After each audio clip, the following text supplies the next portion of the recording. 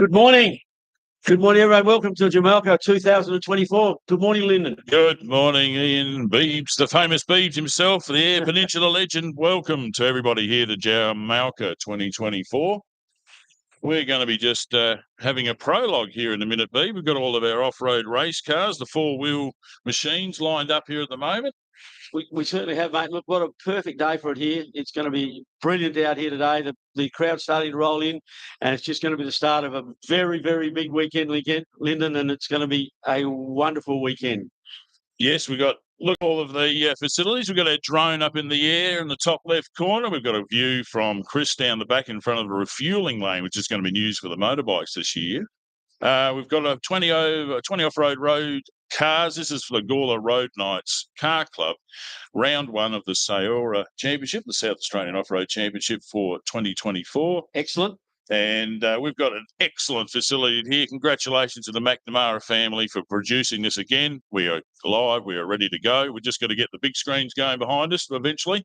And we'll ask them to put the TVs, let us out a little bit. But this is fantastic. Have a look at those facilities there. Look at all our competitors. Bright, shiny, cars looking good, Beebs. I won't in a minute. It's a bit dust out there, mate. There is going to be a bit of dust out there, so they won't be nice and shiny and bright after that first lap. But look, it's the start of a big weekend, and it's just, as you said about the Ben and the family and Nat, and they've done a wonderful job. Again, this facility it's going to be so much bigger than last year, mate. It's huge this year, the amount of motorbikes that are going to be out here this year. It's going to be action all weekend, Lyndon. It's going to be fantastic. Definitely. Plenty to see. Over 100 motorbikes coming out later. We've got, I think, about 8 or 9 professional riders here this weekend. Absolutely. We're going to do some interviews during the day with some of these people as well, which is going to be great. Just amateurs on the off-road racing scene. Just having a look on screen, and we've got Mark Taylor there in the Class 2. Yep. These are Super 1650 machines. He's got a Mazda motor in the back of his, and the bloke leading and having a bit of a chat, that's Hayden Vanstone. You'll see that's left-hand drive buggy, a locally produced car. How's he going on the wrong side of the road? He bought one from America, got used to racing it. Unfortunately, the thing burnt to the ground at Waikerie. Okay. And these guys are lucky to get out. They got a few scars to remind them, but they got the old locals supporting them, and that's a locally built car out there at Waikerie. It's a Ridge Racing Frame Joker machine. That's got a Volkswagen air-cooled 1600 machine. It's the only one here. It's going back to the start of how off-roading was here in Australia, and it'll be screaming its lungs out there today. I'm really happy to hear that one. So they'll be leading us off there. That's Class 2 or Super 1650. And, of course, this is the prologue, as we said, and this will organise their positions for the later races today. That's correct, yep. So they've just got a short track to do. I think we've got the kilometres there somewhere. We'll get organised. And they had an opportunity to look at the prologue track yesterday, as well as a long course, which is 60 kilometres a lap for the long course. 20 kilometres. 20 kilometres. That'll sort them out, Beebs. You just get everything warmed up. These guys are making sure that engines are all warm. You can't. A lot of them will be putting them up on jack stands and everything in the pits beforehand, just to warm the gearboxes and the CV joints up, so they can absolutely boot the cars straight off the line here. No waiting for them to warm up like you would with your family vehicle, Beebs. Yeah, and as you said, it's a warm up to get everything going, making sure everything's running to extreme perfection, so they can really build it out in that second lap after the prologue. Yes, absolutely. When we see the bikes do their prologue, then the guys will go out and lead the way. Under starters orders getting pretty close. We're looking for an 8:15, which is 2 minutes away, Beebs. Yeah, a couple of minutes, mate, and it will be underway here at Jamalka 2024. We're looking forward to making sure these guys are going to give you some extreme fun today, guys. Absolutely extreme fun. And we've got all the drones and everything out there all ready to go. These guys have been working hard all morning to make sure everything is tip-top and ready to go. It's going to be, there's some great fanning points on the haystacks, as we can see out from our commentary position. They're going to have a wonderful day out there and some great racing, Lyndon. It's really going to be exciting, mate. Oh, I'm excited. I've been excited for the last few weeks, mate, just trying to get all of this equipment together here for our live stream here today. And very proud that we were able to bring this to everyone on the Air Peninsula here. So it's great fun last year here, Beeps. Looking forward to it again. Yeah, there you can see the drone above the car 256 there. I think that's 256 there, Mark Taylor. Yeah, Mark. And Ryder Taylor as his co-navigator, co-driver and navigator. That's a father and son duo, mate. Yep. Only way to go. No arguments? I wouldn't. I'd probably. Definitely doing something there, but they're he's a hand-cooked tyres rep, and we're going to be underway here in a minute, Beeps. Starters orders, mate. And there's the green flag. We're underway at Jamalka 2024.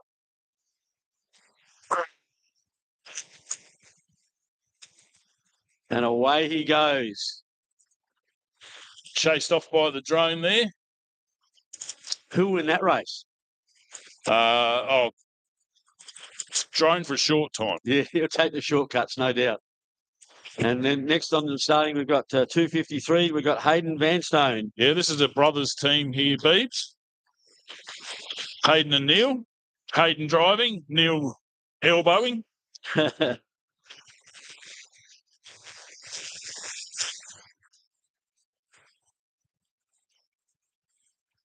So this looks like 6177, isn't it? Yes. It's one of our side-by-side entrance there. Tim Davey, and in the navigator spot is Paul Linky. Yeah, these guys I've got to go and introduce myself to. Say good day. They've got a few people coming in from interstate here, Beeps. Well, that's fantastic. We'll note this after a while, but this is our first Can-Am side-by-side. This is choice of vehicle at the moment for Ben McNamara and a lot of other people. They've got a brand new Can-Am that's come out lately, and we'll wait to see how they go. But these are very, very fast. Full drive, turbocharged, almost about 200 horsepower. Absolute weapons, just two pedals in there, drive and stop. Is all you got to do, and steer, but left-hand drive, so it's always a bit of a challenge if you're not used to that. And they're going to leave nothing in the tank. This is going to go like hell for leather, this car. Oh, they've got the maximum amount of grip here today, and it should be pretty good. Should be very good. So eyes on there. Look, you're getting the starters order. They usually delay a little bit between classes just to separate everything properly. Yep. But all looking good there at the moment. Get back on and first two cars well into the racing at the moment. You can see the dust they're bringing up, so it is going to be dusty out there when we've got a lot of vehicles out on the track. So there will be some dust out there, mate. Yeah, shout out to Riley McNamara and his efforts with the water truck there. He's been having great fun driving that around. Yeah. I'm sure he'll get some more work. As you can see, yes, plenty of plumes of dust starting to rise there, Beeps. But it's looking good for a race meeting here. 20 kilometres, won't take very long. And they'll be back within eyesight here, running around and covering us with a bit more dust, Beeps. Yeah, well, that's okay. We'll be able to have a shower later tonight, mate. We'll be right. Yes. Oh, yeah, we'll be right. Can be a little bit of... a lot of these guys have got fresh air helmet blowers, which enable them to pressurise their helmet to keep the dust outside of the visors. That's what they're for. You'll see all of the various different methods to tuck into their overalls or other ways, but basically that's probably the best way of keeping the dust out of your vision for the weekend. The helmet's breathing and the way that they have the air set up is absolutely fantastic. So. Yeah, it's amazing the technology they've got in all facets of these type of sports these days, mate. It makes it a lot safer, which is fantastic. So a drone doing well there. It might be not far away from the start here, the start line. Let's have a bit of a look there, but first two vehicles going really well around the track as we speak. Stay with the start only, please.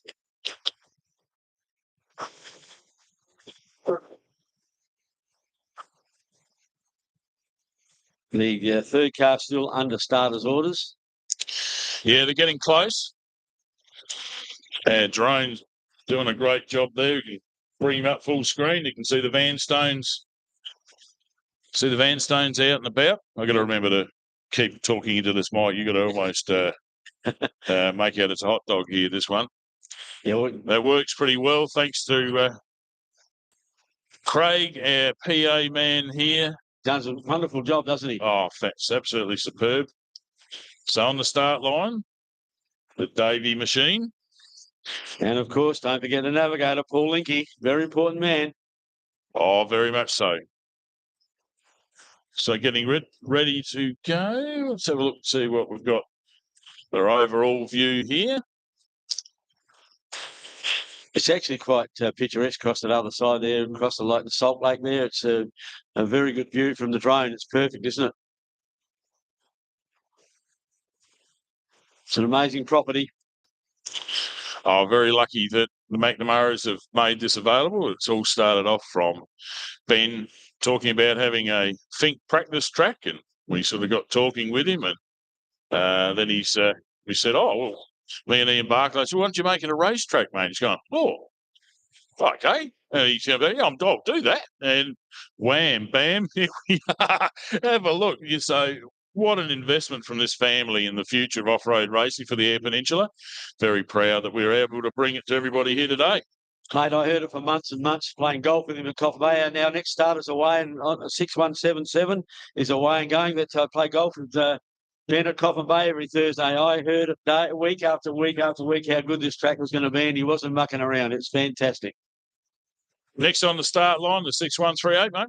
Yeah, 6138. We've got Jack Livingstone and the navigator Jake Marks and an SSX. And he's also in the SA Championship event. And he's away. Geez, they grip quickly, don't they? And they're off. That is flying, that machine, mate.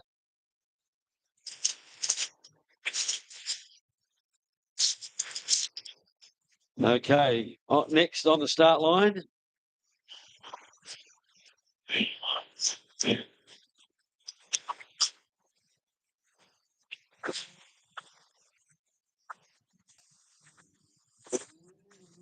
Next competitor's off and going. Not sure who was that. I missed that one, mate. Do you see who that was? Blocked out with a number there. I know who this guy is, though. The 668 would be the one and only Ben McNamara. Give him a round of applause, guys. The owner and the supporter of this track here, Ben McNamara, on the start line. Yeah, good work, guys. Nice round of applause. And he's away. He's he's improving his driving all the time too, isn't he, Lyndon? He's done pretty well. Yeah, there's pretty big rumours out that he's going to be kicking into an outright car soon, Beebs. Right. Next on the start line, that's 613, Luke Mudd. Luke Moody. Luke Moody, is that how you say it? Luke yes. Moody with top bloke. He's a surveyor. And he's away.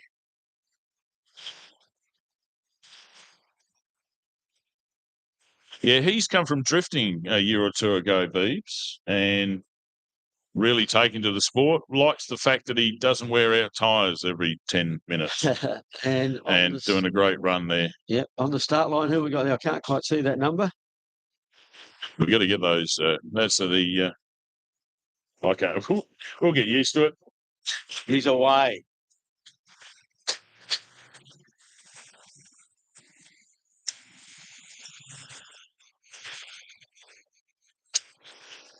You see that one, Andrew Maxwell. Oh, this is a familiar car for all the locals here. Put on a great show and then went pop. But great to see they've been able to repair the vehicle. See it running around Whyalla a fair bit. It's a four-door Ford Falcon. Was built out of the Wakery stables and has been through a few hands, but current owner with Anything Cars Mechanical looking after this team. There's a Triton we saw going pretty hard last year. These guys have teamed up together.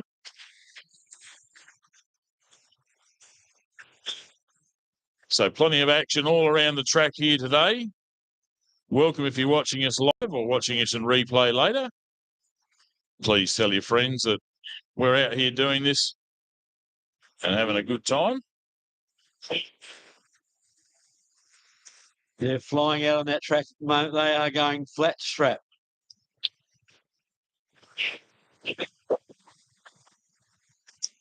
Yeah, just waking between the classes here. So we have another class now, Lyndon, this one? Oh, yeah, this is called Class 5. This is two-wheel drive performance two-wheel drive, they call it there. You're limited to 7-litre engine, only 7 litres. Only 7. Yeah, and basically two-wheel drive, and it's meant to represent the car manufacturer as much as possible, hence the body shape. So they're restricted to running the standard chassis more or less, and you're allowed to add plenty of metal to it. You're not allowed to cut much out of it. And these things are an absolute weapon and a crowd pleaser because they really spin up the rear wheels, mate, when they're cruising. It's good fun.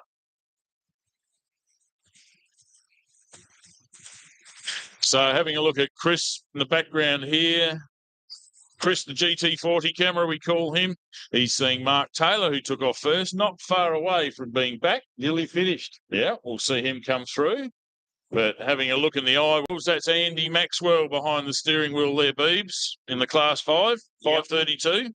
Ready to go. He will be away shortly. The beauty about these weekends here, it's action all weekend, mate. It just doesn't stop. And with so many motorbikes and cars, it's going to just be non-stop action. Yeah, that's why I'm proud to be able to present the split screen here so everyone can get a little bit of a eyeball on their favourite car and drivers, as well as a little bit of crowd shot there, Beebs. We're looking at everyone coming into the bar here today. Yes, there is. Don't forget, you've got the shed, plenty of refreshments and food. As we go, he's away. So Andrew Maxwell, he's off and ready to go. He is flying down that start straight away there. Yeah, a little bit of dust starting to come back now, isn't it, Beebs? It's starting to rise a little bit here. So if everyone in the crowd could please blow in the direction to blow that dust away, it'd be much appreciated. Well, they'll do good. They'll try for us anyway, mate, I'm sure. So next on the start line, we've got car number 1000. Is that one?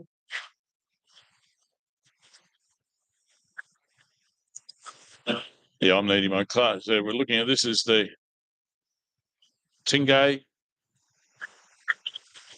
machine. Paul Tingay. That's the one. The car 1010. There we go, Beebs. I'll bring it up nice. Thank you, mate. Now I can see that. Good work, mate. You've done well. Yeah, we'll get all this coordinated by the end of the weekend there. So as I was saying, we've got the crowd shot out the front here. We've got the crowd shot in front here. But more importantly, what's happening with all these race cars there, Beebs? Yeah, it's fantastic. As we said, they are really flying out there now, and there's just going to be cars going. And wait till the motorbikes get out there, guys. There's going to be motorbikes galore. And so William Kelsey is the navigator here for Paul Tingay. And what sort of car is he in, mate?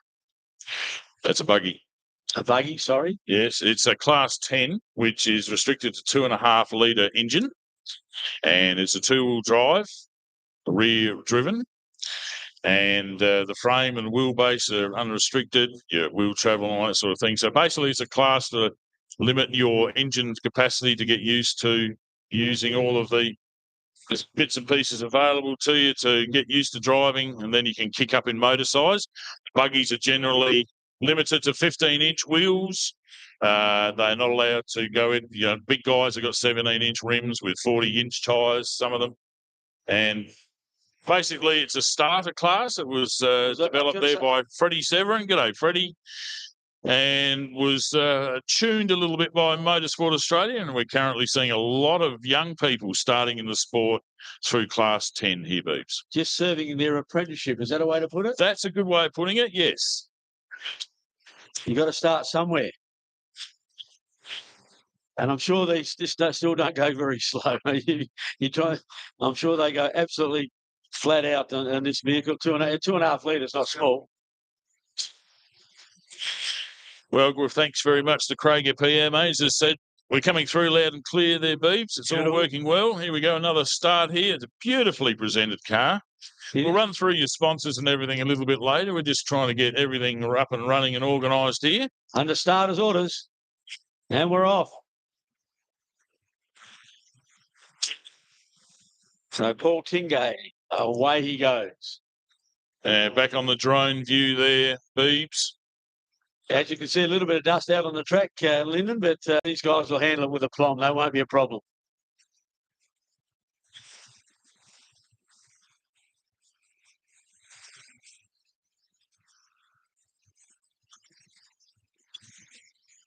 Did you remember to take the washing in up at Ben's, mate? It might be getting a bit dusty if you left it on there. I think they're in trouble, mate. All right, our next vehicle on is car 110. That's Simon Tucker with Kyle Tucker as his navigator. I'm sure you can tell me a story about Simon and Kyle Tucker there, Lyndon. Yeah, they blew the motor up there last year. I've just looked a bit of video of them testing, and they're all four going flat out here today. He'd sent through some pretty good heads up to say that they're ready to play here this weekend. He was very fast in this car. This is a Southern Cross Next Gen machine, and it's a bit disconcerting with us in the background there, but that's all right. We'll get used to this. And oops, come on there. Excuse me, everybody, but I am doing multiple roles here this weekend. Mate, you're doing very well. Who said a male can't multitask? You're doing a wonderful job. Yes, thank you, Beebs.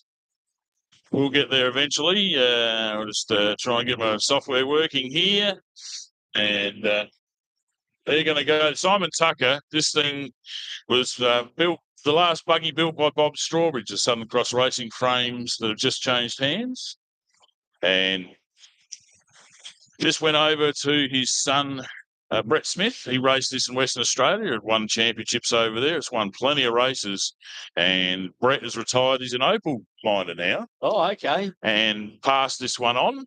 And they won't let this go in a hurry, let me tell you. This is an absolute tune to perfection. Brett Smith's a top class. He manages all of the mechanics for the huge ship motors. So okay. This is a little toy to him, quite literally. Yep. Hangs off a keychain around his neck. But Tucker's gone through here and done a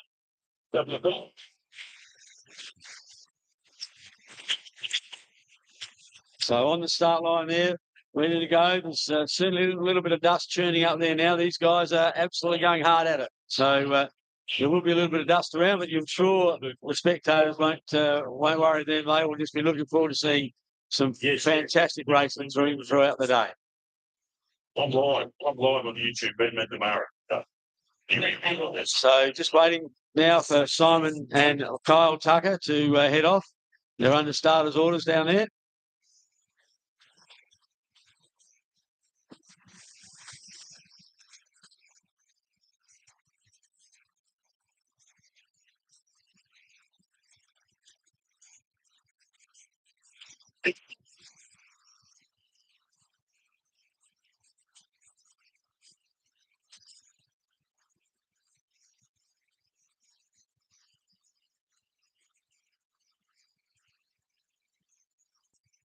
Of course, ladies and gentlemen, we are in the prologue at the moment, so this is just one lap to set up for their positions for this afternoon's racing. So this is only a 20-kilometre one-lap prologue happening as we speak. And so next on, we have Simon and Kyle Tucker. Yeah, we've got the guys finishing in the background there, Beebs. You won't see them coming past over the finish line today. They've got a different finish location for the prologue. Yep.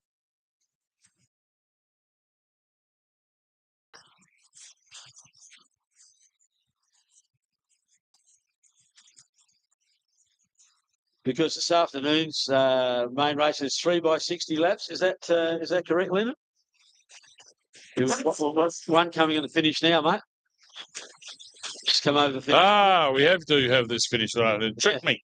Trick me once again. That's okay. Car 256 over the line. So they're going looping in front of us here, back and forth. So that's Mark and Ryder Taylor back home. Great job. You can see these guys throwing the car around, steering with the right foot. It happens a lot of times, Beebs. But here we go. The Tucker machine, 110, Simon and Kyle. If you remember early in the race, they had a fantastically quick prologue last year, and then Smoking Joe out the backside of the engine. And away he goes. Look at him. Yeah, there was a big hole. They put an extra breathing hole in the side of the block there last year, Beebs. Yes. Now we've got 135. Andrew Bowles. Oh, yeah. and This is the Territorians, mate. These guys know how to pedal. This thing has got a BMW screamer motor, I call it. Wait until you hear this, folks. This is awesome. Under starter's orders, ready to go. The man from NT. Yeah, sure. That's right. Next car up is 164. Daryl Nissen. Yes, dazzling Daryl Nissen, mate. Dazzling Daryl, I love it. And his navigator of Andrew Harness. These guys been around for a long time in this car. Daryl was racing this since the 80s, mate. I've done a bit of work on it. Nearly as old as me, that car. Yeah, it's Grandpa's axe. There's no question if you got an example of what that is. I don't think there's a single bar that started. So I think it started as a Boss frame back in the day, and it's extended wheelbase. It's now A-arm, but he punts it pretty well. Next on the start line is the 137. That there is Richard and Lauren Andrews. Yeah, this is a father and daughter crew, mate. No arguments in that car. The daughter will win every time. Go where I tell you to go. Yeah, they're doing a lot of goods for the sport here. Now we've got guys are out here several times yesterday. There you go, Beebs. Yeah, we got Evan Lampard and Josh Gaskin. That's the ones. Car 184, ready to go. Interesting looking vehicle, Lyndon. Interesting looking vehicle, that one. Next, we have car 174, Brendan Johns and Blair Johns. Yeah, these are locals to the peninsula, just over the other side there. They're farmers. Great to see them. They've progressed into this car, started in a Super 1650. Father and son again, mate. Mate, if that's a farmers, that'll be held together with fixing wire. Yeah, around Warnertown they are. Very professional. Started off with the Cataletta crew. Brenton navigating for them. So great to see them step into their own car. Encouraged while the kid's getting older, mate. And here comes an absolute weapon of a trophy truck coming up on the start line now. This is Brettles Taylor from the Territory up Alice Springs Way. If you camp next door to the Fink track, you can thank Brettles Taylor. He owns that place to get everyone close to the racetrack.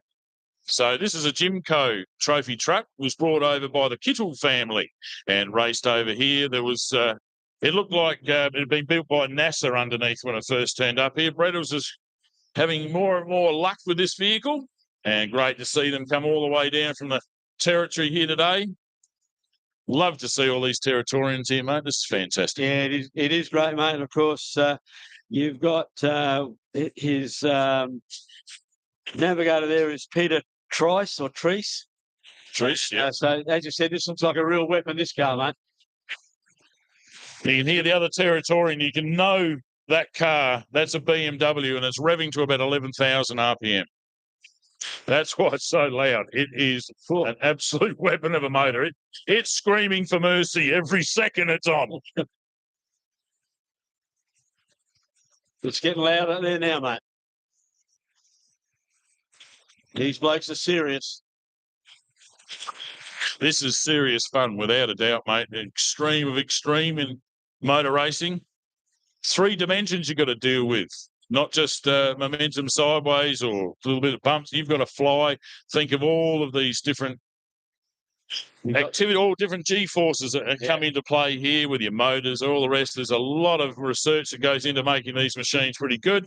We're just about to have our first trophy truck, a crowd favourite. Ridiculous amount of wheel travel, 30 inches of wheel travel per corner, mate. It is an absolute weapon. Great to see them here this weekend. As we speak, the finish there. Car 6138, just over after his first run for the weekend. And not far behind, we have car 6141.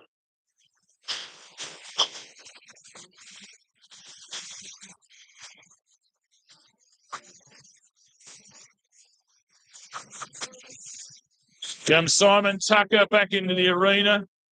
Oh, big jump. Oh, big finish. And here's Luke Moody coming in for a finish. Back out on action, Adam on the drone, Adam's Aerial Services. Thanks for coming, being part of it this weekend. He's been a great help behind the scenes. A shout out to Rod and Stephanie Spurrier watching back in Adelaide there. Action's having a ball. And again, it's amazing technology you've got here, mate, being live streamed as well. It's people can see replays, all those sort of things later on, can't they? Yeah, thanks to all of our sponsors. We'll be running some sponsor reviews as the weekend goes on.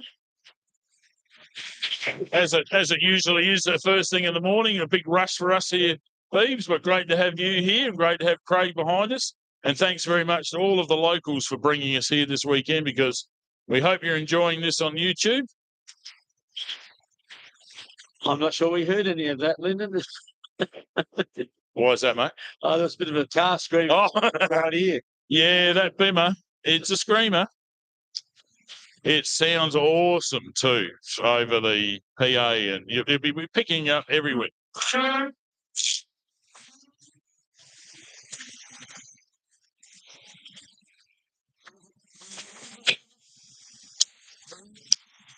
Once the dust settles and the wind blows in the direction we want there, we'll be able to see all of this action in front of us here today. It is fast and furious, literal sense here this weekend. But we've got more and more races than we did last year. I think it's about 10 competitors more. Yep. And we're looking to grow this. It is the destination race here at Jamalka, Tumby Bay in South Australia, the beautiful Eyre Peninsula. Beautiful weather you've thrown on here for us, Beebs. I saw you down there praying or doing something, talking to the weather gods. Thanks for that, mate. Upstairs, mate. Here we go. First trophy truck on course. They're two-wheel drive, 7 litres maximum. And absolute weapons, these things. Car 432, Nick Burt and Alexander Burt. Yes. On the starter's orders. Father and son team again. They're Sayora champions, so they know what they're doing. They had a great run here last year. Thanks to Kumo Tyres and Bridge 4x4 and campers. You can look up the Burt family, and they will be very consistent. This is a rush truck from the Western stable. Shout out to Off-Road Rush out there in Queensland. I'm sure Reese and Chris and the rest of the family are all sitting there going, wish we were here. They were last year. So here, online, we've got at the moment. We've got John Smith and Blake Smith in car 445. Another father and son crew, mate. It's a Nissan straight 6-cylinder turbo engine in this one.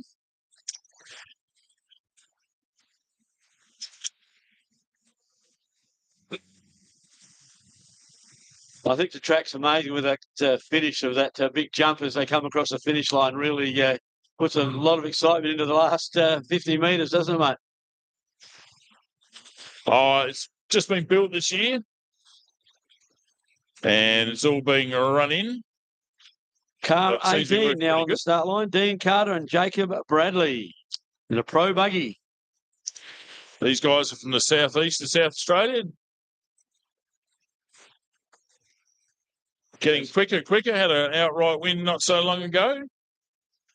This car 532 comes over the finish line. It's out there somewhere.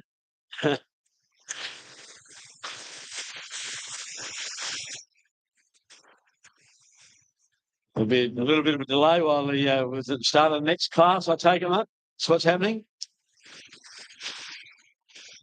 So switching between classes, this is a pro buggy. Yep. They're allowed to be up to 7 litres in engine size, but they can also be 3.5 litres with twin turbos. That's as far as you can go, that capacity, but such a variety. And these things quite literally will stand off the start line. They get that much grip. So watch out for Dean Carter. He'll be pretty quick peddler here this weekend. The power in some of these vehicles is absolutely Absolutely awesome. Some of the trophy trucks are over 1,000 horsepower now, as well as the buggies are touching the same horsepower and Prologue, which we're looking at today. It is phenomenal that the gearboxes are able to hang on to all of that horsepower, Beeves. And they cost just a pretty penny just to keep on the road. What price do you put on fun? Yeah. It's affordable for everybody. That's the beauty of off-road racing. You don't have to be out the front, but it's just as much fun being out there for an hour longer than being that. But as you step up your adrenaline levels, your skill levels, a lot of people will up their motor size or change classes just to give themselves more of a challenge. Yeah. Nothing like being an adrenaline junkie. Adrenaline's free when it's come from your body, mate. It's a great way of withdrawing. Like, you buzz for weeks afterwards. It is that exciting here. It really does get you going, believe me. Just sitting here, you can probably put a heart monitor on us and our heart rates will be going through the roof already. Just watching this type of thing, it really makes you feel involved, especially if you're on the sidelines. So come down, be a spectator. You'll enjoy the same sort of free adrenaline coming activated out of your body. Get the endorphins. You're guaranteed to leave with a smile on your face. If you're not, something's wrong, Beeves. You're not trying. Yeah. Here we go. The Carter machine just about to take off. Starter's getting himself organised there. Yeah, I think that's Val. Doing a great job as usual.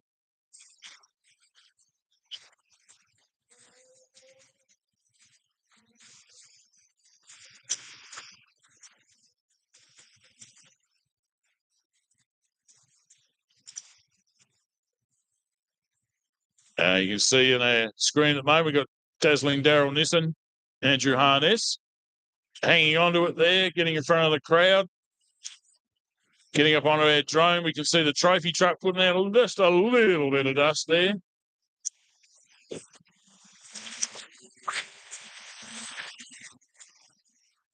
They're absolutely ripping it up out there, mate. Absolutely ripping it up.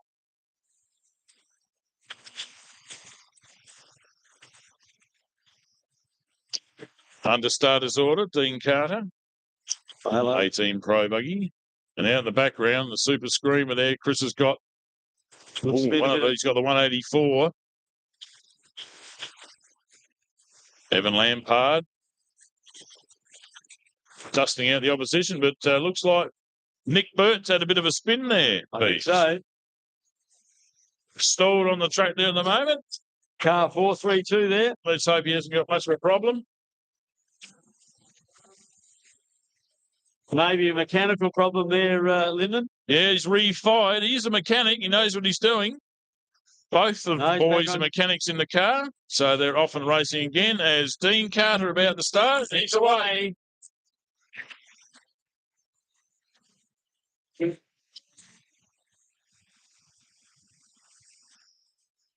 Next we have, looks like it's car 80, Toby Ryman. That's correct. And he's in the pro buggy class as well. Yeah, this is his father's old Scorpion buggy. It's been heavily modified. He's a mechanical engineer. And he was our leader for a lot of the race last year. Had a flat tyre towards the end there. Do you remember that? It's a Volvo turbo motor in the back of this bus, yeah. And it goes pretty hard. It's designed for a smaller four-cylinder rather than the six-cylinder twin turbo, the bigger cars that we've seen in the Pro, but it's still a Pro buggy all the same and very light. Does that make you a more careful driver driving with a Volvo? It's a lot lighter, so it will turn faster. Okay. Yes, but he's a lot safer, I think, the Volvo is, yes. Yeah, he is a crash test dummy, but he's not stupid, I'll tell you that much. He's away. And car 60 now, Brenton Galash and David Lombardi, also in the pro buggy class. Yeah, these guys are from down towards Port Germain. Here comes... looks like he's cutting short there. Yep. Nick Burt coming back in. In trouble, I'd say. But the Gallus boys, they're very quick in this car, getting quicker every time. Southern Cross machine. Brenton Gallus away. We got a V8. Big V8. Love cars. Yeah, beat the chest as you're saying it. Absolutely awesome. Car 999. This is a single-seater. This is Cy Heaslip from Port Augusta, Carlton Motors fame. We used to hang out with his father many years ago, and Cy won the Australian Championship in a single-seater many years ago. He's bought this off of Trevor Copeland and is coming to grips, as you do with a new car. It had a few gremlins in it that Trevor couldn't chase out, and Cy has been getting better and better at getting these gremlins out of the car, and I think that might be our last car away, I think. Yeah, I think they're a bugger, these gremlins in these cars. It doesn't matter whether it's a race car or a normal car. You don't like gremlins in your car. I think you're right. I reckon the starter's leaving. That's the last of the cars gone in the Prologue. All been out on the track.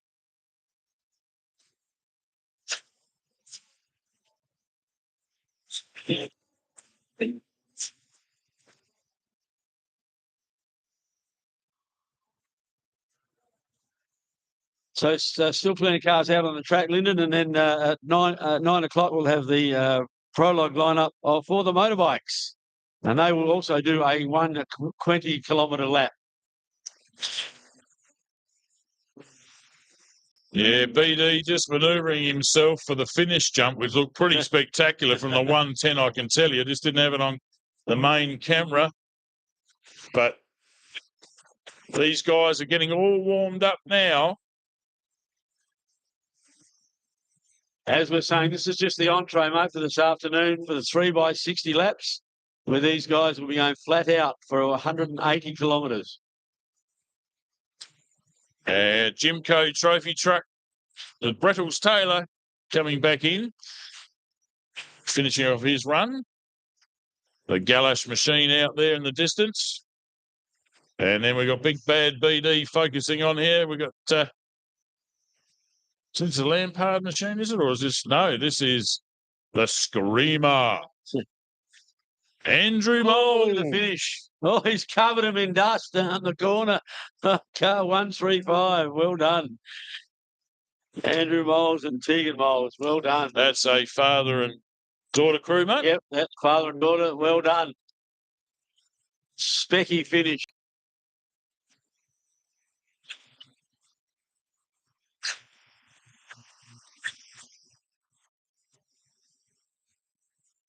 Have another vehicle about to come over the finish line.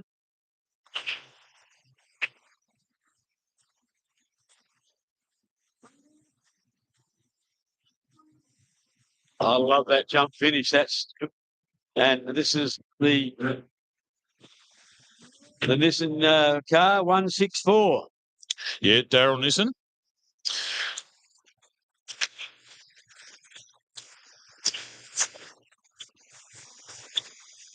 You see the finish jump is a new addition this year. Great addition, isn't it? Oh, Evan Lampard. Oh, getting a little bit sideways there, Beebs. He did get a little bit sideways. Car 184. Evan Lampard and Josh Gaskin.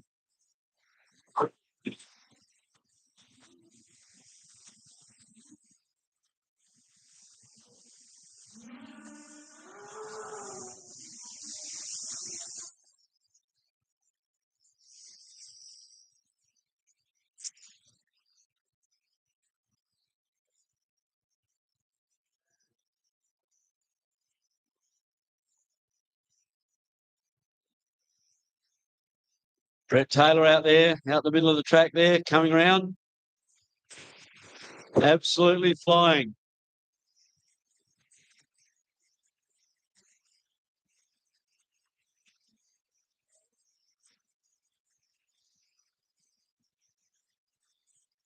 Over the line, coming over the final jump.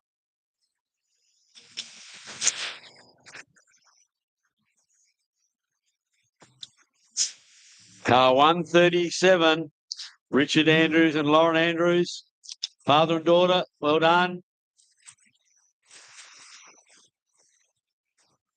Just let people know, Lyndon, the Prologue sets their positions for their starting spot in the big 3-lap race. Is that correct? Yeah, this afternoon's race start. designed because there's so much difference in the cars that it gives an approximate point so you don't get dust in front of you. Or the dust is cleared. Sometimes you might have a spin like you saw Nick Burt having a problem. He'll be seeded in to a position, and it just gives everyone a better chance. So you're not having a slow car as you're passing, because with the dust and the track width and everything here, we want to make sure everyone's spaced correctly so they get a good run, because the fast cars will, by the weekends, then catch up to some of the slower cars. They're flat out being driven, but just the way the classes are created, it makes you can't go. Not everyone can have a top speed of 200 and something kilometres an hour down the back straight. There, exactly right.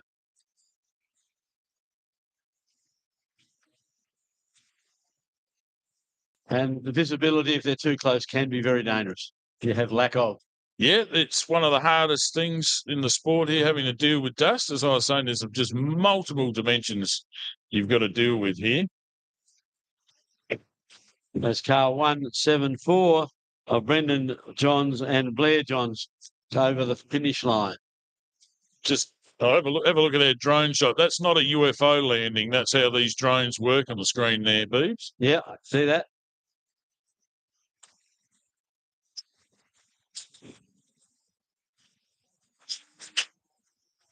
So as things quieten down here, the dust is starting to settle there. Everyone's got a pretty good idea what's going to be happening here today.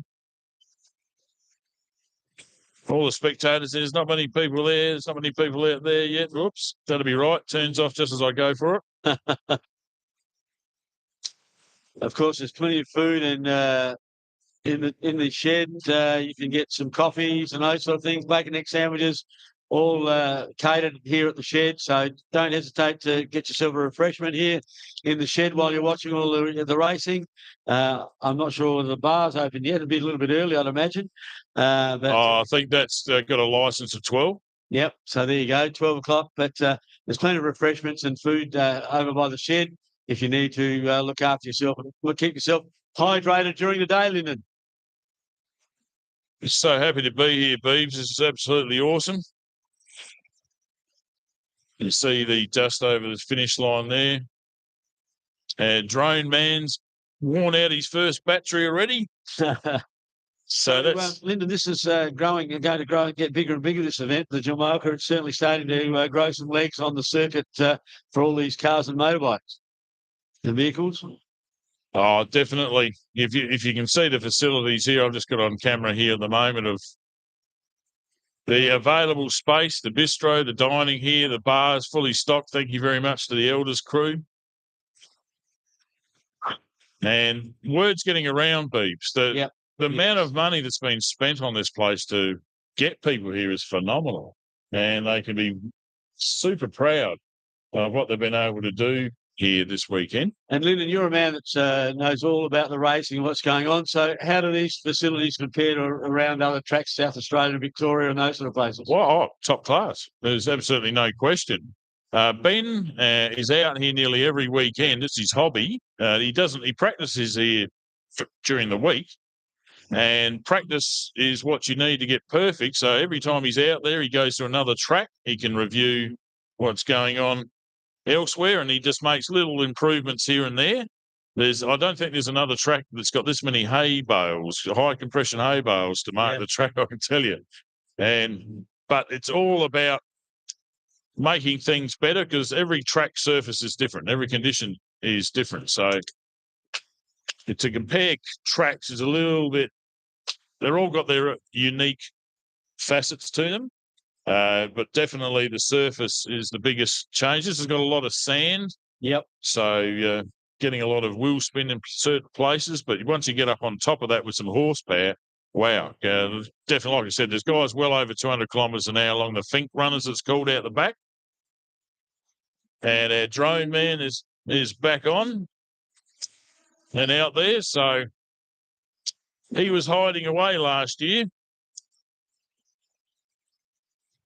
but back on track for a live for us this year, which is fantastic. And here comes our trophy truck, Raffles Taylor from Alice Springs. He's been racing buggies and then stepped up to a trophy truck. And what a weapon of a machine he's got there.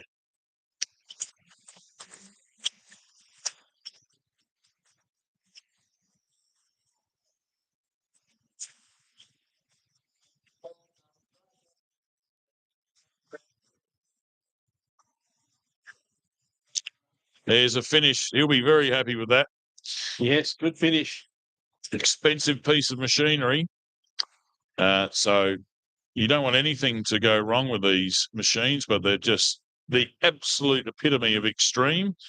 Started off in America with Americans calling them trucks as opposed to utes, we like to call them. And just the amount of, they're live axle. They're not a IRS rear setup, so the rear wheels will swing rather than go up and down by themselves. So they're a little bit more tricky. You definitely got to steer them on the right foot. Doc Smith comes in. Car 445. They use the booms to steer a lot of the trophy trucks. Class 4, extreme two-wheel drive. So as the track cuts out, you'll see these cars getting faster and faster. So able to just let the rear slide in and just steer it with the right foot a lot of the time. You have a look into these trophy trucks, they've got a wrap-around pedal similar to a speedway, just to go around the side so you can pull the throttle off when you want. Okay, yep, right. Great amount of control. They're usually only the clutches. They've got an auto clutch in the things. They've got a torque converter, so they don't actually have to press a clutch to change gears. You can just slam it through the gears. So some of them have got a sequential 6-speed. Others have got the old turbo 400 3-speed.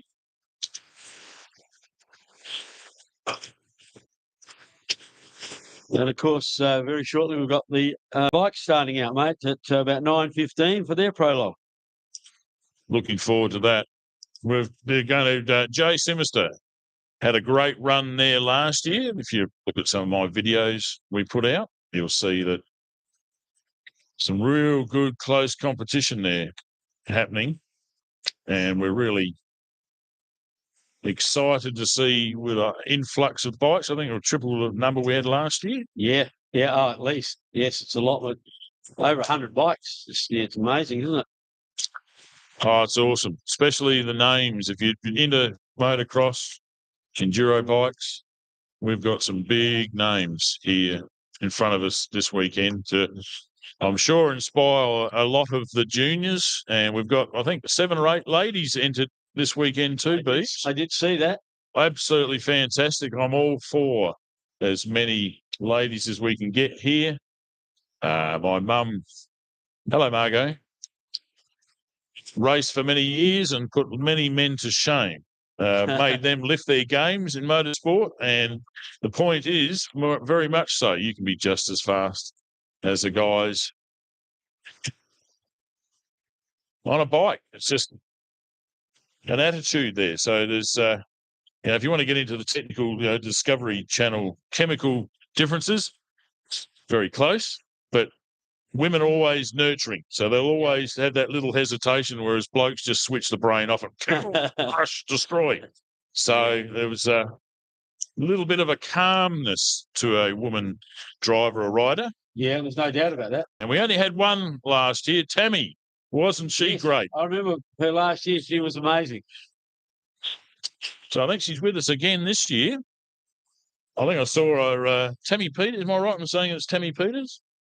Let's have a look there. You'll have to look that one up for us. But had another young lady up here, Emma, I think, yesterday. She was very well spoken and giving us a good explanation why she is here racing with her father. He's a rider too. They've got a farm, and that's how a lot of people start off, is being out on the farm.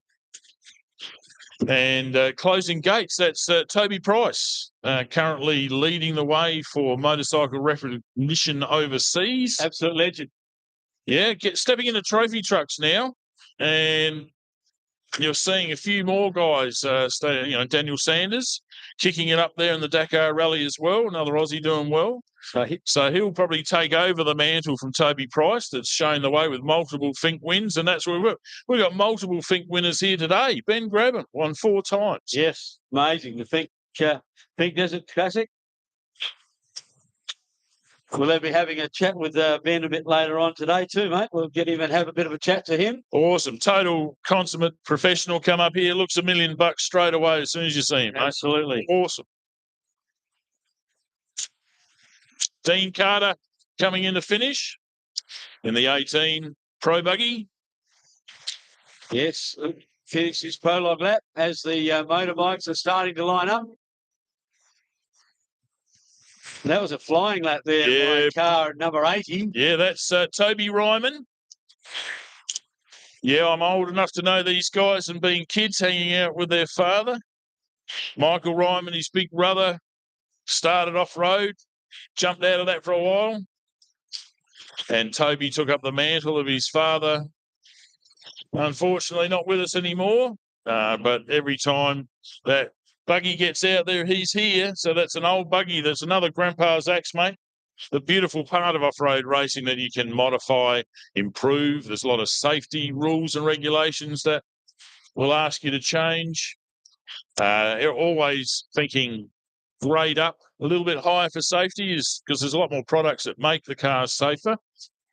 And a lot of people like these things. The race suits, when I started, you didn't have to wear gloves on your hands. Now they have to be the full flame proof. We have same with the boots and socks, jocks. Everything has to be these days, mate. Oh, it's there's nothing wrong with being safe, mate. That's what we want. We want all the riders to be able to go home to their families after the end of a wonderful day's racing. Definitely. So we have our motorbikes now lining up, ready to do their prologue. A 1 lap, 20 kilometre, and we have a lot of bikes there, mate. Just have a look at those pictures. There is a lot of bikes lining up there, and I think you'll find a lot of these will go off in pairs. Yeah, the Galash crew coming through for the finish jump. Woohoo!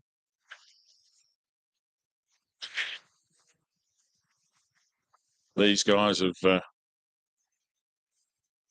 it'll come back to me in the memory there. Supermarket. They've come down from Alice Springs, bought a supermarket down near the other side of Spencer Golf. Okay, right. Port Broad. It'll come to me in a minute. We'll get all of the sponsors' details here. We're madly missing offroadracing.com.au. Shout out to Murray and Julie Rogers. I hope you're at home enjoying watching it. But thank you very much to offroadracing.com.au, the husband and wife team for many, many years. Just took the sport to another level, but not only being the clerk of course, but being able to do all of the timing at the same time. Just phenomenal people. Did it as a retirement, really, to start with, and just kicked on where everyone around Australia just wanted them to come and run their events and do the timing. So we've got the Beehive people, I believe, down here. We'll be communicating with them over the weekend. We welcome them along. But we're quite used to a whole lot of different bits of paper online, all this sort of stuff. So now our bike boys are starting to be kicked out towards the start finish line. Another one of the motorbikes I was going to have a chat with later on is Aaron Dix as well. He's going to come and have a chat to us after his prologue.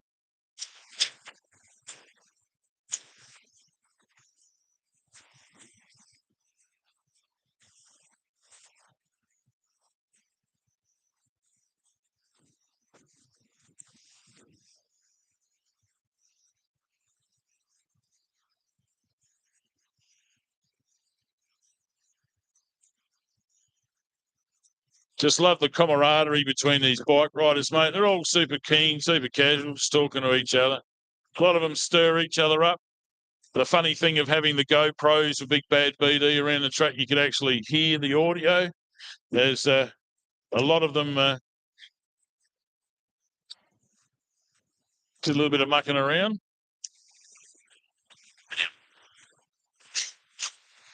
Two, one. So we've got bike 219 and 72, or was it 22 over there, lined up, ready to go.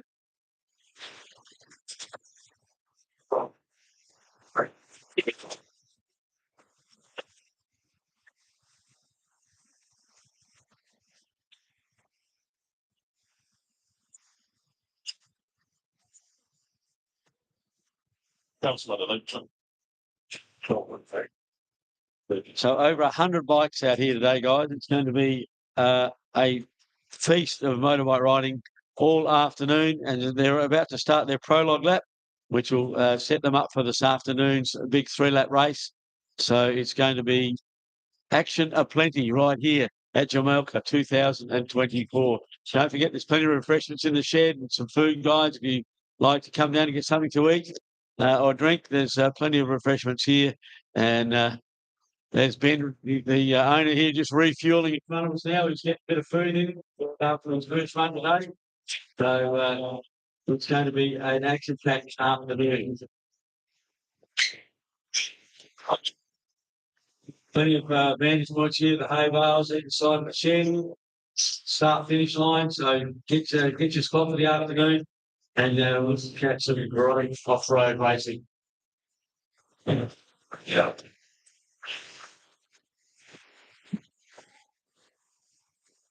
You should get it for individual. Supposed to quick method drive. It's really good. Yes.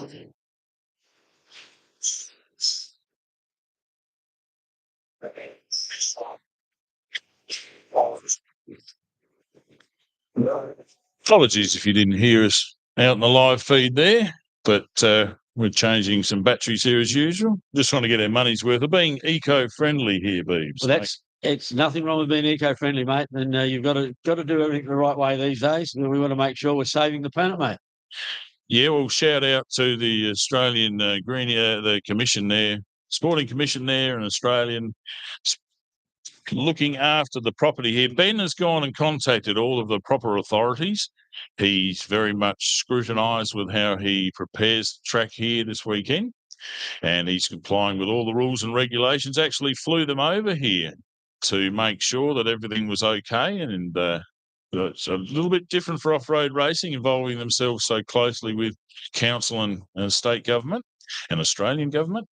But the Sporting Commission, and we'll run some ads for them a little bit later there to thank them once again. But Ben has done everything to make sure the environment is looked after this weekend, so we can work in unison. And that's how it should be all the way around Australia. We've got to enjoy ourselves no matter what, but we're very sensitive to flora and fauna needs, mate. It's what you've got to be. There's got to be a balance in life, mate. You can't not live in a cocoon, but you've also got to make sure that you're saving the environment for the people coming after us, mate. It's no good us having a good time and ruining everything for everybody else later in life. Your kids and your kids' kids, we want everything to be here for them as well. Oh, definitely. The ecosystem very sensitive to a lot of this, but we've got to enjoy ourselves. If you don't run these type of events, you get a lot of people doing this illegally on the road and in national parks. Yep. So we need to make these race tracks available because let's face it, the majority of Australians that came here a couple of 100 years ago were all very much adrenaline junkies, explorers. They were used to pushing themselves beyond limits. Yes. So, of course, we've bred that through down the generations. So we've got a lot of fantastic sportsmen that represent the country around the world. And this is part of the reason, because I get a lot of people questioning, why are Australians so good at sport? And I think that's one of the reasons is that the heritage that we all come from, we're all like to have a bit of a go there, don't Absolutely, we? yes. We're not short of having a crack at anything, mate. We'll have a go, and we so often way out of our league, but because of the grit and determination we have in whatever we do in life, we seem to be able to do it all very, very well. Yeah, we're being very philosophical this morning, but this is part of the fun. That'll change after lunch. As you can see, speaking of lunch there, look, there's no waiting at the Elders Bar. The bistro's pretty. The coffee hut over there, speaking of the crew from there, they're all ready to go.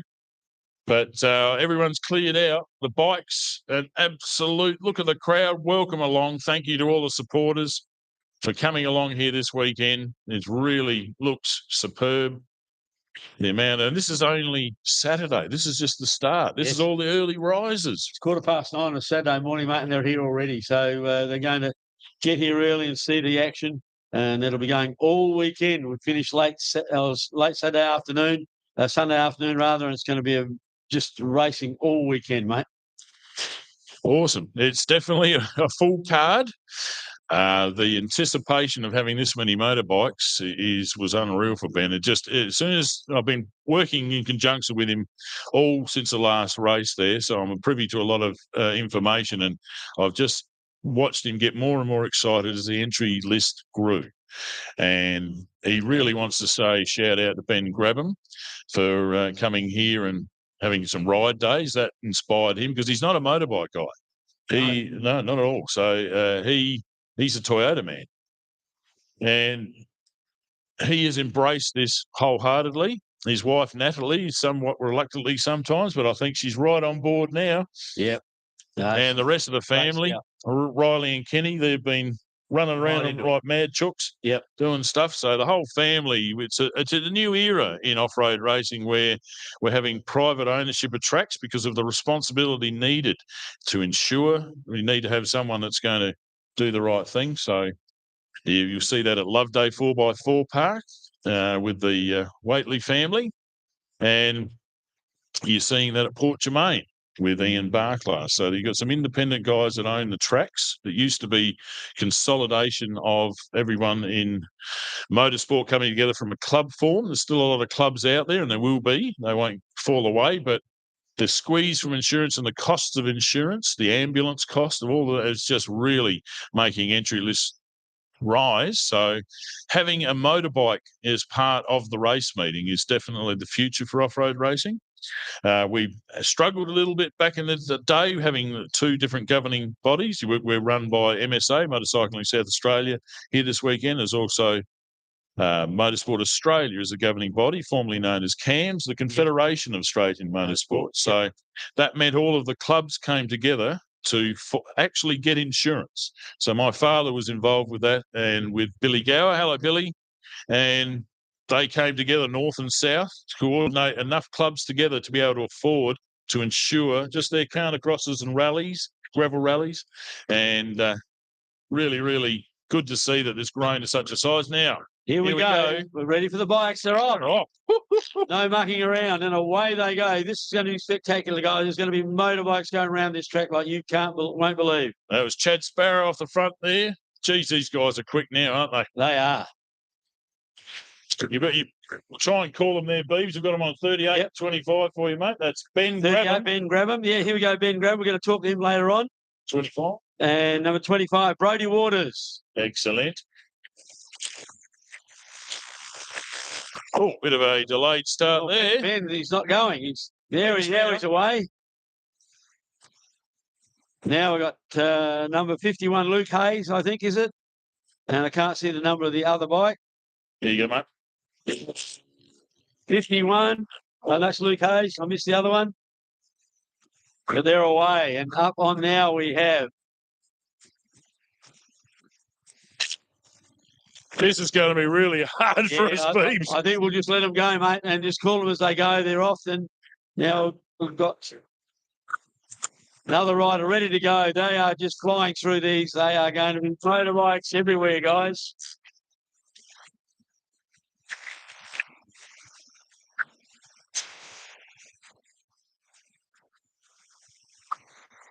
As we said, fast and furious on the cameras here this weekend. Guys doing a great job. We'll run through all of your names and entries as we get through settled. Yep. We'll get some results up here and we'll read them through to you if you can't find them online. But again, you're watching the Jamalka off-road race. This is the bike section. Prologue deciding the starting order for this afternoon. 120-kilometre lap. Well, he took off then. Oh, they are flying. They are away. No mucking around there, mate. They are going flat out. Yep. Pin it, as they say. Send it on the jumps. All sorts of motorcycle terms. Oh, no, we've got a trouble starting out. They're away. Nothing worse than having a bit of a stall on the start line.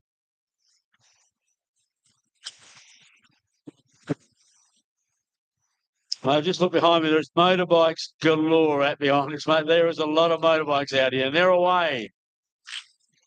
Quite literally, you can feel the ground shaking, Beeps. Yes.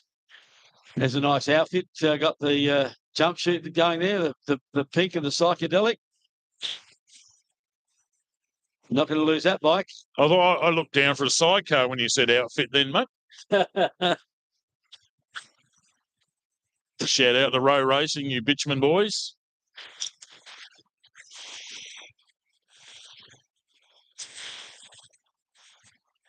So you can see our drone man starting to get in tight on the bikes. He's got a 500 Honda. He was racing around there for a bit of a time, so he really likes the fact that able to film some bikes.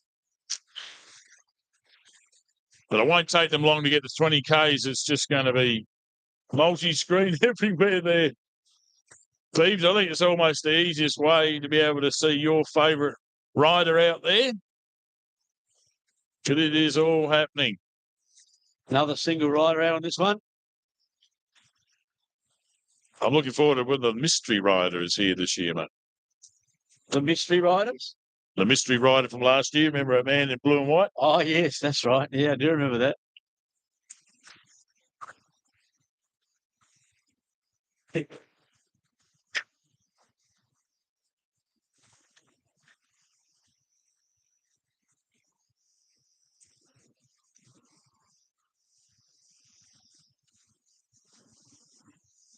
Ty Schultz was off then. Bike 65.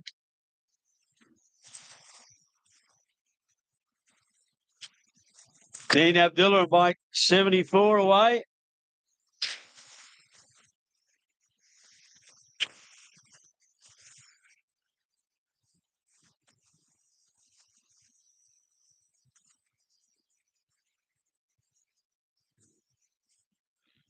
BD. Stay on the start, mate. Don't rotate much past the start line. Just leave him alone.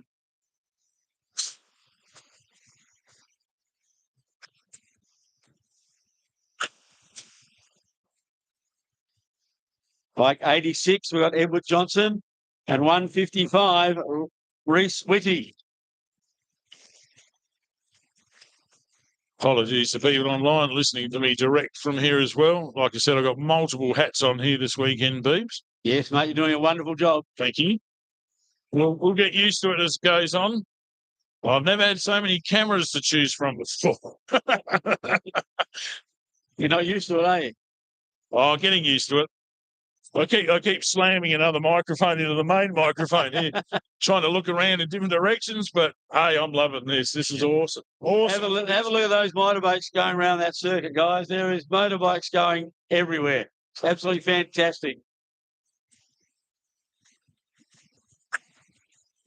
One thing I'll guarantee you there, that the smile on Ben McNamara's face is huge at the moment. Mate. This is what he envisages his track to be, with so many vehicles and bikes and everything for the whole weekend. He's absolutely loving every second of it.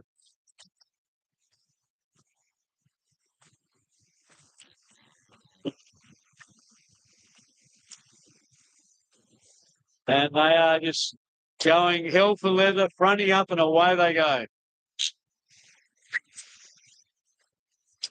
Oh, it's fast now, isn't it, mate? Look at all these How much fun are these guys having out on this track, mate? They're having a ball, aren't they? Guaranteed. They are in their element, these motorbike riders. They love every second of this. This is what they live for.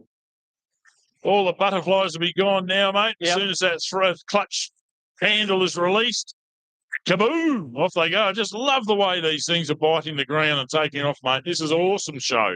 Yeah. Top job once again from all our motorcycles, the MSA Motorcycle South Australia, bringing this with us, working in conjunction with us. One event director, come all the way down from Queensland, Ian. And mate, the spectators, you guys don't know where to look. There is so much happening out there on that track. This is incredible. Yeah, we've got the live stream happening behind us, so they'll probably come into the shed. Bit of a delay to the real life. I'll tell you, they've got to go up to the satellite and then back down to us again in order to, through YouTube, and then they'll send it back up and back down again. So there's a little bit of a delay, but hey, nothing like being here live, is there, Beats? Absolutely, you cannot beat the atmosphere of being any sporting event live, and this is absolute. This is adrenaline pumping watching these guys go. They are absolutely ripping it up.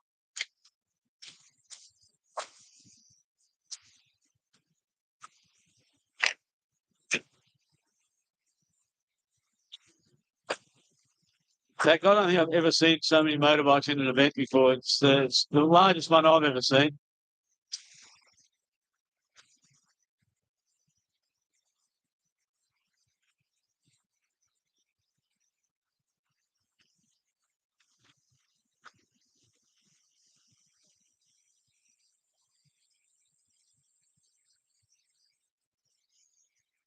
And so again, Lyndon, there's all these different classes and different size motorbikes in these as well. Yes, mate. All listed down there. We'll give you a run through all of the bikes. Everything from 250s to 500s. Oh, absolutely. Juniors through to seniors, professionals. Every class is represented here this weekend, I believe. So a whole variety. So if you're enjoying this on the live stream, ring up your friends, tell them, hey, switch over to Ben McNamara on YouTube. It's live out here, thanks to all of our sponsors from the local area. We'll run some ads for them in a little bit.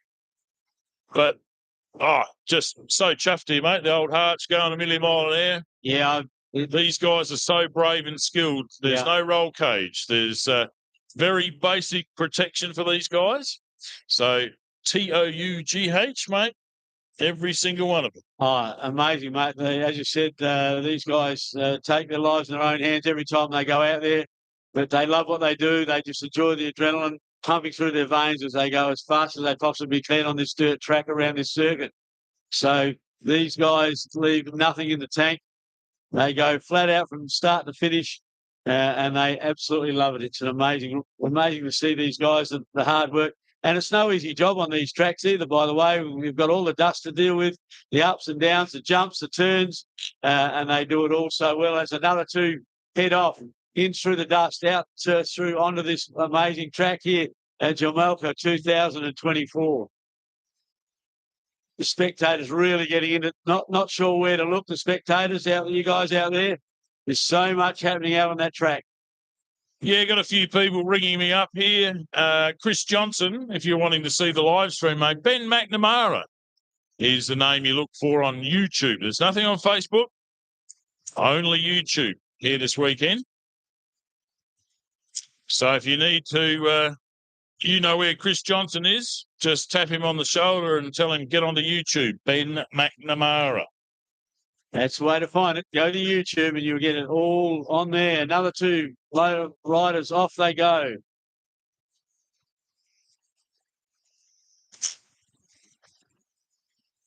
Just a little bit of dust to deal with.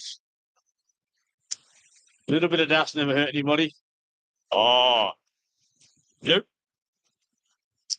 Just loving this vision here. Getting all the guys organised this morning, and we're all keen, all got here. Everything's working, Beebs. You're sounding in fine voice once again. Thanks, mate. So absolutely loving what we're getting to watch here today.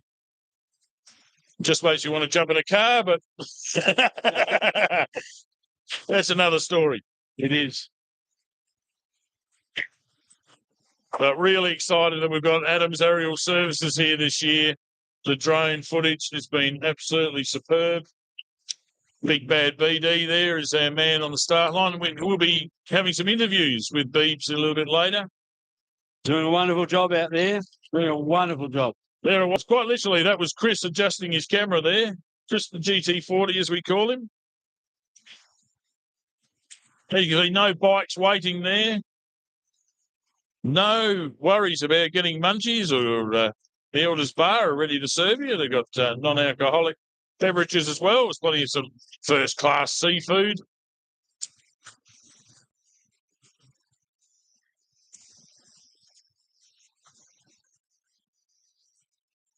So still plenty of bikes there. Still coming, mate. Still coming. Well over 100 bikes. It's a lot of motorbikes, isn't it? Out at the track all at once. That's a lot of bikes on 60 Ks, but Looks like they're all loving it. We're not seeing any stoppages, nothing. These guys are definitely in tune with what's going on there at the moment. And with the new refueling lane this afternoon, Beebs, I don't know if you had to have a bit of a look at it. That's going to make it pretty interesting. So we've got Chris GT40 out the back there. We'll be eyeballing all of the excitement that happens in a lot of passes happen in the refueling lane. Again, the refueling will add another dynamic to this as well, that they have to fuel up.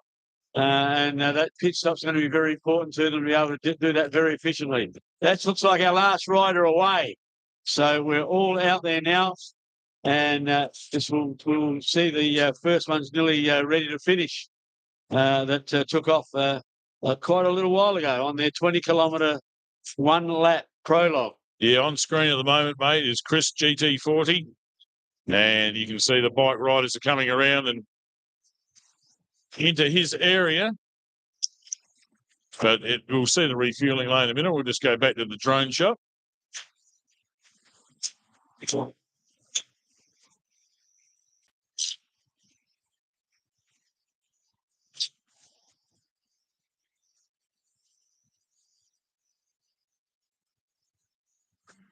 Not seeing that much new boundaries. Mate, you might want to start making your way back here or change the bit.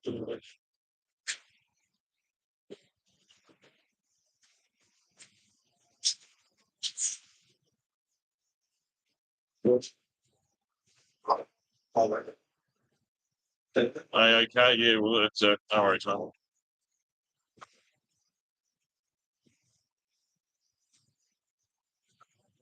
Great shot there from Adams Aerial Services, giving us the bird's eye view of this racetrack. It does cut back and forth in front of us here, so there's guaranteed of some action within view for every spectator wherever you're located. Plenty of room out here. I hope you're enjoying the online footage. Ben McNamara, just SMS, text your friends and relatives, put it on Facebook for us. It'd be really good. That's what I should do, isn't it? Thebes is taking a break. So when we get some times, when we get some finishes, we'll let you know what's going on with the cars as well. But it's all happening out here today. It's absolutely fantastic. Spectators still rolling in, though. You can find us because it's a pretty dusty entry here at Jamalka. Tumby Bay, 720 Whites Road. Put it in there. Your GPS will probably come up with 719 across the road. But 720, you turn a right, just go over a bit of a brow and down the hill, and you will be welcomed with open arms here this weekend. So much excellent food and drink. Superb setup in the catering. Got a coffee van that's running off their feet. Real good battle on screen here between a couple of bikes. This is going to happen everywhere around the track. So you're guaranteed you have so much of a choice to look at. We've got someone pulled over here. He's got a bit of a problem. Looks like they've lost their visor or something. Bit of a nod, back on course.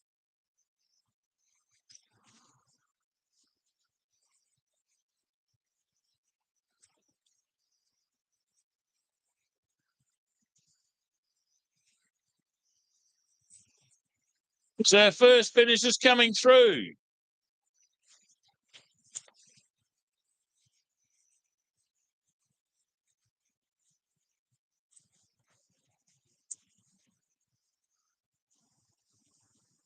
Chad Sparrow was first coming over the top. These guys using the berm at the finish there. There's a bit of a stopper. Guarantee you that just shortcutting could be another word for it. Having a little bit of an extra jump, bit of style, bit of freestyle on the way through. Might see a back flip or something later on. You never know. But have a look at the dust being raised by all of our bikes here out on course. It has been wet down, but these guys is going to using every inch available of the track surface. Slow in, fast out. Another one of our finishers come through here. Absolutely punting along.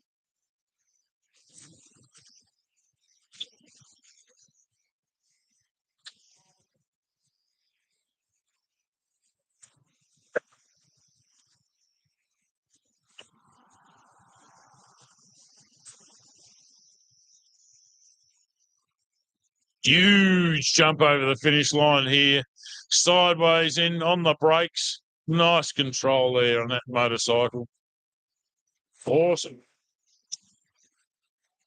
Just so many to call so quickly. Just have a look. There's some massive jumps happening over the Jamalka jump. There's Ben's favourite little finish jumping.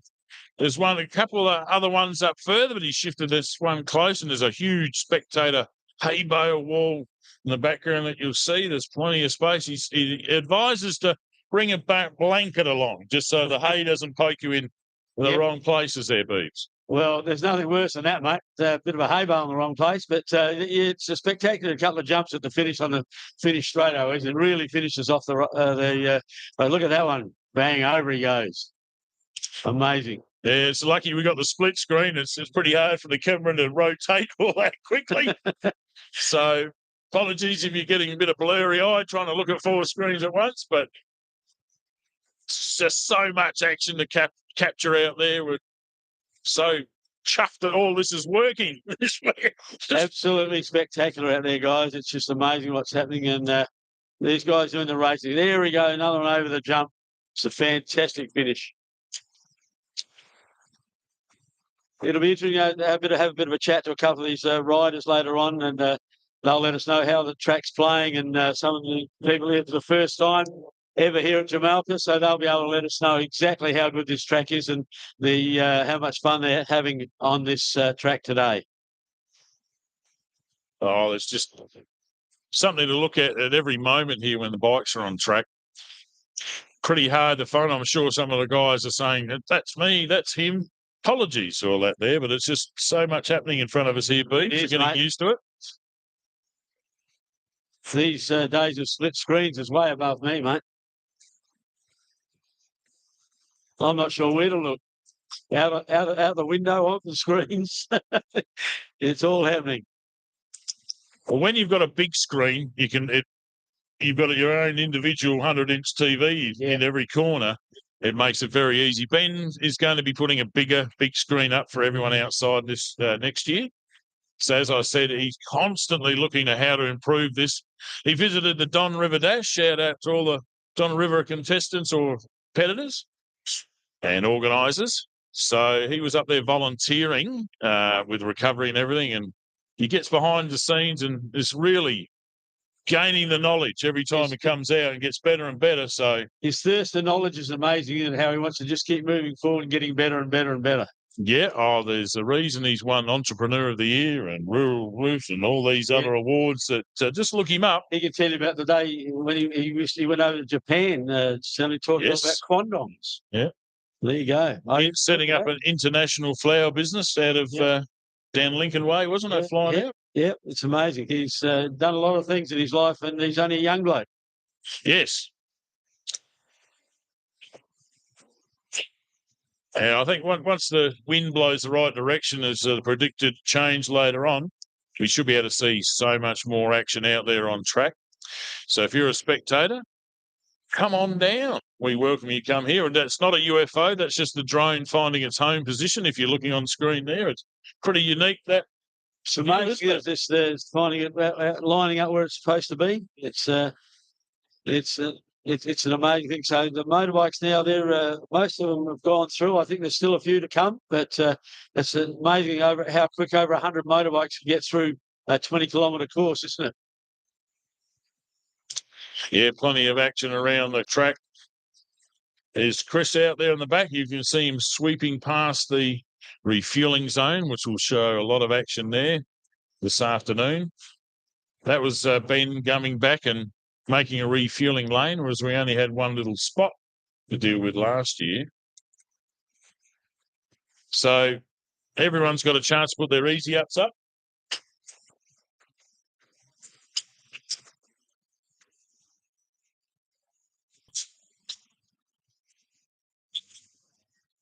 So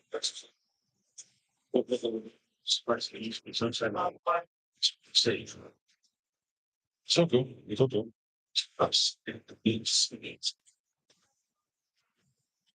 All right, there's still motorbikes plenty still coming in there, Lyndon. There's another one coming, couple on the main street. Oh, look at this, they're bunched up here, these four. coming down the finish straight away now. Be spectacular, coming over the jumps. Looking over the shoulder, sees who's what. There's an overtaking manoeuvre. Look at that. As I said before, the shy-acking between riders is something very amusing. So been very much privileged to be able to listen to a little bit of that out the back on the GoPros. And let me tell you, one thing I have noticed about these guys, they're not shy. They, each and every one of them, looks at the camera going past. It's a younger generation. We used to hide from the photographers, Absolutely. but not now. No, it's all about getting yourself out there.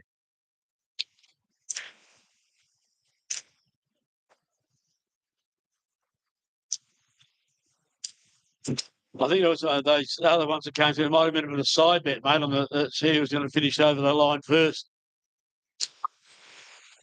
They love being competitive, these guys, and that's what it's all about. They love the competitiveness out there and be able to see how quick they can go. Well, it's a great Aussie tradition, isn't it? To have your ute, chuck your bike in the back and your mates, and go out for a ride and explore. Yep.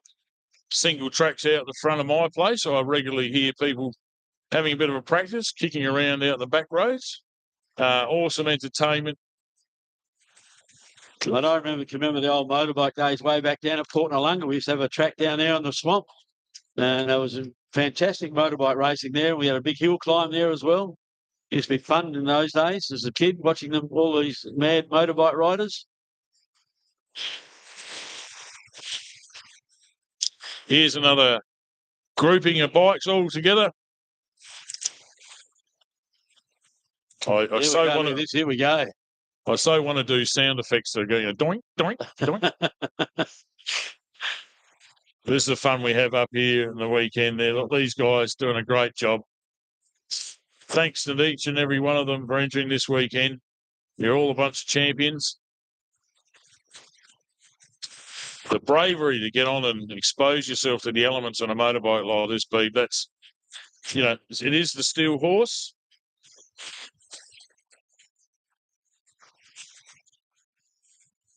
So just trying to go through all of this. Just one bike jumps here, another one jumps there. It's pretty fast reaction time there. I have pretty fast reaction time, Beebs, but I keep up with these guys. They're super quick. Yeah, they are, and their manoeuvrability of these bikes and the way they chuck them around is amazing. Oh, it's hard for them because they get the square edge rut corners, which can grab the front. We saw Jay Simister get caught out a couple of times, but like the professional is, just pulled the bike straight up and he was off. Yeah. Absolutely awesome. Here's another few bikes on the way back. Yeah, we've got a few going past the refueling zone. We'll turn over to Big Bad BD. We'll get him to do some interviews with you after these bikes are finished, Beebs. We can do that. Nice little smooth jump and finish there. Oh! He nearly hit the turn there a bit rough. 5.38. Well, that's pushing for the maximum Prologue time. Well, not the maximum, the minimum, I suppose, is probably the best way of describing it. The best time you can the fastest time. We'll get there. It's the start of the weekend. We can trip over our tongues a few times, but we get them in tune, without a doubt. But I'm good at that, mate. Good at that. The commentator's curse was like, a drone action Adam of Adam's Aerial Services back on like his favourite spot. If you want to know where action is, if you have a look across the track, you see a Mitsubishi Triton.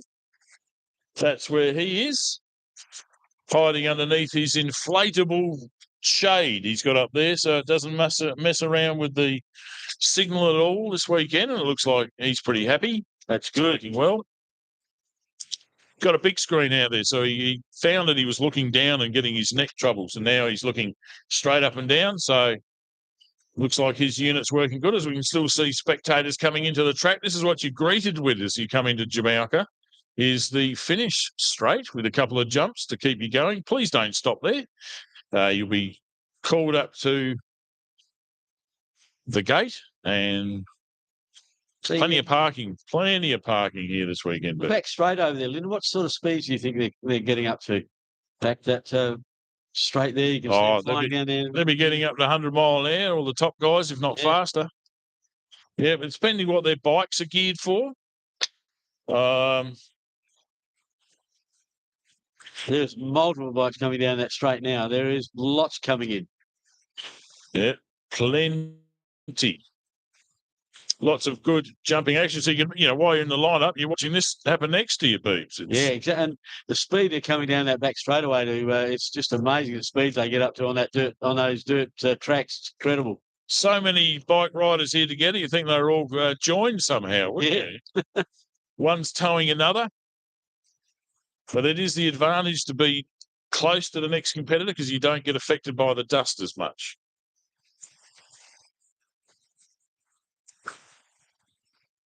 Well, look at him flying down the back. Just trying to overtake. Didn't quite get there. Said, you're not getting past me.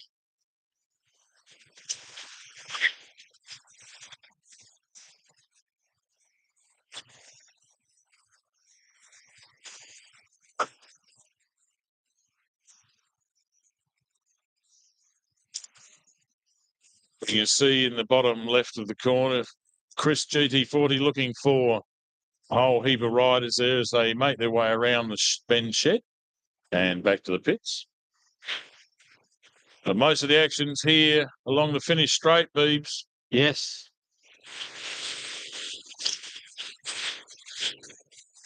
When you think of it, there's over 100 bikes out there. There's a lot of bikes to finish. Then they're all doing an amazing job, just going flat out for that 20 kilometres. And they've got to do it for 60 kilometres per lap in their next this afternoon in the main race. They've got 3 laps of 60 kilometres, and so it's going to. There is a time limit on it as well, so you can only take a certain amount of time. But so it's 180 kilometres this afternoon's race. So it's going to be a lot. Oh, there's someone pretty happy to be finished. Bike number 7, I think it was. They're all finished. So I'm very happy with their Prologue run. So this Prologue is setting them up for this afternoon's start line. And after the bikes are finished, we will have the 10 o'clock. We'll have the lineup for the cars for their 3-lap, 60-kilometre race. 180k, so that's going to be starting at 10:15. So the action doesn't stop here, really, just keeps going all afternoon, right through. And then this afternoon, late this afternoon, we'll have the junior bikes, and they will have a 2-lap 20-kilometre Prologue as well. So it's going to be a big afternoon of racing with the cars and the motorbikes all afternoon here at Jamalka 2024. More bikes just over the finish line. Bike number 33, bike number 822.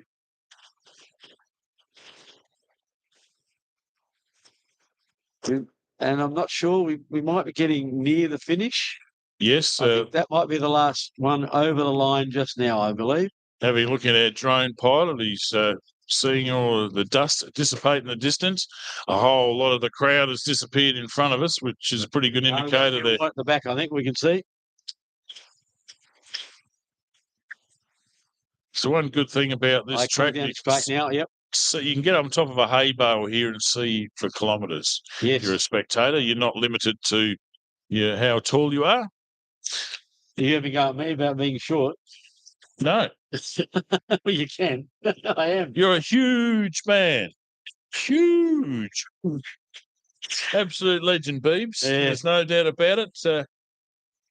Absolute pleasure to be here with you this weekend. Yeah, enjoy it, mate. And I think it's fantastic. I haven't sat next to a man commentating with a mullet for a long time. Yeah, you're not supposed to reveal my hairstyle. I went down to get a haircut the other day just to reduce it a bit because I cut my own hair. I'm Mr. Economic, and I can't see the back. So I just that's how the mullet's grown over the years. And I saw there was a contest for a mullet. Yes, I was just like, might have a go at that. There's plenty of people paying me out going, you know how old you are, mate? Mate, you're young at heart, mate. That's the main thing. You're young at heart. Definitely that, mate. Definitely. And I give that to motor racing. I've been involved with motor racing in majority of its forms this whole life. Motorcycles, I wasn't allowed to get on a bike, but I've got a lot of relatives that are very well known throughout the motorcycle industry and represent a lot of adrenaline junkies. But yes, personally, yeah, I was born and was at a motorcar as a baby. I can't remember, but Two more bikes over the line. I've got quite a few amusing stories about that. But basically, I was a gurgling, bubbling baby as they're doing handbrakies with front end throws, and forgot that I was in the back over the back shelf of a over window Beetle. And someone asked my mum, "Where's Lyndon?" Oh, shock! He's in the car still, and she just looked over the back, and I'm just happy as gurgling away to myself. So I've been quite used to and enjoy adrenaline from the word go. And that's what you get. Not a bad way to be brought up, mate. Lyndon, I reckon that's pretty good. A lot of really good people involved with motorsport. Yep. There's, as I said, wasn't allowed to get on the bike. I'm not proportionally built to be good on a motorcycle. You would have to Rolling Park Speedway as well, I guess. Well, rolling off the side of a motorbike. Yes, I hung out at Rolling Park every Friday night with Dad, mate. Yeah, so did I. I've eaten a lot of clay, so that's good. Oh, I miss that place. I still get a bit of a... It's a great place to go, wasn't it, Friday night? Awesome. The promotion for motorsport back in the popularity. That's when my father got interested as a kid. He can remember the Camden Speedway in the corner of Morford Road and Anzac Highway. There's a memorial there for the Speedway. I used to. Now it's underground. If you go, you can actually see the dirt that they piled up still that's made mounds for the Clinton High School Old Scholars, Camden Footy Club, as well as Bacalla Rovers. So most of the main area was flattened, and they pushed all the dirt aside. That's became a spectator mound in the oval next door. It's all council owned down there. Yeah, because Rolling Park became a housing settlement, didn't it? Yes. But I think they've left something there to remember that as well, I believe. The old Rolling Park Speedway. Yeah.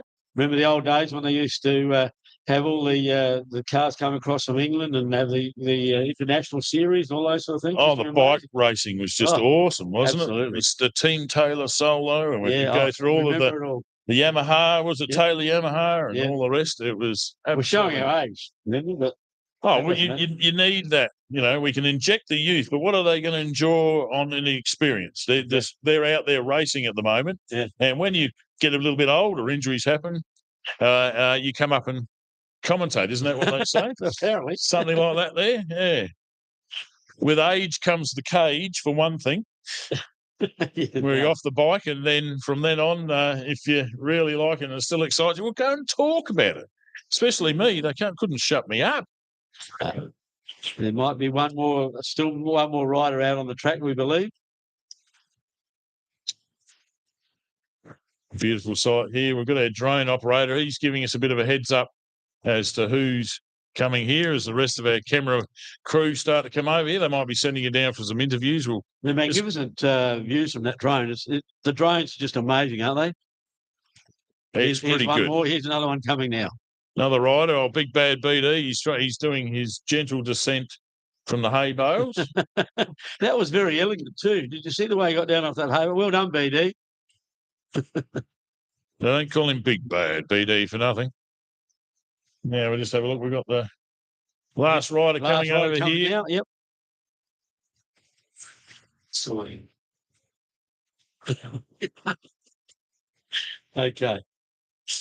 There we go. So our last rider over the jump there, very conservative. Might have a bit of a problem. Yep. Might be just running in a new bike. It looks that clean. Doesn't it? So who's that? That is 8:59. We'll have a look. Might have time to work it through.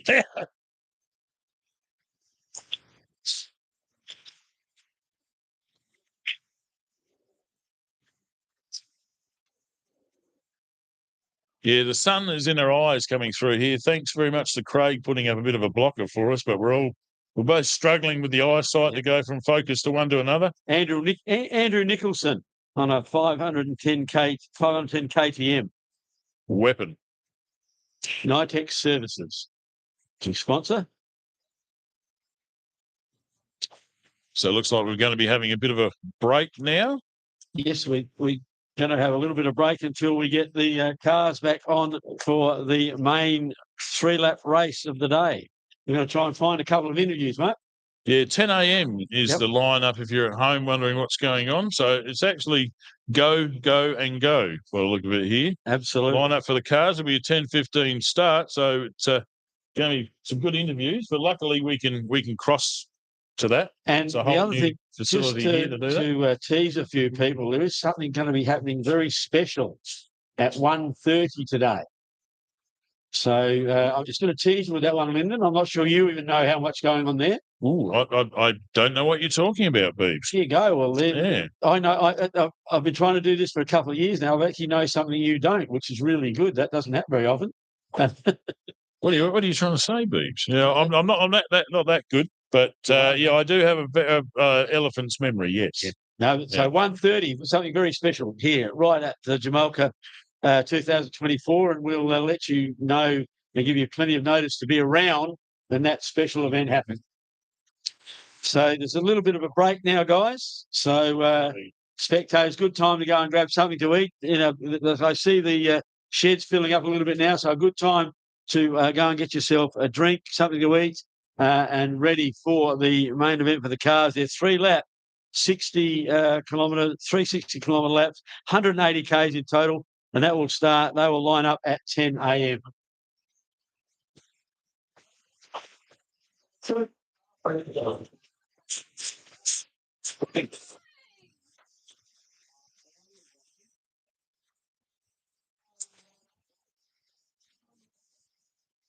Trying to say that this shows push means dissolve.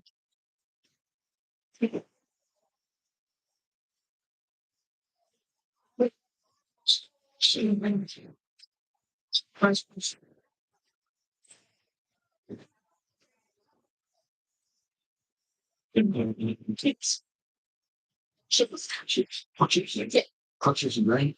Not ready. I that is very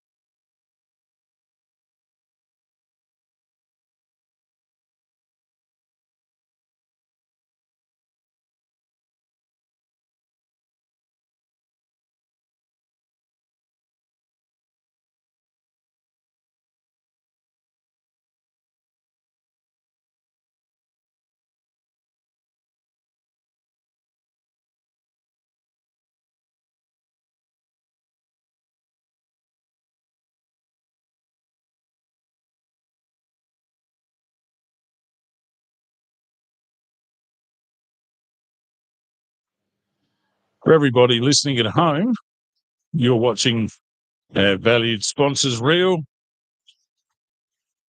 with a little bit of highlights from 2023. We'll be endeavouring to get some results out here as soon as we can. It's a new timing system here, and I think they're getting a little bit used to doing it as well. So they've promised to deliver us some timing when it becomes available. So thank you for your patience. We're all learning some new ways out here. Shout out to Murray and Julie Rogers.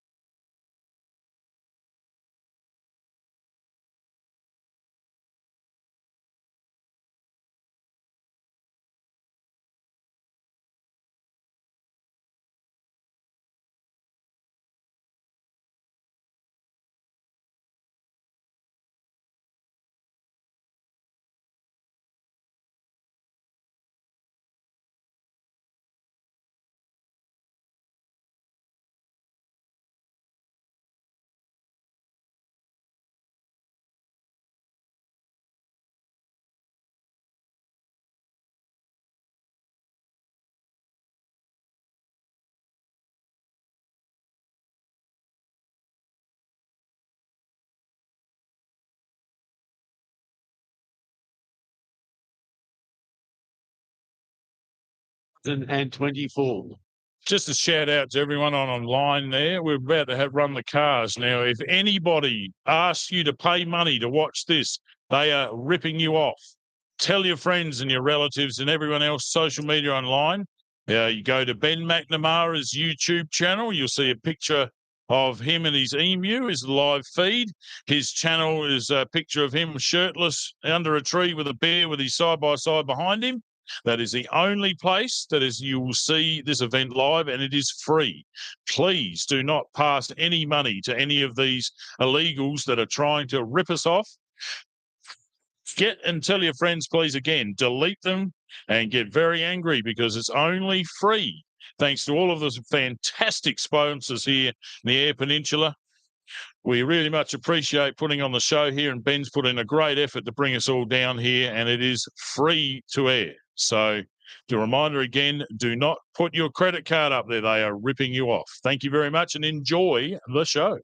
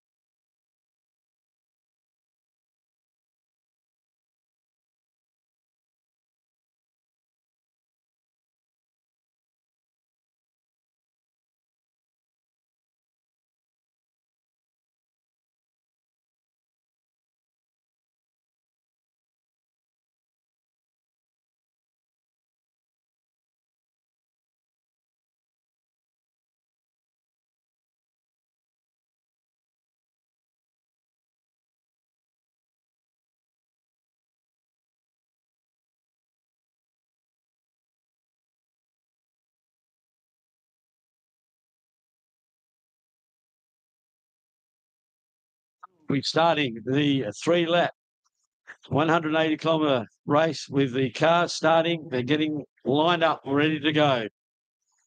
We're all ready to go, Lyndon. We're nearly ready for this. Have a look here. section. Apologies if you're wanting to follow the timing. They're having a little bit of teething problems. Yep. So as soon as we get a copy of it, and just to let all the motorcycle riders remind them that your start times will be issued a half an hour before race start. It'll be posted just below us here in Ben's shed at the sign-on area.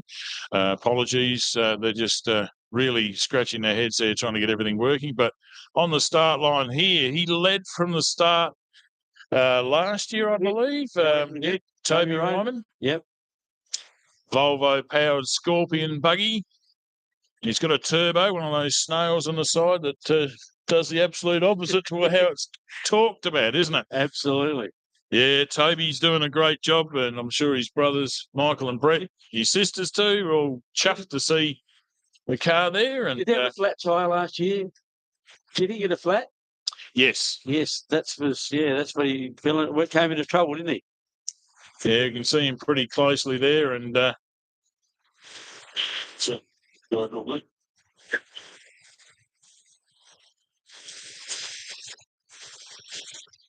just changing my Super Source 4 screen here. You can see Toby on the start line there. These guys have chopped and changed, and in the old days, we'd all be around the campfires there before mobile phones, and we'll be discussing theories and different ideas. So there's so much scope available for the mind in off-road racing in terms of creative parts and chasing your own theories. Manufacturers of automobiles spend millions upon millions of dollars with engineers to develop this stuff, and we just stand around, have a few beers around the fire and talk stuff, and someone says, I've got a welder, just come around, and you do so. I've seen some experimental arms that the guys have changed on this car over the years, but they're really getting down to perfection now, being at the top end of the field, being a pro buggy, 2-wheel drive, limited to 3.5 litre with turbos, 7 litre naturally aspirated beeps. Yes, exactly, mate. Started getting into position to let Toby go and start the first of 3 60-kilometre laps. So they're racing 180 Ks, guys, and these cars are going to be flying around here for 3 magnificent laps. Yeah, if you saw the officials just milling around the front of the car, that's a required safety check just to make sure they're all belted up and helmets are on. They're not slapping them to wake them up. They're just making sure their heads don't wobble too much. It is a real person there. Not that too many people have had inflatable passengers before there to lighten the car, because the power to weight ratio is a big thing in this sport. Yeah, okay, yeah, exactly. So we're nearly about to be underway.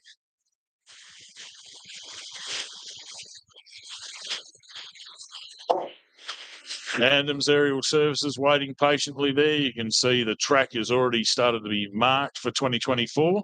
The Jamalka off-road race here. Someone's saying Jamalka off-road 360, but there's a whole lot of different names being. Basically, if you say Jamalka off-road, Tumby Bay, you're in the right place and you know where to head to, Beeps. Absolutely. Good to see a good amount of spectators here, mate. And thanks for coming along, guys. We hope you have a wonderful day here at Jamalka 2024. Don't forget the bistro's open if you need some food while you're watching this racing happening. There's great pies, pasties, sausage rolls, hot chips and burgers. And I reckon me mate Lyndon's already put an order for a burger in. Yeah, you've got the coffee van down there too, pumping out some good brews, absolutely, mate. Yes, got to have that coffee to wash it all down with. Or after 12, you can have a beer, mate. Say what? Here we go. We're about to go with Toby Ryman, ready to go. And we're away. 3 laps, 60 kilometres each, 180 Ks. Next on the start, we have Simon and Kyle Tucker. Yeah, Kyle is navigating. Simon is pressing the loud pedal. This buggy traditionally has been known as it's got a switch on or off of the accelerator. But a real hard charger, mate. See what I mean? Away he goes.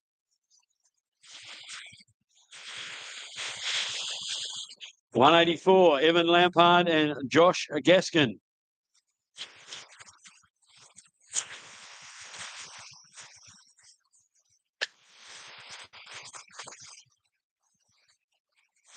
Yeah, this is a Southern Cross Racing Frange. A-arm means the basic shape. When you look from above, you can see an A connected to the car, and the top of the A is to the stub axle area. It's all about creating some more wheel travel there, Beebs, and when you add that with horsepower like the BMW, this is a Razorback buggy frame, and yeah, this is Andrew Moles and his daughter there. This thing is the loudest buggy out there. BMW. Poor old starter got covered in dust then. If it sounds like it's going over 10,000 RPM, because it is. It is a screamer, that buggy. Dean Carter and Jacob Bradley on the start line now. BD. On the start line, ready to go, and starters ready. The start, mate, we've got multi-screen. Don't have to rotate much then. And here we go. They're away, and he is floored it. Away he goes. Look at him take off. Absolutely screaming. That's good, mate. Car 164, Daryl Nissen and Andrew Harness. I love this. I love this car. Yes, Dazzling Daryl's been around Dazzling place for many years. He's a bit of a stalwart for all off-road racing around the country. He's basically been in there and done that at every track. That car has done thousands and thousands of race miles, Beeps. 613, Luke Moody and Todd. You can say that one. Oh, yes, Kurgevin. Kurgevin. Okay, Yeah, that'll Kurgevin. do. You've got me. He's a brewer, so you want to be friendly with him. Oh, absolutely. My best mate. Yeah, so these guys are a good team. As I said, they're still new to the sport, inverted brackets. Have done a full season a bit now, and they're really taking to the sport. They've been great in telling all of their mates and drifters, hey, come out and have a go. So on the start line there, can you see that number there, Beebs? No, I can't. 666. No, it's not Ben. It's 699, isn't it? 699. Michael Parham and Stephen Mulder.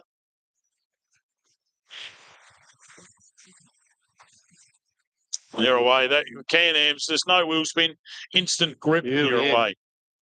Car number 60, Brenton Galash and David Lombardi. Yeah, LS V8, the back of this machine. Chevrolet, because Holden has faded away, unfortunately. But that's where they all came from anyway. The Galash boys was up around Alice Springs, came down here to Spencer Golf and set up shop. And they're a great sponsor of the Port Germain race. Next on the starting. 999. Yeah, Cy Heaslip.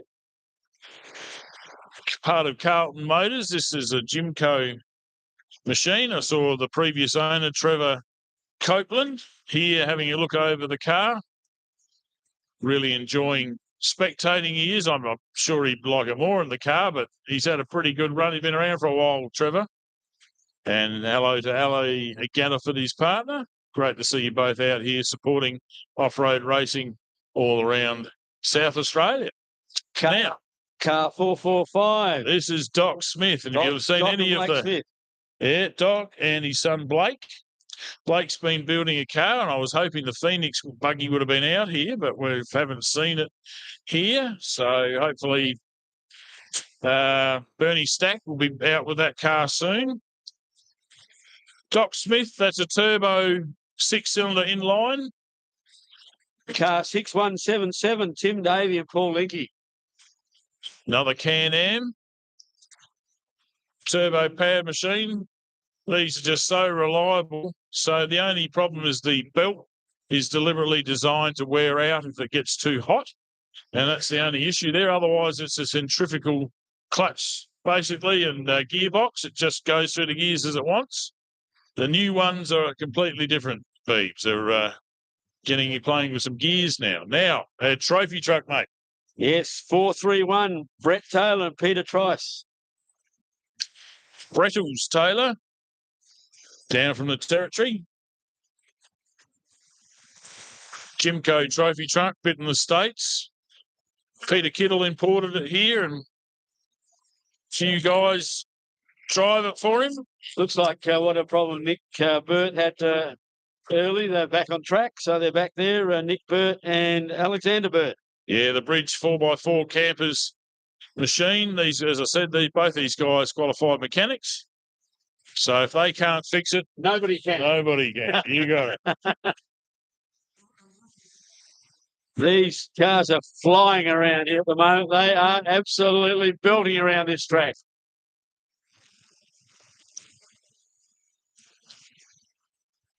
Car 6141.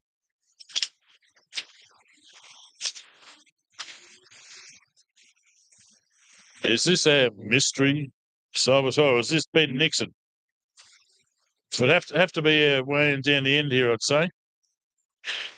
Apologies. Oh, it's not the numbers missing. That's why I can't find it. It's Ben Nixon and Thomas Margetich. That's the one, I reckon. Yep. Yeah, we'll call that the mystery. Mystery side by side, yeah. Car 137. Oh, look. Richard and Lauren Andrews. Yeah, father and daughter. Father and daughter. Yeah, Waftham Racing. Way stop time at money. I'll let you insert whatever you want with the F. But Richard's developed this car over many years and settling in pro-light configuration.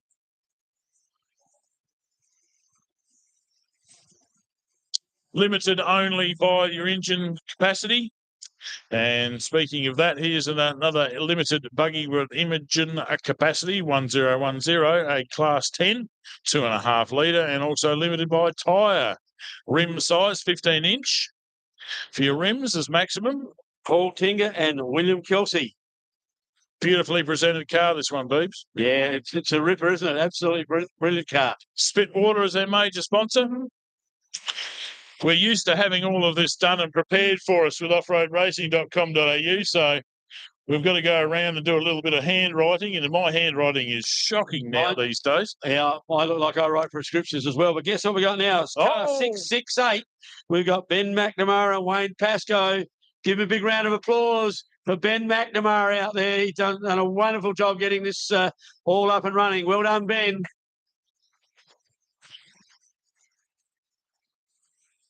Car 256, Mark and Ryder Taylor.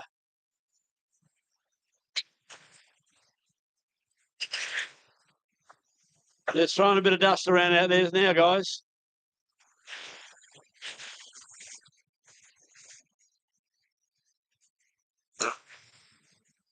And away goes. Car 256, Mark and Ryder Taylor. Car 174, Brendan Johns and Blair John. No, is that right? That's right.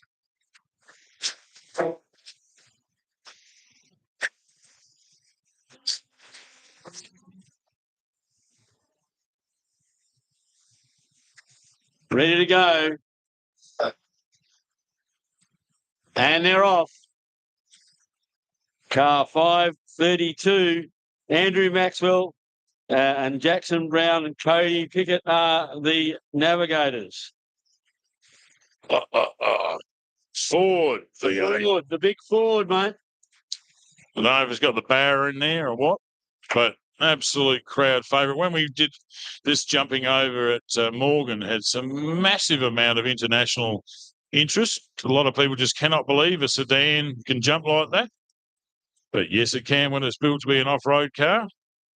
So sorry about the dust, everyone. But you just need to all stand there and get some programs or something and wave in that direction to blow it away. This is car 6138, I think. Yeah, I think you're right there, mate.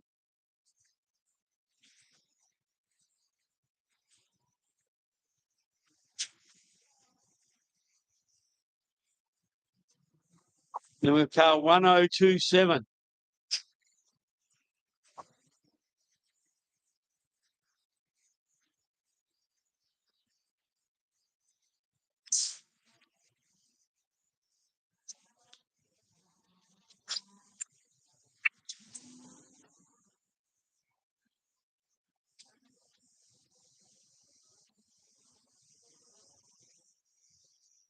And he's away.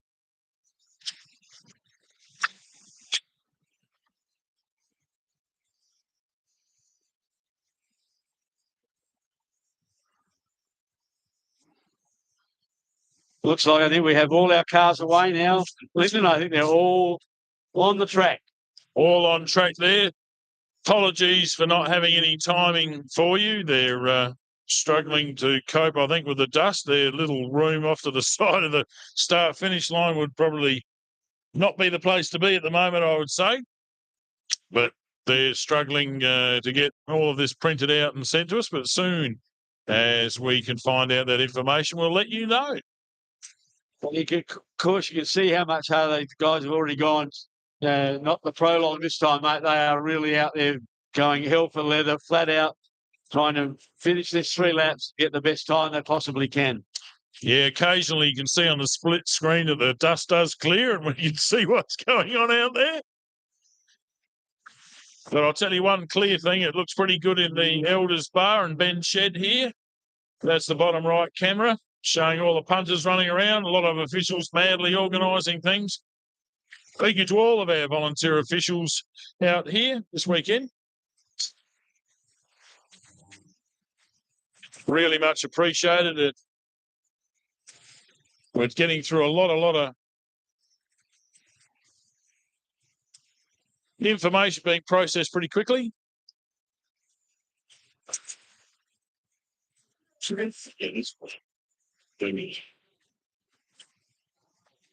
So on screen there are race cars in amongst that dust. This is the round 1 for the South Australian Off-Road Racing Series. You can see top right there is Andrew Moles in his Razorback with the BMW Super Screamer. I'll be digging up all the information this evening, racking my brain, writing out furiously to make sure I've got all this information publishable for you tomorrow. But great job as Andrew Moles goes past the motorbike refueling area.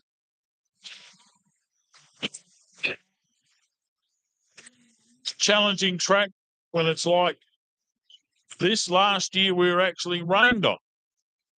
So we were dealing with a whole lot of dust, a whole lot of water on lenses and what have you. But this year we'd much rather have dust because you can blow that off the screens and the cameras pretty quickly, as everyone else can off of their sunglasses. I can see plenty of sunnies being squashed up to the faces here to protect from the dust.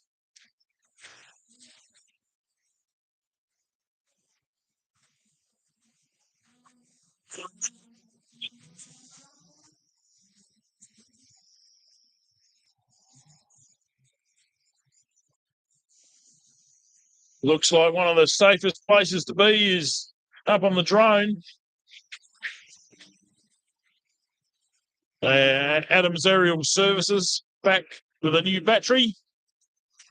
Launching this machine, he's going to push this drone to its limits today.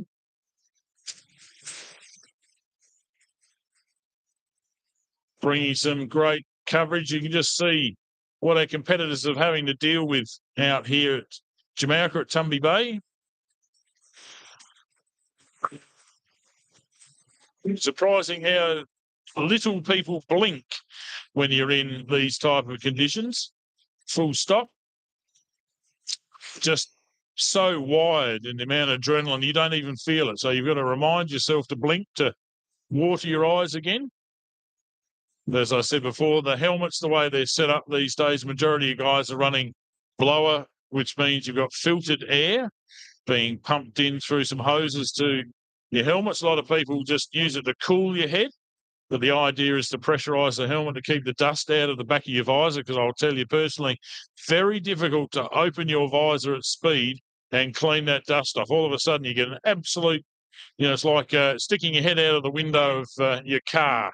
You suddenly get a massive blast and it makes it even worse in some cases. So a whole lot of different methods to make racing safer, and blower helmets, as they're called, it's just one of those steps. Huge variety. You'll see them in the V8s, but they're mostly set up for cooling their heads because the temperature is extreme when you're pushing yourself out there. So you can never say these guys aren't athletes. Indeed, they are. A lot of people used to pay me. I say, "Oh, you're just sitting down," but the reality was that no, you're not. You're pedaling like crazy. You're dealing with G forces like a fighter pilot in an airplane. So it is a challenge to be fit enough for the whole race. Fitter I got back in the day, the easier it was for me to jump out and party afterwards. So definitely fitness is in people's minds all the time here. Because the more relaxed you are, the more you can concentrate, the better you can corner, the faster you go, the more adrenaline you're releasing into your system. Great little deal here. A lot of secrets to do with motorsport, and it's so competitive. And thank you very much to Beebs for delivering up a burger here for us. Bistro is open. Getting some fantastic vision here from our drone. As you can see, the rest of our guys are struggling to see through the dust. But as soon as they see a car, they're on it. So I hope you're enjoying this coverage at home. As I mentioned before, we're waiting for some timing. We can't access it ourselves at the moment. It's 100 metres away from here. We don't have a direct link. But as soon as we hear something, we will let you know. As mentioned before, if you're a motorcyclist waiting to get out there, start times will be issued to the Bend shed for the administration area. So thank you for your patience. Really enjoy you being here this weekend. A few teething problems, but we're getting on top of it. We're downstairs there, mate.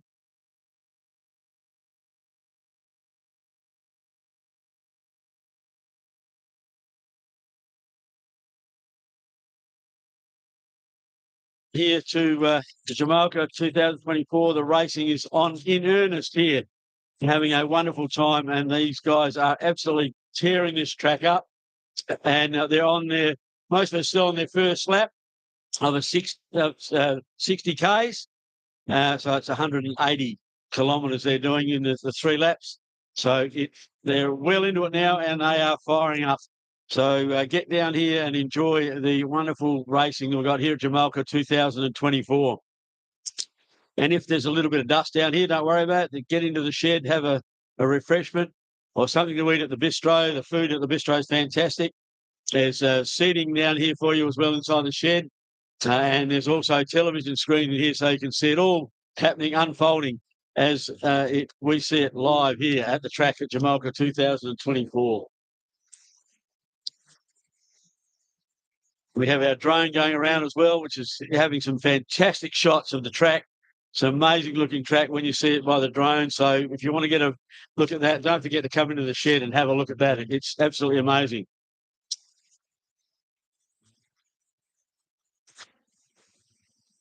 Oh.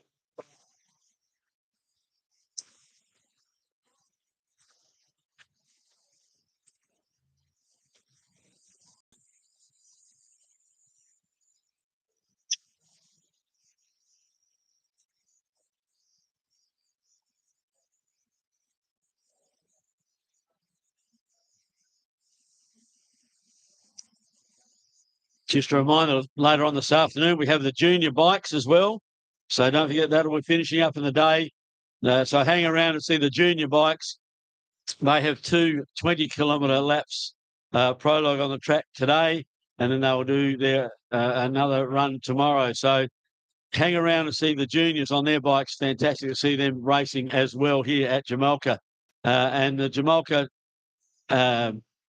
off-road racing is absolutely growing in stature and is now going to be a very big event on the South Australian calendar of car racing and motorbike off-road racing. Ben and Natalie have done an amazing job here at Jamalka. And when you see them, make sure you pat them on the back and give them a congratulatory handshake. They really appreciate people talking about the wonderful track out here just outside of Tumby Bay.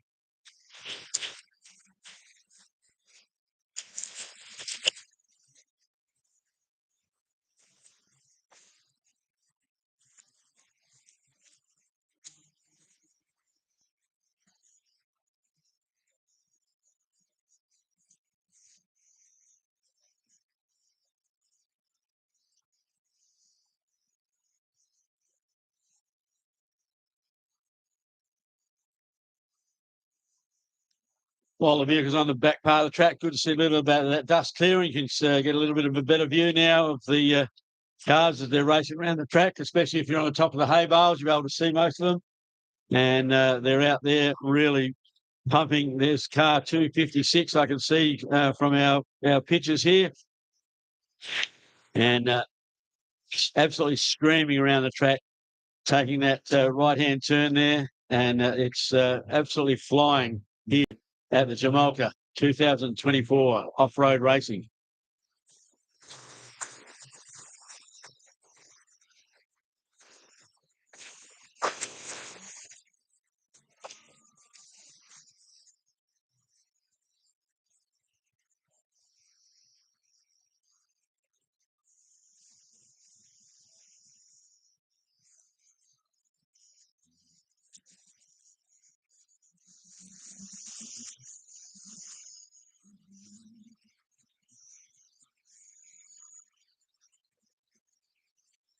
Just can see the car 532 just screaming around the track. The Ford here, they're absolutely eating up this track.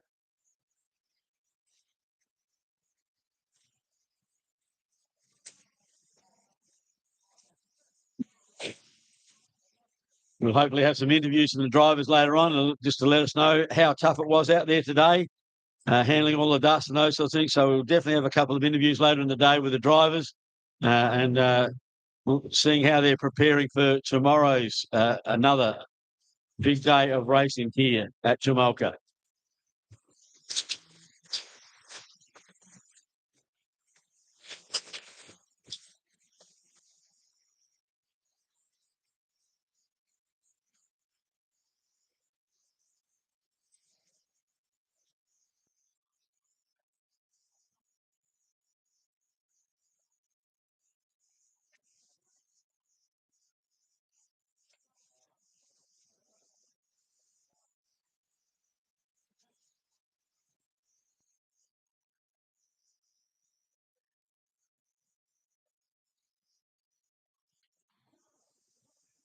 Just don't forget, guys, after today, we've got tomorrow as well here. We've got another big day of racing starting again at 8:15, the car section, and then followed by the bikes again. So we've got 2 big days of racing here at Jamalka. It's not just today, and then all the trophy presentations will be after 4 o'clock on Sunday afternoon. So don't forget to come along and see the finish of the day tomorrow.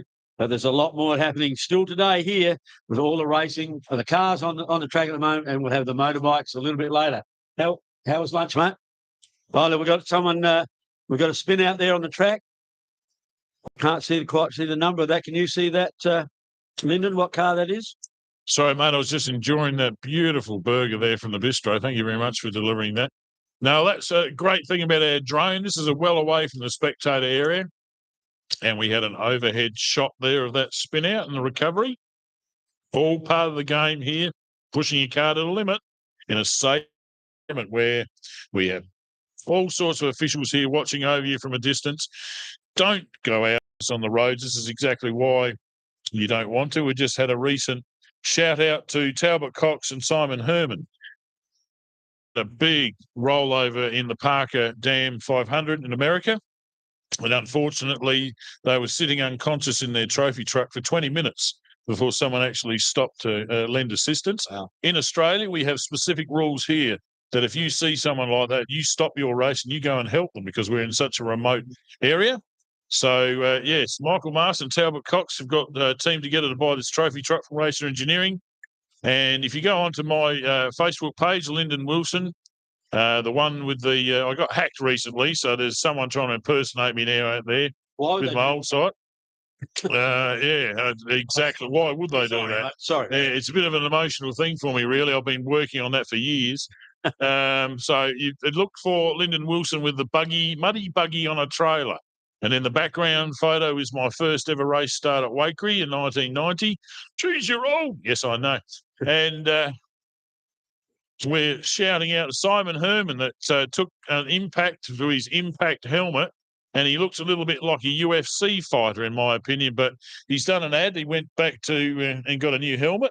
So good on you, PCI Racer Engineering combination radios, the guys over there, they know who they are. But thank you very much for looking after Simon. And we wanted to recover as quick as he can. But he got a free helicopter ride. And if you look at the interview on my Facebook page, that's where you'll find out his story from his words. And it's absolutely Australian as you can get when he says, "Oh, look, I can't remember any of the race. I come out here to do this and I'm spewing. I can't remember." But all the best to Simon and Talbot Cox. And hopefully, metal can be repaired, fiberglass can be repaired. But it did its job. He took a big whack in the noggin, but the helmet did save his life without a doubt. Well, that's what it's all about, isn't it? Being safe and being able to make sure you go back to your family and kids after you do it all. Yeah, it's on screen at the moment. There is the 999 single-seater. This is Saihe slip. This is the advantage of having the drone in live mode. We're able to get a few kilometres away and get a real inside look at what these drivers are competing with. We can probably sit there and tell them, "Oh, you didn't get that line correct," or "He missed that braking point." I'm not going to tell them that. It's very much easy to be a punter from this point of view. And thank you very much to Adams Aerial Services for bringing his drone out here. He's fighting through all the dust. He's doing his best to keep the lens clean. That's it. It's not, don't worry about the mechanicals, it's the lens. We want the vision to be perfect. So he's doing a great job out there, flying and controlling remote control vehicles since he could walk. So he's doing it's quite natural to him out there, and we've just got to nudge him. Everyone's got to do that relaxing. You probably have a bit of a snooze in the middle of it if you don't keep him prodded. But good on you, Action. Great job. Absolutely doing a wonderful job. As are all these drivers out there on this track, handling all this dust and things out there. They're doing a wonderful job of manoeuvring around this track. I think we've only had one spin out so far, so that's pretty good.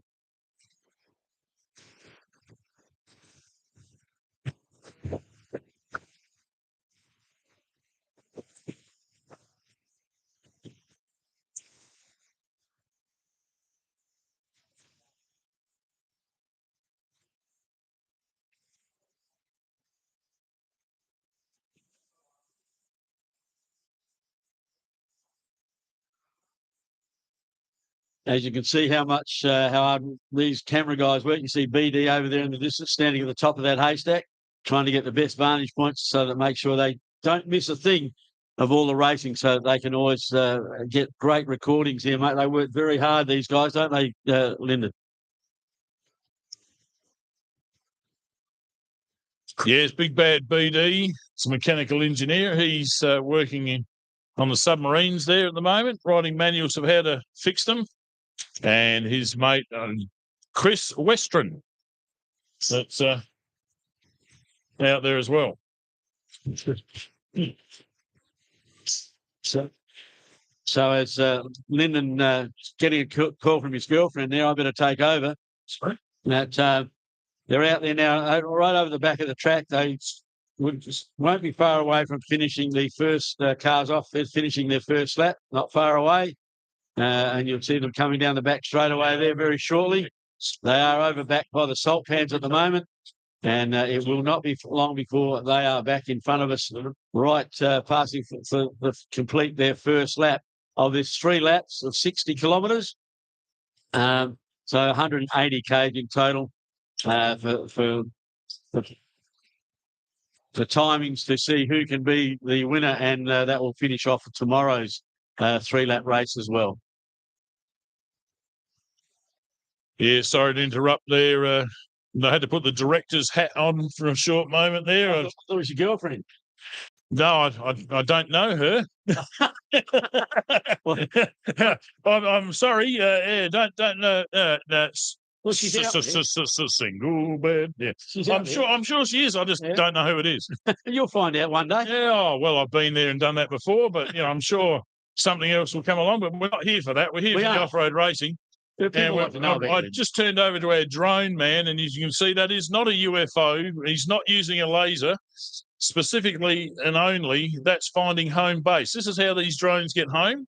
You don't get to see this. This is a new feature, really, for the DJI drone that he's flying. But in the bottom right corner, we'll thank all of our sponsors.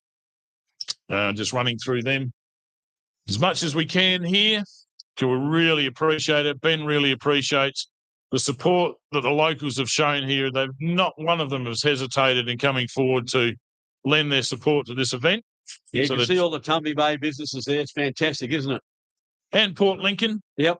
And even farther afield is Perth, Western Australia. And, Coffin Bay, there's a whole lot of Eyre Peninsula people getting behind it. You know, EP Cruises, Port Lincoln Boat Supplies just coming on screen. Port Lincoln Boat Supplies, fantastic. Moderate's Apartments in Tumby Bay, know them very well. Use Jamalka. Do you know anything about them? Oh, I think they've got a lot of cows. They have got a lot of cows.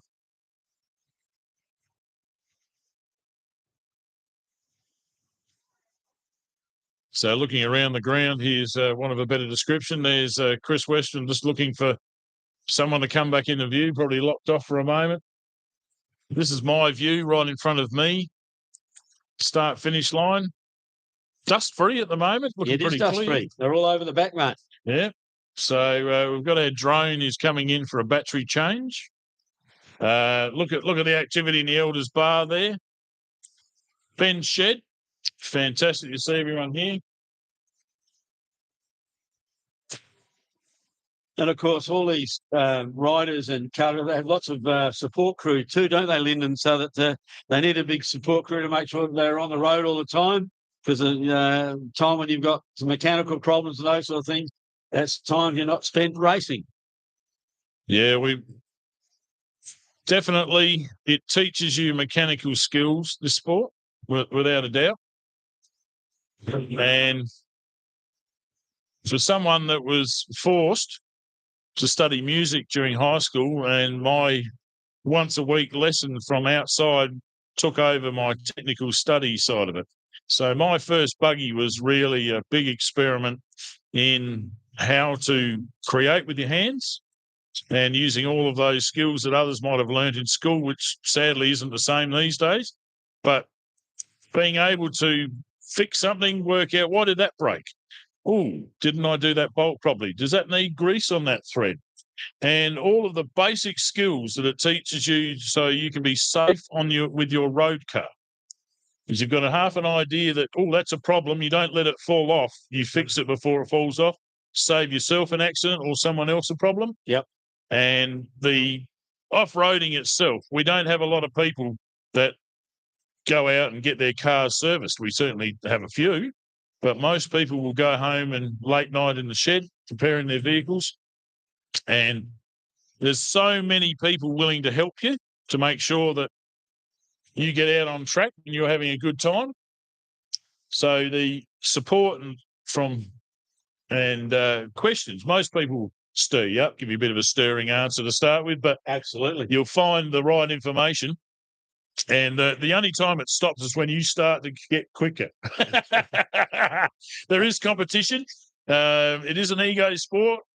There's absolutely no question. If you wanted to just have fun, there's plenty of places you can go and just thrash around a paddock or what have you. This is to test your skills to the absolute limit in extreme conditions, but with knowing that behind you is a safety team that is ready to descend and look after you at a moment's notice. And that also counts with the competitors. So many stories over the years of people stopping and helping, and very much a community that comes together for the race. Same with the bikes. Exactly the same philosophy. Isn't it a big family? Oh, it's a huge family, yes. But definitely more and more people becoming involved as they're realising that the Targa Bitumen Rally scene has been hobbled by unfortunate incidents. It puts the insurance costs beyond most people's budgets. Yep. And it's really fantastic to see off-road racing growing from that, because basically, like I said, we started off with Bajar Bugs, cut down Volkswagen Beetles, air-cooled. We had a lot of the fiberglass Myers Manx style cars. Yep. In America, they had an excess after World War II of Jeeps, four-wheel drive, so they started off there mostly. And it's progressed now to these race weapons. Like the most expensive race car is a trophy truck here in Australia, belonging to the Robinson clan there, the OBR team in Western Australia.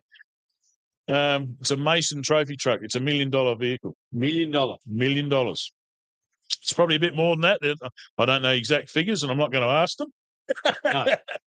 But the technology that's being put into these race cars used to be reserved for only manufacturers that had the budgets with rally cars. And you still see these rally cars out there today, but you don't see the privateers as much. Yeah, all sponsored by companies and those sort of corporate, isn't it? Yeah, the manufacturers. Yeah. The factory teams, and you find a lot of them amalgamated as well. So there's not the same amount of support because authorities are discouraging this type of hoon behaviour out there on the roads, which is fair enough. Yeah. You're putting other people's life in danger. Yeah.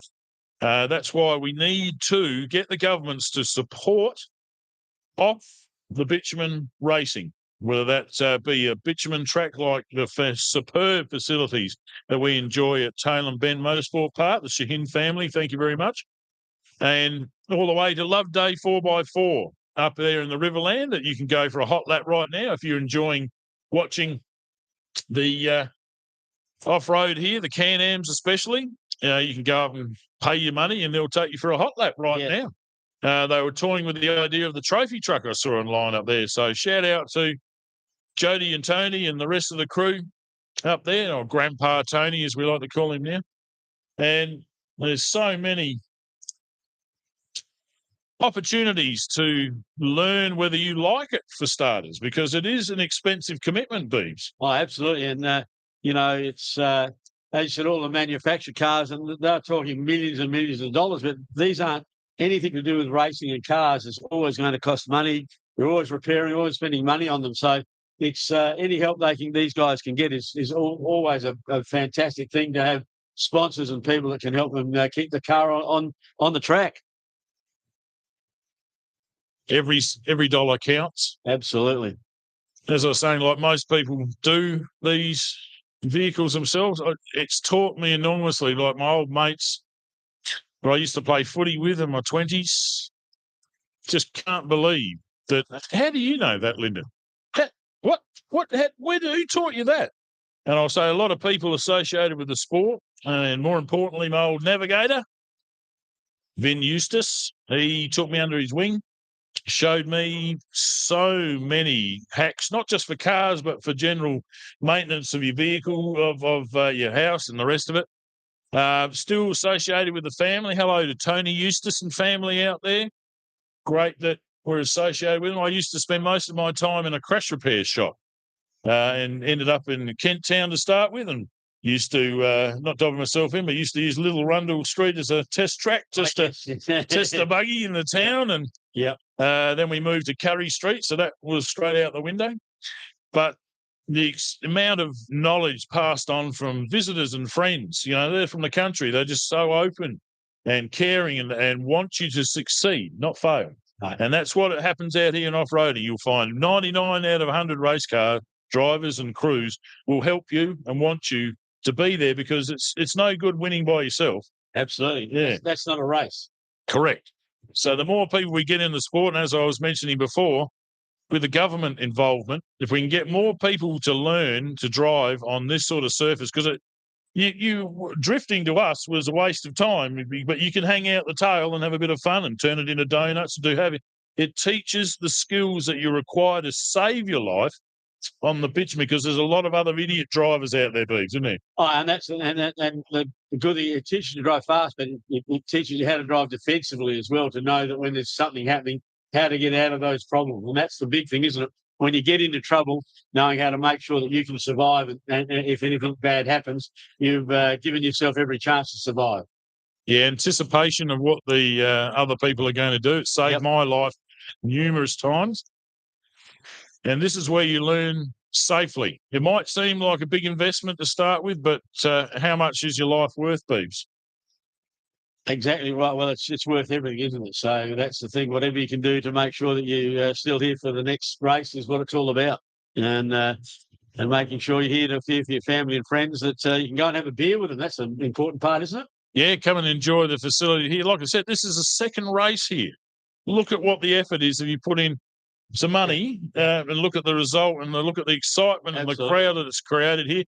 I've been looking past here. Besides the dust choking on a few faces, I'm seeing a majority of smiles going past. And there's a spring in the step of most people. Yep, exactly so right. It's definitely exciting to watch, but definitely something to do live. You know, I'm glad everyone's watching and enjoying the live stream.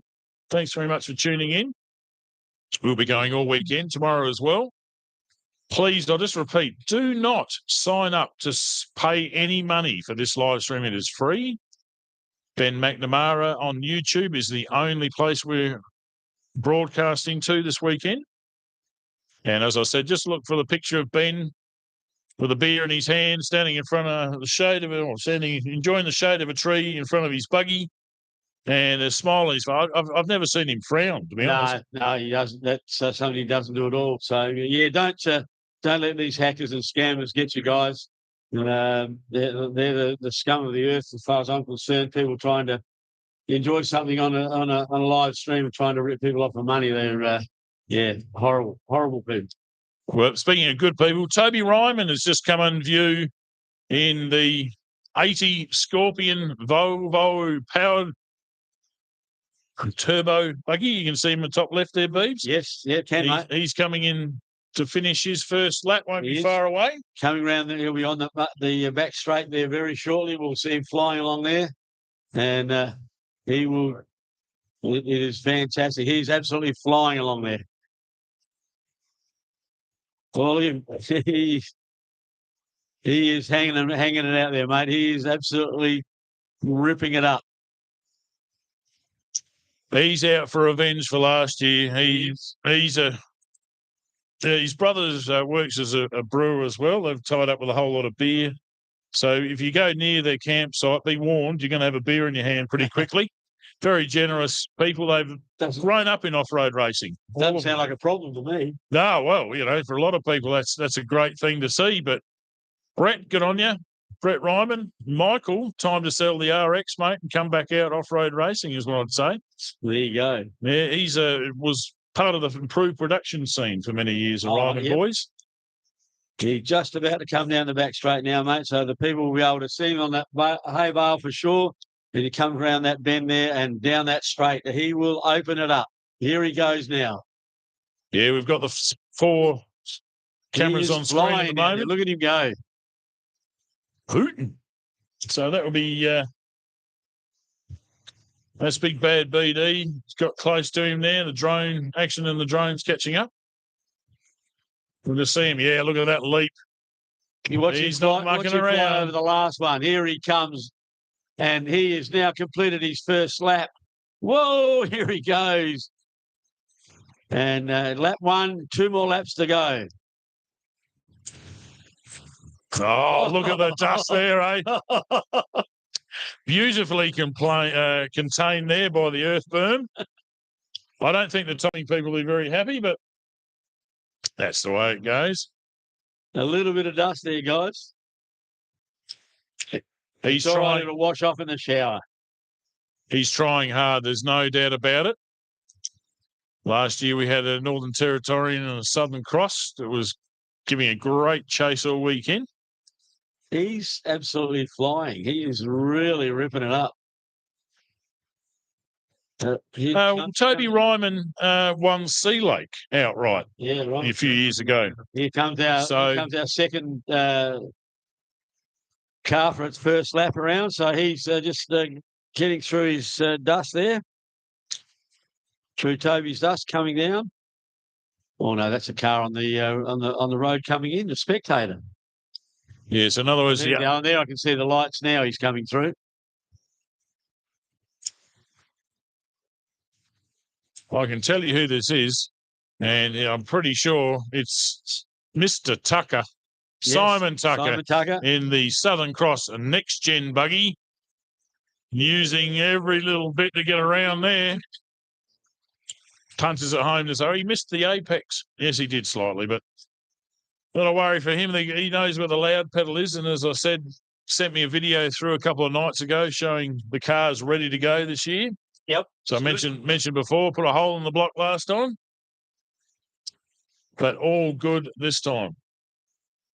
So these guys now are on their second lap of 3. So they've completed 60 kilometres, another 120 to go. Another one coming in now down the straight over the first jump. And the second. This might be 999, is it? No. No. This will be 184. 184. Evan Lampard. Yeah, he'll be chuffed with this. He's having a great run.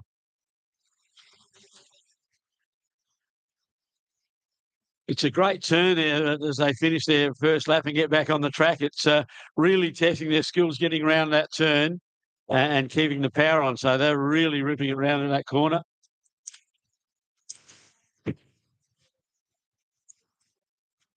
Yeah, it's only standby. I get a red dot in the corner if it's recorded.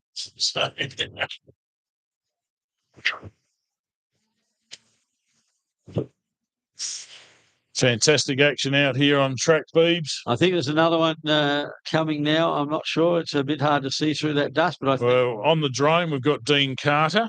Yep. The number 18 Pro Buggy. Down the Limestone Coastway, associated with the Limestone Coast River. Down the southeast. Yep. Great competitor, real top friendly people. Been around for a lot of years. Great.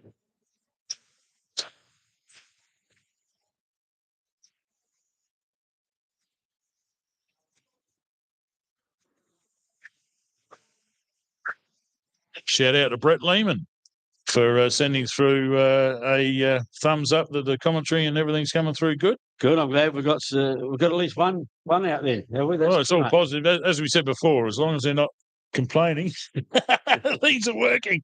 Absolutely.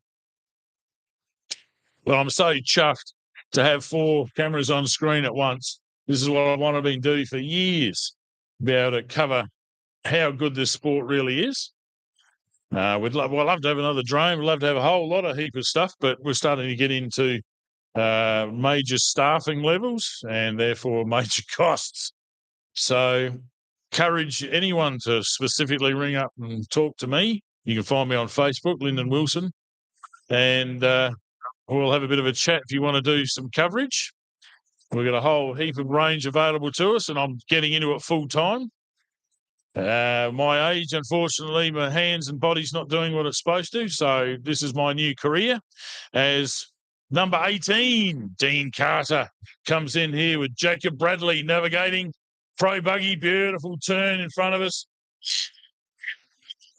In the background, we can see the drone coming in there. There's Toby Ryman, throws it sideways in the Big Bad BD channel.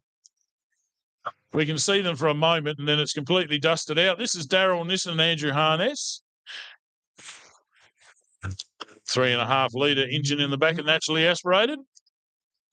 That's the maximum you're allowed to go in the Pro Light class, which has the 3 numbers, starts with a 1.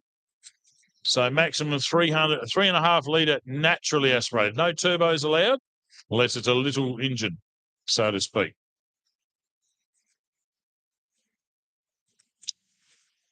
So Darren will be there as long as no mechanical dramas at the end of the day. He is very consistent and knows how to drive through the dust.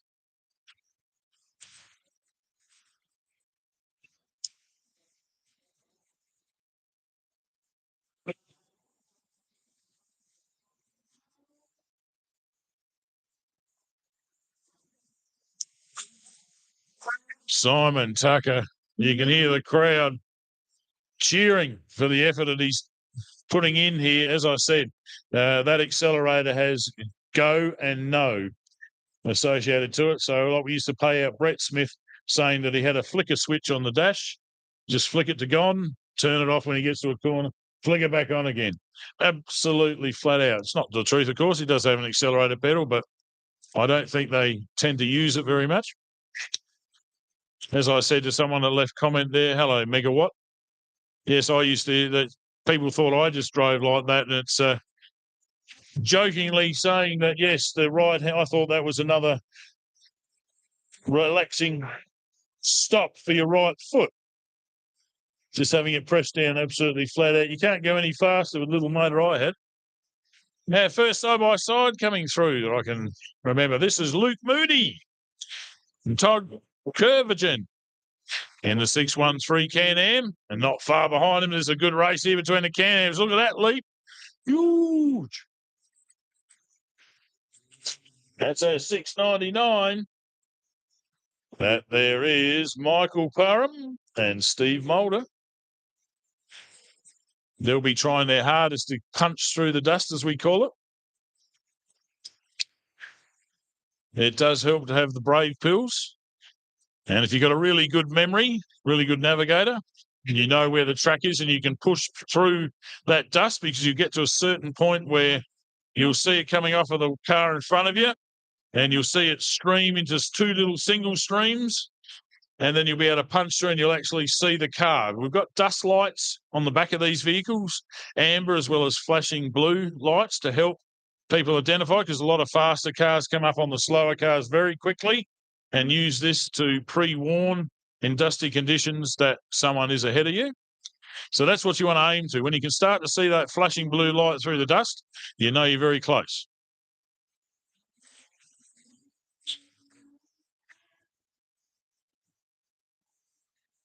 Now, here we go. It's the Galash father and son team trying to get the old big Southern Cross with the A-arms turn there, but no troubles. Very conservative in their attitude, but believe me, they're quick.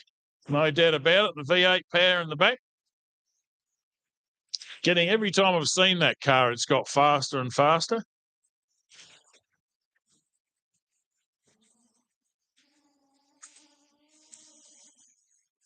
One car I haven't seen is Andrew Moles in the screaming BMW machine. A bit of a crowd favourite around the country, that car, just for its engine note. Sounds very Formula One-esque.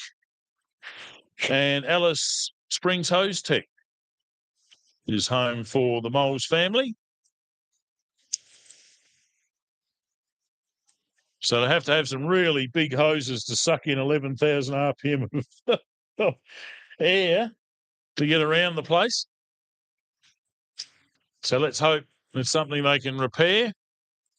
Here is a single-seater Jimco buggy, built in the United States, and a nice, conservative, perfect turn, you'd say, there from Cy Heaslip. And he's away for another lap. And again, if you're wanting to know times, we do too.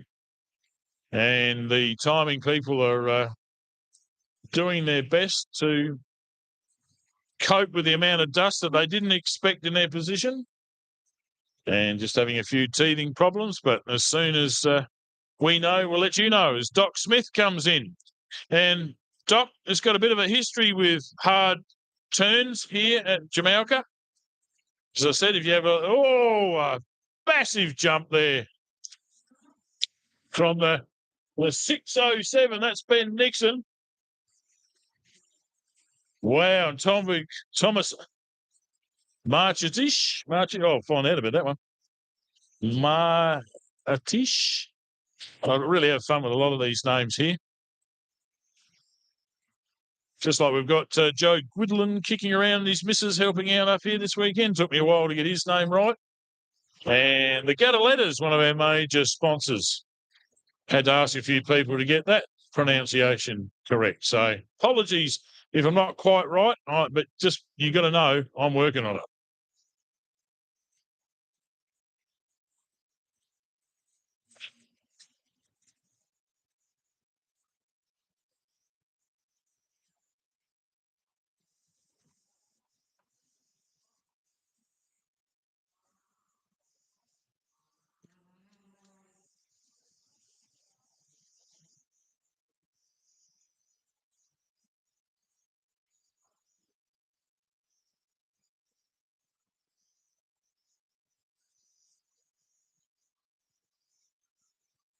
See a lot of the race cars kicking around the southern side of the track. I guess I'm correct. Compass isn't up here today. But you see quite a few of these cars. Looks like Si Heaslip has just got past Doc Smith in the trophy truck. Another one coming through, just coming through now. Completing the first lap. 6141. That's our mystery car. Is it? I just called him someone else. So that's we got 2 mystery cars out there now. Okay. Wow. We better go do a bit of research there, I think, Beebs. That sounds like a plan. All these last-minute entries there. Beebs is on the case right now. He's just absolute power pack. Beebs, he's up and down around the place, knows everyone, knows most things. I won't say everything, that's been insulting to him, but fantastic commentator, well known throughout the sporting world here at Eyre Peninsula. He's the son of a former Australian rugby champion. Beebs is. Known in every and all sports around here in Eyre Peninsula and a great ambassador for the region.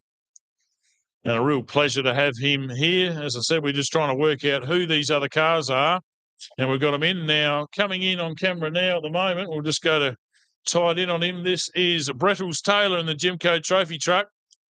And he's looking for the pits. You can't see the back, the left-hand side, bit of a problem. So the crew for Brettles Taylor, you are needed in the pits right now. It looked like you had a rear panel hanging off there. Not unusual to hook that up on something. Not a lot of trees around this track, so not entirely sure what happened to him. But I'm sure we'll be able to get some information.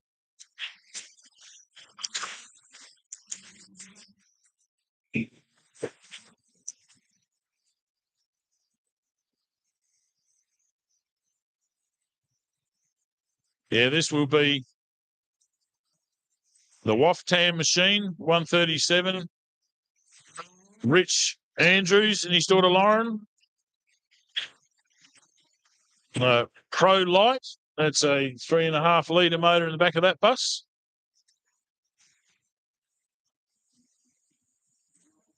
Oh, what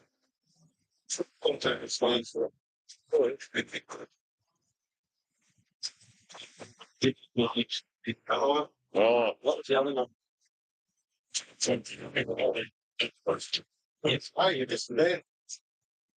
Ben McNamara, there he is. If you can't see in the dust, it's his dust, and that's the way he likes it.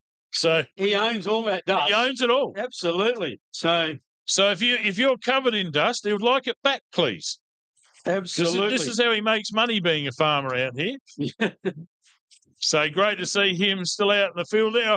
I'm sure he's telling everyone, who are all these other people? This is my track. I'm supposed to be dust-free. Well, he does like to own things. He does. Well, he's definitely owning, he's getting his money's worth out of his navigator's eyes at the moment. That would be for sure. Look at that. It's gone now. There was what dust? Was a little bit there, but it's all gone. So, so that's Ben getting around there, absolutely powering around. Fantastic.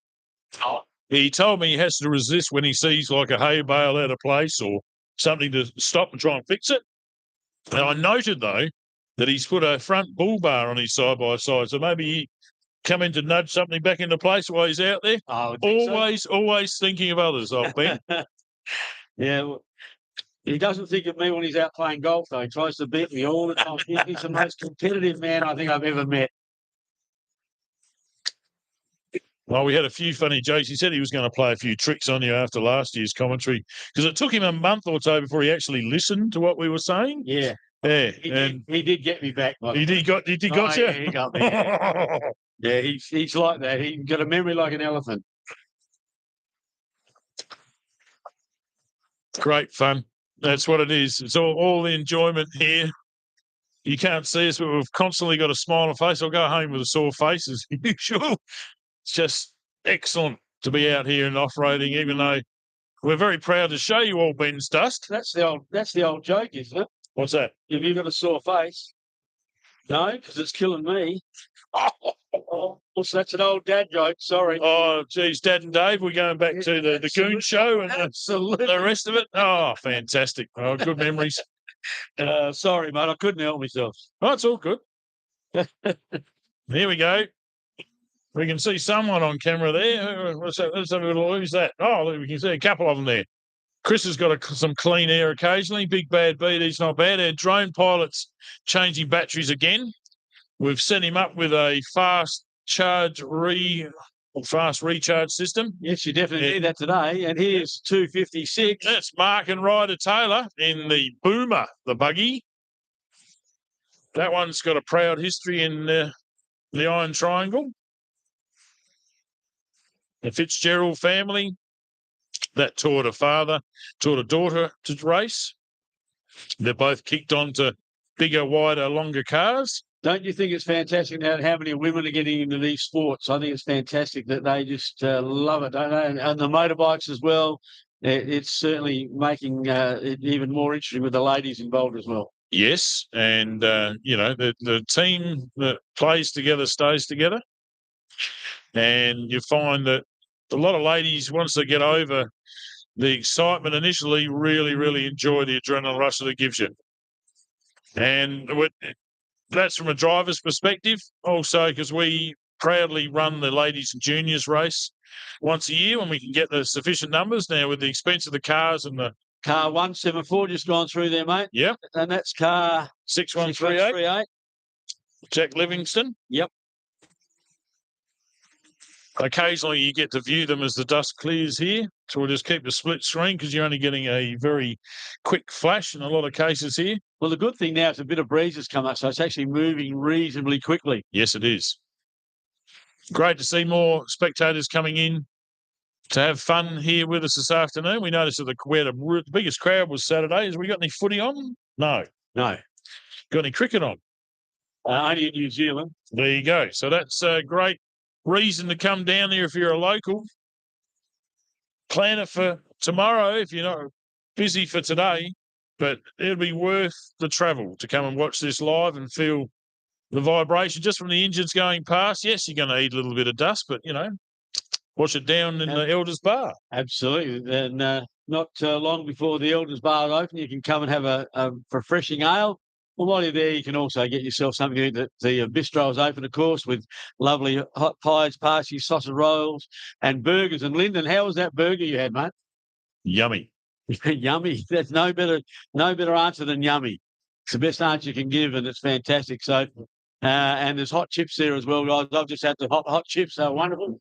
So you get yourself a refreshment and also a feed in the bistro while you're here at Jamalka 2024.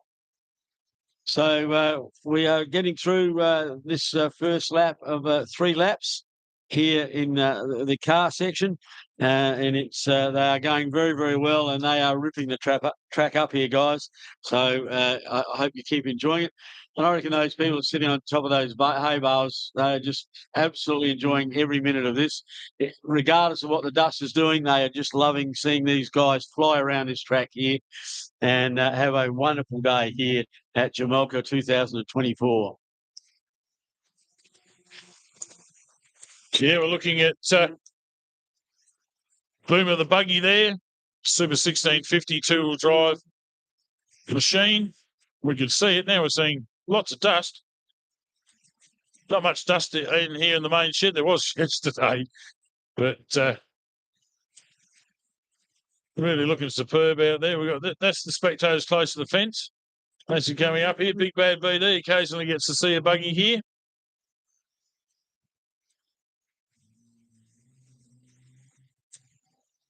There's Chris is scanning, having a bit look at the pits. Well, as soon as I go over to them, they shift. But anyway, toys away. There we go. Big Bad BD back on control of the vision. And you got to congratulate these guys. They're doing a wonderful job out there today in, pretty tough conditions with the dust, but they don't worry. They work through all conditions, don't they? Oh, yes. Chris is very new. I really appreciate him coming. He's a member of the Bolwell Car Club of South Australia. He's got his own hand-built GT40 replica that I really want to go for a ride in one day, but I haven't been able to stretch in. I am now, but just haven't been there at the right moment. You'll get there? Yeah, I'll get there. He's 351 fuel injected motor, absolute weapon. He takes it out to the Bend Motorsport Park for these drive days. Yep. Has an absolute ball. It is road registered. And my brother went for a ride with him because they both went to school together, both mechanical engineers. And the amount of people, the instant crowd, whenever you pulled into a service station, you stop at stoplights. It really is a beautiful vehicle and a credit to his skills. Yeah, he's an excellent mechanical engineer, mate. So we're very lucky. We've got some very skilled operators there that, let me tell you, if we had to pay them for what they're worth per hour, mate, we'd be over 100 G just to have them here. Yeah, exactly. It's unreal, but very much appreciated. In action, Adam. He's the head tech down there at Dutton's in Mount Barker. Good old Mount Barker. Yes, Dutton's huge branch in Murray Bridge and Mount Barker Way. I'll expect a free service and tune-up or something now, or something like that there for talking about it. Yeah, Adam's enjoying it. 5:32. Oh, that is Andy Maxwell and the Jackson Brown and Cody Pickett sharing the navigating duties. They had transmission problems, I think, last year. He's come in again today. Yep. So he only lasted the Prologue last year, so he's doing well. Better. Yeah. So it's every chance they can fit it because they're going in on their own propulsion. So every chance there's a repair going to happen.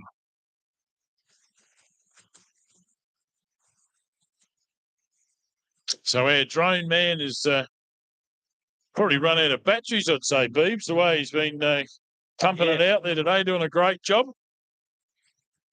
Well, I hope he'll be back on channel soon. Yeah, those drone pictures are amazing to see this track from the drone. They've made a whole different world of seeing things from the air, haven't they? Oh, it is so good. Adam bought it a couple of years ago. He's, like I said, he's into remote control gear. Oh, a bit of a hard turn there. And he's so chuffed to be able to go live now. And his father, who was head of Alphatech there, part of the ABC Corporation, just cannot believe how clear the image is out of this little tiny camera and a drone and how steady it is. And that's what you can't believe, how steady and clear. The pictures that come out are just amazing. Just absolute first class. So, yeah, and it only gets better from there. There's better, bigger, stronger drones with bigger cameras. Well, that's the only problem with that technology. You put the drone up in the air and they've made a new model before you get that one. You've only had it up in the air once and you've got to buy the new model that goes on. Just about. Yeah, you're right. Well, that's how quick they are with all these new technology. It's just amazing. I know I can't keep up with it. I got no hope. Well, there's a lot of farmers that are now taking advantage of these bigger drones to be able to isolate and save a lot of fossil fuels by flying to these restricted areas and doing some weeding, very specific weeding too. You get all the different cameras, FLIR cameras. I know there's another drone operator out the back here, Damien Lawrence. Hello. Yes. He is a physiotherapist up here, Boots. I know Damien very well. He's a great physio. He's cracked you before? Absolutely. Yeah, he's a drone enthusiast of a different level. And Big Bad BD's guy. Looks like our drone's going to be back in a moment, which is excellent. Looks like Big Bad BD's done another battery, so he's having a big quick change. Our drone was up, and now he's down, so he's obviously got a bit of cleaning the lens or something there at the moment. So that's my view out the front here. That's Beeb's view looking to his right.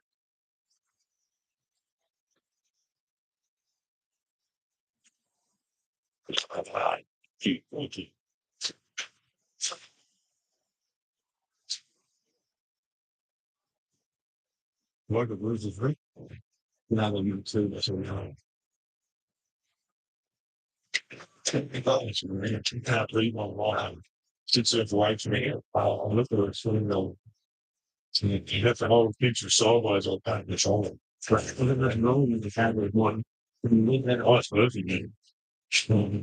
Like, honestly, you think all three will widen the width. It gets better. And I used to have a draw. I can smell it. That's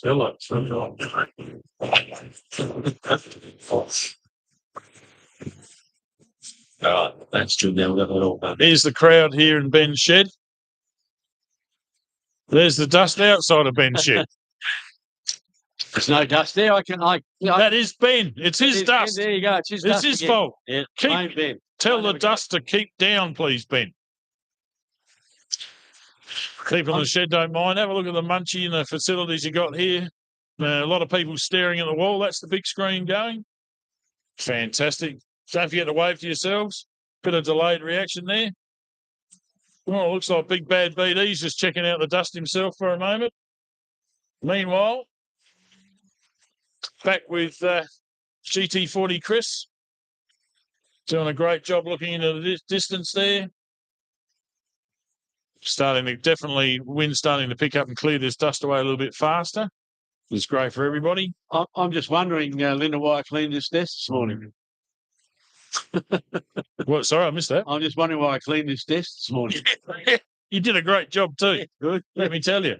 But I asked Ben a couple of years ago, can we have it air conditioned, please, for all my equipment? And he almost fell over laughing. He said, have a look at what you've got. So I said, yeah, I know, it is fantastic. Thank you very much. But can we have this, please? Yeah. So he uses this, I think, off season as his office. And it's a fantastic view. We're very privileged to be up here. Thank you very much to the McNamara's for calling us here today. But it looks like our drone, you're going to have another go to get up here in a minute. And Chris is getting the bulk of the vision for us through at the moment. Oh, I see the Jimco trophy truck coming back on course there.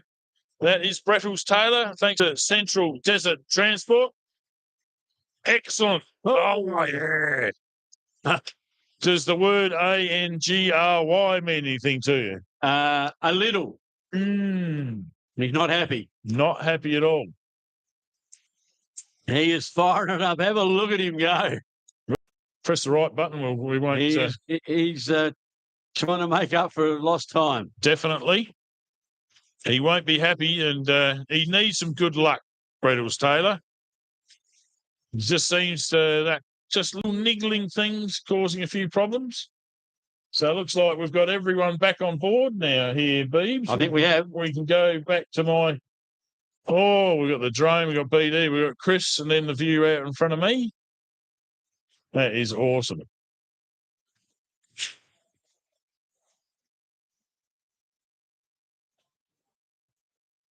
Big Bad BD following there.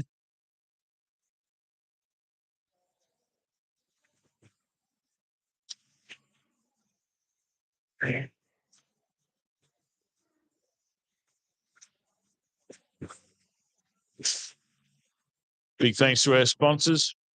We're running your ads as much as we can this weekend. If you're liking this vision here, get in contact with the McNamara's and you can be part of next year's race, Beebs. Great local support. Yes, it is. The locals all through the Eyre Peninsula, they support these sporting events absolutely brilliantly. They put their hands in their pockets to make sure these events can be run everywhere, all over the EP, and this one's no exception here at Jamalka.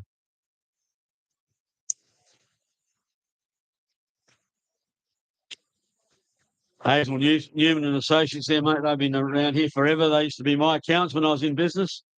Cummins, Barrington Engineering, been around for a long, long time.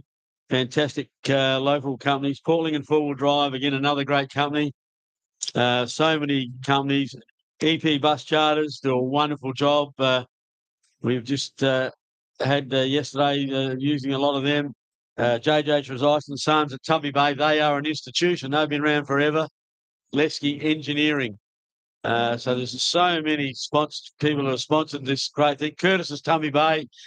Tricky Curtis and Sally, they've been wonderful in their business. Smith Haulage, we see lots of Smith Haulage trucks on the road. All these places you can support here on the Eyre Peninsula. Ronco Motors. And there's so many of them that please support the locals that support us. They do a wonderful job. New Fab. New sponsor. So the Gatter Letters. So GSF.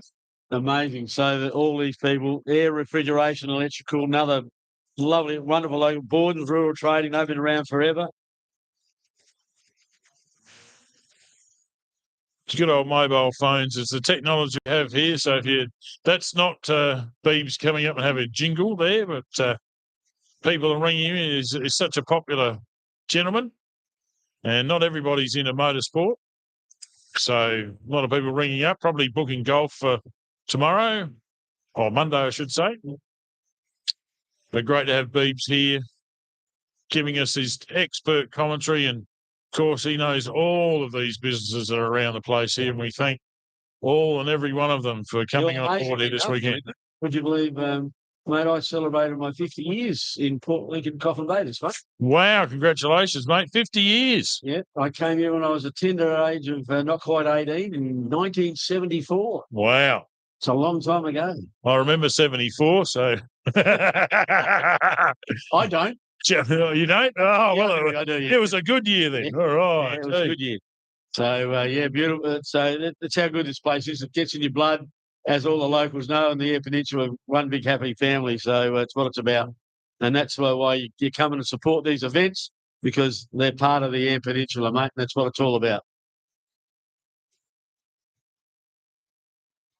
Yeah, we'll be running those ads periodically during the day. We'll get Beeb's expert advice and understanding and get through. And again, thank all of these people, because absolutely it helps so much to bring the live coverage, especially to people out here. The McNamara's, I've noticed their merchandise is nearly sold out. I think they're gobsmacked as, how much interest there has been from the locals after seeing it last year, and replays, and a whole lot of fellow farmers have been enjoying the harvest, laughing their heads off at you and I, Beebs, making guffs here and there and having a bit of a giggle, but everything's lighthearted and we've got a smile on our face and we just want to make everyone have a good time. So the beauty of being live like this and going to Ben's YouTube channel is you can watch it over and over again. He's already asking us to run this again tonight. There's a party here after the racing. So you'll be able to come to the big shed. As long as his TVs behave, you'll be able to show the whole day's racing on YouTube tonight. And, of course, you can watch it any time you like after the live coverage is finished. Yourself to recap and fast forward, rewind, have a look at that action over and over again. So the advantage of social media and the YouTube, you can really get to enjoy the race from many different angles and in your own time. Exactly right. And it's actually great reliving it all and seeing it all again. And it's terrific. So we're very lucky to be able to do that. So just keep enjoying the day, guys. That's what we want you to do. Enjoy this racing. And we'll be going until, I think the last race is about, where are we? We got the juniors. Don't forget, we've got the juniors late this afternoon. It'll be fantastic. The junior bikes line up for their 2 by 20 kilometre laps. Yes. They'll be fantastic. You make sure you stick around for that, guys. That will be very, very special. So we've been on air, I think, Beebs now, 3 hours, 40 minutes. Something like that. Yeah. Goes quick when you're having fun. Oh, it just seems like we just started. Yeah. So absolutely enjoying it out here. You can see the weather's just changing a little bit. Yeah. Feel a bit of a chill in the air, actually. It wasn't going to be too hot out here, so perfect. Yeah, conditions. It's 23 today, mate. Perfect weather for coming and watching lots of car racing. Definitely. And a bit of the ground as well there. We got on channel 4 there, so we'll just turn over. Here we go. Oh, big bad BD. I hope he hasn't fallen off of his hay bale over there. No, he looks all right. He's upright. He lost the camera last year. It fell over on him. I do remember that. Yes. Yeah, he wasn't a happy man because I knocked it over here before. and he made a bigger mess of it. So we're quite literally running roll cages and all of the cameras and equipment here this year. It's a necessity to be able to give them some long life. Even though camera next to you's got a roll cage on it. Yes, I noticed that. Yeah. Because anything near me needs a roll cage, I can tell you. Speaking of which, I've got to reactivate that one. Oh, yeah, we forgot it. There you go. So a nice bit of the dust clearing there, so you can get a good view of everything. Although on the screen here, there's plenty of dust out the back, on the back of the track there. They're absolutely still going. I think it's about all the vehicles now are on their second lap. I would imagine by now, Lyndon. So on their second lap, and once completing this lap, there'll be 1 lap of 60 kilometres to go. And then we'll have just a little bit of a break, and then we will have the motorbikes again on there, 3 by 60 laps, a race of 180 kilometres.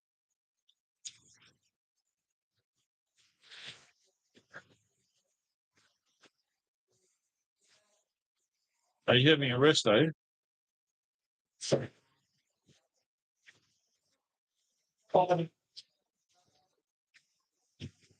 Not hearing you very well.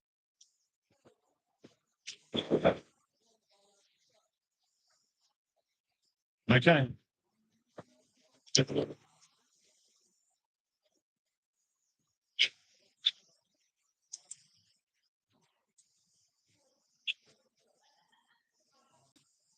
Great bit of vision there at the moment, Beebs, from our drone pilot. Yes, back up, doing a wonderful job. Now we're just seeing Ben's attempt at harvesting salt bush here. So it's all ploughed in, deliberately doing a great job.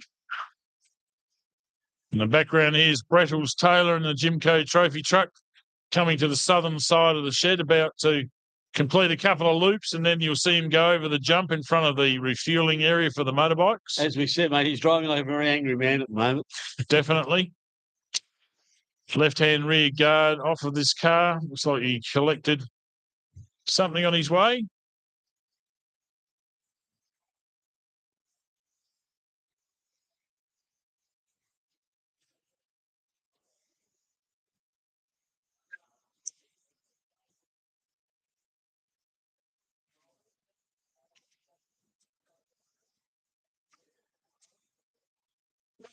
And for fans of Big Bad BD, he's got had time to put 7 of his GoPros out there that are filming around the arena here. We had a bit of a look at all last year's footage and decided, well, hey, we know where we're going to put them close by, because we're working very closely with the McNamaras to bring them what they think you want to see, which is excellent. We're going to have some live interviews with Beebs a little bit later, so we'll get Big Bad BD back over here to do some interviews. Couldn't hear Beebs properly last year. There was just too much mobile phone interference between my equipment and here. So this year we've alleviated that Some problem. people might have been happy not being able to hear me. Well, at least, I'm not going to, some people say about it to me, shut up. And yes, but the point, I think they wanted to hear from the bike riders, especially there last year, didn't they? Exactly, yeah. So we'll get them, and we'll get hopefully some of the car drivers as well, and have a bit of a chat with them later on this afternoon. Definitely. There's some very interesting characters here. We've already met a couple of them here. Pretty sure you're going to have a talk with Ben Grabham. We are. We're going to have a chat with Ben, and also Ronnie Dix. Ronnie Dix as well. I know. Don't forget, we've got to tease the people. Something very special happening at 1:30. Lyndon, don't forget that. We've got a very special event happening at 1:30. 1:30 today. We'll make sure that goes out live. Look at a beautiful Jamalka racetrack area here, surrounding a whole lot of salt lakes. It's amazing how pretty those salt lakes can look, even though they're very dry, and they have got a beauty all of their own. I reckon it's amazing. Well, I was talking to Adam there before. He went for a bit of a look there and got a bit too close and sunk in very quickly. So very quickly, yeah. Yes. It's like quicksand. Mm-hmm. You get down real quick, especially on those edges. They're very soft.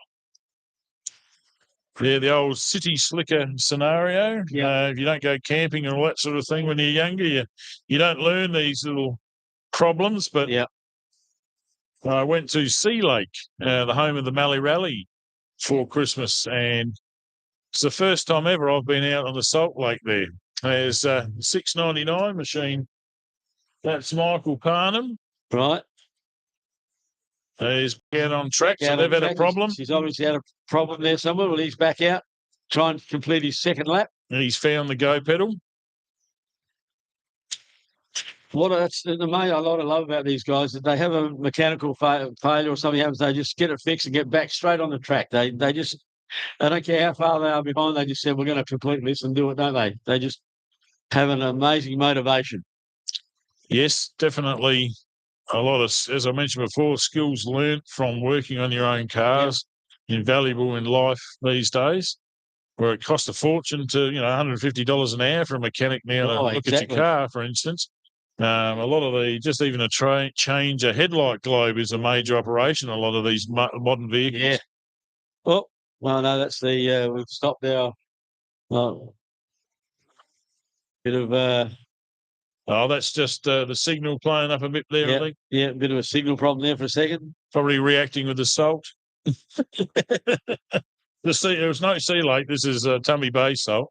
Yeah, I was just talking about the sea lake. It's the first time I'd actually been on the lake surface in all the years I've been there to build a observation area. That's fine, but we still want to bring the rally back to Sea Lake, save the Mallee Rally. A lot of very good people pushing the Victorian government to rescind and a lot of the limitations they've done to allowing people to enjoy the land that they've grown up on.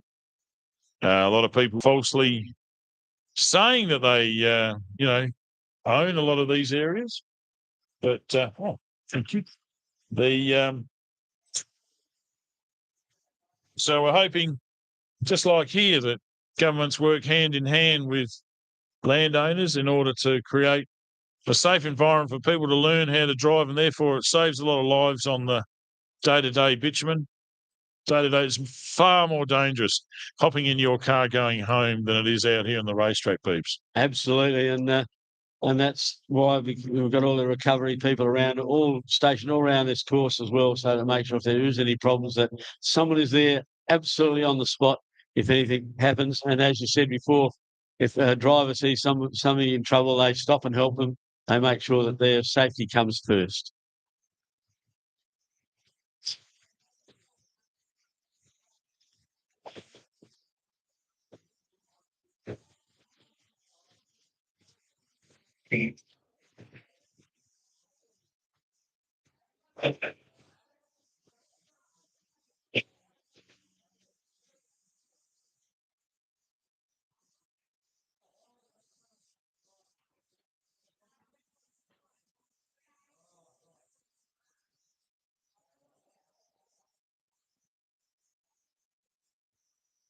See Curtis is over there. Got a couple of beautiful tractors over there. They look like they're going to be used tractors. You might get a good deal. They're going to be a bit of dust on them. Fantastic. Can't see Tricky Curtis and get a good price. Well, I went and fueled up there the other day. Yep. I was very tempted by the remote control steering wheel tractor experience that's in there. But they're saying, "What farm you got?" Right. No, didn't at all. I just looked at it and it was great service. I went to the place and it took me back years, just the smells of a country dealership that's been around for a long time, all the oils and the different materials that they build these old places out of, so to speak, inverted brackets. But really took me back to my younger years there, Beebs, and fantastic. And just the machinery in there these days, all with GPS systems, fully air conditioned. Some have got TV screens in them, mate. They're just amazing what they do these days. And here's looks like Toby Ryman coming through there. Oh, look at him. And he's gone. Look at that. He's around that corner. He's in there somewhere. So that means he's on his third lap.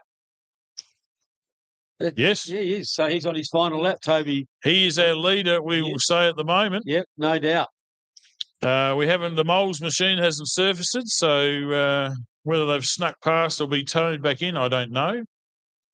But the screamer is out there, and I think Toby would be quite chuffed to be navigator to be searching as they do. Can you see anyone? Where are they? They're not catching us. Yeah. Wow. Yeah. So you generally don't tell your driver that. They might back off a little bit, and it's funny. You can just back off a little bit, and a corner will catch it. Relax. Yeah. Another side-by-side coming into view here. There's our drone man with his laser beam strikes again. Yep, he's getting it back to base.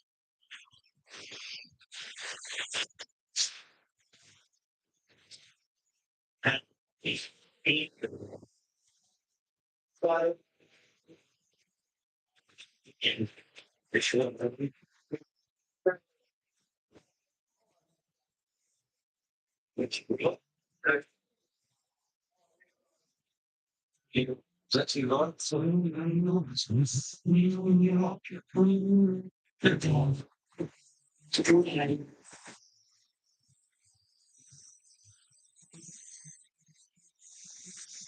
it's car 699 going past us there after getting back on the track. Here's big jump there. Here we go around the corner. This will be second place, I'm Simon pretty Tucker. sure. They were a lot closer a lap or two before. As we said, we have no access to timing here at the moment this weekend. They're still cutting their teeth in this dusty environment. So we hope one day to be able to tell you Just my mental the timing. My mental timer says he's lost ground. Yes. I think you're quite accurate there. But if you have a look at him, it's not from trying hard, that's for sure.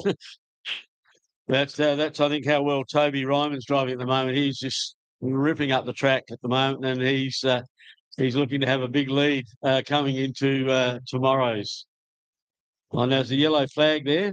Yeah, he did the same thing last year. He led in the Saturday night and got the puncture in front. Evan Lampard, he'll be coming into the pits by the look of it. 184 pulled in. Yeah, got the yellow flag then. Down to walking pace, which is an excellent thing to do. Thanks to our officials on guard down there. Yeah. Done a great job once again. Absolutely. So that was Evan Lampard that's come into the pits, so he must have a problem. He was flagged down. So what will that mean, Lyndon, that he's flagged in by the yellow flag? The marshal there gave him the yellow flag. There must be some issue. Yeah. Then, or generally that means caution on track. Yeah, that's what I thought. That he was just certainly flagged in by the marshal there to come in, I think. I think they might be limiting their speed over the jumps. Just take it easy. Yeah, just back it off a bit. Yeah, back it off. It's great if you're on a bike, but you saw the top bike guys still struggling to pull up and having to go over the mound. Yep. So you probably find Ben get his front end loader and shift that back just a little bit, but he wanted to try and bring that excitement closer to the crowd. Yeah. Maybe a little shallower, maybe, but either way, no matter what you do, an off-road will go over it flat out. Yes. Very difficult to get them slow down. It's amazing, you hop in your car and it's, am I really doing 60 kilometres an hour? It just seems like 20 when you get back out of this. You get so used to going quick. But once you realign your speedo clock, you'll find that, it's rather relaxing driving like this. There's no hassles at all. Don't have to worry about any wildlife because there are roos and rabbits that want to jump up and say g'day. And you've got to avoid all of this stuff. There's been a few bird strikes that have happened over the years. Yes, well, nature continues on. It's always going to be out there. So especially when you're out in the bush, in the country, there's always going to be nature out there somewhere, isn't there? Definitely. You can just hear that scream of the naturally aspirated Simon Tucker next-gen buggy. Yeah.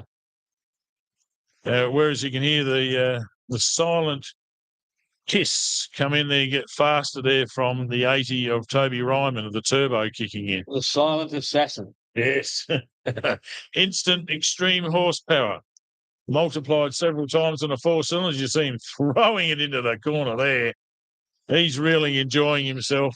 He is, and he's hoping to have a good final lap and a good finish so that he can maintain his lead and get a big lead for tomorrow, mate. Definitely. The big thing about this sport with the buggy perspective is the gearboxes. You've got the Albans gearbox. We've got Hewland now coming back into it. Got Extract from over in England. So you've got these gearboxes that can handle the power that these modern motors are producing. So what it does is create entertainment the whole day long.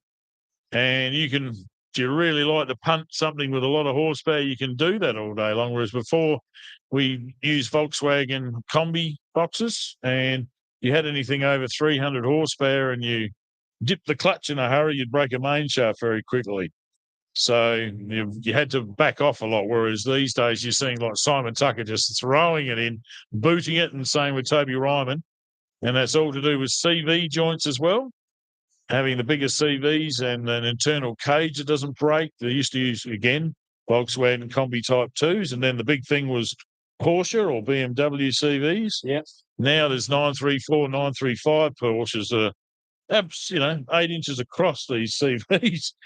So they're becoming almost indestructible again, these cars. But of course, like any extreme sport, these guys will find the limit of every single little piece of equipment. And it's amazing how well they do last. They throw these vehicles around, mate. It's amazing what they do. Another one coming to complete his second lap down the coming through the start-finish line as we speak.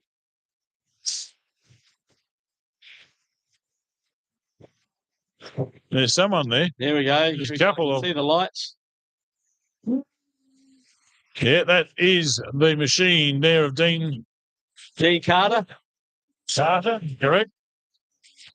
Closely followed by Daryl Nissen. These two have been racing together for a fair while. They couldn't even see the corner to get around it. No. Instinctive. You can feel the ruts grabbing at your tyres to give you half an idea of exactly where you're going. Now, just to let you know there, mate, that Toby Neiman, I just measured the time. The second car is 1 minute and 32 behind him. Wow. Came past us. Right.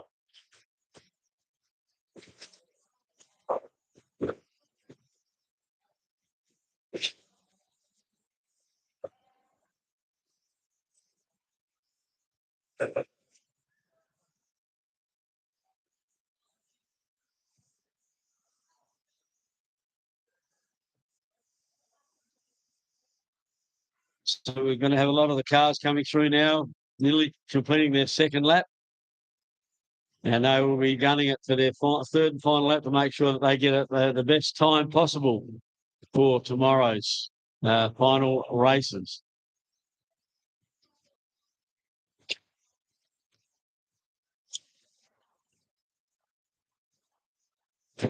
Dean Carter over to the other side there, throwing it around. Looks magnificent, doesn't it? It does.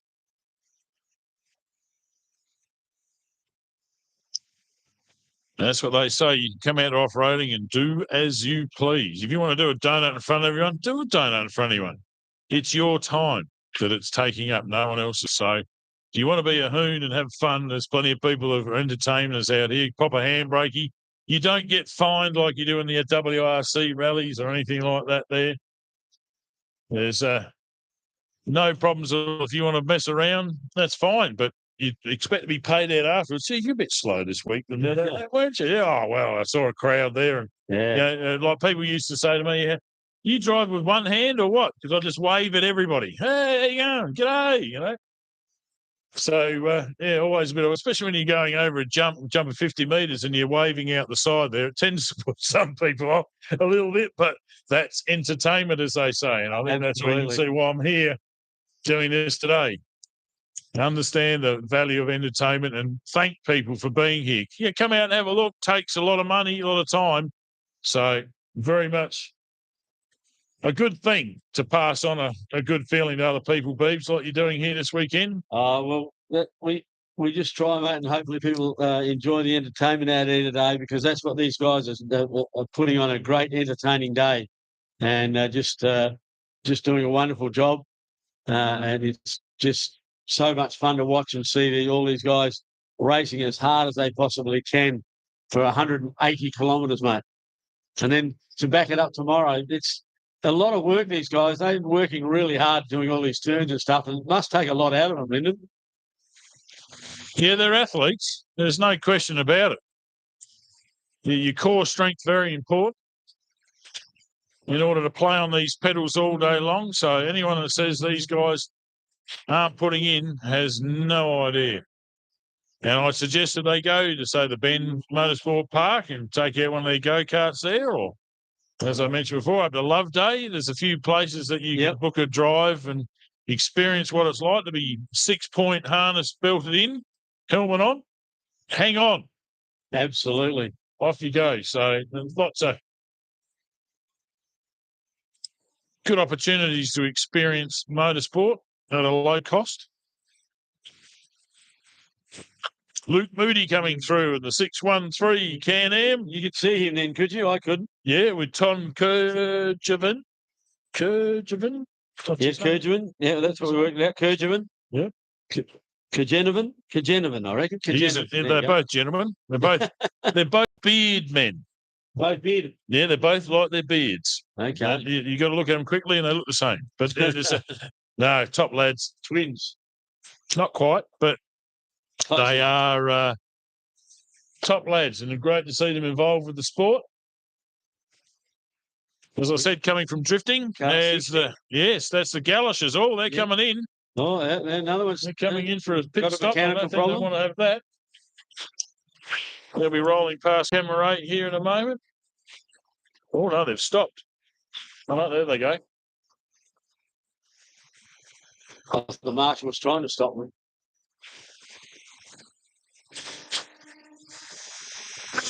Hello. Now that's dazzling Daryl Nissen. What's happened to who was in front of him before? Was that Simon Tucker that was in front of him? Who was he having that battle with? He was with the Dean Carter. So he's dropped off. Something's happened there. Yeah, Carter hasn't come through before him, so something's happened there. Yeah, there's a lot more dust on the racetrack than a lot of people anticipated. Yeah, you were expecting a dry race, but probably not. The wind blowing a little bit different direction would help a lot at the moment. Yeah, there's dazzling Daryl Nissen coming past. Yep. So there's 18 now behind him, I think. That was he was in front of him before, I think, before when they came past on the start-finish. So he's gone past him somewhere there. Yeah, there he is now. So they've swapped places there, mate. So yeah, it's not hard to miss a corner in these conditions, Beebs. Yeah, exactly. Oh, that's amazing because it was Nissen that was actually behind his car before. The reason cars are stopping is that some cars are only in a certain event that's only 2 laps long, so they're not in trouble. Or just they get the flag and later into that versus the Okay. Thank you. Listen, we were talking about it, so I'm going to come straight back. Yeah, that's good. All right. Yeah, cheers. So we've just been educated then. That's what we like to see. Don't be afraid to come up and have a talk with us. Yeah, absolutely. Yeah, we like to be fed all the information we can. Now, apparently, as we're finding out, there's 2 races within a race. The South Australian Championship race, which is round 1 here this weekend, and the SAORA, the South Australian Off-Road Racing Association. So the SA Championship is Motorsport Australia associated. The SAORA is club run and associated. So the head of SAORA, I think you'll find, is in buggy in the class 2. That's the rider and so which one's only doing the 2 laps? So the SAORA will be doing the limited race. Right. The South Australian Championship traditionally is longer. Okay. So Heaslip coming through, completing his lap. He's off again. So hence why Toby and the rest have gone out to do 3 laps. You can be in both races. Okay. But, some people choose to just do the South Australian Off-Road Championship. Yep. Doc Smith coming into view now. Oh. If you've seen my videos, you'll see that Doc Smith seems to have a little bit of left hand on his favourite corners there, Beeps. No, I just noticed that then. And who's coming in behind him? Who we got here? Oh, that one will be the 607. He's coming in. Yep. So he must be only in the SA Championships. Is that another one missing from our list there, Beeps? Oh, that's 61677. Yeah, that's 6177. 617. So that's Tim Davey, Paul Linky. 6017, is it? I'm not sure. We'll have to have a look at that. Maybe he had a number fall off. So he was obviously completed his 2 laps. So there will be some pulling out, completing 2 laps, and the rest will go around for 3. As is Toby Ryman, who is leading, and Dean Carter up there as well, as long also Simon Tucker, and dashing Daryl Nissen as well on their 3rd lap. Another car coming in now down the to the start-finish line.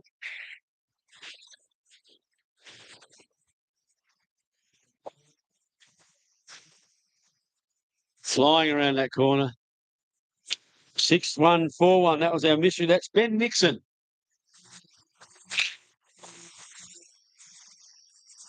And his navigator owning another tongue twister name there, Thomas. Margetich. Margetich. Excellent. I know the Margetich name. Oh, fantastic. You're just teasing me to get me to trip over my tongue there, Pete. I've got to know one. I played cricket with a Wayne Margetich. Oh, okay. And there's Luke Moody.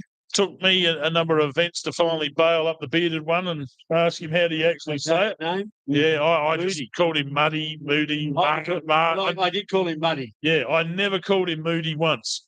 But, yeah, that's, some people have their own personal preferences there, and we're quite happy to play along with you. Who we got? No worries at all, because we want to know what your friends know. 137. Yeah, that's Richard Andrews and Lauren. Lauren Andrews. In the Waftam entry.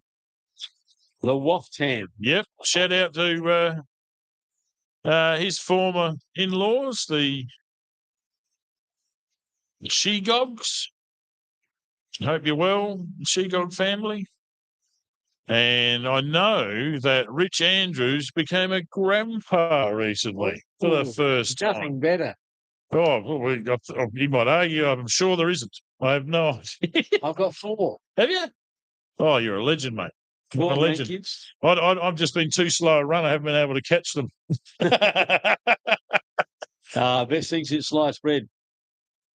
Well, he's going through that now, and I think he'd be as pleased as punch knowing Richard Andrews, and he deserves his happiness, and so do the whole family. And I know the Locketts up there, Sprint Freight and Logistics, the Waikerie Riverland president and family are those two are joined together to share in the joy of their new grandkid. Yeah, so that's off-road racing, see what happens in the campsites between times, So what happens on the campsite stays in the campsite. Yeah, well, it's not that bad. Oh, no, okay. A lot of long-term relationships because spend a lot of time together here, and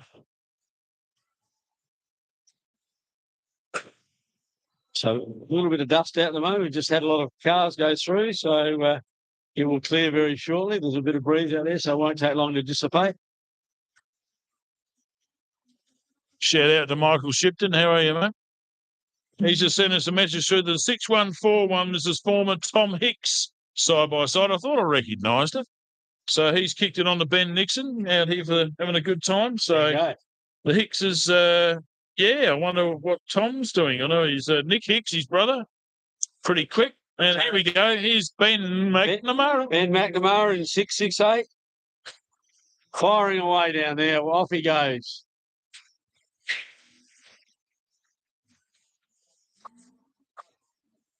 Creating a bit more of the dust. It's still going hell for leather, as we can see.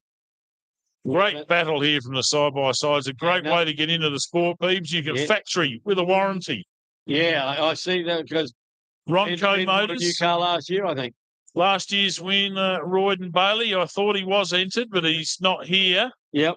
But he's got plenty of vehicles he's had an association with that are entered here this weekend. Paul Singer and William Kelsey just going past. So these side-by-sides, a lot of people, paying them out at the start. We're calling them golf buggies. Yeah. They are extremely fast golf buggies. And like these Can-Ans, for instance, Pete, each corner is driving itself. Each corner is independent with suspension. And each corner has 24 inches of wheel travel. Wow. It goes a bit faster than my golf buggy. Yeah, you'd be able to jump bunkers, bridges, all sorts of, be really encouraged to go off of the beaten track in a little golf buggy does. But they're so good because you can just hop in them, strap yourself in, a bit of safety gear. You got to replace a roll cage, a few other little bits and pieces to make it safe, which is smart. And you can go motor racing. But the point is you might be so busy in your business that you don't have the time to fabricate your own parts because so much of these buggies and everything is every tube is cut, welded, and it takes hundreds of hours to prepare this, whereas you might not have the time, but you might have the money to ring up a Ronco Motors, one of our major sponsors here. Absolutely. And they'll just pop a part in the mail and you have it within days.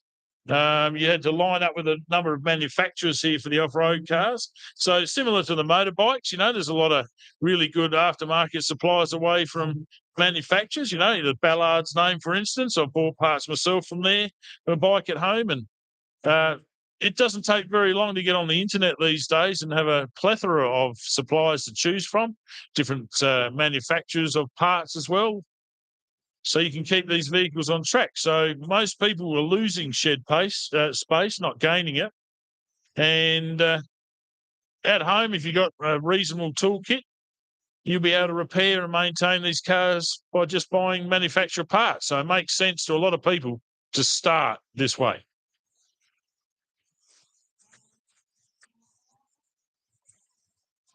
There you go, 6141 in front of us.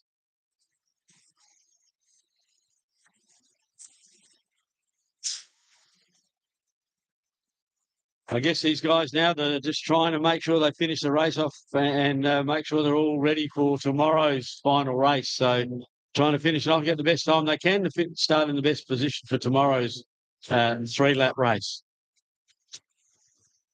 Try and get on the podiums. The idea, isn't it, Lyndon? To finish is the first thought in most of these guys' heads. Once you get the reliability built into your car, you start to know who's quick, who's not, and you can judge yourself against those other cars.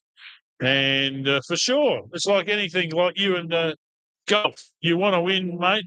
Absolutely. With a lot of dust there, our drone is now showing how far he's got to go home to get another battery. I'd say it'd be going through them like no one's business, but we're getting some fantastic vision there from Adam's Aerial Services. It is amazing. He's bought a whole heap of batteries and he's finding you just can't charge them quick enough.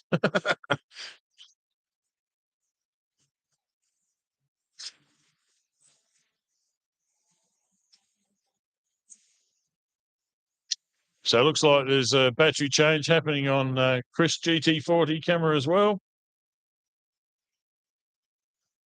That and cleaning the lenses, these guys are pretty diligent in making sure the lenses are clean. Can't take good pictures with a dirty lens. That's the one. And this dust is a challenge. Oh, must be so hard for the guys out there that are eating that dust of another car in front of them. It must be very difficult.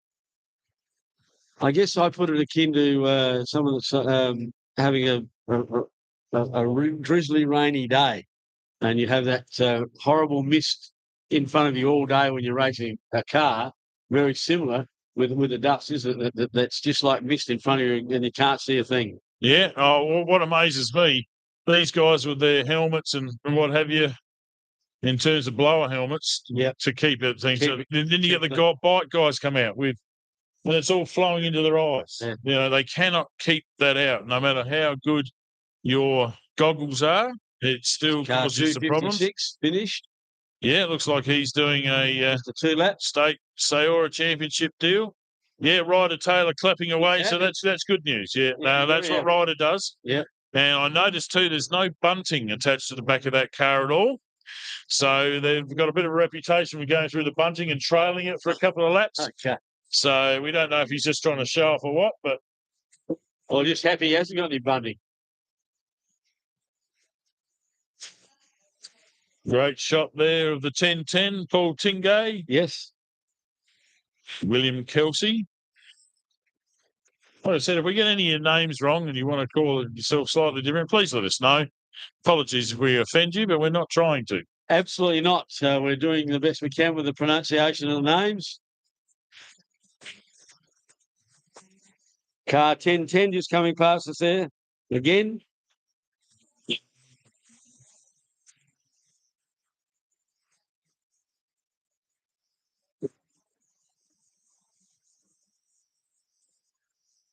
Beauty about today for these drivers is it's not too hot out there today, which is good, just a lovely temperature. So making sure that they're not overheating, which is a good thing.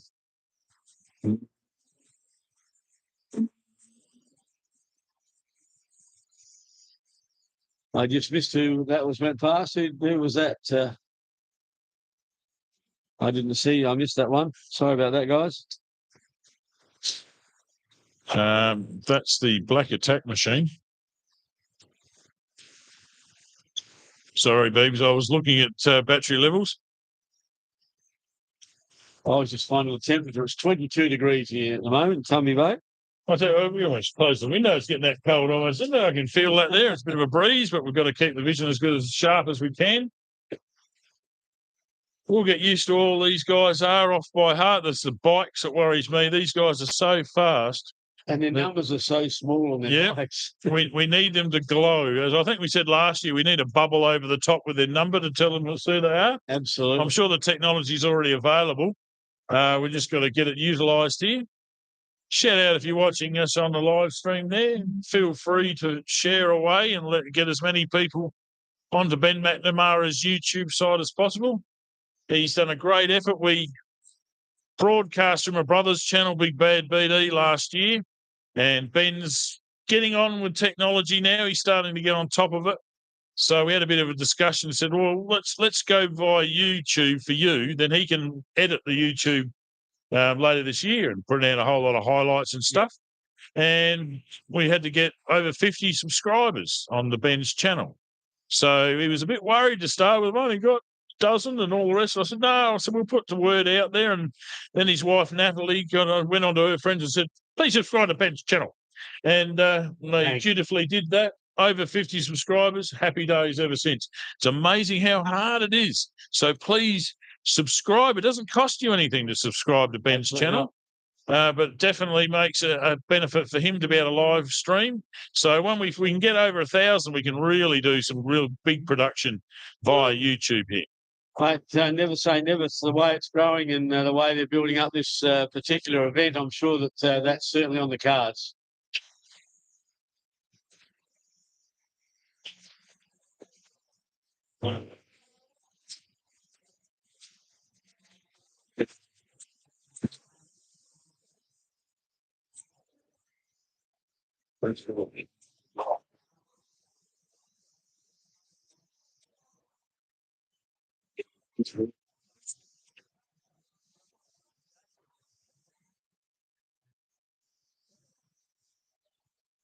So I think the Duster's got the biggest coverage on screen here this weekend. I'm sure it has, no doubt.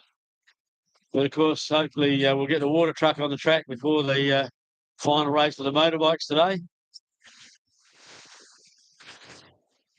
Car 174 on screen there, powering away. Brendan Johns and Blair Johns. Yeah, that was the car we couldn't identify, the Black Attack car. Yep. Farmers from just near Port Perry, basically. Okay. Great to see them out here enjoying their race weekend. Oh, it's our Big Bad BD's having a bit of a dusty lens issue. He's not falling off there. He's just trying to clean things up by the look of it. Yeah, we just don't want him to fall off that hay bale. No, we discussed that with Ben. You can see they got a bit of a lean on. He said, "Oh, they won't move." Yeah. Well, it's but he's put the safety rails up on top, and I think he can see why he and Riley nutted it out in the shed there to make that happen. Yeah, it's a good idea. Yeah, it definitely. Occupation, health and safety. It definitely helps, and I know my brother appreciates it very much, as does Chris Western. Yep. And there's a lot of other photographers out here that have been able to jump up on them and take similar sort of shots. So, there's 6 of them around the track just close by here. Camera points. So BD's been on 2 so far. I think Chris is staying on 1. We're really looking forward to him this afternoon showing us the pitch area and refueling area for the motorbikes. That's going to be super interesting. We'll get a. Here's the. Wow. Looks like the water trucks. That is a monster water truck. I haven't seen that one before. That might be bringing water for the shower and toilets too. Been very popular this weekend. Yes, well, there's a lot of campers out there staying in their vans and those sort of things as well, isn't there? So nice to be able to come into the shed for a shower. Bit of nice fresh water. And there's Ben on screen at the moment. Yes. Got a lot of clean air by the look of it. Brendan Johns sneaks past. You can hear that engine behind us. Here comes Ben past his refueling area. Flat out over the jump, no hesitation there. And BD has got a clean lens. There's Brendan Johns. Navigates his corner there, lines up.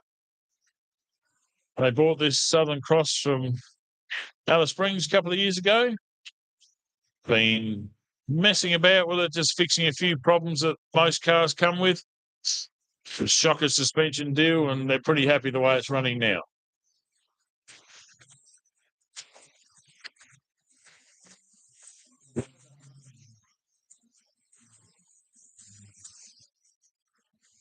Yeah, so Brendan came around for a lap of the new Wakery track a couple of years ago with us, and he couldn't wait to get out. Do you guys ever shut up?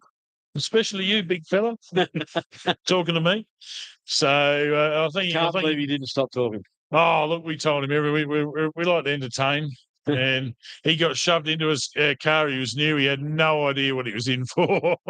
So he got a free lap around Wakery. We did too. I'm yet to do a lap here, Beebs. Yeah, I'm yet to do a lap either, but I keep trying to organise one with Ben, but it's I'll get there. I'll get there with him one day. And come up and see him, and he can take me on a lap. That'd be good. Oh, look, there's a side-by-side out here. Yeah. I've noticed another one. Yeah. You know, if no one's looking later. Later itself. Yeah, I'll take you for a lap, mate. I've never driven a side-by-side, but I'll have a go. So, I'll have a go. And you know what? I'm brave enough to go with you. You're stupid enough, one or the other. No. The above. I've never killed anyone in a race car, mate. Yeah. No. And if you do, I'm just not going to talk to you ever again. No, I've made a few people very scared coming for a ride with me, but hey, that's what it is when you walk on the razor blade edge, mate. No, I bungee jumped at 56 years of age. I can do anything. Wow. That's great. Yeah, it scared the bejesus out of me, but I did it. I think my back would go snap if I did it now. No, it's good for your back. Stretches it.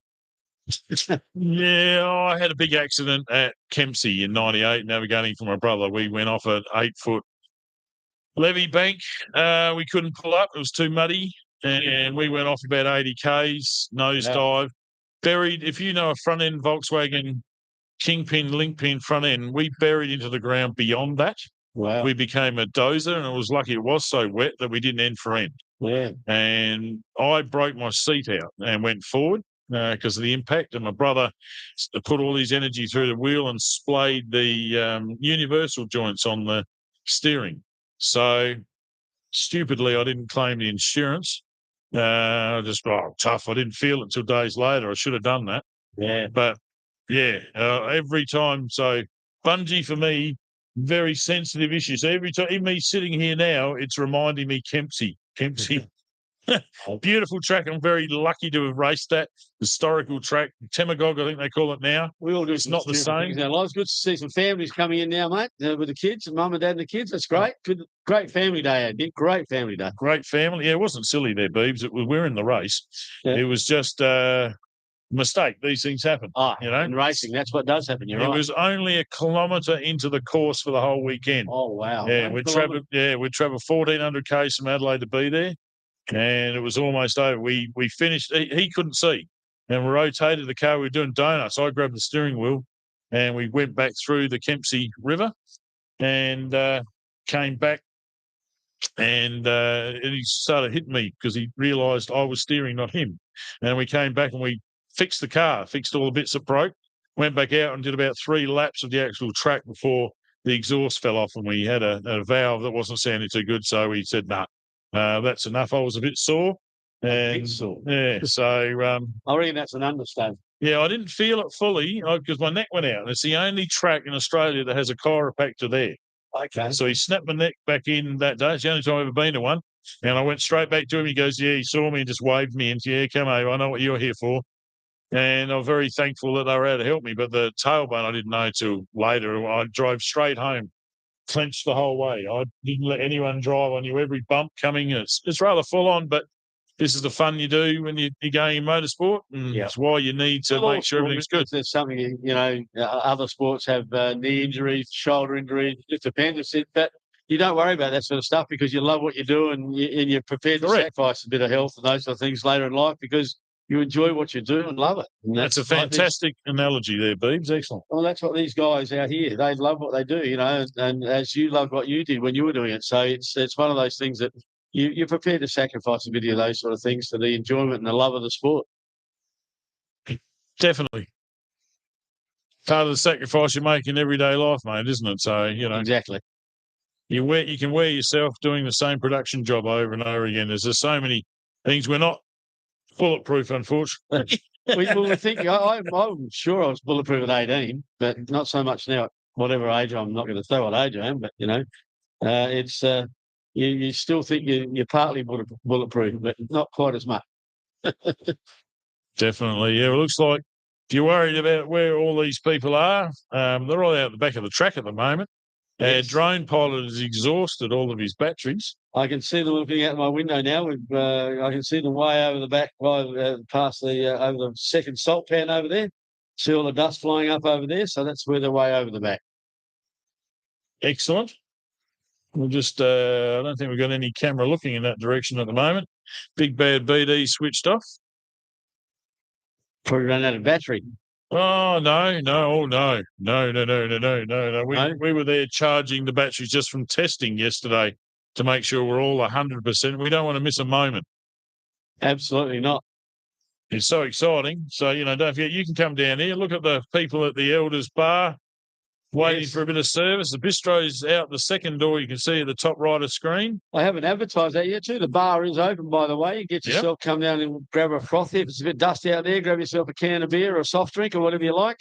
The bar staff are down there ready and waiting to look after you now. So you can get rid of a bit of that dust in your throat by have a nice coldie, mate. Be lovely, wouldn't it? Don't mention it now. don't mention the war. Yes. Oh, look, I'm a bourbon man. Everyone knows me as a wild turkey gobbler. Jim Beam. I've got my cousin there got given some Jim Beam. I used to drink gallons. Once I got into turkey, it's like, different level, can't go back. He dropped off a bottle of Beam and it sat at my place for over 8 years. And it's as smooth as silk now. Beautiful. See, my wild turkey's a special occasion. 10-year-old wild turkey. Special occasion only. So there you go. Don't get us talking about that. We're men of the same ilk. That's scary. This is a Big Bad BD went over to the United States. He used to work for a company called Halliburton, and they flew him over there for training, and he had some time off. So he said, "Hey, can you be what do you call it? Work out the holidays. What's a holiday person do? I don't go on holidays to see much Beams. Travel agent? Yes, be my travel agent and work out a tour for me. So knowing his likes and everything, he went all the way up to watch NASCAR in North Carolina, and he started off in Oklahoma. Yep.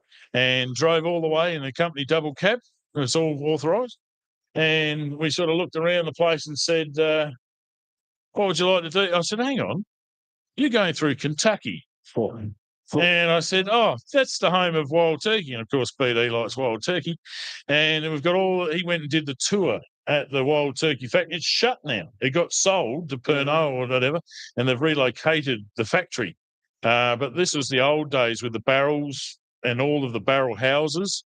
And unfortunately, what got rid of them from that location was that one of the houses caught fire. And all of the turkey went into the stream that they use the water from. Yep. And they had to pay $1 for every fish that they killed, and it nearly wiped the company out. That's why it was sold. Yeah, so very lucky. So what they call is a single barrel. You can only buy it at the factory. Single malt. And it's the bottle is shaped like the fantail of a turkey. Oh, yeah. And that is the only comes out on very special occasions. Wooden stopper on it at the top. A beautiful bottle just by itself, but very lucky that Big Bad BD was able to get that through all the way back from America without breaking it. Yeah, and it's still a half a bottle. Guard that with your life.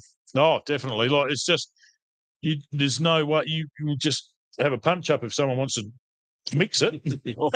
Even ice, no. Yeah, just a little shot and just sip that down, and it's the smoothest. You would love it, Beebs. You'd love it. So if you like the 10-year-old stuff, you're making me thirsty. Stop. Yeah, well, you started it. Yeah, yeah. So the double barrel you mentioned there, that's the best you can buy commercially. So you have to actually go to the single barrel because they picked the best barrel out of the whole factory. So they wouldn't let him take cameras inside of it all. He's only got a few shots in the barrel house, but not the brewery. But yeah, little videos here and there. So you've never seen such a big smile. They've got a historic house that's where it was all started from, and really good stuff. Yeah. So a little bit like, I'm sure, in 50 years' time, they'll have a historic visiting. This is where Jamalka off-road started. Look at these commentators, not with us anymore, Beebs and Lyndon, but here they are, live replay from YouTube from 2024. Do you remember back that far? Yeah, that's scary. Like, it's amazing when you see some of these old photos even now. And you go, really, was that me? Did I really ever look like that? Yeah. See a bit of dust over the back there by the salt pan. One of the vehicles obviously getting around there, nearly finishing the third lap. I'm pretty sure that's probably going to be Toby Ryman at a guess. He'll be coming in for a finish then, won't he? He will be. Well, none of our cameramen are still. BD's having a bit of a walk. He's coming back here. He's coming back now, yeah. He's trying to be in line for the finish. Chris is just having a look across the salt pans. He's seeing the dust. Action, I think, is over there trying to hide because he's got no drone batteries that are working. They're not charging fast enough for him. He's got his generator. He's got it on fast. He's got everything he can to bring them back. But wow. You'll probably get them charged up by the time the bike's on. I will definitely think that's probably what he's saving himself for. Absolutely. And, of course, we're getting, what time is it now? 12:43? Yep. So we'll be having a little bit of a break there. I do believe there's a special guest arriving, 1:30. Yeah, it definitely is something very special for the people here. And I can guarantee you it'll have nothing to do with dust. Yeah. Okay? So that's just letting everyone know there's nothing to do. You will not get dusty, I promise. Well, here comes a side-by-side, and for the first time, my camera's the only camera that's on showing something. Yeah, they're definitely slowing down for that. It's a real steep last jump. This is the one he's finished. He's only done his second lap. Yeah, so he will be coming into finish. 6:99. 6:99, yep. So Michael Palm and Stephen Mulder. So he has finished his second lap. He had a bit of a breakdown, I think. It went back out. That's why he was a bit late. Yeah, there's more vehicles over by the other end of the side pan, the salt pan now over there. I can see another vehicle on its way.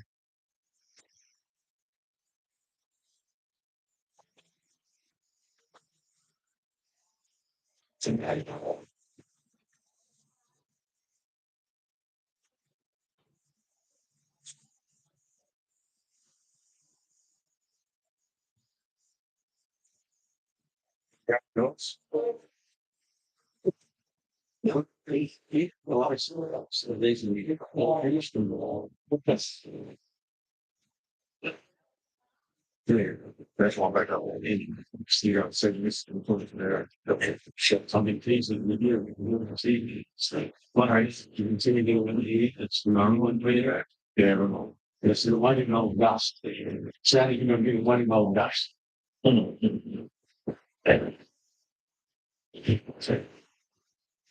Good chance from the else. Yeah.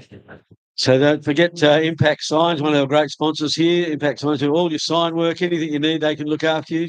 And Diesel Logic for all your diesel mechanical work, do a wonderful job.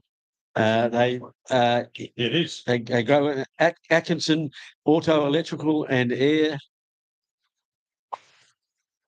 And we've got, as I speak there, we've got, looks like, I reckon it's Toby Ryman coming in. And he will be completing his third and final lap for the day. Well done, Toby Ryman. He's done very, very well. And there he goes. He has finished his third lap.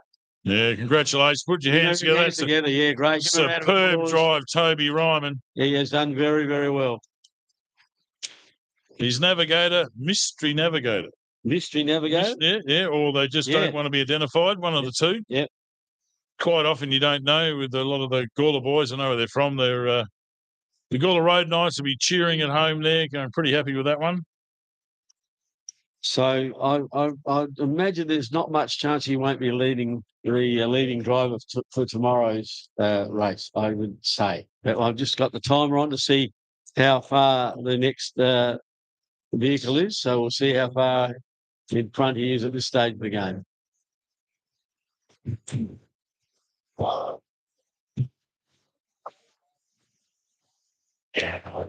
And we will get the times later on, won't we, Lyndon? That we've got the times for the prologue through, so hopefully we'll have these later on this afternoon for the race.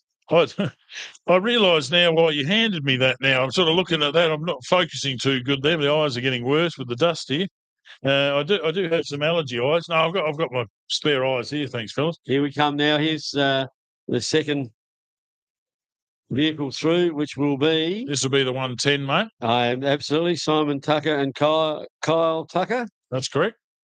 Look at the jump. Oh, a beauty. And he won. Yeah, big round of applause, guys. And he's finished that lap 1 minute and 8 seconds behind Toby Ryman. I reckon he picked up a bit of time. I reckon he was further behind, a lot further behind when he came past us on the second lap. So yeah, I think he picked up a bit of time there. Clean air, yep. Dust reduced. You can pick your lines. You're starting to get used to the track as well. So that definitely makes a difference. Being able to see where you're going, funnily enough. So it helps. Yeah, definitely get to know the track a little bit better as well. Yes. So you can pick your lines just that little bit. The track is open, so you can feel the ruts through the steering wheel and the rear wheels. It's amazing how much your rear end does help you feel where you are in the track at certain times. So a lot of these guys can remember every single corner of this track, every straight. And that's what the navigator's for, isn't it? They're there to remind you. Yeah. A lot of the time. It's not like a rally navigator. You've got pace notes or anything like that because the track conditions change. You can see the ruts developing just in front of the U-turn here. And that you cannot predict what's going to happen. So it's just an average of what you're going to do. And it cost me a big time there talking about that many years ago with the WRC. They come over and sent a certain personality over here that ran the Hyundai team. And I didn't talk to this bloke correctly and found that he's going, if you had post notes, could go faster? And I'm going, not an off-road. And they said, I'd like it nice and quiet in there. Missed out on the... You ever heard of Simon Guest? Oh, yes. Yeah, or Michael Guest? Yeah. Should have been Lyndon Wilson that you remembering that name. Yeah, so shout out to Michael Guest there, mate. I will never forget. It's not your fault, mate. Good on you. You did the best of what you did. So there's opportunities out there in the sport you never know about. If you're performing out here, there's people watching you, believe me. And these opportunities can come along. And just, as I said, you've got to learn the media. And it was just a funny day. I just didn't answer his questions correctly, but I won't mention the gentleman's name. But, yeah. As you're saying, with the technology, it's so much easier to get things out there today for everyone to see around the world. Yes. You know, at a drop of a hat, they can be watching this across the other side of the world. It's amazing. The technology that's now available for navigators to help them is also available for drivers, where you can pre-program from GPS exactly where the track is. So when you are in the extreme dusty conditions, you've got a half an idea if you're on or off track, and it does save a lot of people a lot of eyes. A lot of worry, but it is an expensive technology. But of course, the more it gets purchased, the cheaper it is. So if you look up in the Baja and the Garmin and all those sort of companies in America, you'll see all of this technology. They can actually program now that the navigator doesn't have to say anything. The GPS will give you all the pre-programmed warnings. Oh, wow. And you'll get little lights you can flash up on screen, and it is really good in mind of safety. It makes it a lot safer. Yeah, that's what it's all about.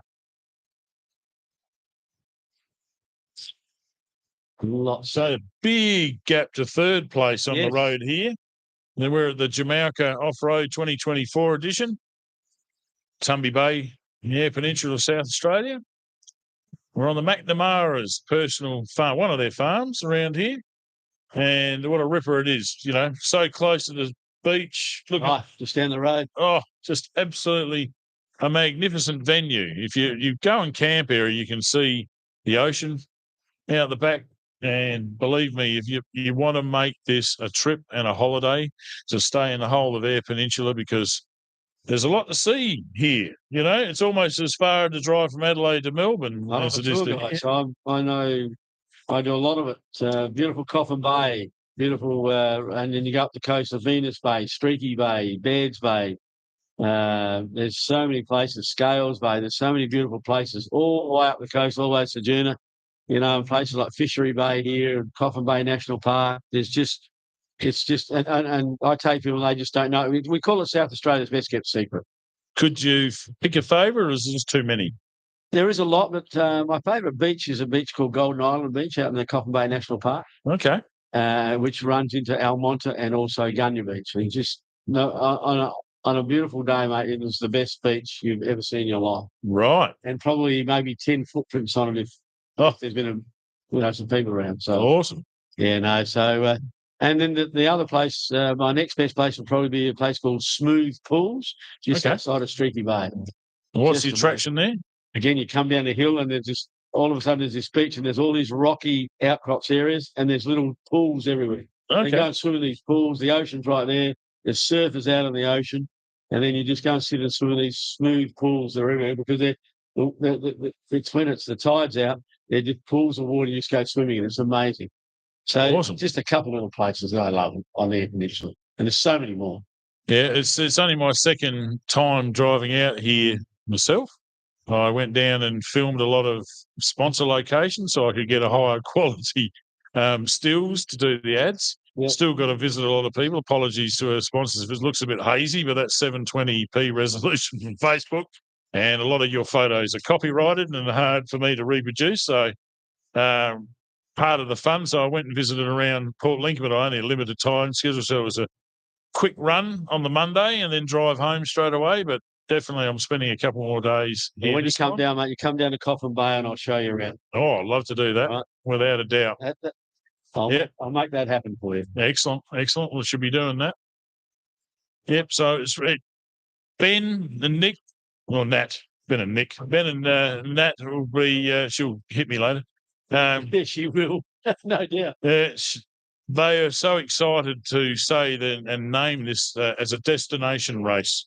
Come on, well, they understand it's a big drive from anywhere in Australia, but it is worth the drive to come down here. There's just, as Beebs just mentioned, so many so many really good spots, and you just heard the inside information. When you drive EP charters, is that right? Or no, I for Untamed Escapes. Ah, right, okay. I'll talk to Hazzy and we'll get him on board as a sponsor. There we go. What was his name again? Hazzy, Craig Haslam. Well, there we go. We've got to get Craig on board with. We will. You know, it's good competition between providers. So what it does say, no matter how many people here, you're going to get shown an excellent good time around the area. You may say it's competition, but we all work together. We were working together yesterday for the Port Lincoln races and all working together to make sure all the patrons got home.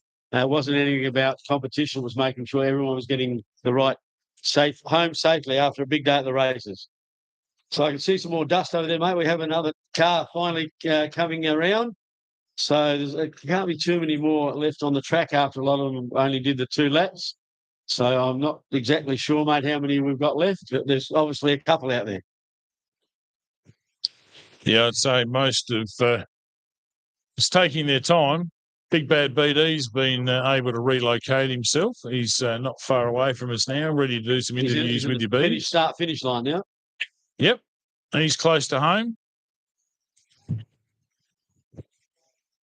Yes, this could be the Pro Buggy, Dean Carter.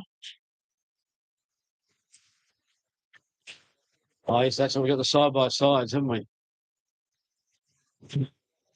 Yep. They took off from 5th position. We're missing Evan Lampard in the 184, was having a great run early. Yes.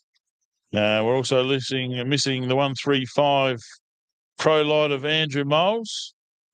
Ben hasn't come through yet either, has he? I don't think. 668, he's through. Yeah, so here we go. The big finish there. Dean Carter, nice drive on the finish line there. Beautiful. Round of applause for Dean Carter, car 18. Well done, Dean. Give us a wave, mate. Give him a round of applause, guys. Well done. Yeah, Thumbs got up to the crowd. Awesome.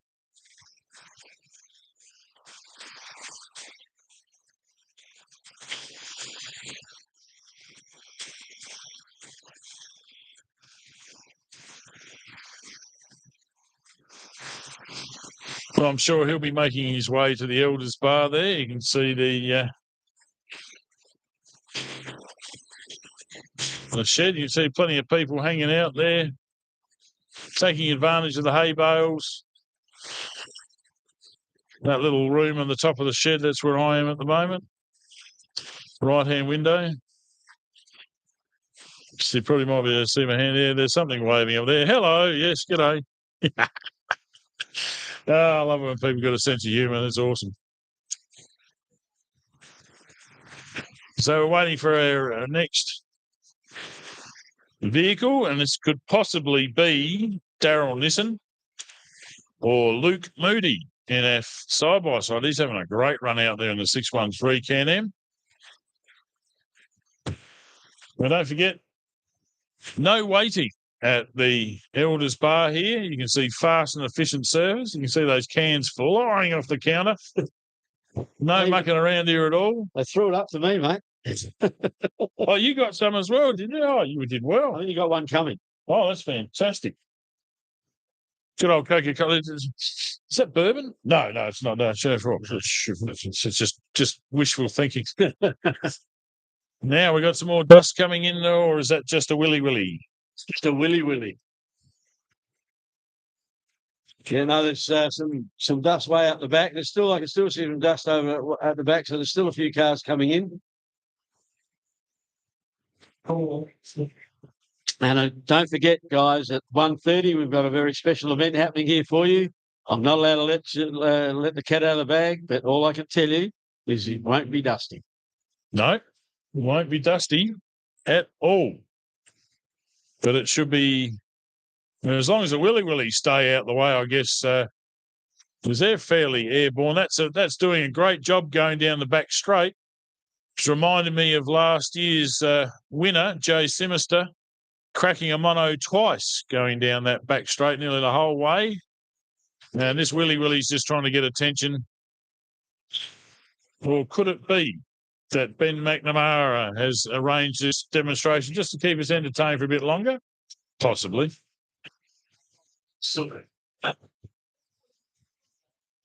Thank you. Oh, Big Bad BD. Cheers, Beebs. Cheers to the Elders crew for delivering a Coca-Cola again. You can't believe how quickly we go through the fluids here. We've been on air for nearly 5 hours, Beebs. Fantastic. Thanks for joining us. You've been on live on Ben McNamara's YouTube for all that time. Absolute pleasure to be in your lounge room this afternoon, or out in the shed is what we do. We've got a big screen out there, and I spend more time in the shed than I do anywhere else. That's good, mate. Yeah, it's I live stream around the planet, mate. So people think I'm up 24/7. Yeah. It might look like that, but sometimes I am, and I really just cannot get enough of this live streaming from around the planet, especially American races. It's an amazing thing to do, though, isn't it? Live streaming. It's incredible what you can do all around the world. Shout out to the Fishgistics and Score International, Nora, all the guys there at the Mint, the Martelli brothers. I've been lucky enough to be picked by the Martelli brothers at one of the Mint 400s. I just preloaded a view there as we've got. This looks like a side-by-side coming in. It does. I reckon there's still a couple of side-by-sides out there. And I reckon one of them should be Ben McNamara. Well, I think it's Luke Moody we're expecting. Daryl Nissen, is it? Yeah, he was in front. He was hanging out where he took off in front of Daryl Nissen, 164, and he hasn't come in. No. So unless, this is a big change, but this you'll see the palm tree on the side of the car, and indeed this is there. It is Luke Moody and Tom Kurgeven. I'm going to say that 16 times, still get it wrong, but hey, they have a big smile on their face when they see me now, and that's the main thing. So well done to them. That's our first side-by-side. They will be wrapped with that because that's fourth on the road at the moment. Yeah, well, there's Still some dust way over the back, so Ben might have run into a bit of trouble. I can see some dust. There's another. Well, that could be a side by side out there. Too far away for me to see. Well, we've got Michael Palm and Stephen Mulder in 699. They took off behind Luke Moody, and you've got Brenton Gallish in the 60. I know he's still circulating. The ever reliable Gallishes, they do very well in championship, the Gallishes. Yeah. They just rack up points from finish after finish after finish, and they have a ball doing it. So,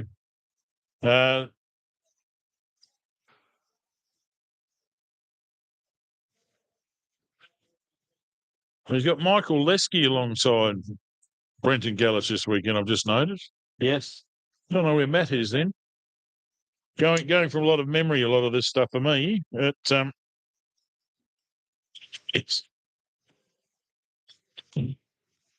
not much. Yeah, well, that's the good thing is our memories are still going. That's we've still got one. Yeah, there's still, I can still see a few cars over the back there, mate. So there's still a few to come in. Yep.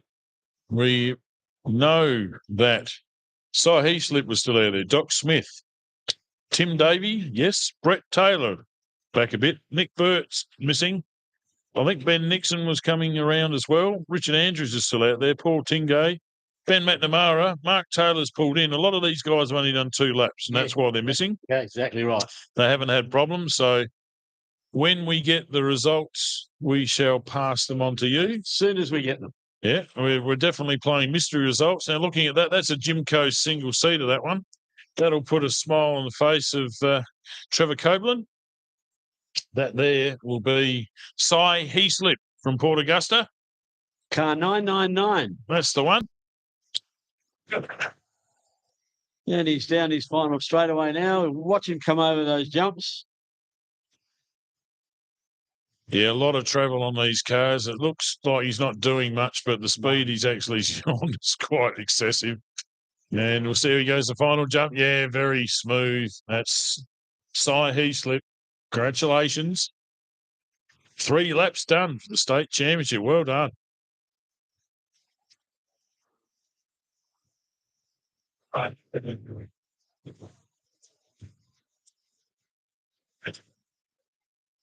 Another car over there by the salt pans now, coming around the salt pans. So on his last. Yeah, that is Doc Smith. Yes. With who's with him this weekend? His son Blake. Yes. So it is usually Grant Mannion. G'day, Grant. He's probably out here pitting. Great team. Great contributors to the Gawler Road Knights Car Club, the official car club of this race meeting. And great to see the Gawler boys out here. I've had many a fun night out at Gawler Top Track back in the old days, but they do know how to party, all of the Gawler guys. Great fun. So, like, as I said, before mobile phones and everyone used to mill around the campfire, and you chose a campfire due to the music that was being played. Yeah. As long as it was 60s, I'd be there. Oh, well, there was a whole lot of variety. There wasn't nothing that didn't suit anyone, let me put it that way. Yeah. But it's just the wags and the characters at each fire was just hilarious. So talking about music, you can actually understand the lyrics. Yes, yeah, you could sing along in a lot of cases. But Doc has been around for a number of years, and he's brought a few people into the sport that have made it interesting. So you get these circles of different people all camped together, and yeah, Doc's got his own circle. He actually spent 6 months in Antarctica. Really? Yeah, and had to learn to be a dentist of all things. So interesting talking about the 6-foot emperor penguins and all of the other activities they got up over there. So fascinating character to talk to. You bail him up and ask him about that one. Ho, big jump there from the Doc. Well done, Doc. That's awesome. Yeah, round of applause. Great effort. Well done, Doc.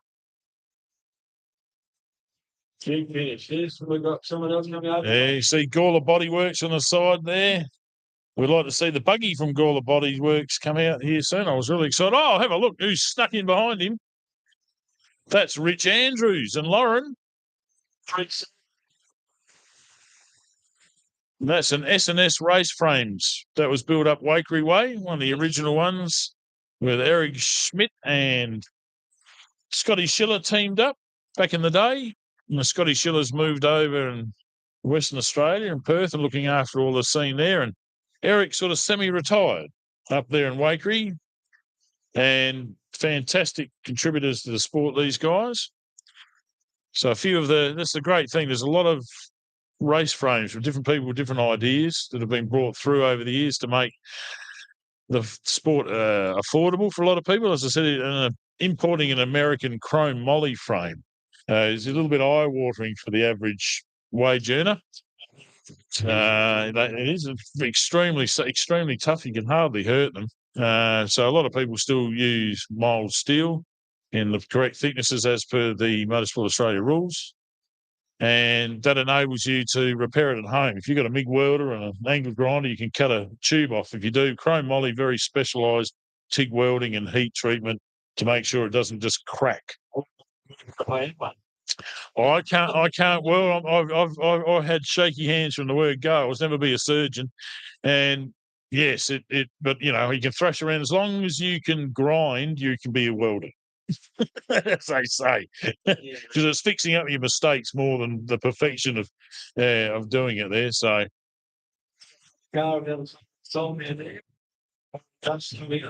yeah, sorry, Reverend. Apologies there. I'm taking talking there about the history there, and BD's been doing some nice shots of the hay bales for everyone.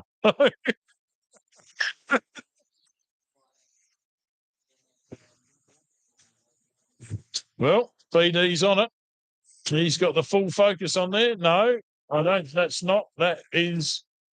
Wow. That's going to be. It's either. It's a white buggy. So I think that's someone that might have had some problems and rejoined. Just having a look down here for a few of the other entrances we haven't seen yet. Oh no, that's a buggy. That's not a side by side. PD's on it, but he's lost it in the dust. He's trying hard.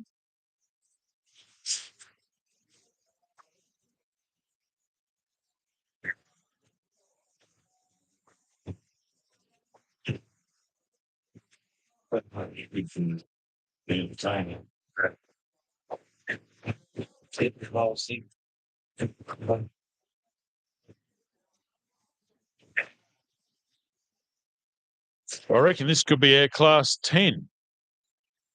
10-10? Oh, yes, okay. Yeah. Paul Tigger and William Kelsey.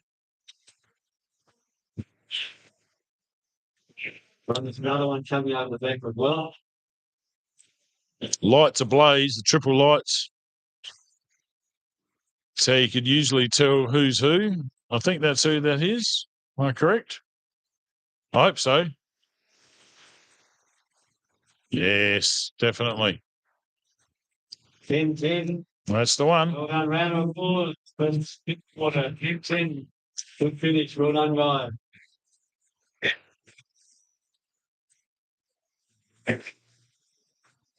Another one coming around into the finish straight now.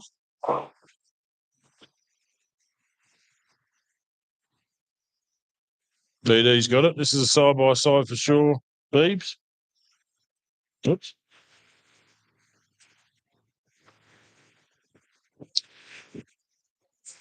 Whoa, big jump. I reckon he built that jump. I'm sure he did build it. Big save. Well done, Ben. Round for Ben McNamara, ladies and gentlemen. Well done. Well done, Ben. Good finish. Well done, mate. Okay.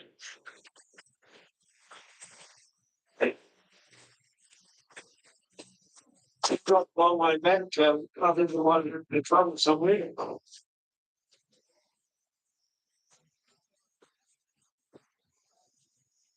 Marshals aren't moving yet, so that probably still got more to come.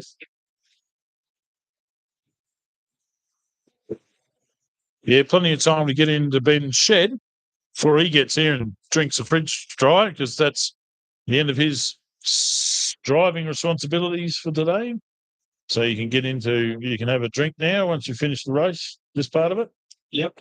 So I'm sure he likes the old Northern. Great Northern? Yes, likes that, like a drop of that or two. Yeah. But yeah, come and mention the Yellow Bar is open, race for anyone, so come and have a refreshment. Wash a bit of that dust away. Don't just drink water. Sandy, get in and go have a beer, darling. The Elder Bar is open. Also, the bistro is open too, guys. I've got some Latin chai. The bistro's open for pies, pasties, sausage rolls, hot chips and burgers. So you grab something to eat, also get some hot chips for the kids and enjoy the rest of the racing. As I said, for about 20 minutes, we have a special event happening for you. So hang around, make sure you stay for that. And then after that, we will have the bike. On there, 3 laps, 60 kilometres each, 180k 3 laps, and there's over 100 bikes, ladies and gentlemen. Wow. It's an amazing spectacle to see all these bikes out on the track. It's absolutely incredible. So hang around for that one, have a drink, have something relax, and we will make sure that you enjoy the rest of the afternoon here at Jamalka 2024. Just a great bit of information here from the timing that we did have. I've just read the instructions on the bottom of it. So all these yellow guys are only going to do 2 laps. So that included Mark Taylor, Andrew Maxwell. We thought might have had a problem. He only did 2 laps in the Ford. Tim Davey in the 6177. We thought he only doing laps. Brendan Gallus in the 60. We're expecting him to come around. No, they're only doing 2 laps. Michael Parham. Same story. And Evan Lampard, he hasn't broken. He's just doing 2 laps. So the only one that has, and I'm just going to bring a tear to my eye, and I'm thinking of Diver over there and Williamstown, DNF engine. Our only air-cooled Volkswagen motor, Hayden and Neil Vanstone. So commiserations to them. Because I know he sends me, because I'm a Volksy head, he sends me every little bit of info and update with the car, and we interact with that there. And I'm really crossed his fingers because he's been trying.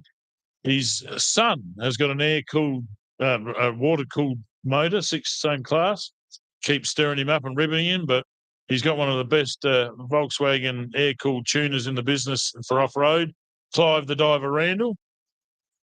And I'm sure Clive will be scratching his head going, what exactly has gone wrong? So hard luck to the Vanstone brothers, but great entertainment from the races that have been out there to complete 3 laps. So that does mean that we are looking for Brett Taylor, who we know had problems. Nick Burt has stopped. We've got someone coming into view here now. Yep. I'm sure Big Bad BD will pick that up, and yes, he has. And we're still looking for Ben Nixon, isn't it? Or did he come with 6141, or he come through? I don't believe. Yeah. Well, Richard Andrews is finished. Paul Tinger has. Ben McNamara has. Brendan Johns we're still waiting for in the 174. Jack Livingston in the 6130, and Jim Goldner-Shep. I haven't even said that name today. 1027. I don't remember the car. Yep. So another way answer. It's the moment we've got Salt Pan coming in. So and one coming in, but intervals down, so there's a bit of a space between the few of these intervals now. They're coming in. Side by side, this one. This might be the ex-Nick Hicks machine that Michael Shipton gave us a heads up on. Good on you, Shippo.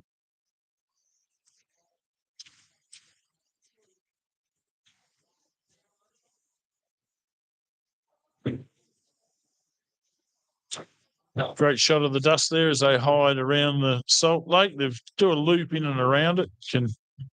They're not going back on the same track.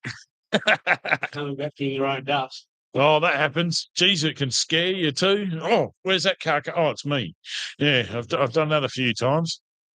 It's overthinking, I think they call it. You know, how fast your brain goes when you're out in these cars. It's phenomenal. So you come back and you talk a bit more loud, and eventually you calm down, and it's all good. People keep making sure that you're doing the right thing and not putting yourself in any danger. Well, they're all good.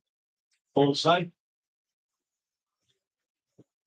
Here we go. It's coming down the back straight now. Oh, I'll tell you what, Ben McNamara is going to be chuffed to where he's finished here. Kept a pretty good pace and reliable. Obviously, he knows the track inside and out, but that doesn't matter on a day like today because it chops and changes. So every time he... Huh. So... And this is vehicle number 6141. Was Ben Nixon. You're off the channel. You're not online, mate. What's Ben Nixon? I think. You're not on channel 8. It's connected here, but you're not connected there for some reason. Not sure if we've got any more. Okay, we've only got a few guys to go. You remember we want to film our special guest, mate, less than a quarter of an hour. It's only about 12 minutes away. Where you are is fine. We're talking to a special guest in the clouds.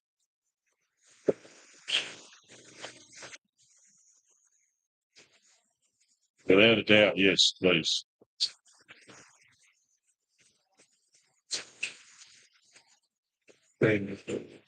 That's fine. Yeah, just be on because Chris is off, action's off. No worries. You're the main player besides me, and the other one's up here. That's it. Yeah, I know. Action's obviously run out of batteries. I haven't even seen him surface. So he's probably asleep, waiting for him to recharge, but he's not going to do anything within this demonstration. But yeah, so we've got to get it on camera at least from you. You can follow it, you know what I mean? So don't forget, guys, we're only going to have 10 minutes before the special guest arrives here, mate. The Big Bad BD Jamalka 2016. I promise you won't get dusty, as I've been saying it. So wait around for that for about 10 minutes' time. There'll be someone very special that you will love seeing. So stay around for that, and we will get that up and thanking for you very soon. And the other thing is, all you people in the shed here, you make sure you go outside at 1:30 because you want to be outside to see this. You won't see it from inside the shed. 1:30, make your way outside again with the special arrival of a special guest here. That's Jamalka 2024.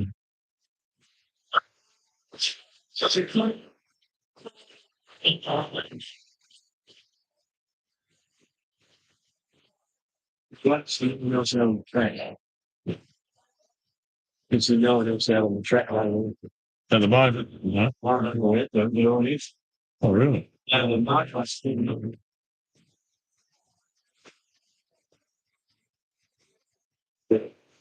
I heard it. Well, there's never been a dust there anyway.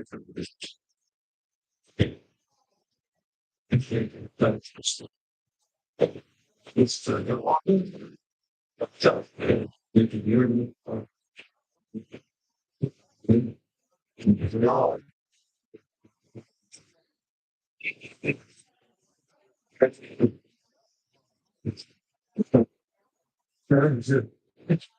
That's my fun. This is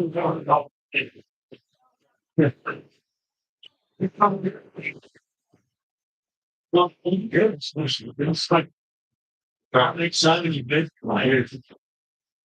You know, I don't do this. I mean, it's Yes, you are, mate. Thank you.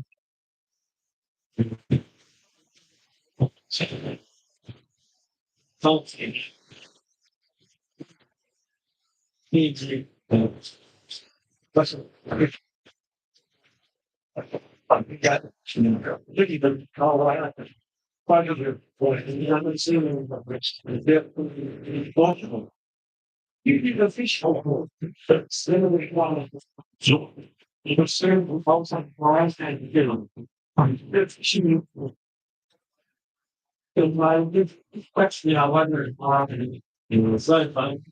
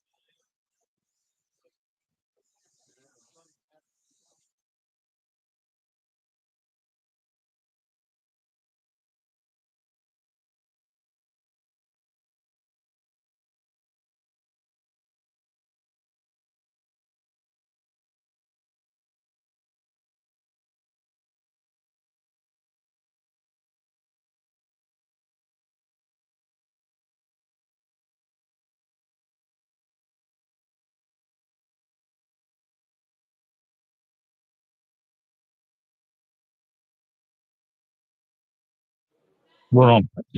Fantastic. Brettles Taylor is coming through. Never say die. That's the attitude out here in off-road racing. He's come all the way from Alice Springs, and that trophy truck is creating a lot of dust, as they like to do. Huge tyres on the back of that, 17-inch rims and probably 12-inch wide tyres. Beautiful. 20 to 30 inches of wheel travel. It is an absolute monster.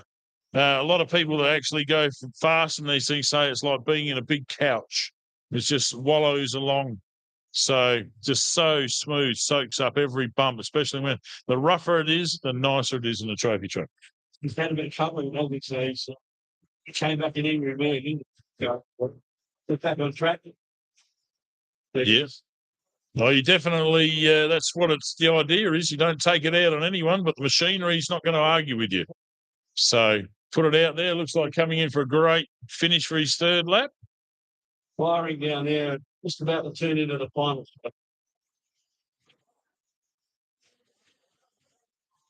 And Big Bad BD, our only cameraman still with some battery power left.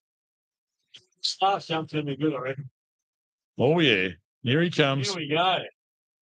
Backs off a bit, though. Otherwise, he'll take the sign with him. Right up. Great job. And he's even stopping on the line to thank all the officials. Going to give him a ride. No?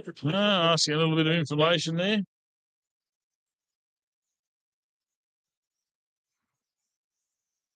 Okay, is that all we've got everyone in low? No, the box is going anywhere, so it's Yes, that would be all. All in now. The marshals coming away from the inside. So, okay, guys. So in 5 minutes, we'll head out out the front there. And hopefully the special guest is on time. Something special for you this afternoon. And get on to the motorbikes. Yeah, 3 laps, 60 Ks, 180 kilometre 2-lap race this afternoon. Then we'll have all the junior bikes, which will have a 2-lap, 20 kilometre race, total of 40 kilometres for the junior place of the number. Yes.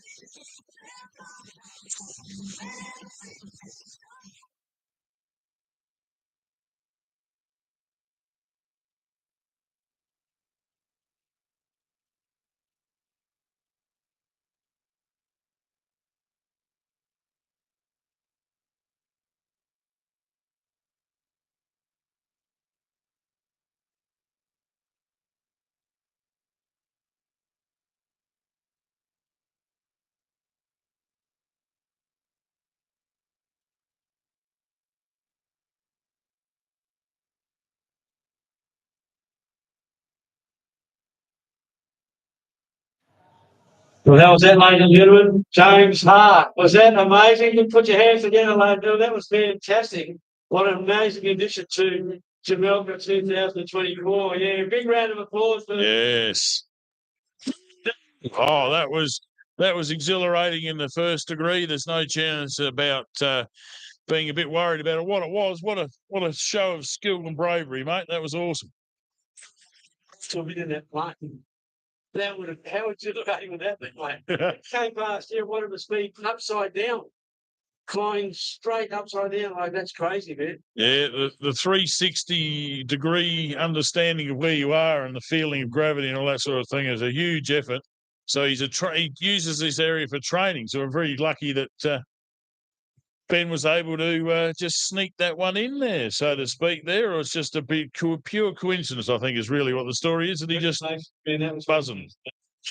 Everyone enjoyed that. Just a top of a wonderful day's car and motorbike racing, motorcycle racing. Yeah, that was just brilliant. So thank you to James Hart, who's the guy, and he was a very, very talented man.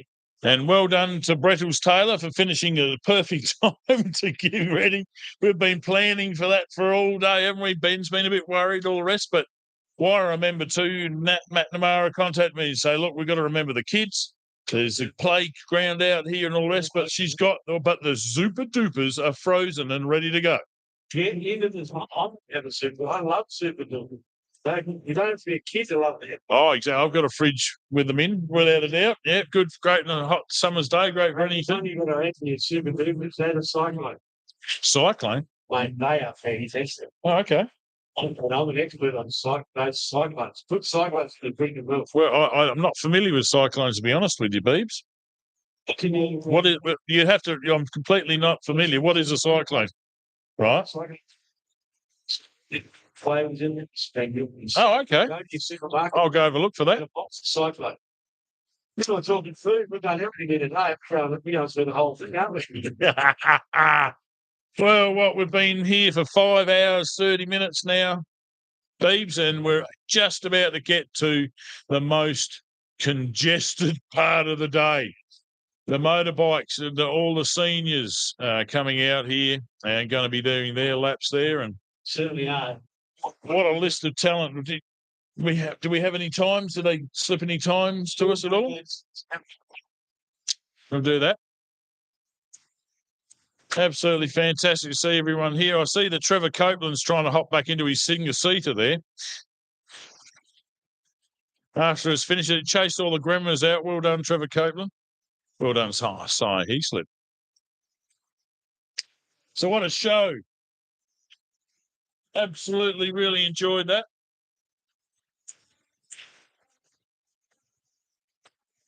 We will have all the motorbikes rocking up pretty soon. That just worked out. Perfect timing.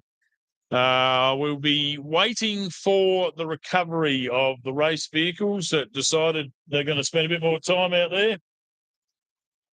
But you can cheer Riley McNamara. He goes for his hot lap and his John Deere front-end loader. Don't get in the way of that one, that's for sure.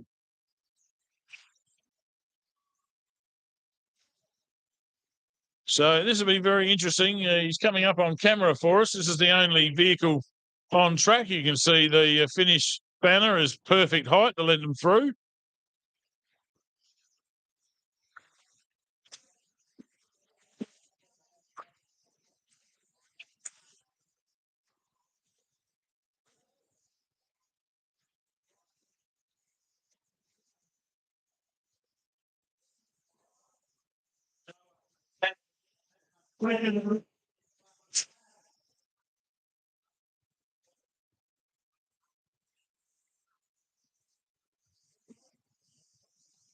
Okay, ladies and gentlemen, we've got the motorbikes in lining up at the start and at 1:45, and then they will be starting at 2:00. So, all motorbike riders, please be ready, lined up at 1:45 for a 2:00 start. All motorbike riders ready to line up at 2:00 for a 1:45 for a 2:00 start. Thank you.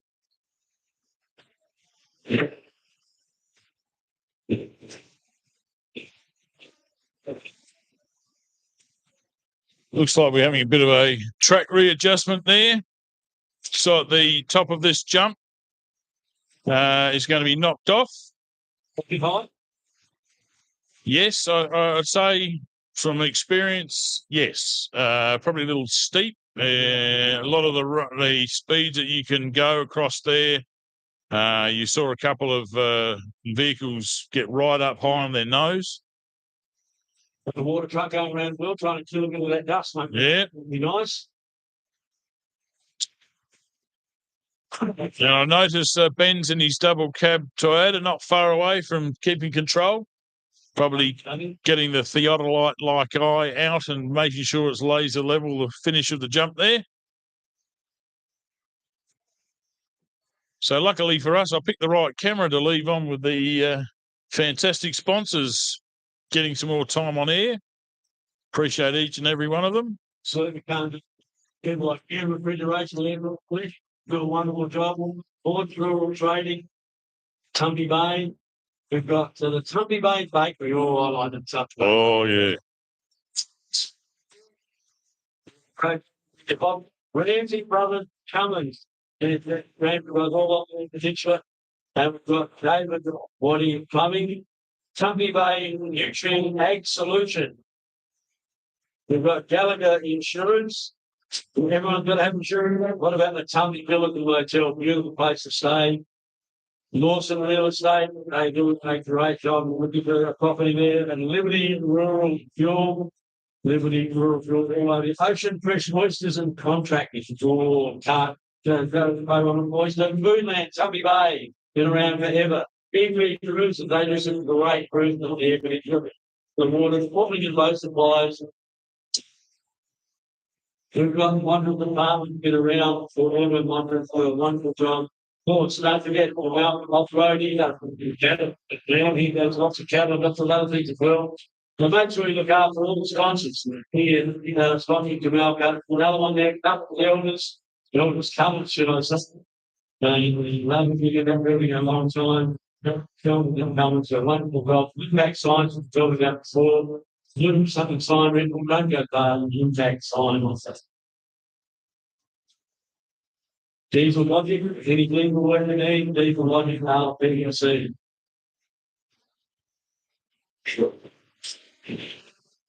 Atkinson, Porto, electric and air conditioning, they will charge your plural, and the level air conditioning, and also the PVC. Hayes and Newman Associates is more wicked, they do a wonderful job.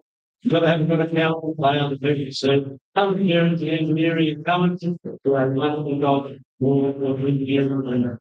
Forming a full drive, very popular around the air conditioner. Big bus charter, they get anywhere you need to go. Charter a bus or also they do lots of overseas trips. JJ Designs and Sons. I've been been there forever. Listening engineering. Curtis's Company Bay, we know all about Curtis's servicing this area for many years. Slip bondage, the civil trucks all over the road with the MD from one of hauling small freight, big freight, whatever you like. Look at your Ronco motor, not about there for all the power. And you can, because they will go. This is the engineering, hearing, clear, sense, building, application, clothing way. This is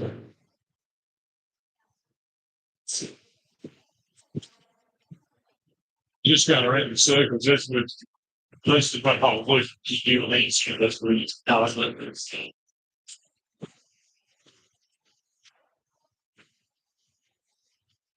Just like actually is the same red spot. He used to do it. That's all separate interesting. It's brilliant. I'm just going to go for a slash beeps. So we'll just leave that on. Yeah, I'll 7 and 8. Yeah, just got 7 and 8, which is it's fine. Number 6. There we go. 6 levels. 9. There we go.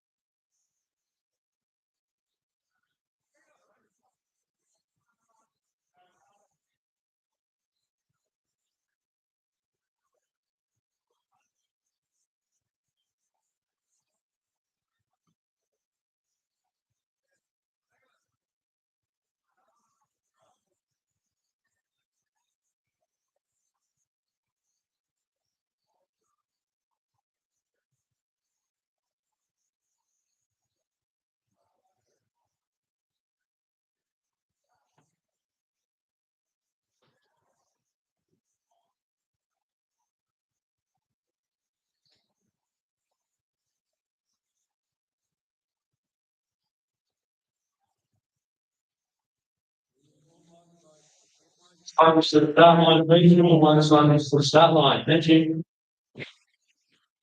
Sure.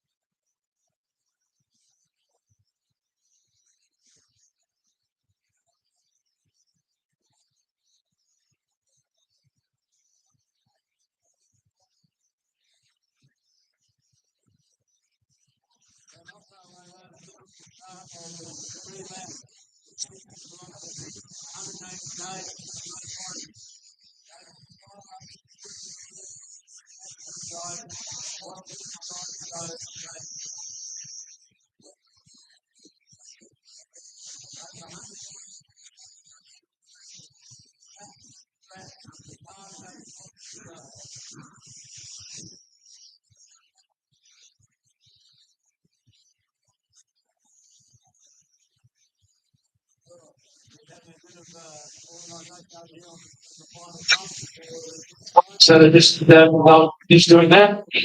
I will get these motorcycles on the way very shortly. It's going to be a fantastic finish, well, not a finish. It's the second last race of the day. Yeah, great opportunity for these bike riders. I've just been down to the facilities myself, and I know how they do it now. I saw one lad come out completely dressed, helmet on, everything, full camo stuff. So they're a bit like the old phone booth with Superman. Going into the toilet there, coming out as a motorcycle rider. Didn't see the before shot. Yeah. Doctor Who. Yep. Great sights. It's just fantastic seeing all these motorcycles line up, mate. It's great. Exciting to see so many of them here at Jamalka. It's just fantastic. Did you see the crowd filtering through Ben's shed? Then I had to pick and weave through. I thought I was in a football practice from years ago. Yeah, to get through past them, get back here. So a lot of interest in the bikes. Yeah. Oh, look. Someone's trying to shoot with a shotgun. He's got a zigzag really wide. Yeah. I was going back in the day, hip and shoulder stuff, mate. You know, as you get in the right leg at the right time, kaboom. Absolutely. Yes, but great to see Cameron's big bad BD's gone for his super tripod set up this time instead of holding on to the monopod. But we'll get some interviews with you after this bike race, I reckon. Yes, Beebs? Yeah, we'll certainly get some of those done with the motorcyclists after they've finished, and hopefully a couple of the car riders as well. Yeah, we've got Chris GT40 currently watching the water truck. They've got twin water trucks here. You can see one out in the back straight there. That's the Simister Mono back straight. I've got footage of him from Big Bad BD being positioned out where the second bale is last year, monoing that whole straight along that fence line. Casual, very calm. So did we end up finding any results or times? Just waiting for the finish now. Times when it's through shortly, and as soon as that's through, I'll go down and grab them. We'll bring times for the motorbikes as well after they're monologue as well. Yeah, a lot of people pushing me saying, "Hey, where's the times?" We don't have any control up here. We do have the old school stopwatches, but they're at home. Yeah, so yeah. Phone, I don't know how to work it. But no, we'll have those times as quick as we can for the motorbike was in the monologue. So 2:29 down the start line. See his number very clearly. So it's one of the few I can see. But we'll have those times for you very shortly. Yeah, thanks very much to our timing crew. They're very new to being here. And all of our cameras. I don't know whether Action Adam's got any of his batteries charged yet. Might give him a call, see if he's having a snooze over there, waiting for his generator to charge them up. But he's got 6 batteries, and the wind definitely chews up a little bit of power. So he'll be hoping to get back up in the sky as soon as he can.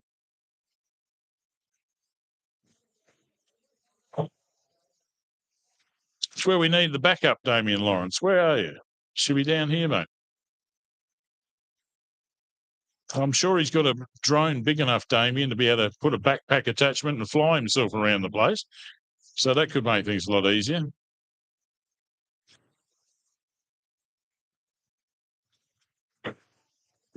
Good, BD, good.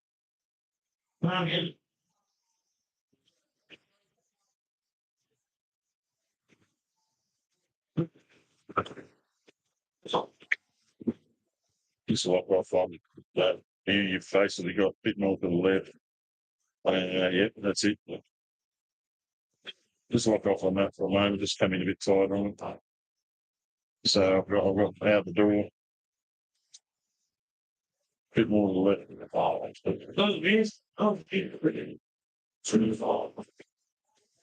Yeah, good, mate. As long as you keep the riders on the left of the screen, that's perfect.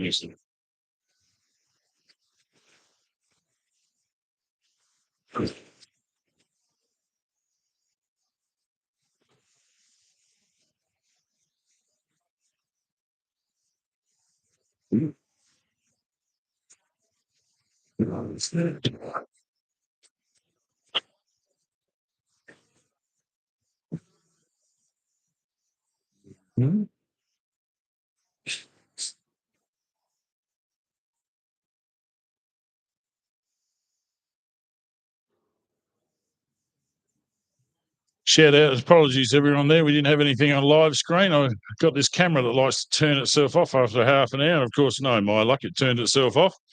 Thanks to Margot. who's at home there at Eden Hills with Dangerous Dale. I hope he's feeling better, for sending me a quick SMS to let us know we're offline. Any help, let us know. Beebs is just changing his hat. Yeah, I've got about 5 on today, so. You'll help me get. Well, with the transmission as well.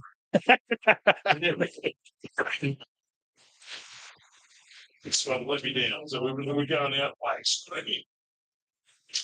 So lucky we haven't lost it, and we're still on. So it's on good. I just watch you pushing the buttons.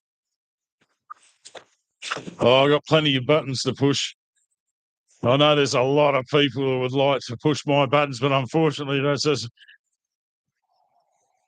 Yeah, wait. We're getting there. Sorry, if we interrupted you for a short time. I think we're all. Go forward again.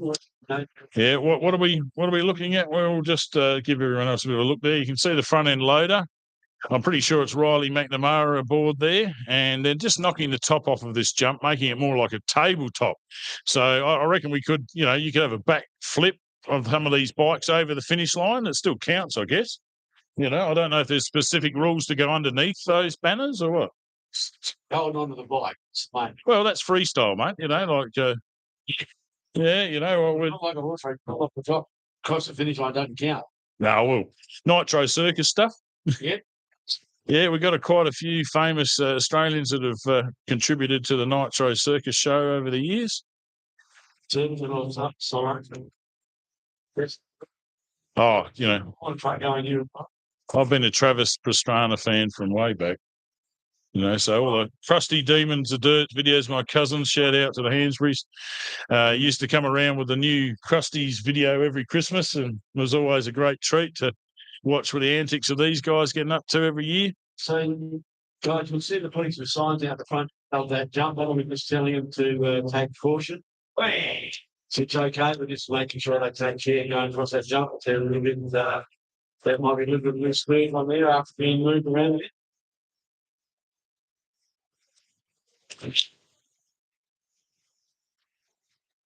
I think if they're maybe just doing the water around the area and spectators, so that it'll keep a little bit comfortable.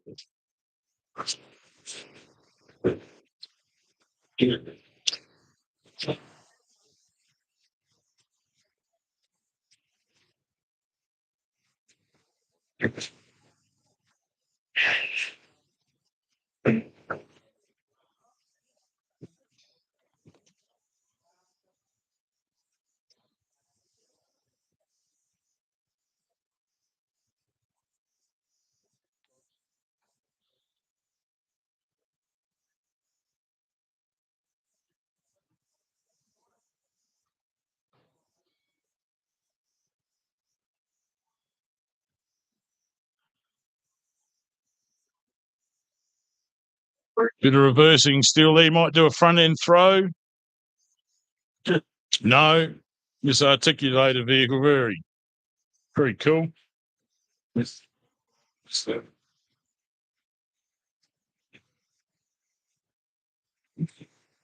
Give me a cheer. Give me a thumbs up. Great job. Well done. Done a great job.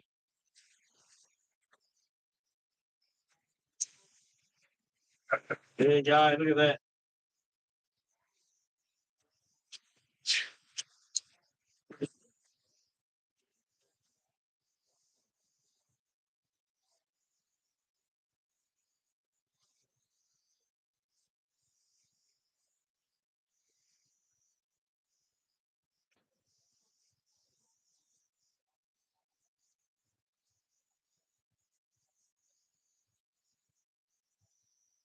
Okay, these motorbikes are starting to get fired up, guys. So we're not far away from the start of the 3 lap, 180 kilometres, 3 laps of 60 Ks.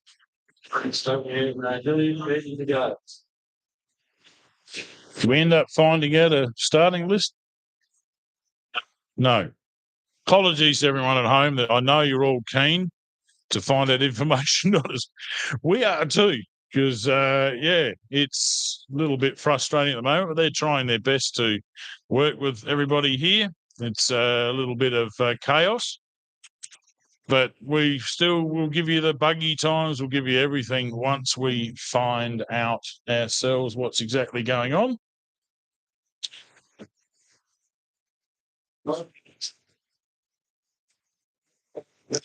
A great crowd here today. Thanks everyone coming out here. We hope you come back again tomorrow. You bought the 2-day pass. Jamalka, how do you find it? Chuck in 720 White River Road, Tumby Bay, and you'll get the directions from wherever you're coming from to get here. You probably say, hey, there is no 720 in my GPS, and I don't know why. But you'll get 719, which is close enough to find the entrance here down the hill, and we would love to see you here, especially tomorrow. Beautiful part of South Australia. Really been enjoying the time here and turned on fantastic weather. Came here in the hottest of humid days, the other one, and it has been superb ever since. And good news to everybody. Action with the drone has had the batteries recharged. He is airborne once again. Here he comes. Adams Aerial Services.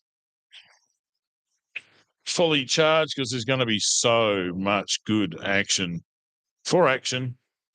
on his drone with the motorbike guys. Still no times, unfortunately. Apologies once again.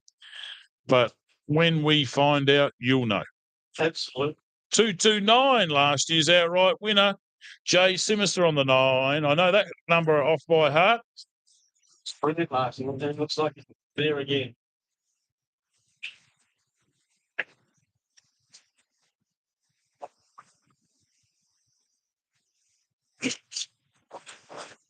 Sponsors for Jay are Jamalka Off-Road Racing, Edwardstown Engineering, Whiskey Throttle Racing, South East Asbestos, and Dirt Bike Services and Koa. Next, we can't see the numbers from here, but we've got to be guessing. It's got to be a few pros out there. Look at them all. Just trying to read these side numbers. As we said, when we get all of this start information, Certainly give it to him. We'll pass it on as quick as we can.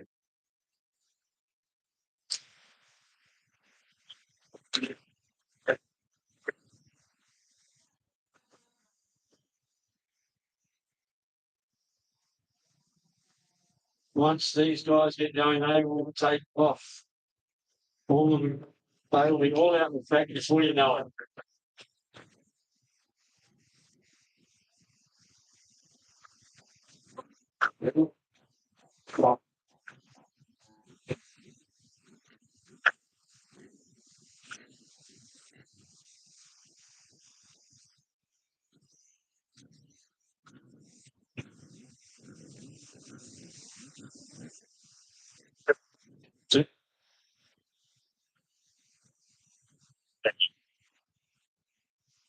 so it wasn't on screen game, was it? That's why it's a spare, that one person. Here we go. You see you going like that? Look at that. Oh.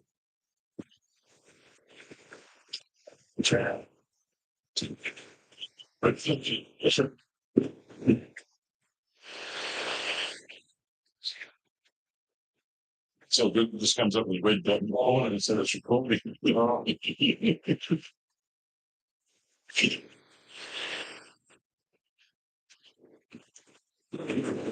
Great to see so many over here at the event today. Fantastic crowd here from Jamalka 2024. We hope you have been enjoying the motorbikes with 3 laps of 60 kilometres, a total of 180k. And then after that, it's fantastic at 5 p.m. or around that mark. But over the junior bikes, they will do 2 20-kilometre laps, total of 40k. So we're getting exactly used to the junior bike track as well. Great opportunity to have a thrash in a safe environment. I'm just having a look at some of these bike names out here, mate. You know, what have we got here? We've got KTM, Yamaha, Gas, Husqvarna, other interesting brand. Yeah, I don't know about the other, brother, but obviously something unique. I'm sure some people handmade their bikes. I used to, who? BDTO. Oh, there you go. Yeah. No. Honda, that's Yamaha, Kawasaki, Good have Kawasaki. There we go. We got 25. That's Brodie Waters. I can see he's going to take off third. Trying to identify who's in front of Brodie. Yeah. Got the 51 there. That is Luke Hayes from the Northern Territory. Welcome, brother, from KTM. Yeah, last year's winner on track, leading the way for the rest of these guys. Who else have we got? They've got 51, Luke Hayes, yeah. 2, Chad Sparrow. Who's online now? I can't tell. Not sure. Can't see that number either. Chad Sparrow's after this one, and then number 57. 57. Yeah, I was just trying to spot the 38. He's down there. That could have been our man Ben Grabham. And he's gas. I know the ones, they've got a gas down there. That's well signed up. That could be him. I don't see any other gases, so he's down a little bit from where he normally is, but that's probably smart move from him. It's only day one. Only day one, yep. So we've got 51. I can read that one. Luke Hayes from the Territory. NT Alice Spring for the KTM 500. So does that say 38 on that gas? Well, I just can't see the legs there. Right. Apologies to you at home. We're trying our best to identify all of the bikes here. And let me tell you, I spent 2 weeks trying to edit all of this. Solid 2 weeks just to identify who was who. And I was still confused. And that was a limited number of bikes there. But after a while, you get used to the colour schemes, the helmets and the stuff. So we'll get there. We'll make it happen.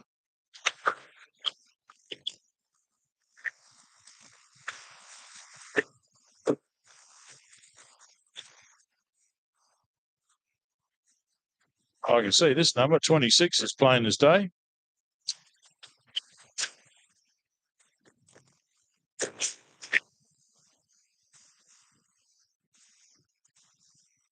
It's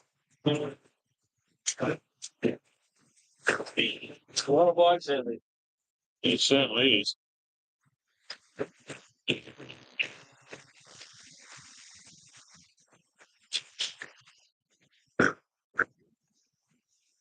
As long as you can see your man or woman on screen, that's great. Apologies once again for not having all of the information, but we've got some of it here. But some of the my brother did a great job converting a lot of the information for us to be a quick read. But we've got fantastic classes out here today. We've got clubmen, pre-open, juniors to 15, master all powers, pro open.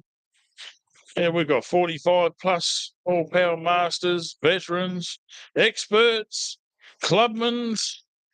I thought you were talking about you. Experts. Yeah, women of all powers. There is a class for everyone. Thank you. It is fantastic. This is just looking through just where people are allocated. And straight away, getting out there and about. These guys absolutely fly our boss.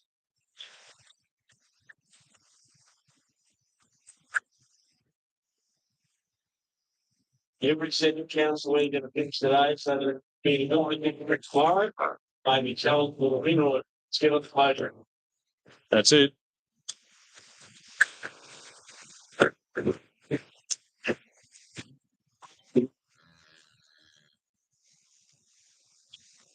It costs the manual pass. And you're already in front, you need to maintain your lead or get a little bit more in front. Or different part of the motorcycle that's big day. Over 100 bike riders here today. It's amazing the amount of bike riders. That's the kept it all through to get this many bikes to speed.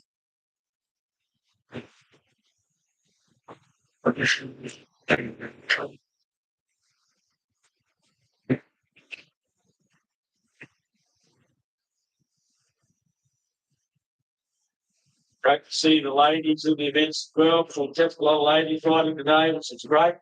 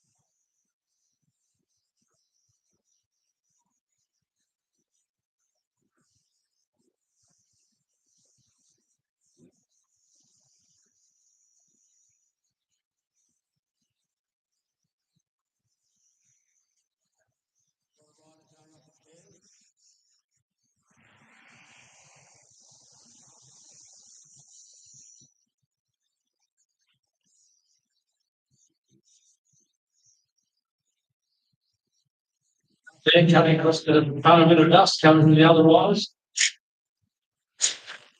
And away they go.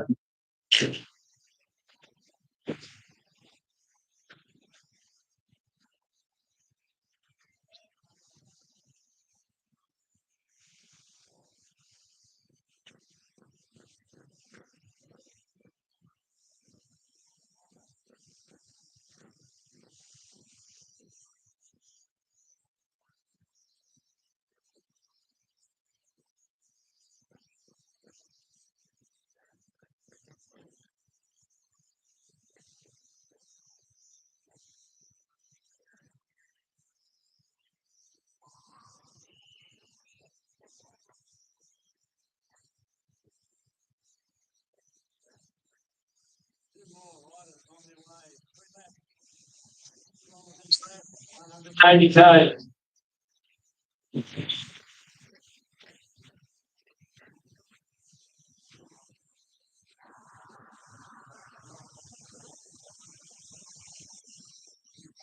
Clark gets placed until tomorrow afternoon race.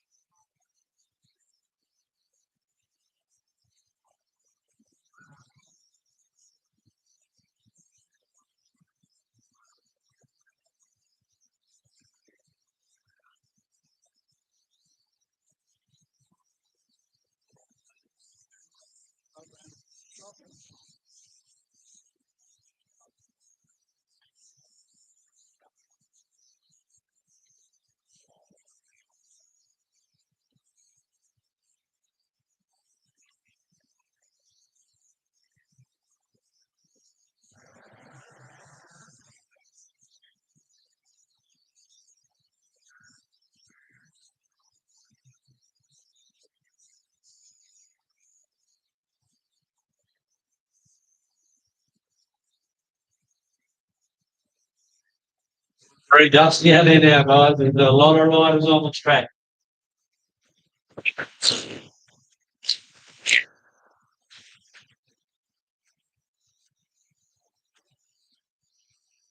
And looks like our last rider now coming up from the start line, Andrew Nicholson. Riding at 500 KTM. Our last rider just about to be a getaway. It's 3-lap race, 180 kilometres, 3 laps, is 60k.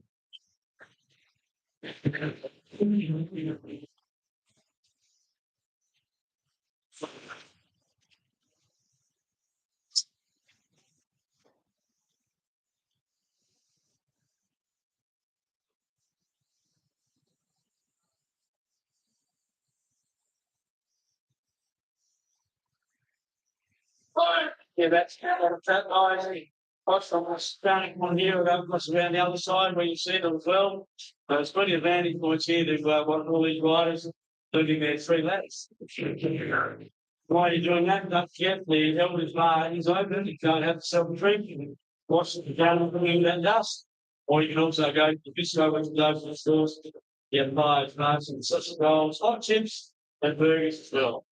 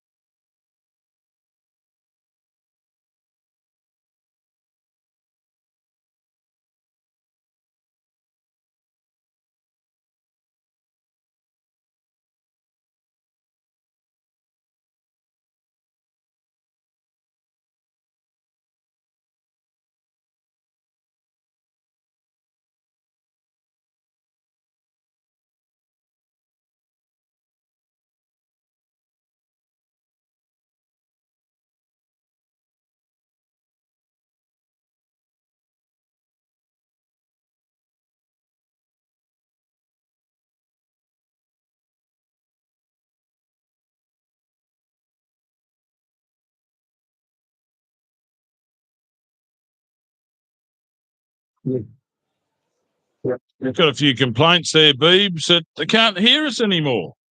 Terribly sorry. We're dealing with a whole lot of technical issues here that are preventing us from doing everything we want to, but thanks for hanging in there. We're just letting the motorbikes all start now, and I'll tell you right now, there's not much audio we can actually pick up. It's just us. So They're all out there now, guys, and probably back up and front at the moment. And then they will be back very shortly. All 100, over 100 of them. So I'm pretty excited. Over 100 bikes on it. Yeah, we definitely got some information coming up to us, Beebs, about times and stuff.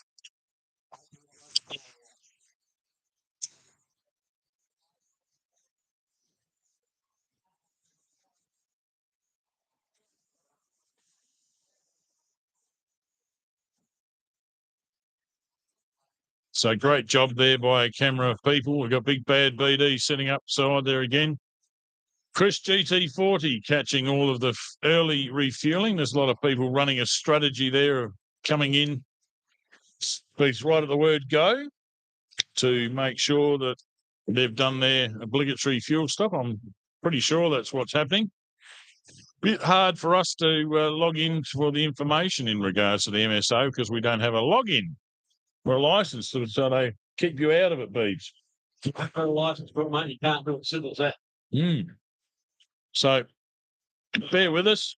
Plenty of space at the Elders Bar. Plenty of people having a look at themselves going, this live stream is fantastic. We'll get back onto the drone there. I think he's looking for people. We've got a 60-kilometre lap track out there, and they do get out of range. Drone man can't get all of that, but you can see some trails of dust there. And as soon as he spots someone, we'll pass it on there. Yeah, great pictures coming from the drone and up there. It's so good, isn't it? Nope. Not when it's like that, though. No. No, he's pressed something and it's changed. We've got the kids in the sandpit. There's a sandpit with kids. Mate, they can go and have a play in the sandpit. Oh, wouldn't it be great, wouldn't it? Hang out the front there. Enjoy yourselves like the McNamaras have done everything they can. Their drone man suddenly realised, so we'll go back and have a look at the drone. Look at the beautiful scenery here. See all the dust from the bikes that have gone past there. So I've had someone respond and say, just turn the mics off, full stop. You can play your own background music at home. We can't do that. Copyright is such a large part of trying to live stream to be able to keep any sort of copyrighted material off air. So apologies that a bit of an intermission there. It's been 6 hours, 30 minutes we've been on, Beebs. So it does. It does. But my back doesn't think so. But thankfully, the McNamara has provided excellent facilities here for us. Absolute first class. Yeah, I think so. He's pretty keen to get some monos down that back straight, I think. Carrying around here and up and down and around and climbing his ace. Well, let's just say he's powered by some very good sandwiches. He was up late last night making them all, his special recipe. And his mate down the road here was going pure Vegemite, old Chris. So nothing wrong with that. No. We've got a lovely muffin and everything going back here. So thank you for that, guys. Test. A couple of tourists and people walking through the gate at the moment.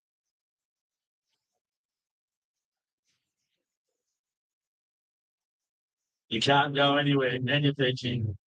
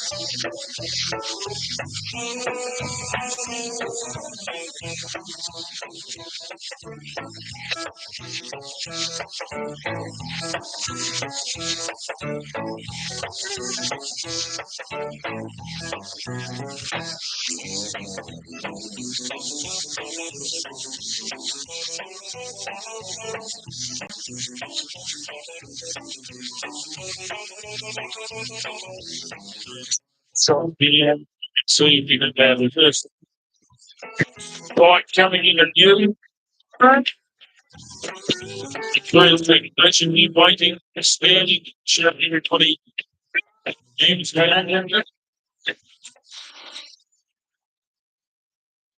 now I've got a bit of action. Sorry if you've been waiting at home. What are we saying? Not much. We can't broadcast a lot of music. Beebs is down, being socialised. Got a whole lot of friends have turned up.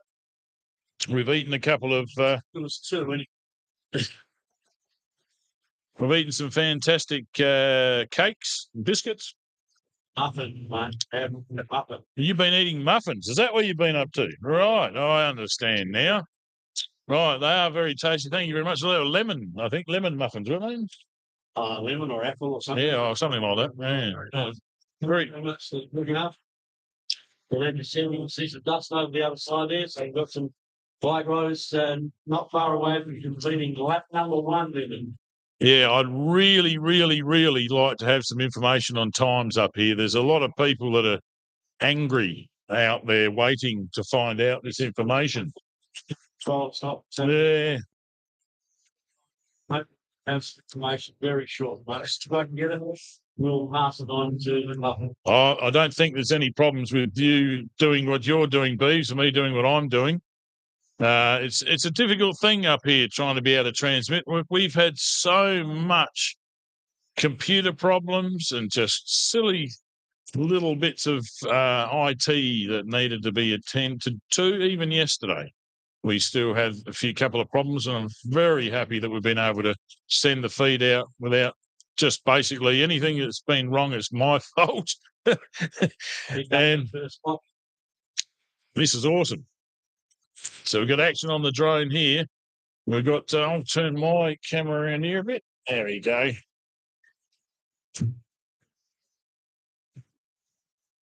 And who we got there? I reckon it's Yeah, that's Jay. Jay's Yep. crossing on the bend there.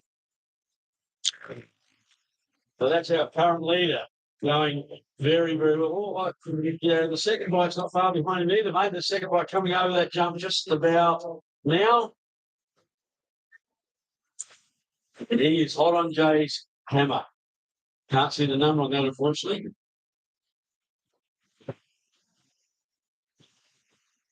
So he is chasing Jay down, mate. He's trying to really reel him in. Great race. Well, Jay hung back, if you remember last year's race, Beebs, where he, I think it was a guy called Hunt. Yeah, and those two were dicing. Out the back, you could see it all the time. And I think Jay was just foxing. And then finally, bang, he just hit the hammer and off he went. And there was a significant gap, like about a minute or so. You can do a lot with bikes. Fitness, huge contributor to what it is. Race too. That's how he's planning space, making sure that it's not going to burn out, do some damage to his vehicle. So he's getting up there and making sure he's going to be right up the front. That's all he needs to be. So he can take the race in the last race tomorrow afternoon. Okay.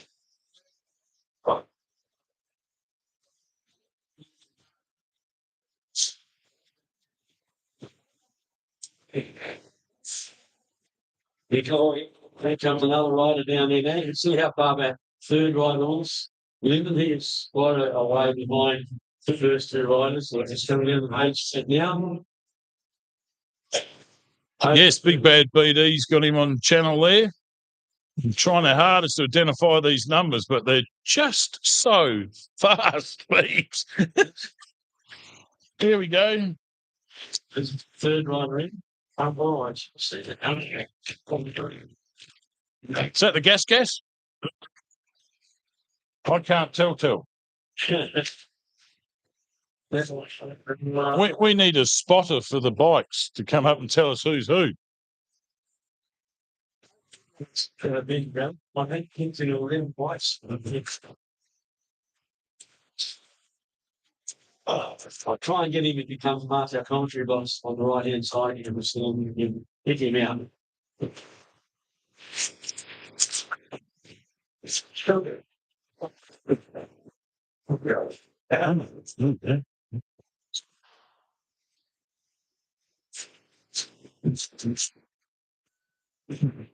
Yeah, apologies to all of the sponsors of these motorbike riders, but we'll keep an eye out and we'll pass on all of this information as soon as we can process who's who.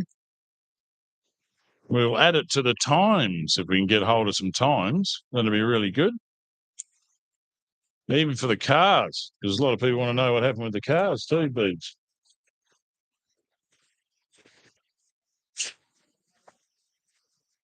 Number 51, Luke Hayes in the Northern Territory.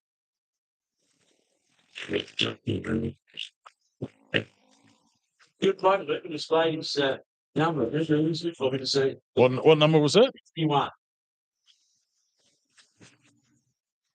Here's 22, Chad Sparrow.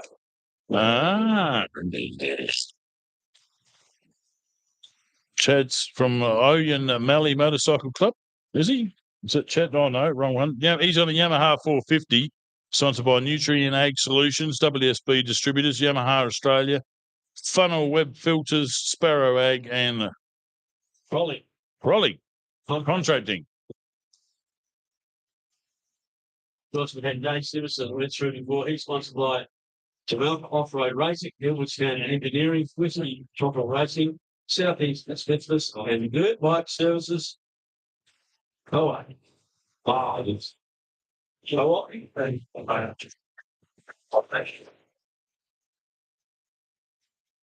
let's see a bit of a gap between these guys now. It's come through.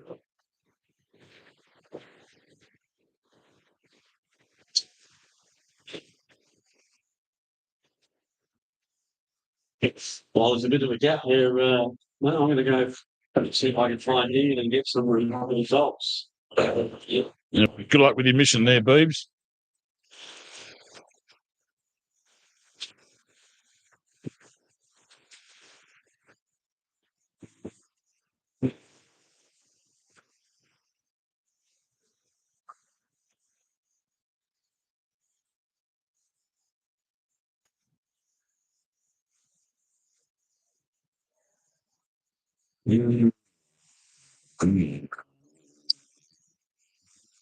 We got our drone back up now. We've got all 4 cameras. Well, everyone's operational. A lot of dust to be filmed there.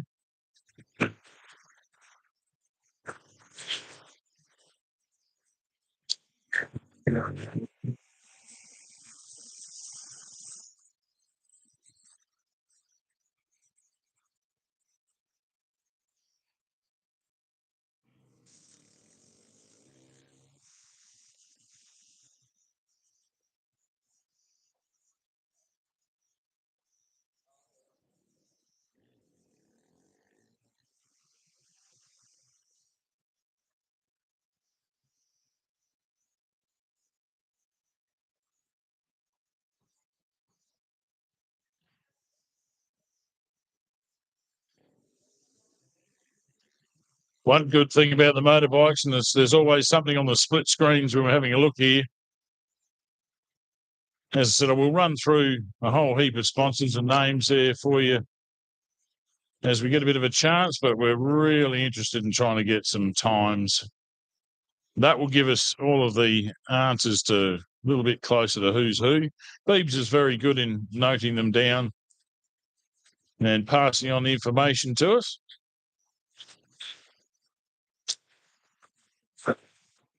Well, fantastic action we've got out here. I'll tell you what I will do. We've got 7 entries for the women. And just to run through their sponsors, because it's very important. So we're looking at Natasha Sky from South Australia on a Sherco. Lee's Spot On Motorcycles is her primary. She's number 55, so cheer on her. Emma Haylock from South Australia. She's in the Motocross Riders Association. She's on a Husqvarna. She'd like to thank BMS Racing, Butler's Mechanical Services, Castrol Australia, FXR, Great Southern Security, Moto Adelaide, NSTA Elizabeth, and someone else that didn't print. Next, we've got Naomi Finlay from South Australia, from the Port Pirie Motorcycle Club. She's on a 250 Yamaha.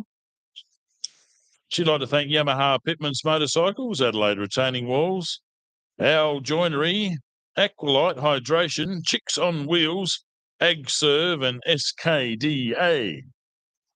And another one of our females in number 7112 is that Kaya? K-I-A-H, Kaya? Is that how you pronounce it? Yeah.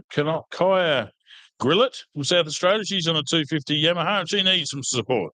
She's got 0 sponsorship she's given to us. Now, 728 is Chloe Barton, South Australia, from the Motocross Riders Association. She's on a 350 Husqvarna. She'd like to thank Fly Racing Oz, BMS Racing, Butler's Mechanical Services, Castrol, AGI, Hire Plant Tech, AMX Superstores, EMAR Seats, and Funnel whatever that is. And we'd like to thank Alicia Edwards from New South Wales. Fantastic, sir. Come over. She's on a 350 Beta. Moto Odyssey Australia, Beta Australia, Vince Strang Motorcycles, Tees Mini Deutschland, Spur and Hyde, Dan Williams through. Sarah Trough. Don't know what they're trying to tell me there. But Amy Butler is on the 998. She's on a Husqvarna 250 from South Australia, member of the Port Augusta Motorcycle Club. She'd like to thank Butler's Mechanical Service, Castrol Australia, AMX Superstore, Fly Racing, D&G Tyres, DJ Wills Pumping, Joe White Trucking. So that's our ladies, and you've got some times you found there, Beats. So that, mate. Yeah. Woohoo! And of course, we can see that Jay Sinister, as we know, is leading, followed by Ben. Ben, yeah. Ben, well done. Yep. Big club. Radiant Waters, number 25 is third. Chad Sparrow. We won't go through them all, but Luke Hayes on 51. Jess Ryan or Jess and Ryan in fifth place, sixth place. So we've got all the time, mate, so we can see how they are all going now, which is fantastic. And we'll be able to work out whereabouts they are in this order, which is great. Now, just running through, because I know how important it is for a lot of these riders to get their sponsor's name out there on the live stream. So Jay Sinister, will just repeat there, is sponsored by Jamalka Off-Road Racing, Eversound Engineering, Whiskey Throttle Racing, Southeast Asbestos, Dirt Bike Services, and Koa something. Callum Norton in number 2 from Victoria. Where is he? Is he out there at the moment, is he? 2. I don't think he is. I think he withdrew. So second place, Ben Grabham, of course. Needs no introduction, from the Panorama Motorcycle Club in New South Wales, riding a 500 gas. He's a walking billboard. All you got to know is he's going to be here tomorrow for the ride days, and you can get a personal sponsorship from him, no worries at all. Come out here and say g'day, and he'll turn around and show you every single sponsor on his back. He's got one of those shirts that's down the sleeves with all his sponsors. So he is in second. Brodie Waters. He is from Victoria, from the Owen Malley Motorcycle Club, and he is on a 500cc KTM with no sponsorship listed. Beebs, next place, Chad Sparrow. Chad Sparrow, playing mate, South Australia, riding 400 Yamaha, Future Ag Solutions, WFB Distributors, Yamaha Australia, Funnel Web Filters, Sparrow Ag, Colin Contract, And next place, these are outrights we're reading, by the way. 51, Luke Hayes from the Northern Territory. Same way up. Yeah, 500 KTM from Alice Springs Motorcycle Club. CBS Racing is his main sponsor. For Jess Ryan. Folks, find this. He is from New South Wales, Robert Motorsports Club. Yes. And Gas Australia obviously is its sponsor along with Rear, Lusting, Maxis, Motorex, Mochi Power, and Mochi Power Sports. That's sort of your responsibility. Right.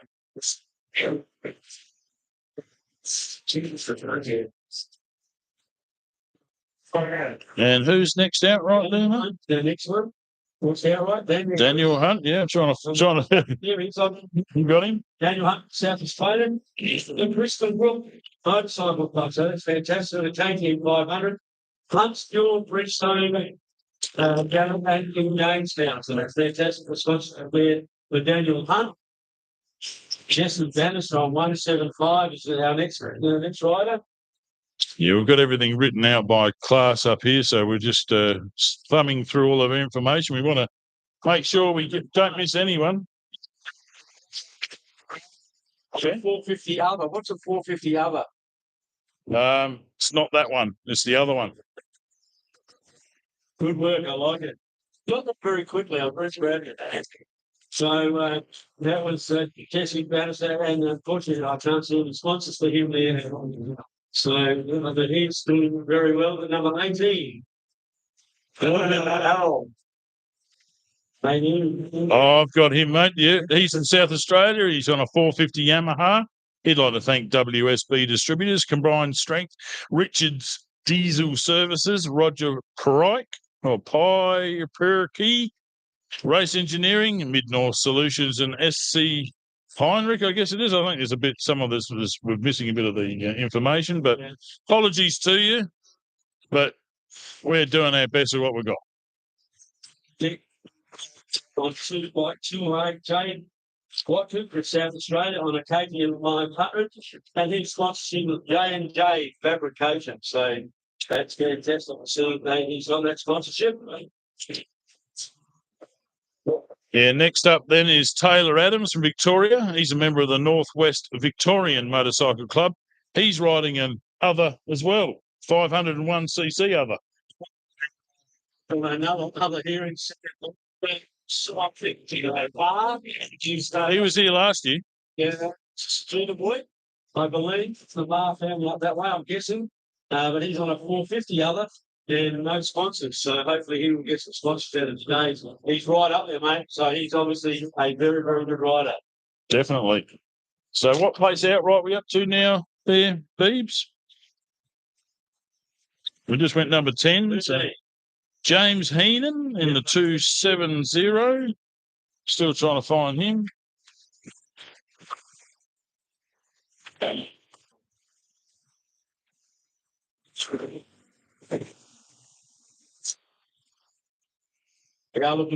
Oh, here we go. I found him. He's from the Northern Territory, James. Number 270. He's a member of the Alice Springs Motorcycle Club, and he's on a Sherco, and he'd like to thank Tweaked Performance Race Team, 500cc weapon. Next rider, 299, Ian Ellison Jr. He's in 14th place, and he's from South Australia, Paul Lincoln Motorcycle Club. So there you go. Good to see Paul Lincoln doing well. He's on a 250 Yamaha. And he's from AAA Towing. Sponsorship of AAA Towing. Excellent. Next is number 365. This is Jet Bryan from Victoria. He's a member of the Mildura Motorcycle Club on a 250 KTM. And he'd like to thank All Power On-Site Auto Electrical. So it was the Tanner Fitzner, and he's in 16th place from South Australia. His was on a 531 Hana. Sponsorship at this point. Yeah, next competitor is number 149, Ethan Vazuski. Yeah, 450 Yamaha, and he'd like some sponsorship, and he's a South Australian. 311. 311. He's in mainly place. Just trying with lighting right. Hey, you can say 300 number. Okay, I'm not sure. I can't seem to find him. So move on, mate. We'll go on to 255 then. Oswald Jacobs, 19th place, 235. 235, I've got him, mate. Ben Oswald Jacobs from Queensland. Welcome. 500cc KTM, and he'd like to thank Ted Freckle Racing. Good job, Ben. Okay, our next one is one of the guy hopefully I'll get to talk to a bit later on bike number 656, Aaron Dix from South Australia, and he's on a 450 Honda. I hope we'll have a good chat to Aaron a little bit later on. He is in 20th position. Next place, I think, is this Jet Bryan? And he's Victor, is that right? I've just got to list him down twice here. 365, I've got two names with the same number. Yeah, I've got Sam Ninashev. Yeah, it's 365 as well. That's confusing. Apologies to both of you for the confusion, but now we don't know what your number is. Yeah, but Jet Bryan and okay. So he is in 21st position. In number 659 is John Harkness. John, Australian riding a Canadian 500. Jen Freckle Racing, J. Harkness Excavations, South Aussie Stock Control. So there's got some good sponsors there. Make sure you support those sponsors, guys. Please mention that we've said something, yeah? Second position. Well, that means 23rd is number 884, Shah Manning from South Australia, for the member of the Levi's Motorcycle Club and a 350 KTM, and he'd like to thank Climbing Tree Creations and Craig the Plumber. Craig the Plumber.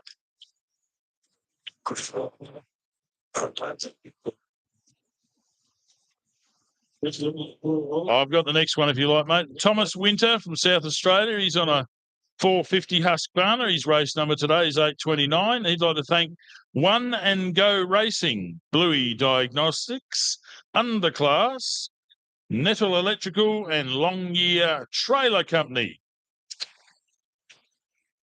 Number 7 is our next one, and that's John Barnes, who's a great footballer for Geelong. Different bloke, I reckon, but anyway, John Barnes, he's in 25th in South Australia, Port Lincoln. I know the Barnes from Port Lincoln, supporting Motorcycle Club, he's on a 450 Honda, and he's looking for sponsorship as well.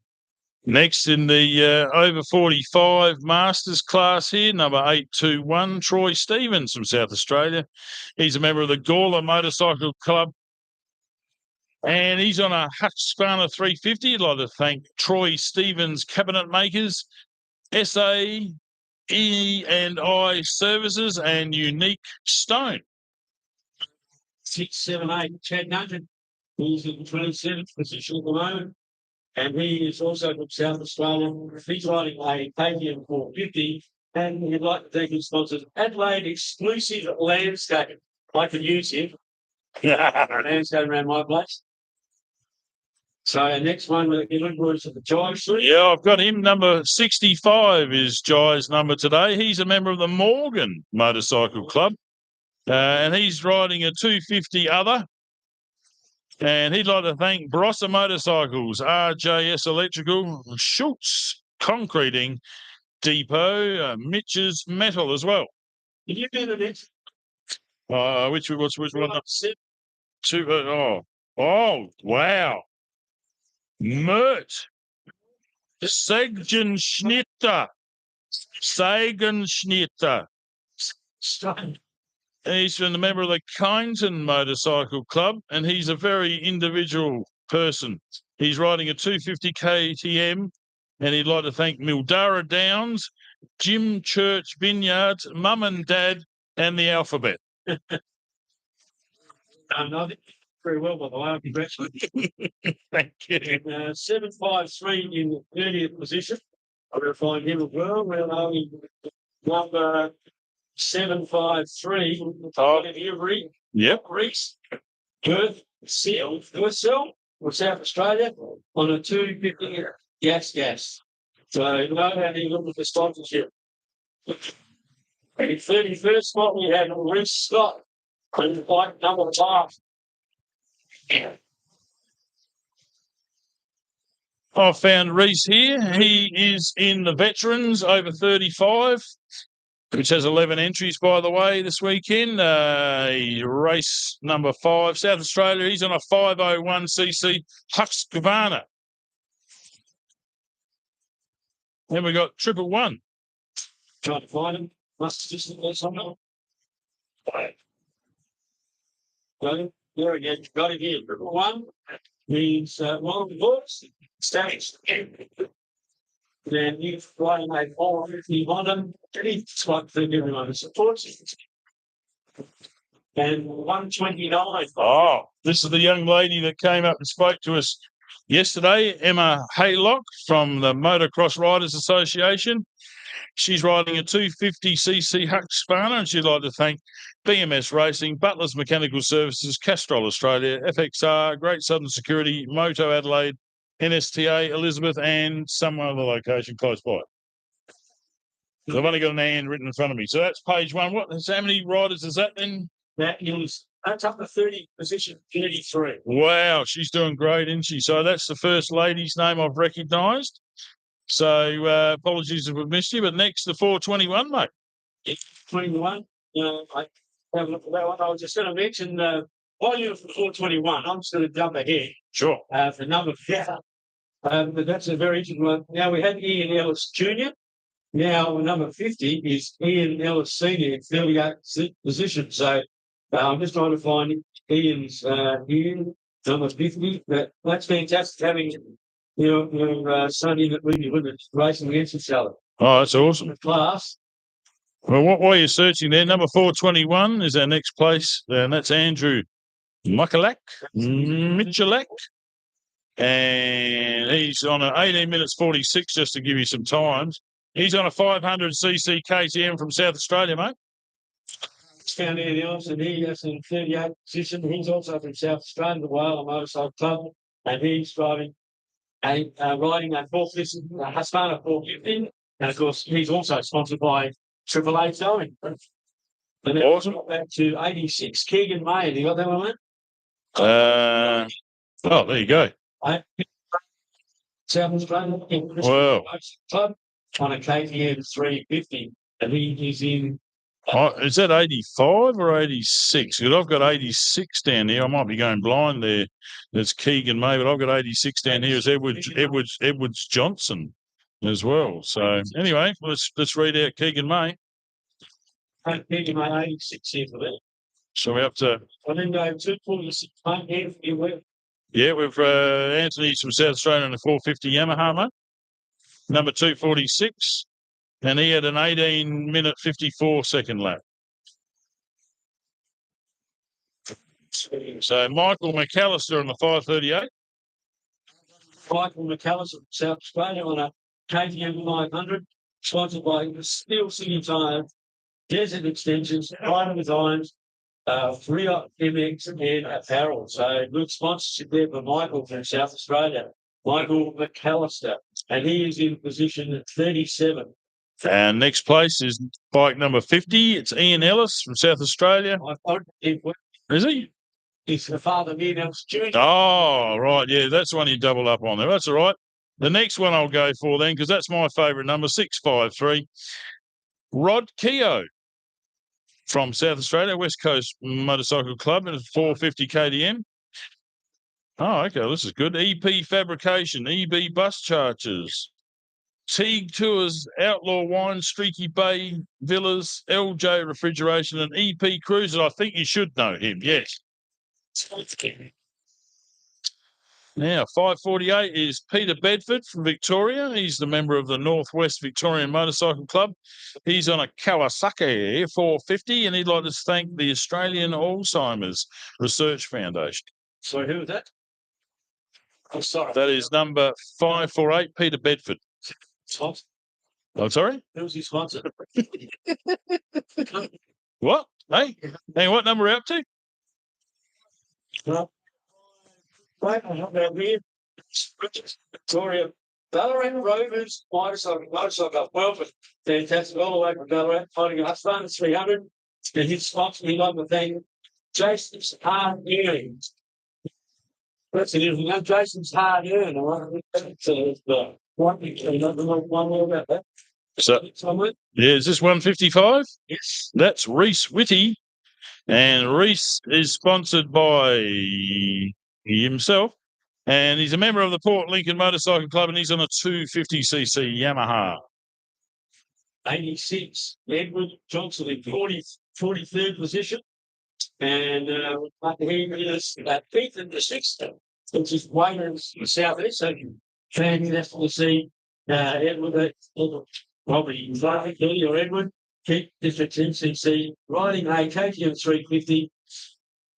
Mountain Boothby Pastoral Company, Training, Fashion Pay, and Paint Protector is sponsored. We'd like to thank him very, very much for that. Well, I've found the Triple X Tim Walker. He's the South Australian from the Gawler Motorcycle Club on a 350 KTM. He's got 19 minutes, 13 second lap. So that was Triple X. Yep. So 9:32.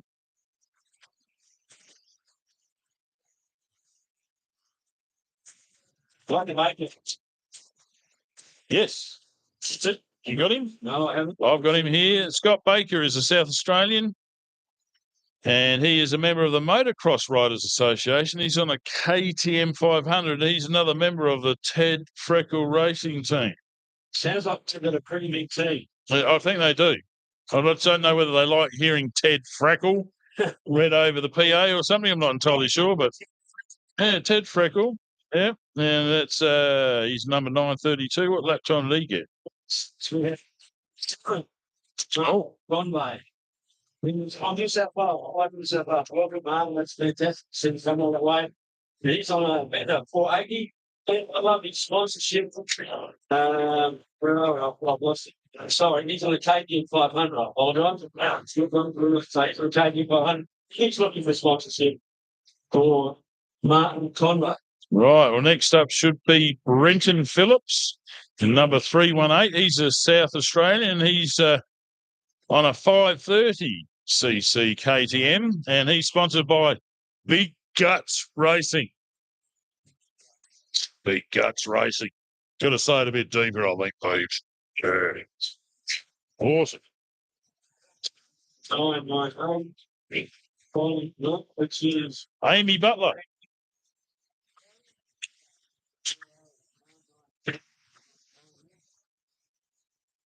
I've got her here. You've got her? section top board and stuff. All right.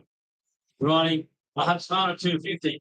Great sponsorship you like to think. Butlers Mechanical Service, National Australia, AMX Superstore, Fly, Fellwire Racing, DMG Tyres, TJ Phillips Company, and Joe White Trucking. Great amount of sponsors. That's fantastic for Amy. Awesome.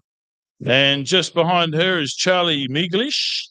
Is that right? Am I saying that right? No, that's Number 322. He's from South Australia, riding a 300cc KTM, and he's sponsored by Northern Grain. It's familiar sounding name. So that's fantastic. Now, next on 975, Alicia Edwards, from another one from New South Wales. Yeah, we have another Edwards from Johnson. Alicia from New South Wales on a better 350. Another Edwards, sponsors, Logo Odyssey Australia, Metro Australia, Mid Strang Motorcycle, Teams Living, Dutchfield, Spirit Behind, and Williams Thoroughbred. So that's fantastic. A great deal of sponsors there for Alicia. Well done. All right, next place is number 55, and that is Natasha Sky from South Australia, and she's on a 300cc Sherco, and her number one sponsor is Lee's Spot On Motorcycles. Yeah, 5-2. Simon Sweeney in 52nd position. And it's like something in study. But cars, it works off it right now. Love it. And on a Husqvarna 501. And currently in 52nd position. You're looking for Robin Kennedy? Yeah, I've got Robin Kennedy from South Australia and bike number 778. He's from Port Pirie Motorcycle Club, and he's on a 500cc KTM, self-sponsored. Okay, now number 895, which is Grant Fry, in 54th position. And he was from South Australia and riding a KTM 500 and self-sponsored. Next is number 738. That belongs to Clinton Letton from South Australia. He's a member of the Port Lincoln Motorcycle Club. He's one of these other riders, motorbikes, and he's 450 others, and he's sponsored by one of our sponsors, Cummins Bearing and Engineering. Good Cummins family. I know them very well, and they really are right behind the young fella. So well done to the Letton family sponsorship and the work that they do to keep him riding every time. 747, I think it was James Nichols. Yes. I didn't see James Nichols walk out. Where are we? I've lost the girl. There we go. It's James Nichols to South Wales, Lake Macquarie. KTM 250. Excellent. Next is number H46, just to make it easy for us. Matthew Gray from South Australia. He's a member of the Morgan Motorcycle Club. He's riding a 500cc KTM, and his sponsors are Whiskey Throttle Racing. I just say Whiskey Throttle Racing. It sounds very interesting for later on tonight. I like the sound of it. Yeah. Now, number 23 is Chad Lodds in 58 positions. Chad Lodds from South Australia, riding a KTM 300, and he's self-sponsored. Yeah. Yep, so looking for David B. Right one second. Yeah, I'm having a look. I thought you were. Yeah, we're thumbing through a half a dozen pages here to reference everyone. It's fantastic, all these bikes. Thanks very much to Big Bad BD for printing these out in large font, very big. So we just got to thumb through a few pages to find everybody. But we know you're there somewhere. We'll find you eventually. Well, why are you looking for that one? I'll see if I find 574. Oh, I've got him. David Meagle from South Australia. He is on a 300cc Sherco. And he's self-sponsored. 574, we're looking for now. Cooper Johns, that's a familiar name. John? 574, Cooper Johns from South Australia. On the KTM 500, and then also sponsored by Northern Marine. Brilliant is in some way, but 712, you'll find her. Sorry if you saw one of our screen come out there. We're concentrating so hard and trying to get all the sponsors' name out there. Thanks very much to Craig behind us here once again, saving the day. Who am I looking for, Beeps? 714.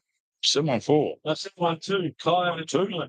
Oh, that's Kia Grillet from South Australia. Kaya Grillet from South Australia. She's on a 250cc Yamaha and she's self-sponsored. Not sure about the next one. Oh, hang on. Yeah, I worry when you say that now. Scott Battersby. Hey. Number 8. Hey. Anyway, he's got no number, so that's all right. That's all right. Hey, what's his name, Scott. His name's Scott Battersby. Scott. Oh, that's a familiar buggy name. I know that one. And the Battersbys were here last year in their Super 1650. They're like, so that name should stand out. This is the mystery rider. Is this? It is. It is the mystery rider. I haven't got him at all here. No. That's the thing. They were motorcyclists were allowed to enter right up until the last throws. So welcome all the same there, okay. Mr. Battersby. Move on to 7 to 8. Chloe Barber in 69th position. I've got Chloe there, mate. She is a South Australian from the Motocross Riders Association. Aboard a 350cc Husqvarna, and she'd like to thank Fly Racing Oz, BMS Racing, Butler's Mechanical Services, Castrol, AGI Hire, Paint Tech, AMX Superstores, EMAR Seats, Funnel Wee. I don't know. I'm going to look that one up later on, see what that means. Okay, the next one we have Shane Robinson, on bike number 63, 70th position. And Shane Robinson from South Australia, riding a KTM 510. He also was self-sponsored.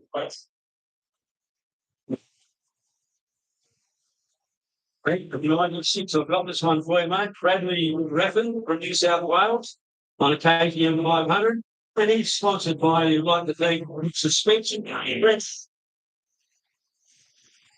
Darren Sheriff, your next one, 836. I've got that one as well. Oh, But I'm on fire here. you are.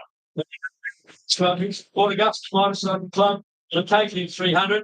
And he's sponsored by Ray White, Port Augusta. So if you're looking for any real estate, they're the people to see Port Augusta if you'd like to support Darren Sheriff. Number 770 is the next one. And not sure I've got that one. Yeah, 770. I've got the mate on 12. Oh, I found Scott Battersby. He's down as number 738663. He's on a 500 KTM self-sponsored. 7. There is a couple actually with no numbers. There's on hot front page. No, I can't see 7. So he may be another one of the drivers to have on number 4. You see it there, mate? My church. Trying. Yeah. Stephen told me that they're definitely trying. No, okay, well, he could be a mixture rider. We'll move on. 313, Alex Heidenreich. And that's a famous name in the Cummins area, so I imagine that one. 313 we're looking for.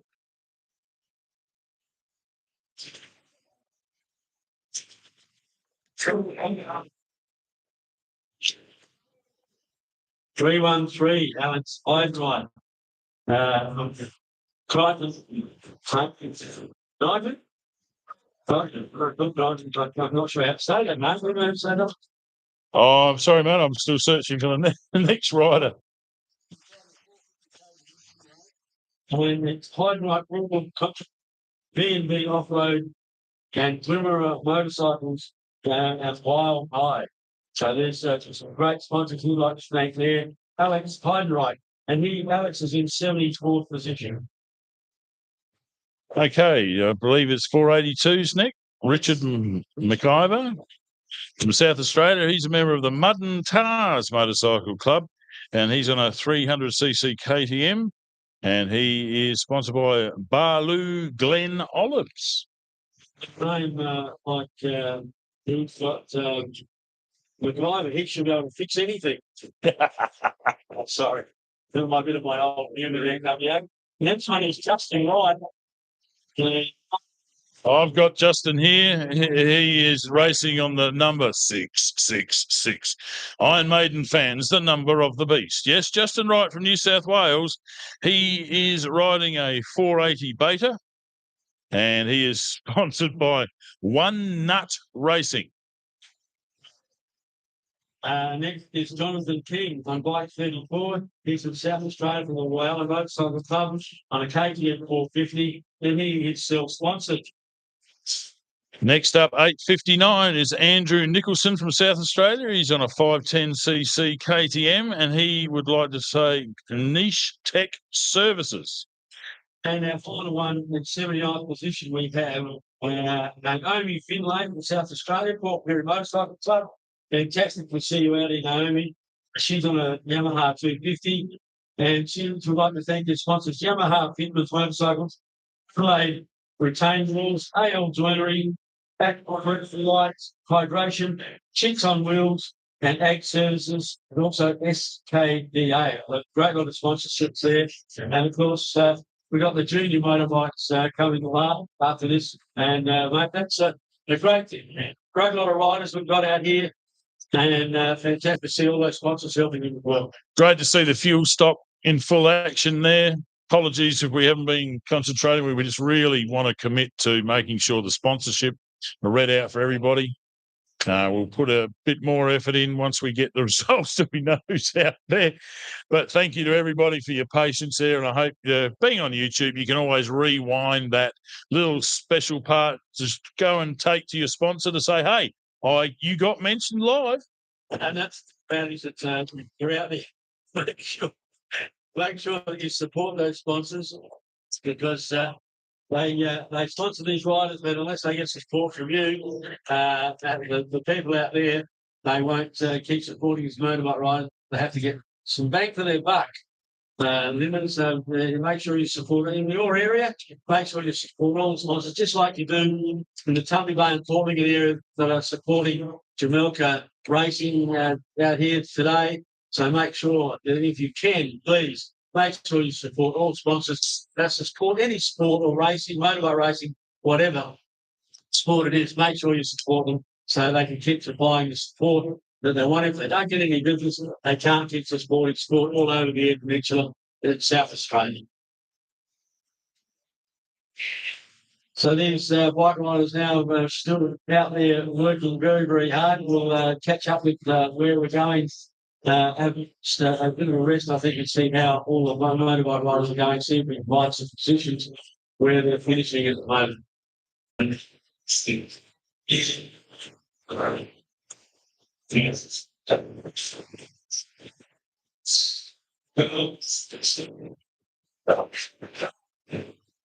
I do believe the bistro and the bar are open here behind us. Plenty of space available now while everyone's out hanging on the fence watching who's coming past.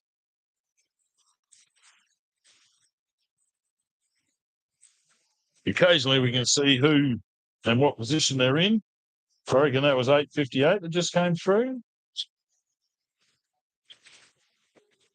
Just trying to find a quick reference chart. Yeah. No. Yeah. Started their next lap.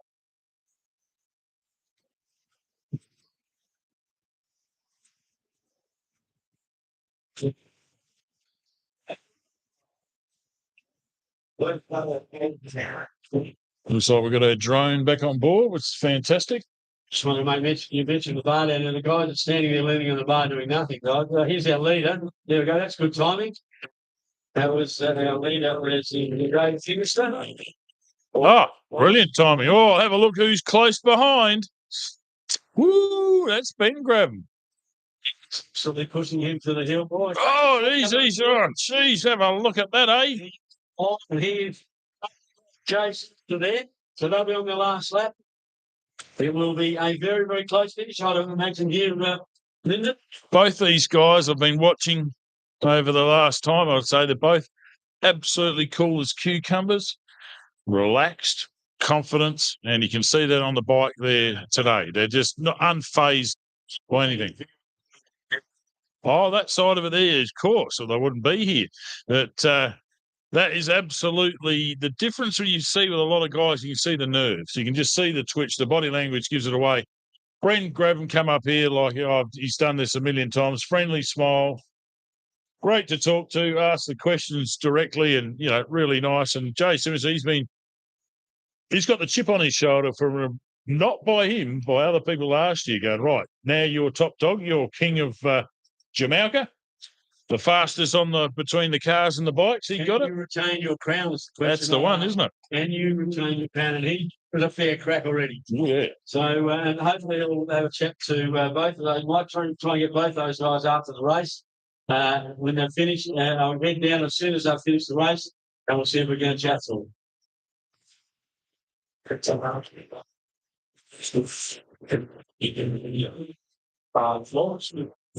just going to the marshals here. They can ride those guys to see if there's something about that. Give them one here for one of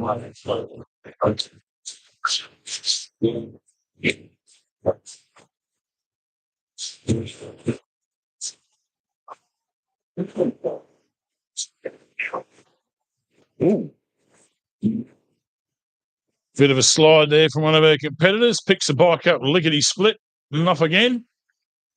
Great shot. Just happened to be able to turn over the big bad BD's camera there and catch that one.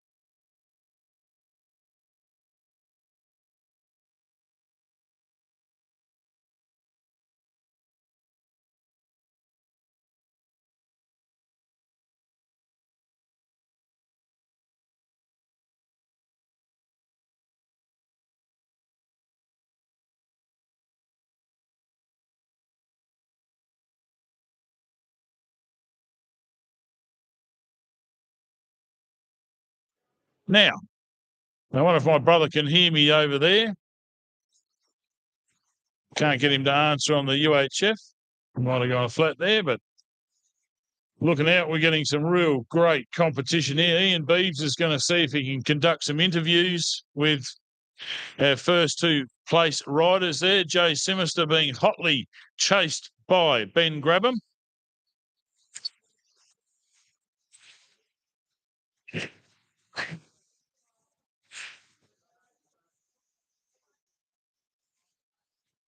Great shot with the speed of these bikes. The drone's struggling to keep up.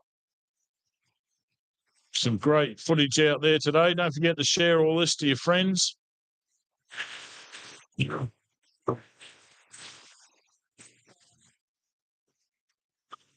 Thank you very much for tuning in. Remember, Ben McNamara's thing is a huge jump over there. Coming in there from the...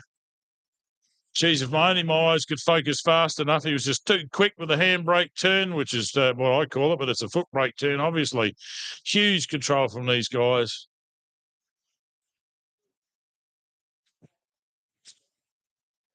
It's got to be some of the guys up near the front. We'll catch some numbers there for you.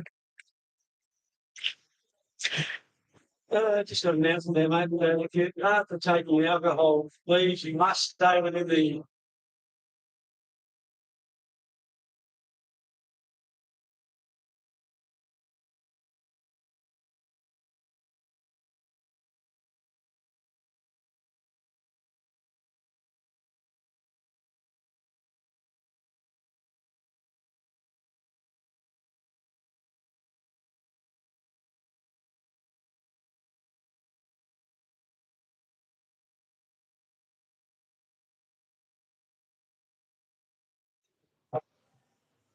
All right, so everyone out there watching on, we're getting third lap.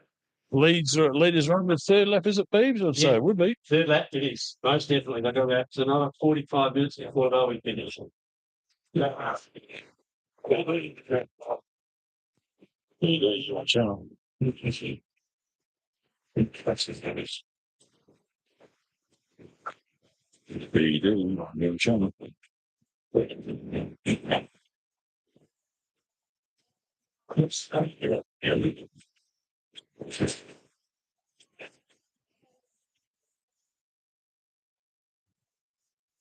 think we've just got our last one.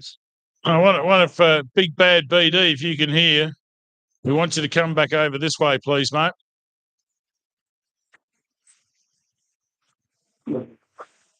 And his UHF mustn't be working anymore. Might have run out of batteries there, or the bikes are too loud. He's definitely looking a little bit red from the dust. That's number 51. Blue page. Ah. Things starting going. So we've had Brodie Waters and Chad Sparrow through as well, maybe? I think we have. So next should be the 750 of Jesse Ryan's that it just went then. Yeah, and then last year's close at the front there, Daniel Hunt in the 380. Watched him and Jay Simister. One of the funniest parts of it was when Jay missed a corner in the sandpit area and he couldn't help but laugh his head off, like the Simpsons. Straight through.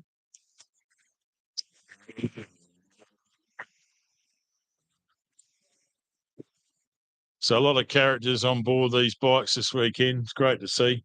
Be some excellent stories kicking around in the Ben shed tonight. As the weekend goes on, the bigger and better. Oh, yeah, the longer it gets, the faster you were and all that sort of thing, wasn't it? Then we get that sign in the time. It's like when you get football, you always get from football goal, start about 30 metres out, so that's 6 and 5 7. Especially with some big fights. Good old footy days.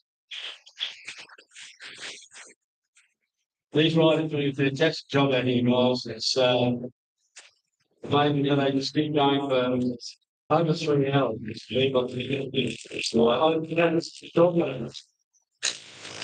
Kill a bit of salt was there. It's just for yeah.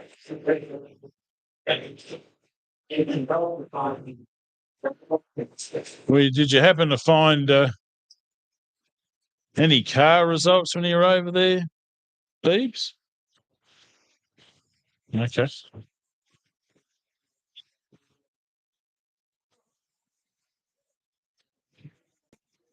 No.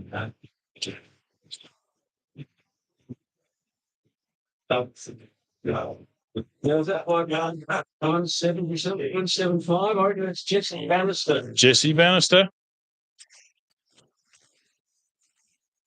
Of course, these are BD. some training that they've gone through as well. They haven't passed anybody, of course. So I hope that's the right decision.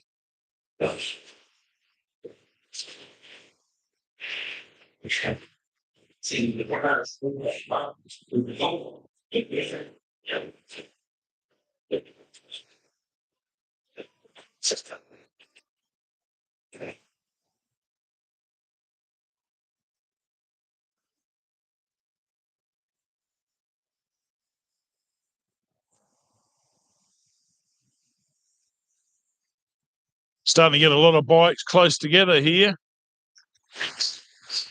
Yeah, it makes it a bit hard.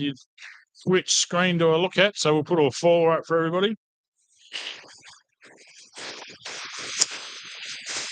One thing I'm noticing, these bikes are definitely pushing the microphones on the equipment to flat out. You can't hear it here, and just as well, it might be forced backwards out of your lounge chair if you're at home watching. Sudden burst of extreme volume. Makes you feel like you're at the track, wasn't it? There's a fuel. Oh, that's Jay Simister getting fueled up, mate. He's had a quick fuel himself, and he's off. Here it comes. That's 427. Someone way down the list, I think. Would be a lap behind. Yeah, that's no. Yep. Midlake. Oh, well, she's doing all right. I'd say no. I would say she has been in second, has she? Because at the moment, she's in 79th position, so she will be still trying to finish out in her second lap.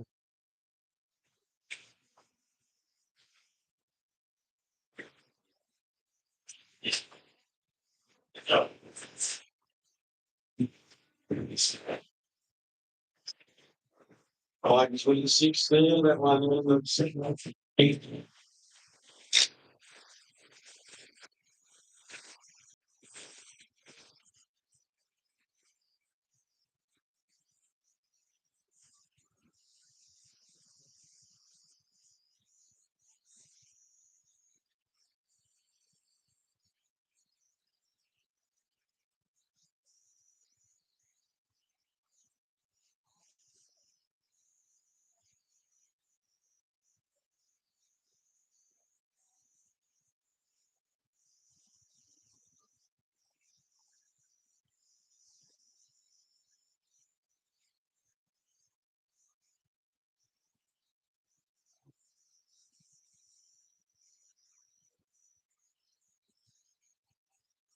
So if Jay Simister came in for a pit then, mate, does that mean that the gas, because I'm looking at the gas down the bottom corner here, we'll put on a four-way split. If you look at the bottom corner, his gas fuel churn is ready. Got a great gas easy up there. Ready and waiting. I can see a spare wheel there ready to go. These guys in the gas pit are organised, mate. That is awesome. And mechanics, I believe. Two mechanics there, but You're not entirely sure of the rules?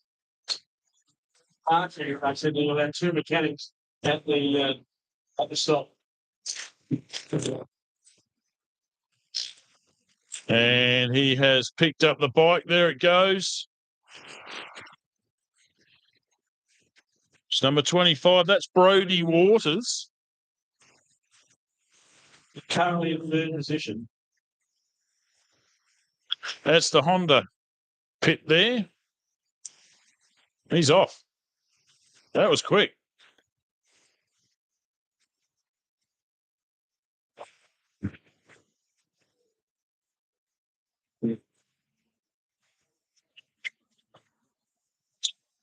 So, yeah, something keep on that. Something like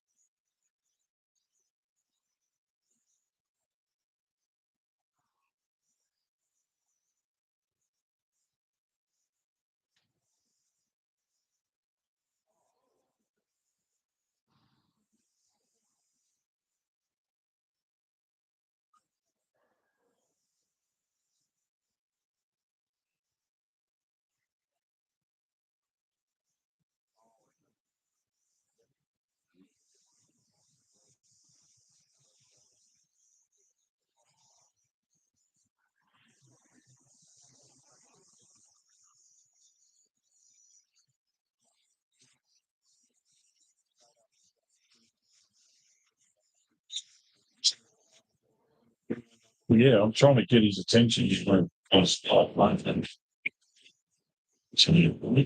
Craig will go to get it, boss.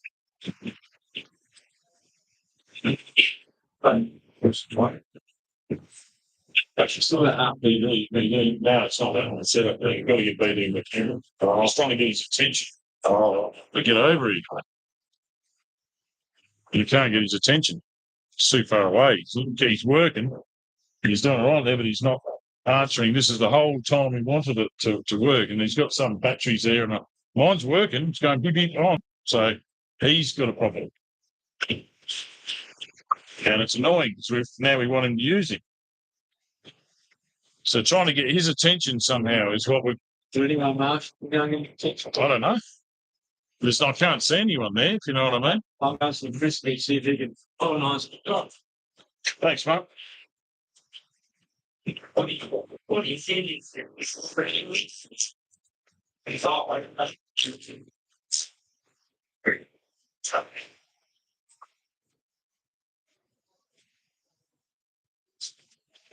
Yeah.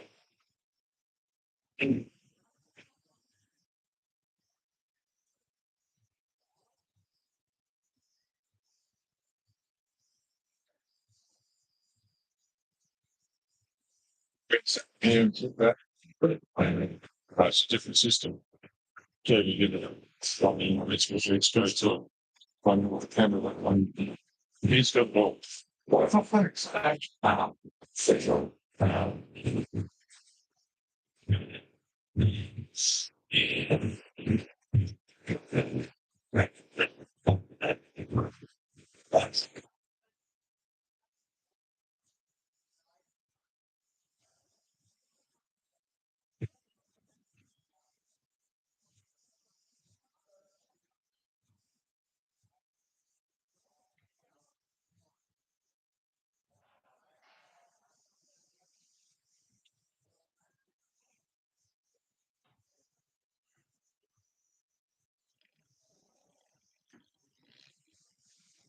Well, I hope you're enjoying the action here from Jamalka, South Australia.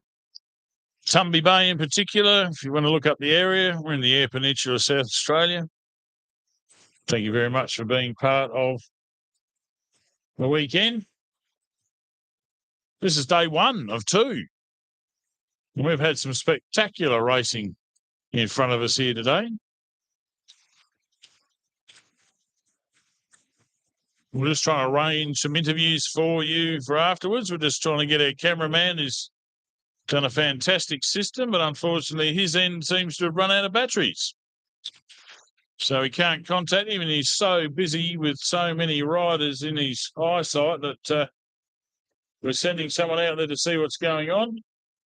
Cool, a bit of an issue there with the one pipe. Not happy about something. Two bikes pitting at once. Great job there, Chris GT40.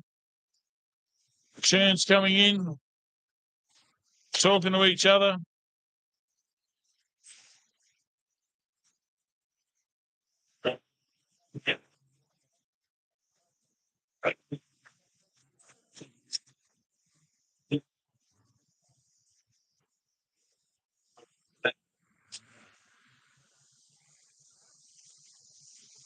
That's not big loss of the things that are no going to see like I okay.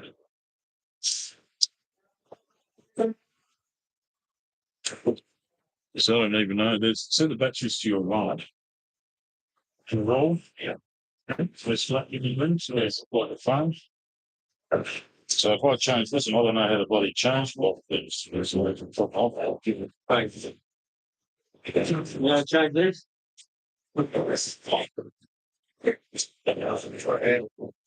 Yeah. I don't know how to change up thingy. You'll slow it down. Yeah, makes sense. So it's to take off it.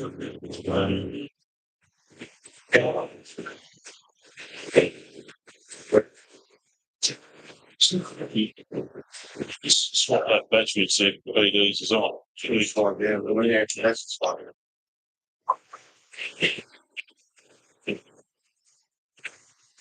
Much. That's making I think it looks important to get over it. It looks. This one's like the way you would put it. Next that one, yeah. Okay. Yeah, so you can get good answers.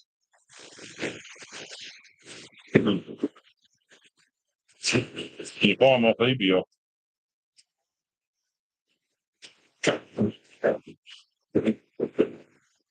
BD. Store on the corner there. Round you go. BD. A lot of these riders now well into their third lap. BD. And for those that are going behind, there is a time limit, so they must be finished within a certain pass, let you know. And that's 3 hours. You know, that's related to the time.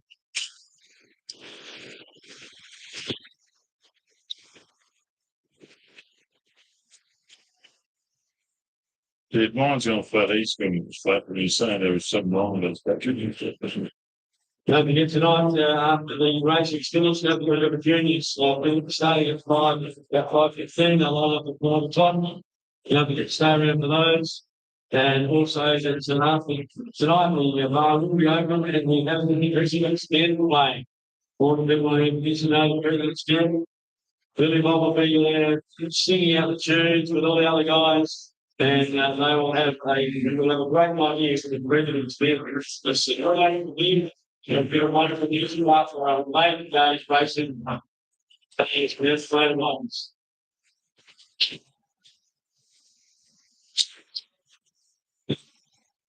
Very careful around that thing. There's a sharp U-turn in that one.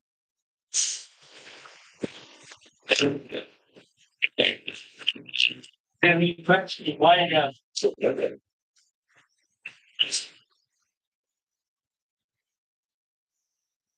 He's just not looking this way.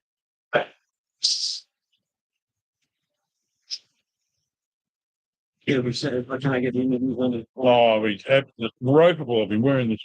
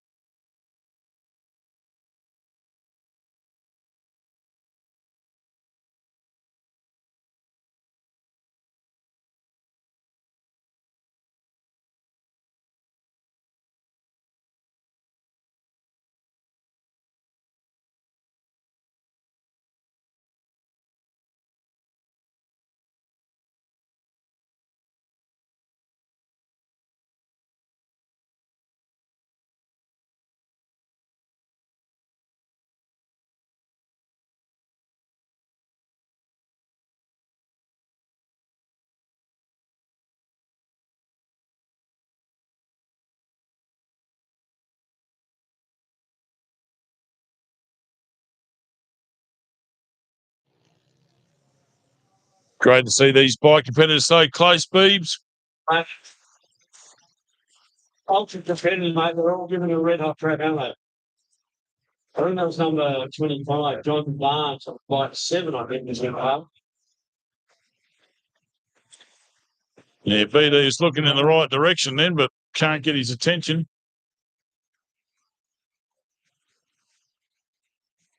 Plenty of action on screen here for us. Someone heading in for a fuel stop. Bike number is 269. Can't see him up.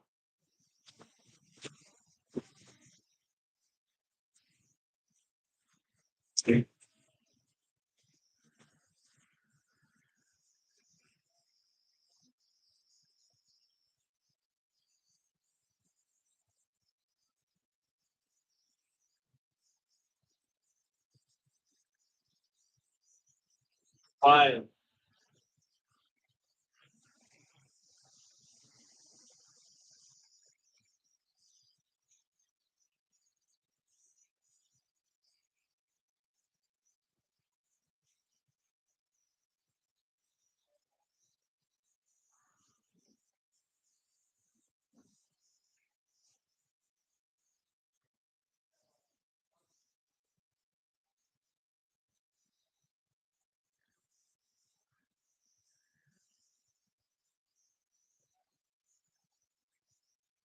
He's completely dusted out. He's just not even looking. Standing in, then the Hunt standing on bike 380, just had his fuel stop. So he's away as well.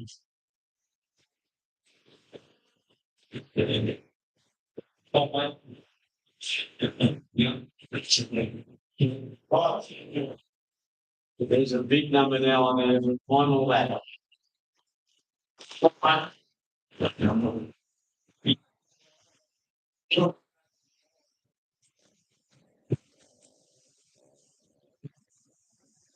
He's looking completely, he's looking towards us.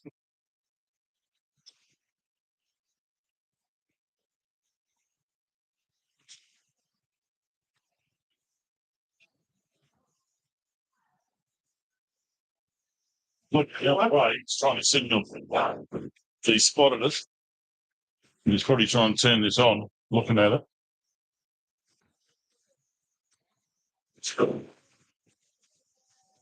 He might realise that I'm trying to signal him.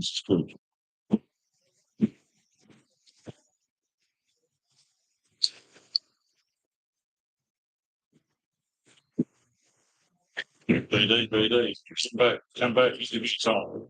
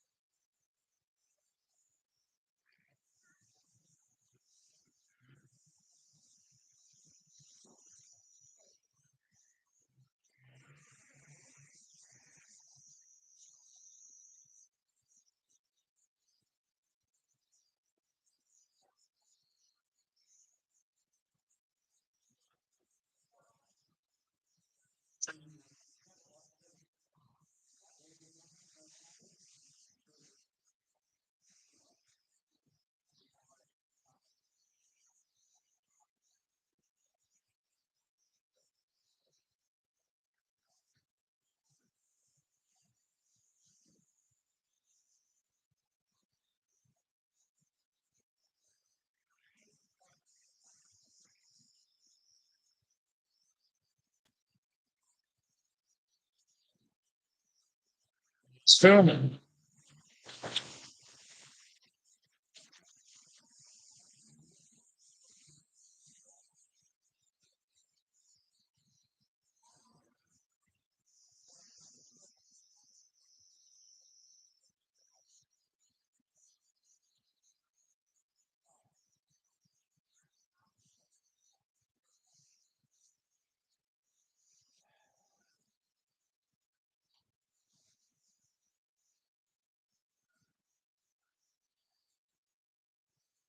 See John Hartman's building up there on like 659. Belling his last coming out.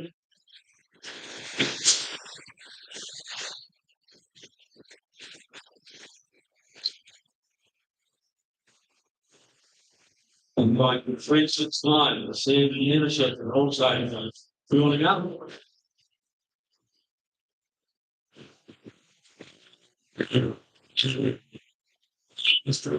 The spot out there, the I don't know about the street, I'll see Emerson, yeah, the trucks, industrial producers. 22,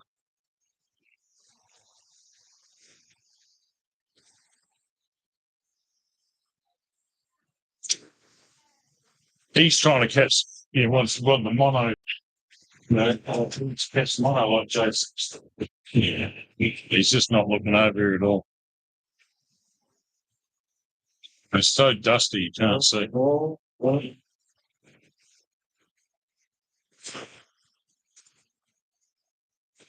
You haven't got a few more in that part, and then you put a line out for like, I'll come back in the last step.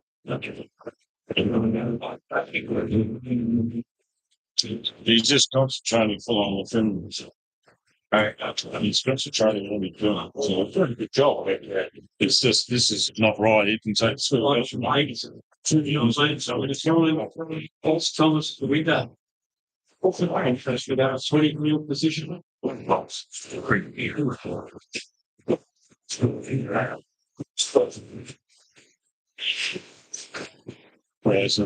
he can almost look this way. There you go.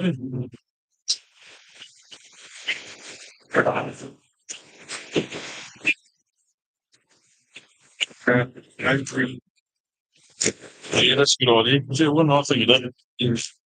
Yeah, that's what I say that. No, one nice thing you done before. It's but we really love this one. Trying to streamline why it's needed. Wow, that's pretty fun. We're gonna use that. I put our channel one day now. If you're down.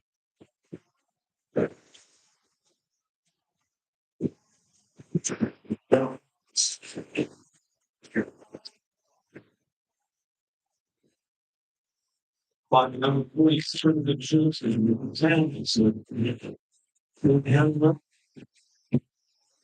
Thank goodness. Can I pack back here near the interviews, please? Thank you. See you. Sonny's wife. Jesus, the pressure don't mental is a simple thing to say, yeah. Perhaps large. There's Aaron Nixon and Julian, everything into trucks, it's the pilots, it's blowing up to the end of there, and just seeing about 20 new position at this point. Yeah.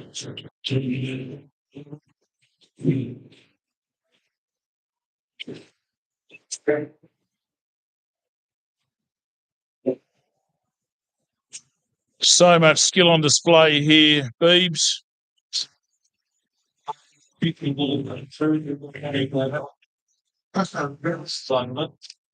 And Silver. Yeah, it's near Nellis. Here, should have one move showing off.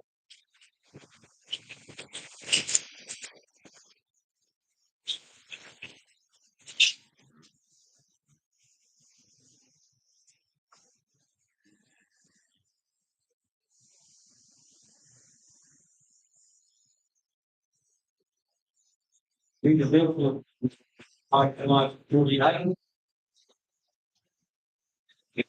That 40 position.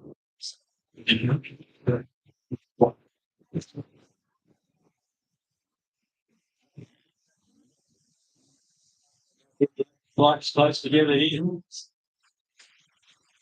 Yeah,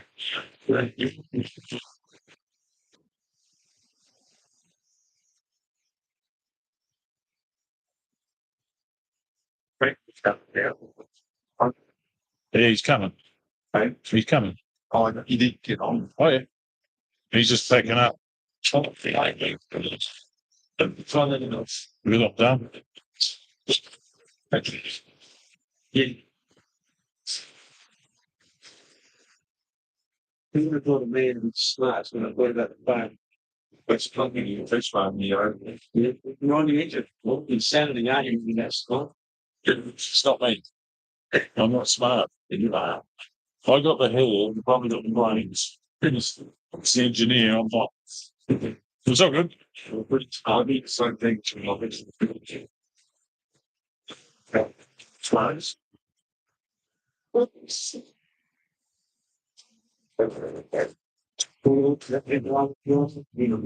And in the show, I'm not starting. But when it's bright, I was saying here, it was like that, just in reality.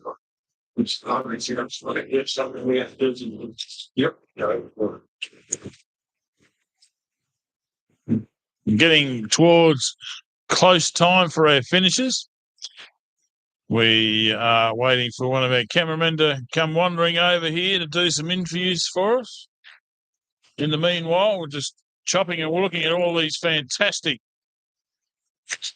fuel stops for riders and bikes. Only allow 2 attendants per bike. Well, it doesn't matter. You can throw things over the fence. We saw a spare pair of goggles get thrown over the fence. Great job. The race can be won and lost there in the pits. First rider away. Catching up with another one as they get returned to the track. Fantastic racing out here at Jamalka Off-Road, Tummy Bay.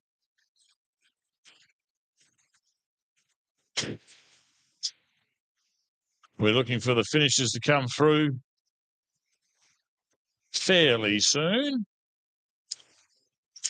Apologies once again for the timing problems. We are just like you, very much used to having them instantaneously available. I think this timing people are finding that out here in the dirt, causing a few problems for them.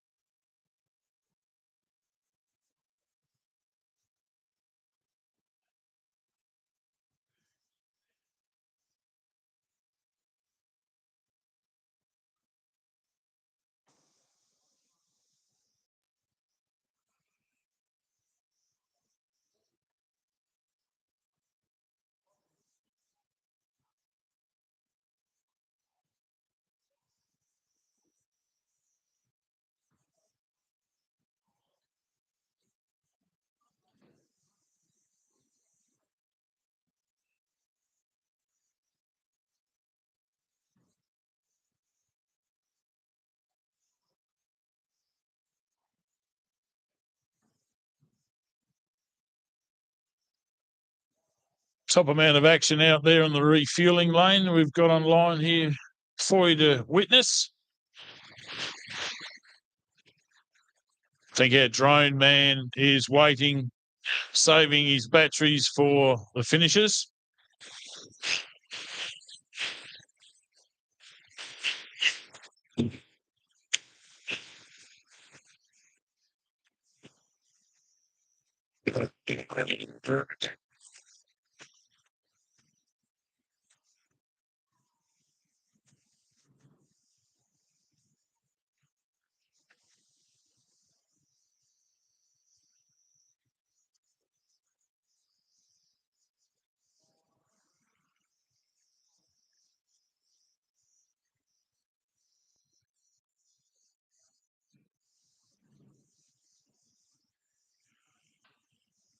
So we're watching the back of the shed here, the southern end, where all of the fuel lanes and easy ups have been put up.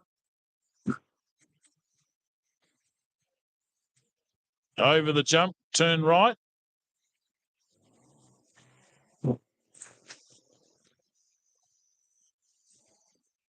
As we were saying before, a good practice for the Fink Desert Race,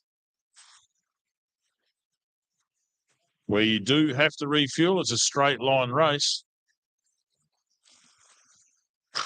So a lot of competitors taking advantage, testing out new dry brake systems. Get that fuel in as quick as you can. Some people old school, jerry can in a funnel.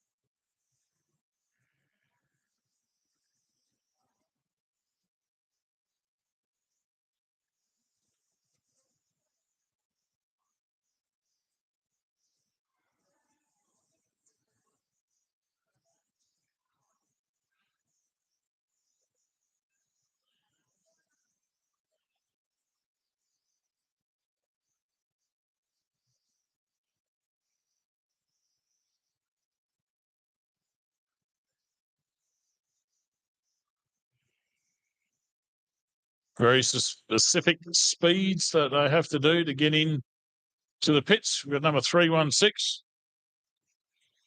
I can recognise that number. That was pretty good.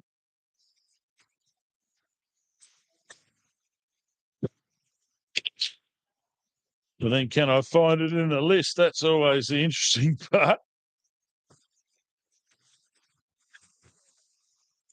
That'd be right, wouldn't it, Beebs? The first time we can actually read a number and can't find them in the list.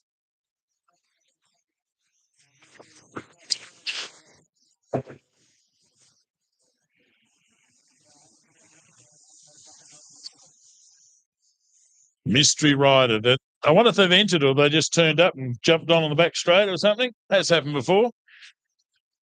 Let's go with that.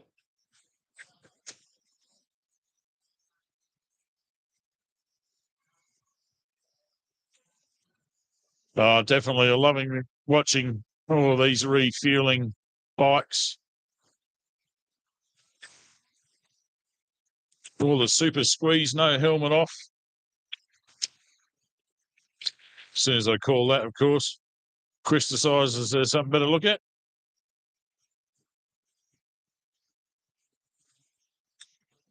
Yeah. You know, change life. Why are we carrying on this one? Three on the phone? Oh, okay. That's your rating. That's something else. So I'm saying, well, I'm on the phone. It's quite this. Quite needs to go.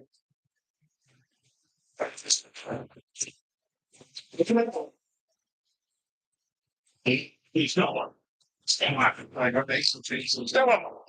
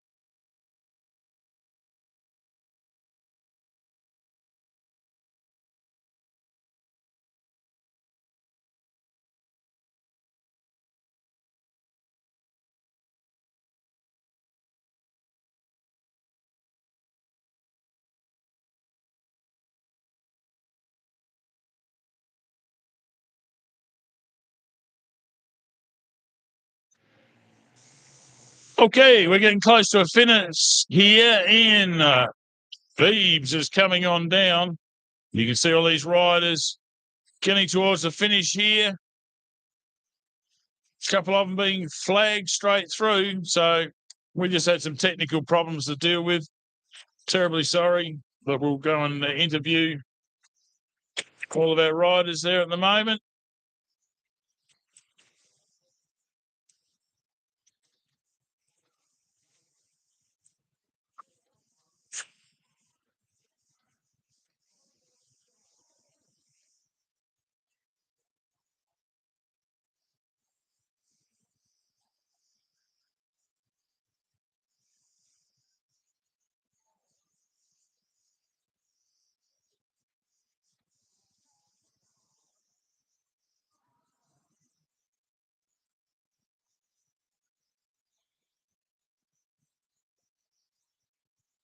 Congratulations to all of our riders out there today. We're pretty keen to find the results, and we'll pass them on to you as soon as we find out ourselves.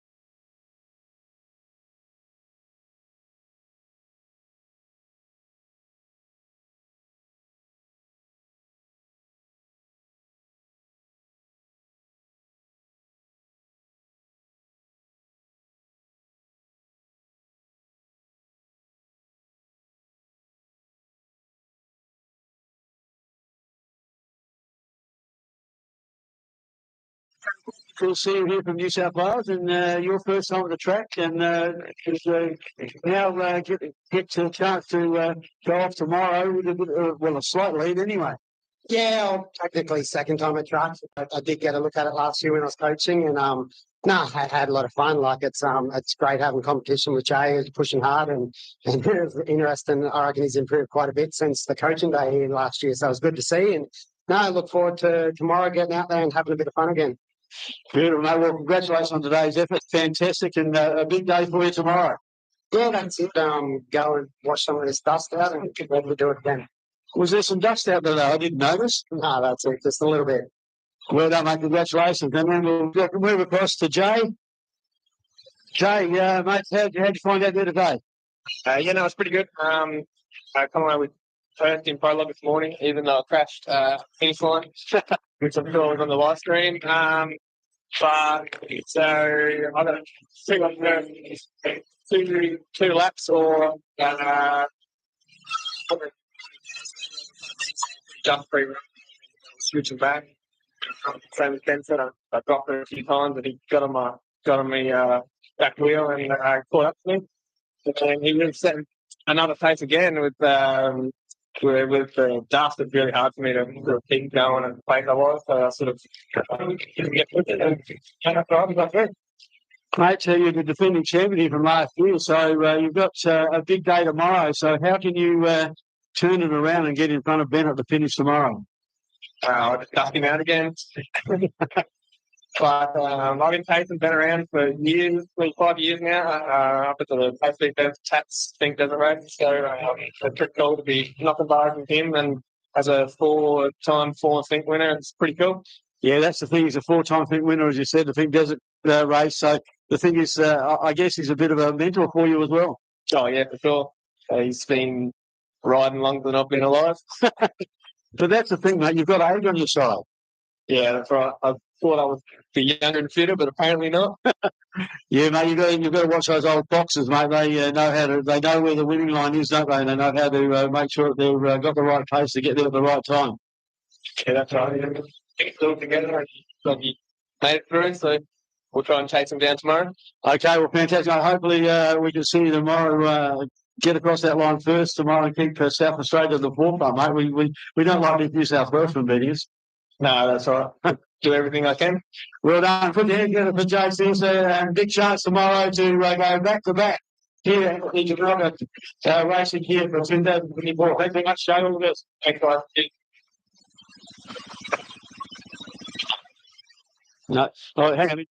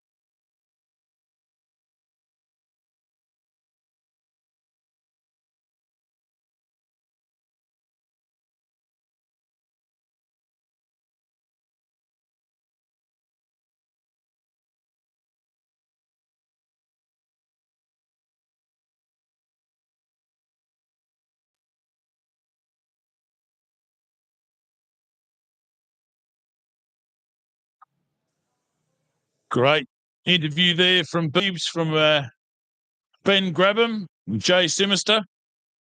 They came across superb there, fellas. Looking at action on his drone, filming the last for you guys. There's still plenty of action out here at the track at Jamalka. Just don't forget, we've got another whole race after this one. Can't wait. This has been a fantastic racing Saturday. Really close competition from these guys. They should all be congratulated. They're all winners in my eyes here today. This is really good, top quality entertainment. We had a few problems, accidents. Nothing's happened this year. Superb skill level.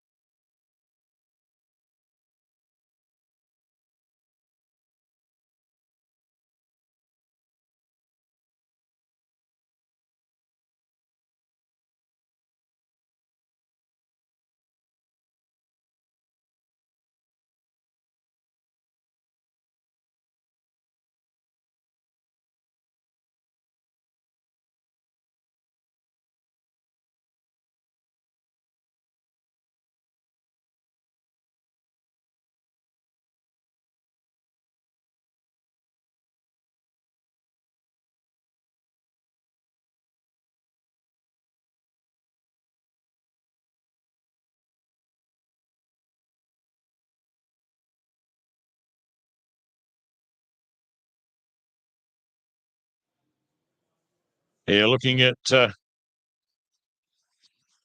number 5. Oh, you could have put Murphy's Law on that, couldn't you?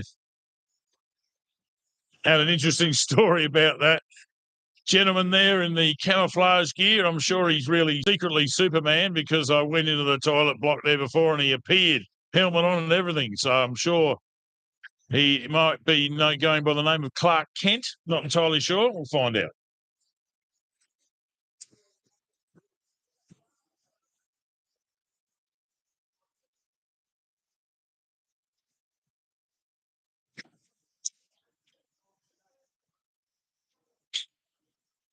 That's it.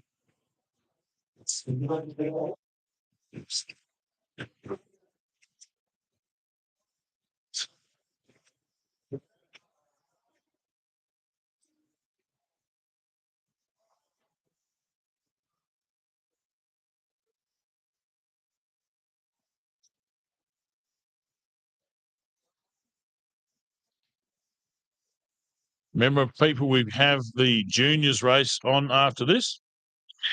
2 laps of 20-kilometre prologue course, I guess that would be. That's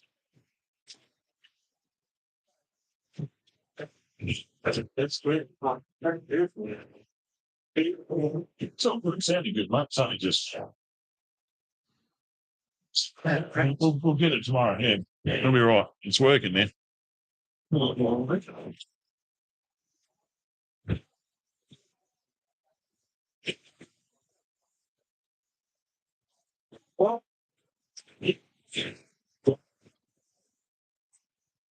I'm not really right fix. But it's European permission. It's right.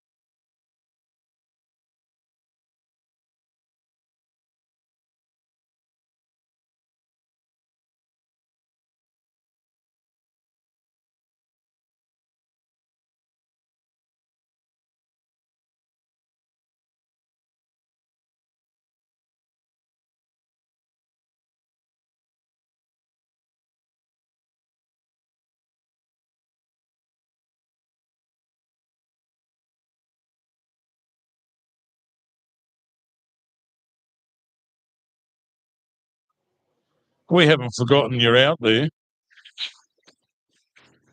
We're just having a whole lot of cameras running out of batteries, it seems to be at the moment.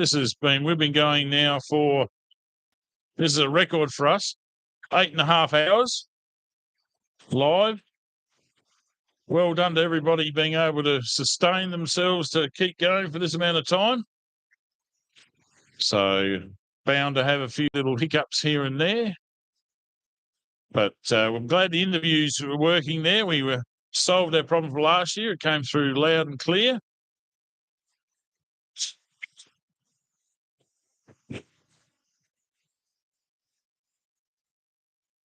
So don't forget, the Elders Bar is wide open and ready to receive every order that you can think of. The bistro is still in full operation. Don't forget, they're serving into the evening tonight here. They sold out late last night. It was fantastic. Last year, there was food there for the seagulls and other wildlife. This year, completely sold out. Thank you very much for everyone's patronage there. McNamara's really appreciate it. Out on the track area, you can see there's got a few lone spectator waiting at the race personnel gate only. Waiting for a lot of people who've only commenced their last lap, so we're probably 20 minutes away plus of waiting for our other competitors to enjoy themselves thoroughly. It's not a problem. It's exactly what the race is all about. Everyone gets their own time and does their own speed. There's a massive jump there at the end. That was a beauty. Oh, I'm not surprised. That looks like a 3 number to me, Beebs. Yeah.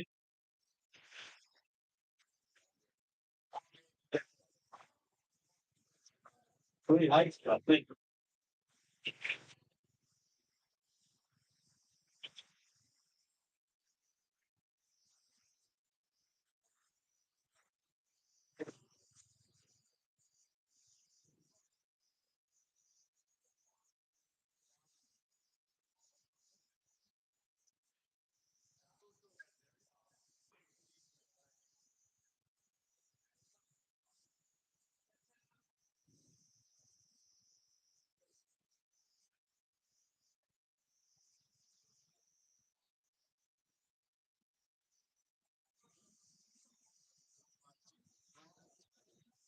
Right to the start.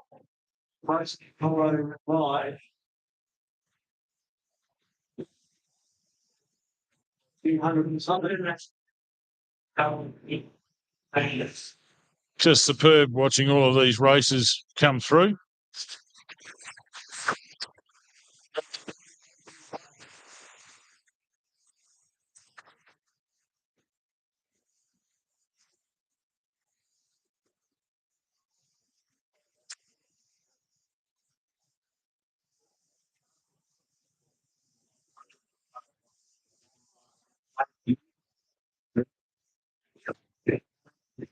You're channel 20. That's the guy who that. You're channel 20. That's Chris is on that.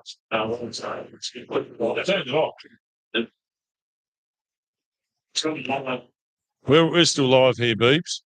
Going out there. Look, there's a 650 something number. Right. Just put it through. So I know that thing. I'll do this.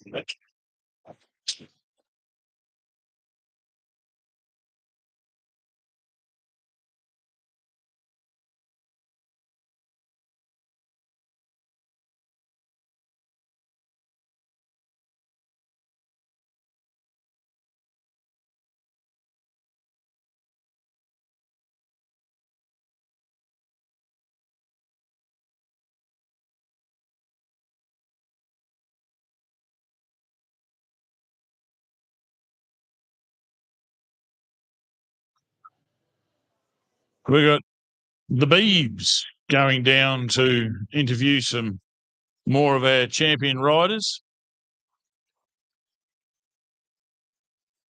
You're watching the Jamalka Off-Road Enduro for 2024. Motorcycling South Australia proudly governing over all of our riders here today. Got 7 women and the rest of the 107 or 8 are all men. You see more of our finishers come through as we scroll through all of our much appreciated sponsors.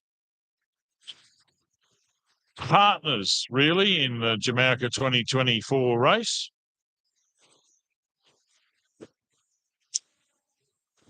Absolutely superb. It's just Saturday, and this is just the big race for the adults, so to speak. And then we have the juniors coming up to do a couple of laps of 20 kilometres an hour. Ben was throwing around the idea there of how do we look after everybody. Very much a family man, being a grandpa himself, thinking of the younger generation. And he threw the idea up to Andrew there, and they said, yeah, great idea. We'll do that. So we'll put in a junior section. It didn't take long. I think they make a lot of designation to do with the size of their wheels. So a great deal of forethought going into looking after all of the entrants here this weekend. But 2 times 20 kilometres, geez, if I was a young person, Junior, I think that would be fantastic to be able to be let loose like that.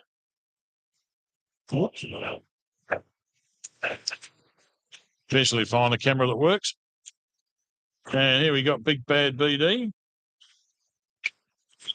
Are you ready, BD?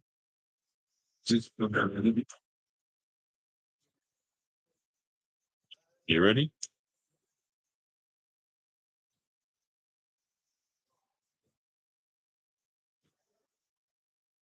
Yeah.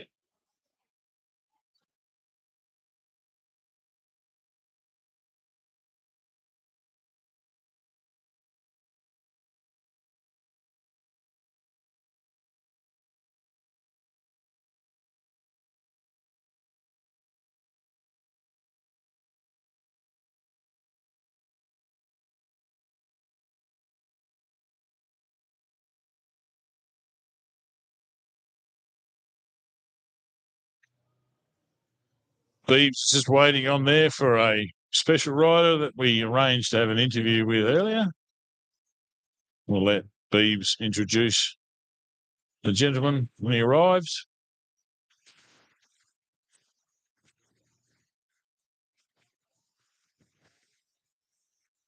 Big double thumbs up there. Unfortunately, it didn't go live.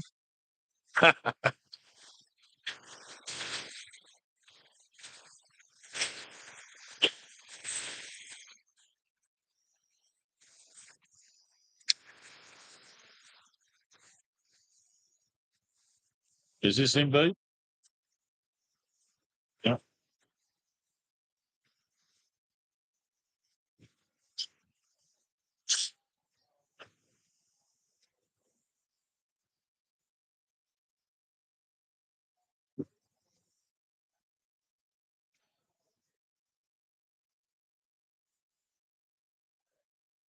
Oh dear.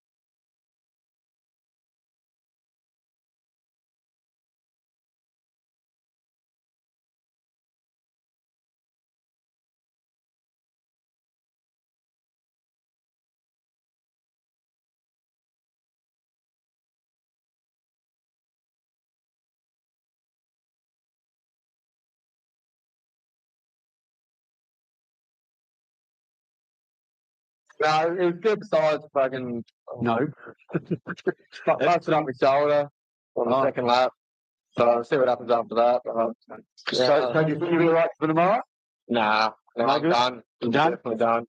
Busted myself. No good. Oh, that's bad luck, mate. Hopefully it all comes good and you get back on the track as quick as possible. It's a pretty tough track out there with all that dust and everything. Oh, it's crazy dust. The bikes aren't breathing good anymore. They're not running nice. So it's just, no. Yeah, tough track. Very tough. All right, mate. Well, hope it all comes well, mate. And put your hands together for Jaden, guys. And tough for a day out there for Jaden. So he's had a real crack.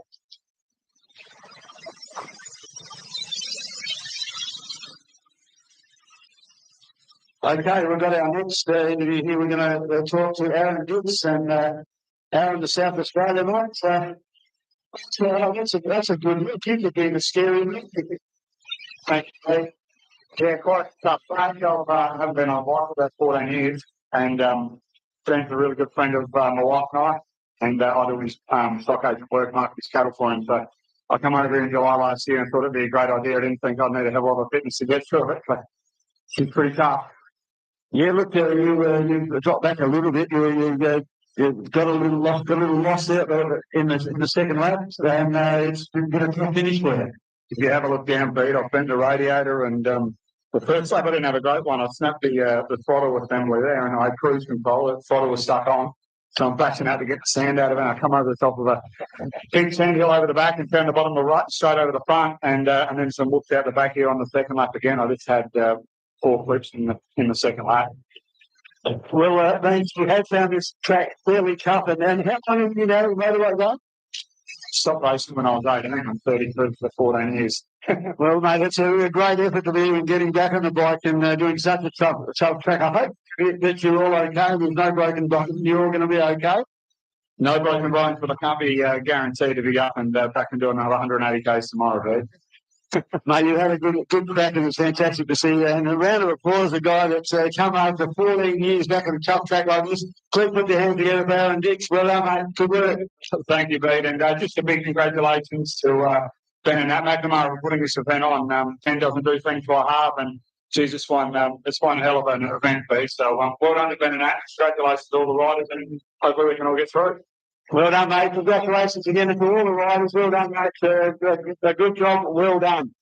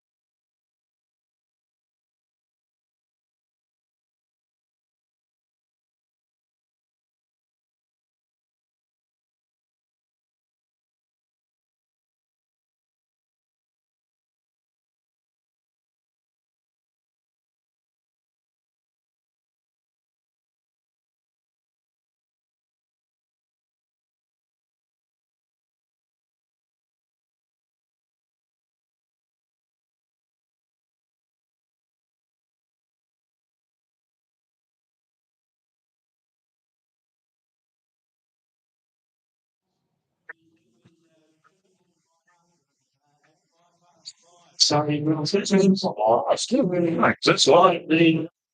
Oh, there we go. For starting at 5,000 slow. It's got a circle.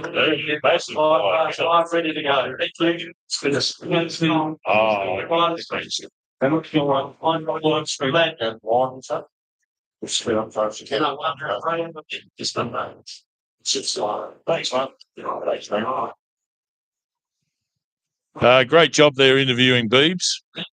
Yeah, if only I'd pressed the right channel to start, we would have heard a whole lot. Jesus. Yeah, we're experimenting with a new system and it works. We could hear the riders this year. So great interview there. We'll get it on top of it tomorrow. Tomorrow, so that'll be good to get with us. That'll be great to have a race tomorrow. Phoenix. Great race. Those two are well out in front. They all said the junior riders, can you please line up and 5-part tire, be ready to go. And you will be on the screen as a senior riders and please line up. Well, about 10 minutes and we're ready lined up. I'm thinking. Who are the junior riders there, Beebs? We got a list? Okay. Maybe it's because they're underage, we're not allowed to publish who they are. So we'll just say thing 1, thing 2. Someone else is thing 5. I'm very good at making up names for people, so.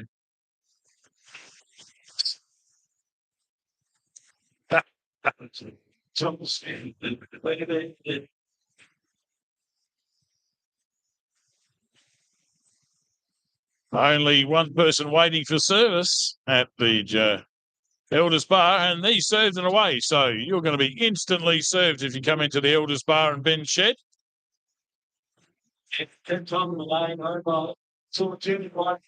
Oh, look, you don't have to call them twice, Beebs. They're here. Oh, look, that's awesome. They got numbers too. I can read them. Someone. Just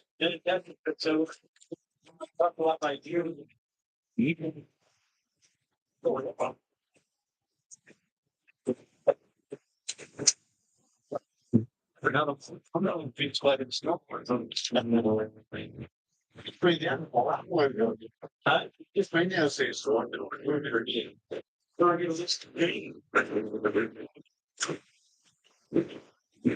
got them.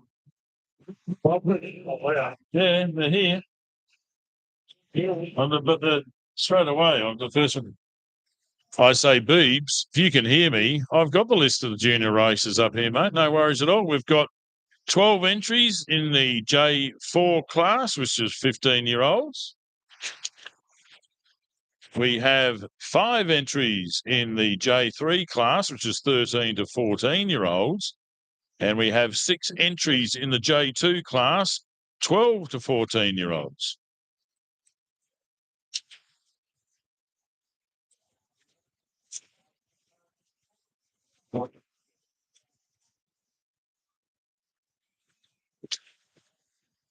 So, are they going to have a mass start in front of us there, are they?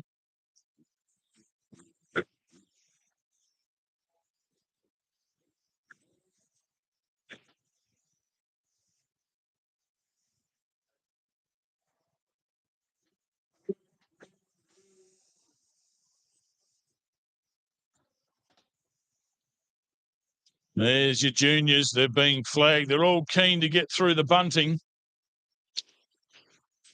I don't know if this is a land rush start. I'm sure it's not. They're being corralled deliberately to let the last riders on course from the seniors get home.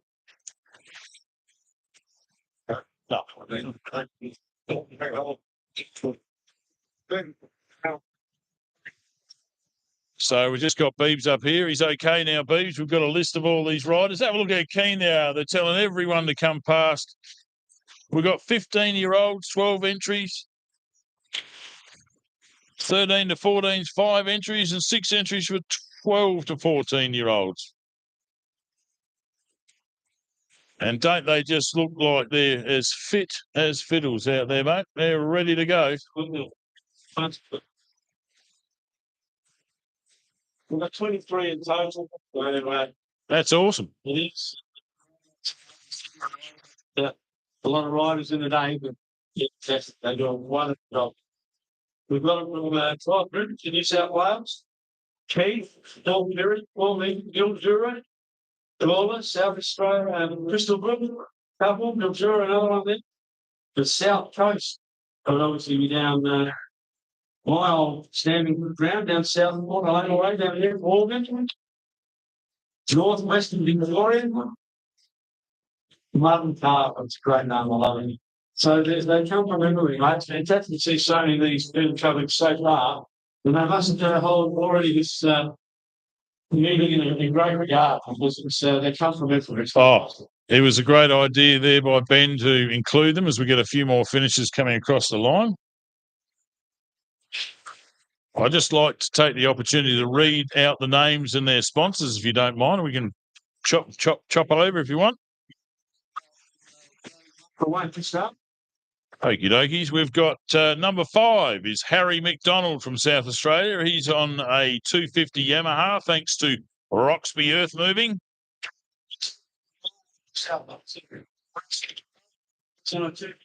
Yes, and it's sponsored by Polshot Fabrics, Rebels Tile and Trend, and Warner Gas Australia.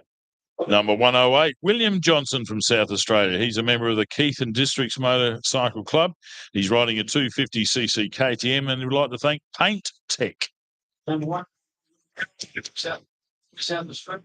KTM 125, and he's sponsored simply by Port IGA. Oh, that's the one I was looking for, Port Broughton. Yes, 226. That's the Galishers, by the way, Port Broughton, IGA. Number 226 is Brock Knowles from South Australia. He's a member of the Port Lincoln Motorcycle Club on a 250cc Yamaha. Thanks, Dad Racing. Number 317, Jackson Fitzgerald from New South Wales Ventura on a 125 gas cash. And he needs control, factoring, pedal addiction, and Deacon motorcycle.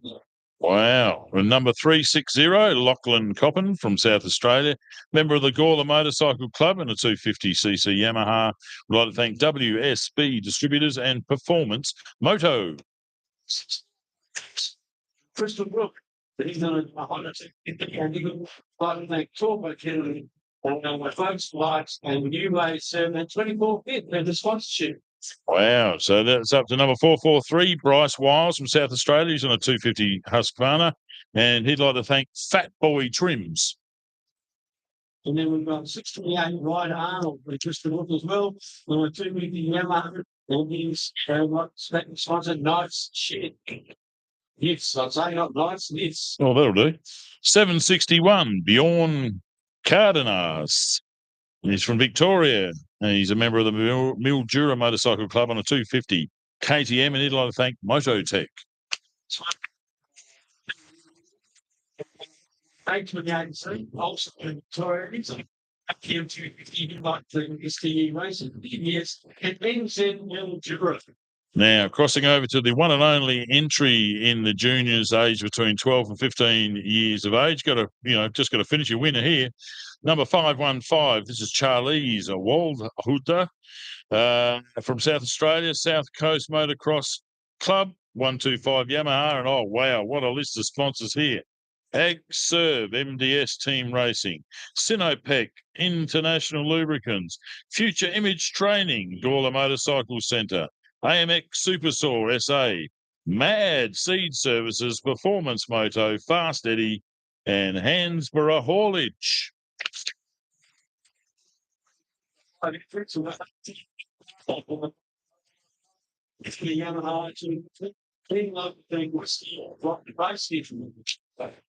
Next up, number 109, Bradley Garrity from South Australia, a member of the Port Pirie Motorcycle Club on a 125cc Yamaha, thanks to Port Broughton IGA.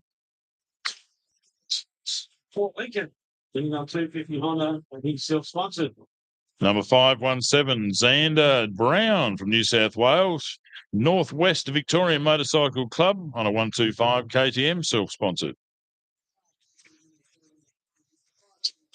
Nixon's for Perryman on a company 250. Any right thing, Gibson Resources, HBF Racing Products. Next is a J2 class. This is for kids between 12 and 14 years, 6 entries. Number 1 for a listing here is 130, Caleb Churchett from South Australia. He's a member of the Port Lincoln Motorcycle Club, and he has an 85cc gas, and he is sponsored by Cowell Paint and Panel. 76, Logan Stevens, Sally Caller in Australia. Then on a +1, 85. And he'd like to thank his sponsors from Street and Feedings, Cover Makers, SA97, and Unique Stone. Number 212 is Evan Kenny from South Australia. He's a Mud and Tars Motorcycle Club member. He has an 85cc KTM. We'd like to thank Southern Moto, Dingara Lake, Dutton's Earthworks, HGI Hire, Neo Infrastructure, South Australia.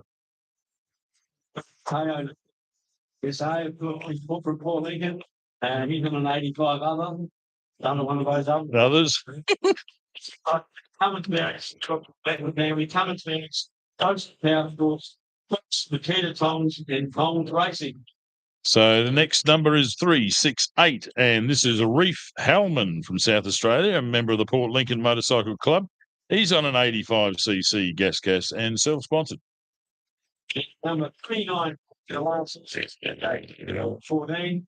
That's number 395, Tully O'Grady from New South Wales in Mildura, and he's on an 85 gas kitchens, and he's sponsored by the New Sun Raiders, and GJ Bone and one side mechanical. So they're all over in the final, guys. And you've got to give them a big round of applause, those juniors, before they start. And Chad is still the juniors out there, guys. Oh, no. Fantastic. And you've got to thank the sponsorship as well. That's amazingly sponsorship these young guys are getting. It's allowed them to get on these bikes and now starting their careers in these ridings and stir tracks and those things all around South Australia and New South Wales. So it's a fantastic effort to see so many juniors out here today. It's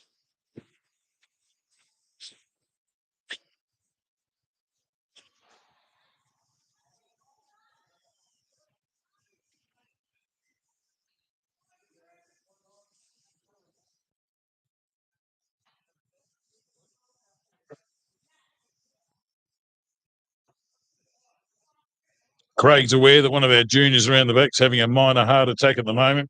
Can't get their bike started. All you can smell is fuel. what you think? Just a little bit.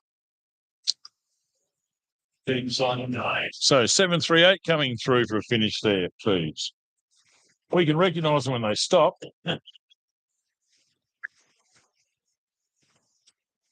That'd be Chloe Barr, 728, 738, 738. There you go. Yep.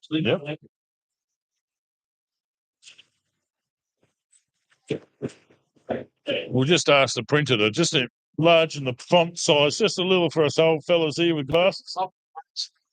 You can see them? Oh, you're doing well.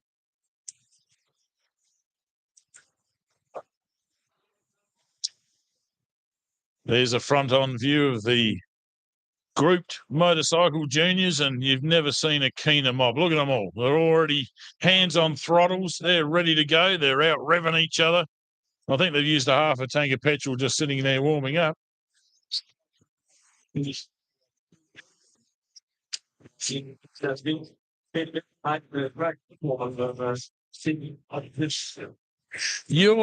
football knowledge is unsurpassed there, Beebs.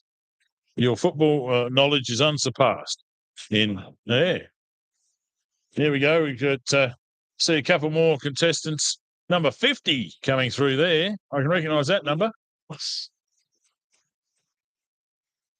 All right, have we got here? I've got, I reckon, a 168. 168. Yeah. 188. 188, mate. Yeah, quite right.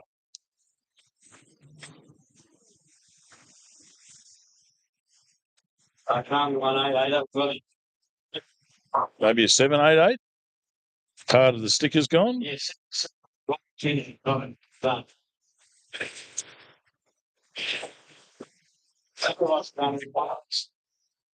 Oh yeah, just a bit cross-eyed. What's that one? 811. I got a squint. That's telling me something, isn't it? Keep out the. And oh, look at that. That's a very nice looking number, but I can't read it. 612 662.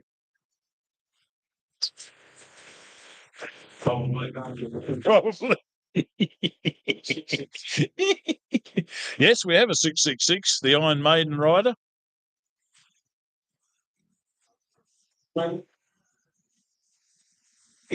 Each and every junior staring at these riders going, "You're holding me up, mate."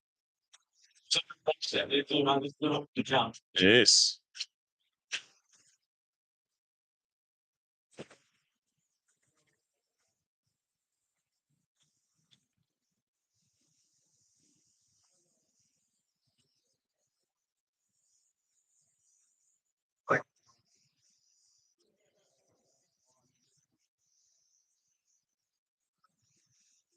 Five, 3, 8. 538, that one.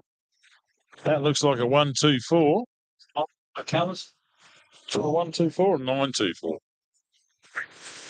9-2-4. And then we've got a 8. God, blimey. 8-2 something.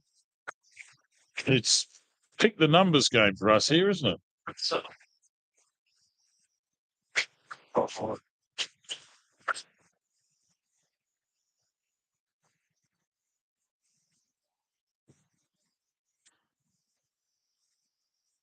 yes. Well, big bad BD's out there near the start-finish line again, ready to film all of these starters. And here comes, onto the tabletop now. Look at that, superb.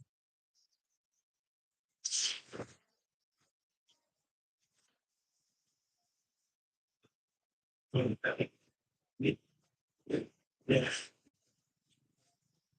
That's 653, I think.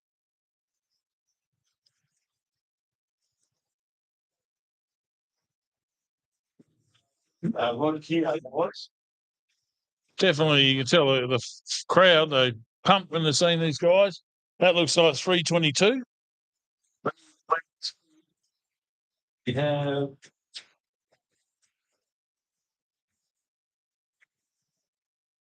Charlie Beglitch. Why did I'm not sure how to say that one. Glitch. Miglitch. Sure it's wrong. Right, that's the best way to put it. Yes. So you feel, oh, I've got the thumbs up. The glitch, good. Oh, look at that. You got one right. Ah, it's not Miglitch, it's Maglish. Excellent. Now then, I think. Which one is it? Is it Miglish? No? Miglish? Okay. Yeah, sehr gut. You just have to think of the German. Ja, sehr gut, ja. Nicht so gut? Sprechen the Deutsch? Nein. No, I was born into the Volkswagen Club of South Australia, so I had to listen to all the Germans talk to you in English. And he said, "No, that is not wrong. You do not do that." Now, a lot of very good German friends. My father working for Volkswagen. We're multi-generation Adelaide. I think we came out in the second boat. So we've been here a while. Must be getting blood.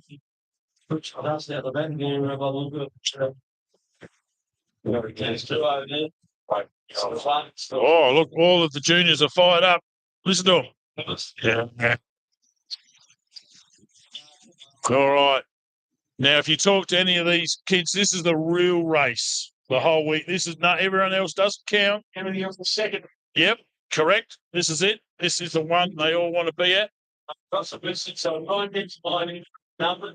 So I guess the old one can just start. Well, they're going out of our range there. We need to have another camera on the camera. If we've got BD, should be able to tell us. Oh, someone's just taking off going, where do I start? Start there. I don't know what you're talking about. So he does a quick one. Yeah, they're just so keen and not letting the officials, they're a little bit tired, get out there. So, it's been a today. It's been a very long day. Yeah, we've just clocked over 9 hours live.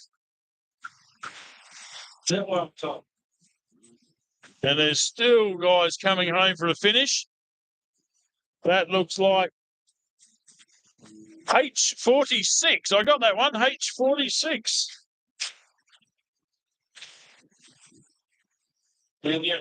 Right. Well done. Then we've got 33. He wants to have a go again. So can I join in?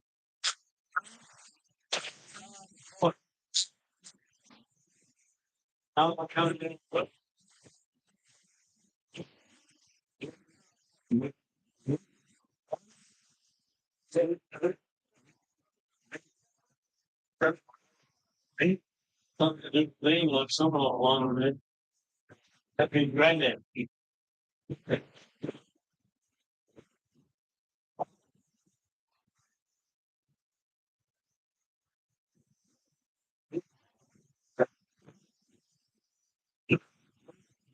Well, it looks like our drone man has woken up over there, Action Adam. We shouldn't have let him have his own little spot over there. He's far too comfortable there, Beebs.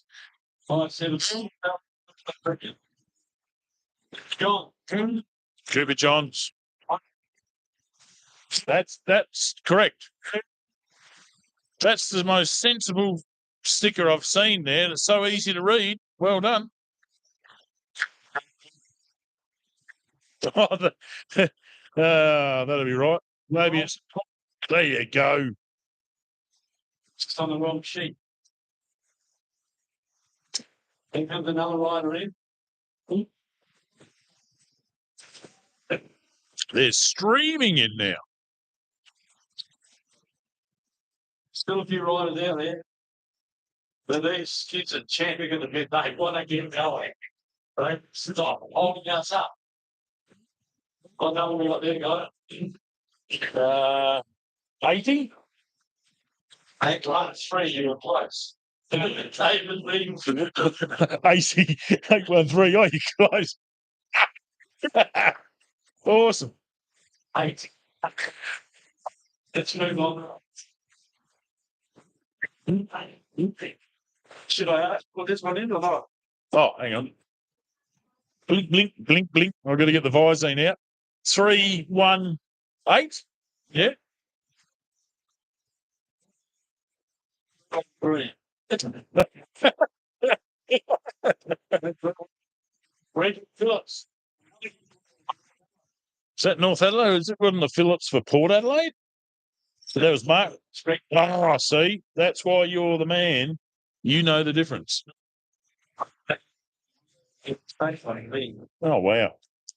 What a history. What? Oh,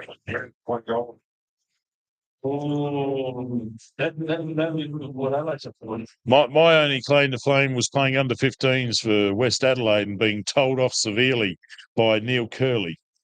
Pull my socks up, and I've got really big calves, and they would not go above my calves. They had a trainer there throw me on the ground, pushing me backwards to put my socks up and just go over there, and I had to cover my legs behind others so he could see that he thought I put my socks up. Yeah, so.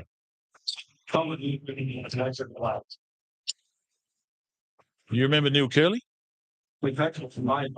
There you go. He was a tough man. Did he squeeze your hand when he shook your hand? He just wanted, I'm sure he enjoyed having a few people in pain. Next page, the guy's fine. This is what's easier to make some holes, sprays, and stuff out of wheelchair. Feel good as well with still hoodie. Wow. He's a tough man. Absolutely. Unfortunately, yeah, great memory. Great coach. So when I was there is when they put the glass, he insisted on the glass top coach's box. Yeah, that was that era. It's like, I love the game. I love the league. Awesome. So when did you play league for Prologue, mate? When was that? 73. Wow. Coming. Still coming, guys.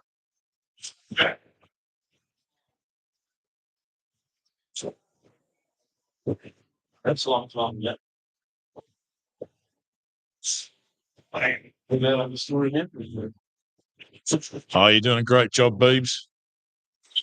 Great to work with experienced guys up here. I'm getting all the help in the world from Craig and Beebs here to put out this live stream. It really is a pleasure working with you gentlemen here again. It's the second year in a row, and we're having a lot more fun.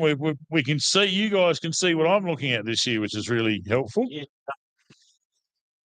All the time, and really makes a lot of what's going on.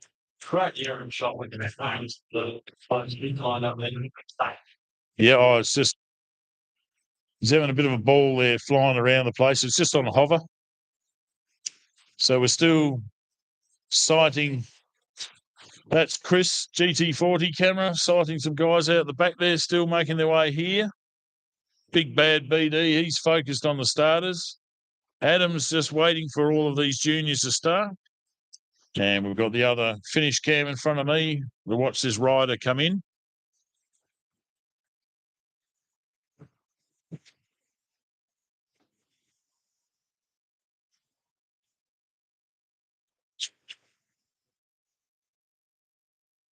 Yeah.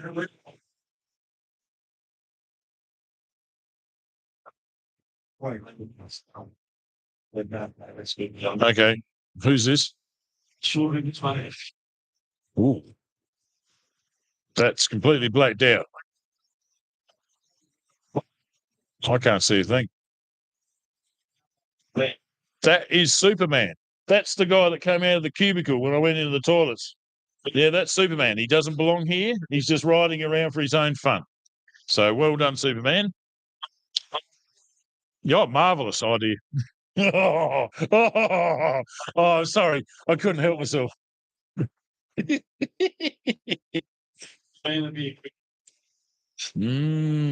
Dear. Yeah, over by the Superman, it's still a bike out there. He's got he's keeping that up to the picture steps a little bit. That's the car here.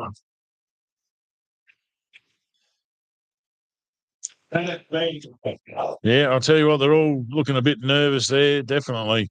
They're looking for support from the crowd. There's lots of arm pumping going on there. There's someone that's used the hay bale for their convenience. There's more kids that are just completely nervous, and this is understandable. Get it started. Down there, trying to get cracking the other training. Oh, some beautiful looking machinery out there, isn't it? Just absolutely polished to perfection. It's their pride and joy, mate. Say to have a motorbike rider, they'll be very proud of being owner of one of those machines. Oh. Sure, they're outside children, they look after them. They must give a lot of money. I've just noted one thing, Beebs, that the numbers are all easy to read. Have you noticed that? Well, I can see if you out there, man. Just Maybe that's just out of my view. no right distance for them. Yeah, what do you think? If it was like me, you'd be polishing your bike all day, just waiting patiently. Go out and have a look at someone and say, they've finished yet? Because this is the highlight of the whole weekend for these guys. Are they having a race tomorrow too? Yes. Oh, superb. Yeah. Two maybe junior bikes line up, and then they black bikes just a kilometre lap. One coming in now. I'm thinking this would be the last ride. I can't see anything else out there. But hopefully we're underway after this one. Now, does that say 712? 712. Yeah.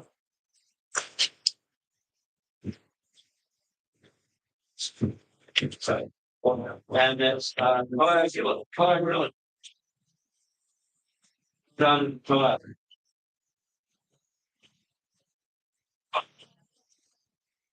So see any more dust out there, guys? We're okay. Is that one of our female riders, was it? Close. Yeah, Absolutely. you can see the long blonde locks out the back of the helmet there. I think we have our start getting in the place.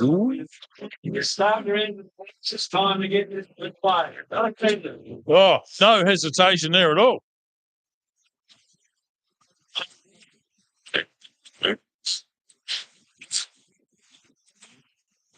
And they are getting it revved up. They are ready to go. And make sure you give a big cheer when they head off. All of our Union kids and just sit around here racing.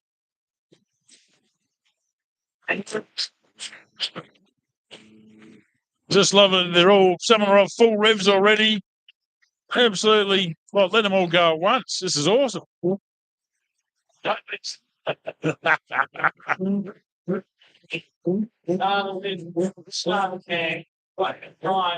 we go. Big cheer for the juniors, guys. Cheer them all. Give them a pep. Let them get them going. He's away.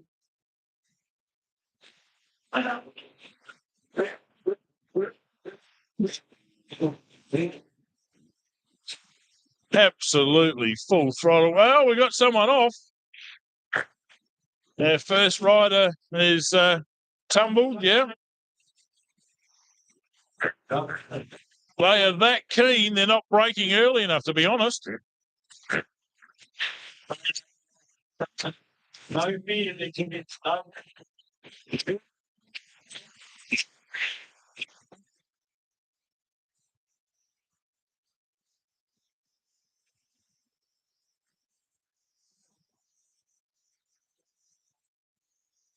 Good recovery there by that first rider.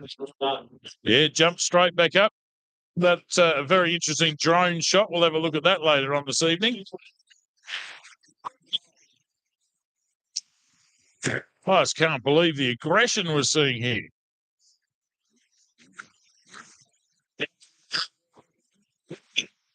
This is the number.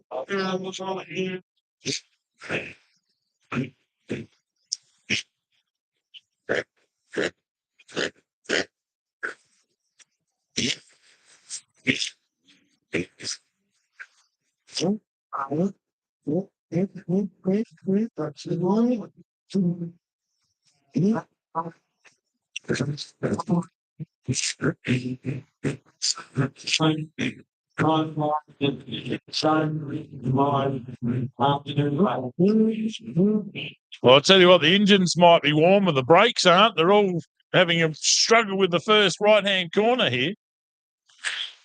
Oh,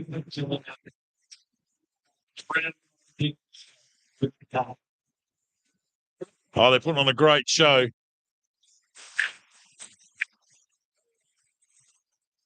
I don't think we've gone so much today. This is fantastic racing.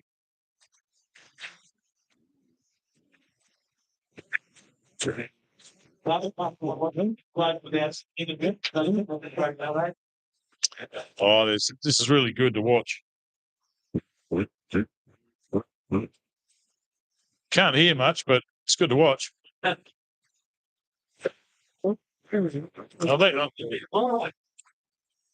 think we're going to have to get a camera down the guts here so we can see the bike numbers properly.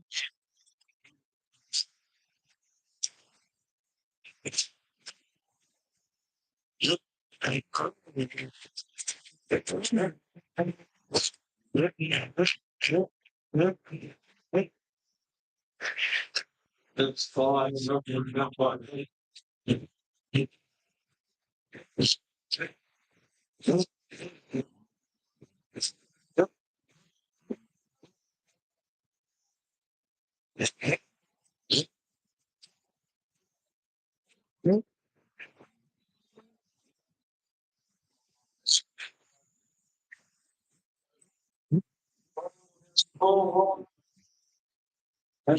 Yeah, that's Ricky Gardner. Whiskey Throttle Racing.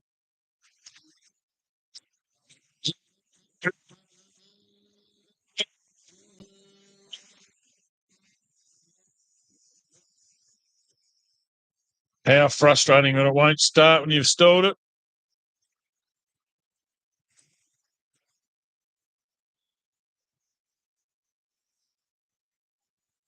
How long before he picks the bike up and throws it over the hay bale there? Yeah, very determined. Yep. Yep. No. Foot.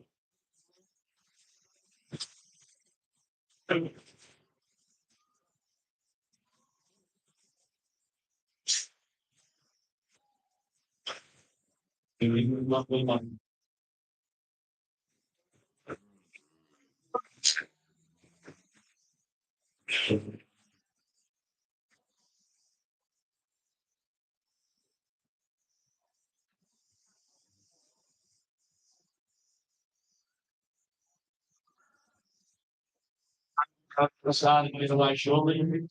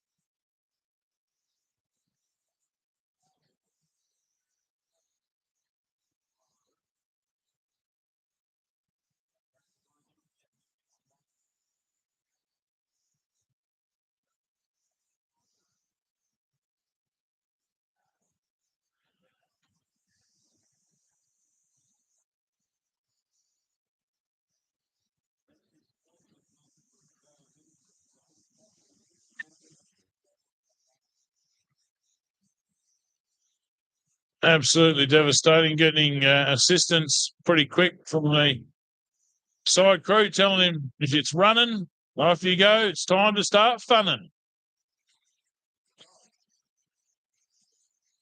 I think you might be fairly aggressive now. Bit of anger in there. Oh, if it. You see this lad? Have a look at that. Monoing basically the whole way. This is awesome to watch. Now we're Traffic position though. Where we got 2 laps of 20 kilometres. We'll get them set up for this is the prologue. Now we'll get them set up for Friday's final race. On the whole weekend, that's great. This is a prologue only, is it? Really? Absolutely. 2 laps for prologue? Right. Wow.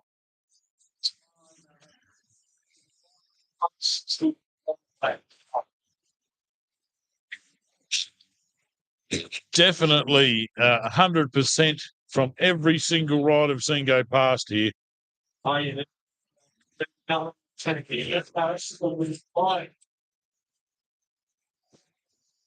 Impressive, definitely. Reminds the people, mate. Here, coming to one again. It's a sport. I think it was to be blood. If they didn't play yourself, you're not going to get rid of the break with it. It's a different life. It's a good thing. It's a lot better to get your adrenaline this way than other ways. It just shows that they got passion for it, mate.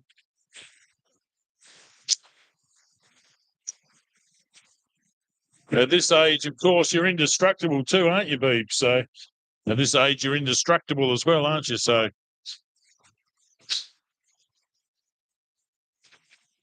quite literally, the bones have still got a little bit of give to them and all sorts of flexibility that is beyond us fellas at the moment. Just a little bit. The drone's having a good chase out there now. If we come all of those starting together, I think we're glad that we last time I think number 10 fly. The way they're going, you think this will be a 5 kilometre sprint race, isn't it? Just absolutely one after another, asking for everything from their tyres and suspension. Camelbacks to the fore. These guys are organised, aren't they?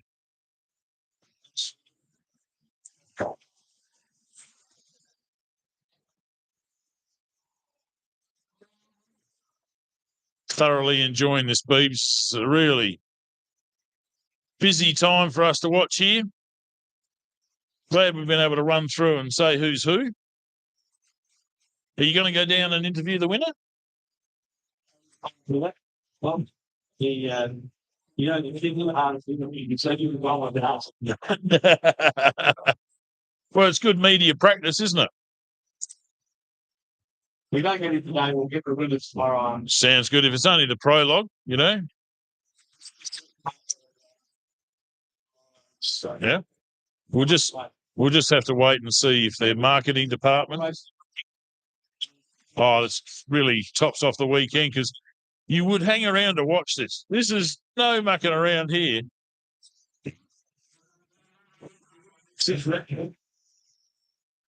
I'm sure people at home having trouble. Which screen do I look at? It's full on here. There's action everywhere.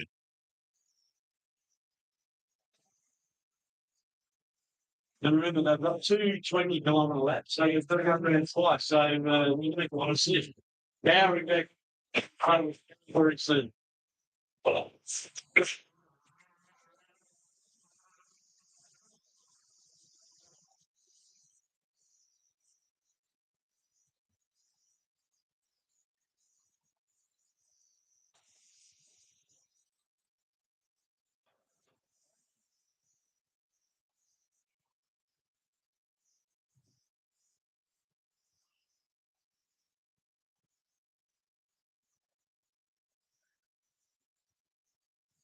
I'll tell you what, I'm just trying to choose a focusing camera and I can't.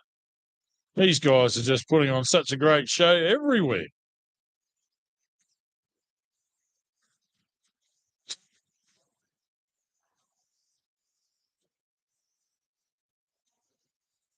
This is one part of the segment on YouTube that you'll rewind and rewind. Have another look. I'll look at this screen now. I'll look at the action from that screen. So much here to see at once. Thankfully, we can bring this split screen to you this year. It was definitely worth it with this exact environment here today.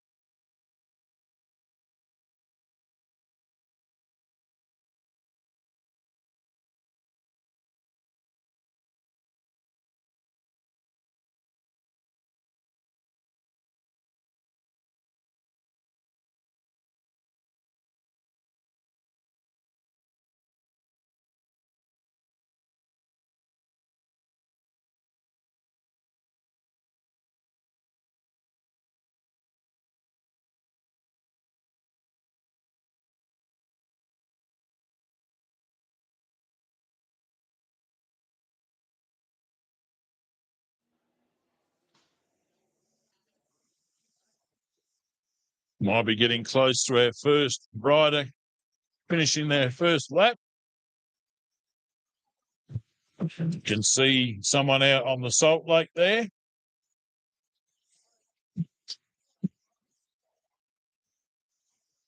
Oh, looks like our drone needs another battery.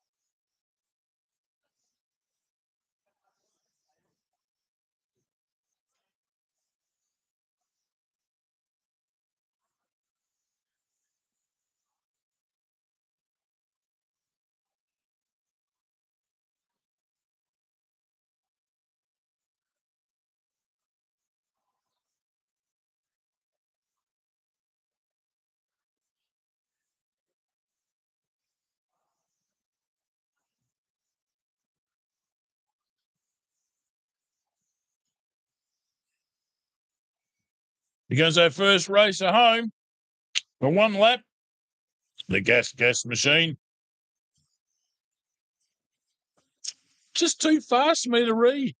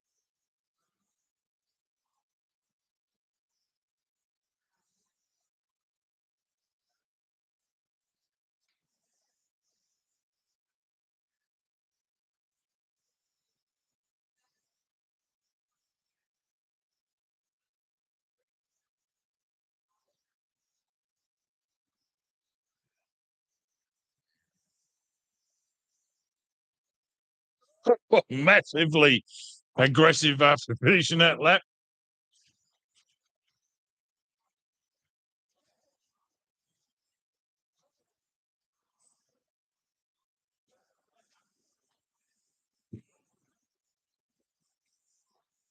Using every available inch of road, these bikes. Definitely coming very close to bouncing off of the hay bales. Sparing no rubber. Giving an X everything. This is fantastic show. The parents should be as pleased as punch with the show that these kids are putting on in front of us here today. I can tell you the live viewership hasn't really dropped at all. People are hanging on to watch these races, Beeb. Total. Oh, yeah. Probably about half a dozen riders have gone past Beebs. So, yeah. So thanks, Simon. Excellent. Chatting there, and going to be a big day tomorrow with all the trophy presentations done. And we get done tomorrow as an interview with them. So all places, lunch and stream, and we get there go as well. So they can have that to check with all of us. They can get that. So that's going to be fantastic tomorrow. Big day tomorrow. Yeah, I think the interviews worked better than what we attempted last year. We've solved that problem. Yes. So it's just a matter of big bad BD being out of the loop. But, you know, Chris and Action are doing a great job, and these other spare cameras here inside. Yeah. So I think there's ample opportunity to do something a little bit different, which Everyone likes to see who is underneath that helmet. What's often shown their pretty faces on the tell. Test. People want to see them ugly bugs. So. Well, it's going to be there for as long as YouTube is alive, so to speak, you know. So they've got a really big base. Google's bought them, so there's every chance they're going to be around for millennia and then some. You mean after we're gone? Oh, yeah. Oh, yeah. Yeah, there's, you know, we're lucky to be here, Beebs, as you know. And there's a lot of history that I can go back on YouTube and say, oh, wow, you know, where are they now? But that's the thing, you know, 25, 30 years ago, you didn't have the opportunities to record everything digitally that you do now. So that's a fantastic thing. It's just a lot of people, you can't open and flick through your hard drive. You know, it's not a piece of paper like a book or something, but there's more and more people reproducing a lot of these digital items so they can survive in the long run. And that's the thing, you can go through all that sort of stuff, but it'll archive all avoiding it, get it all ready to have your sort of there at the touch of a button. Goes through. You know, it's like all your old photos and things, they're there at the touch of a button. And you bring the memories come up on the phone all the time, you have to go, I did that. So it's fantastic to see these guys be able to look back and go, hey, remember when I won the Melbourne? You know, and awesome. Have them at the touch of a button. Yes, my parents were up at the Blackwood Golf Club there the other weekend, and they celebrated their 95th birthday in Blackwood, and they had a lot of people turning up with historic photos that hadn't been to the club for years and years. And, you know, oh, well, I'm sure, but yeah, they were handed down. So you had siblings of previous members rocking up with gear, and fantastic show for everybody.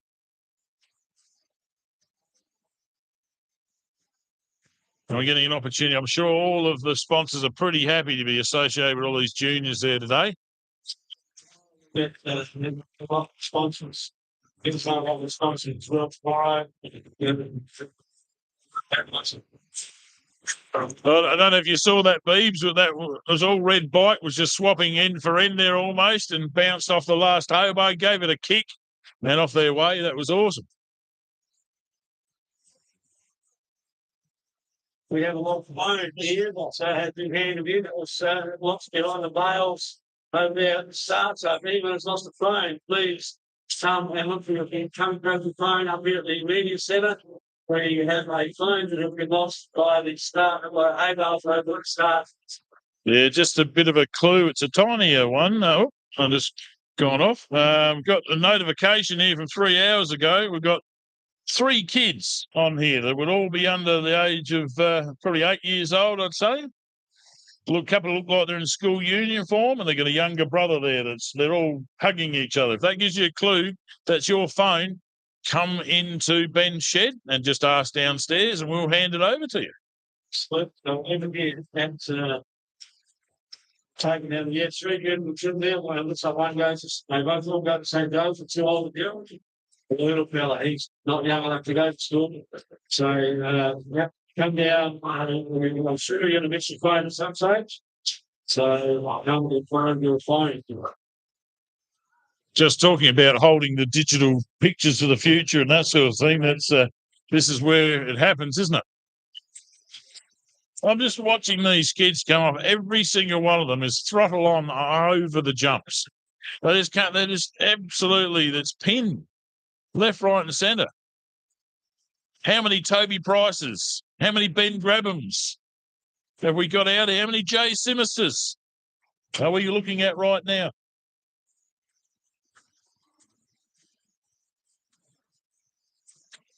Looks like we have the owner of the phone. That's what we like. We have a winner. And like when you lose your phone, you've got so much information these days that you just cannot afford to lose them. Yes, I back up my phone probably once a year. You can remember? I don't know. Well, it starts to run slow. You've got to dump it out to give it some space again to put some more stuff on it. So it's usually inspired by those methods. Oh, It started off absolutely perfect. We had a little bit of a change of wind direction. We all ate a little bit of dust to give us the flavour of what it's like out there. And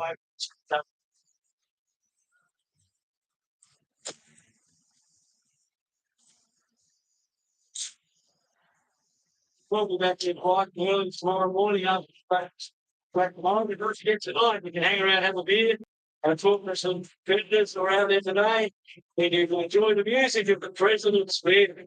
Midnight here at Kansas City here at Jamalka 2024. So don't hesitate. Stay and have a coffee at the Elders Bar. So you can stay. The President's Bed will be playing the night away. So it sounds like a good nice out here. You have yourself tonight. Yes. After I have something, I think it'll be the snoozer clock. I'm going to do some study on all of these riders. Now we've got some listings there and just catch up and see if we can find out a little bit more inside information on these guys for tomorrow. I'm going to do some research on the cars as well and note down. I've got a lot of stuff at home there I think I can research. So just a lot of the information that we used to just take for granted from Murray and Julie Rogers of offroadracing.com.au. And so, it's just the way we're all got to adapt to new ways. And this is the way that we say lucky that they've been around for so long. And that's the sign of a really top quality crew when you miss them so dearly so quickly.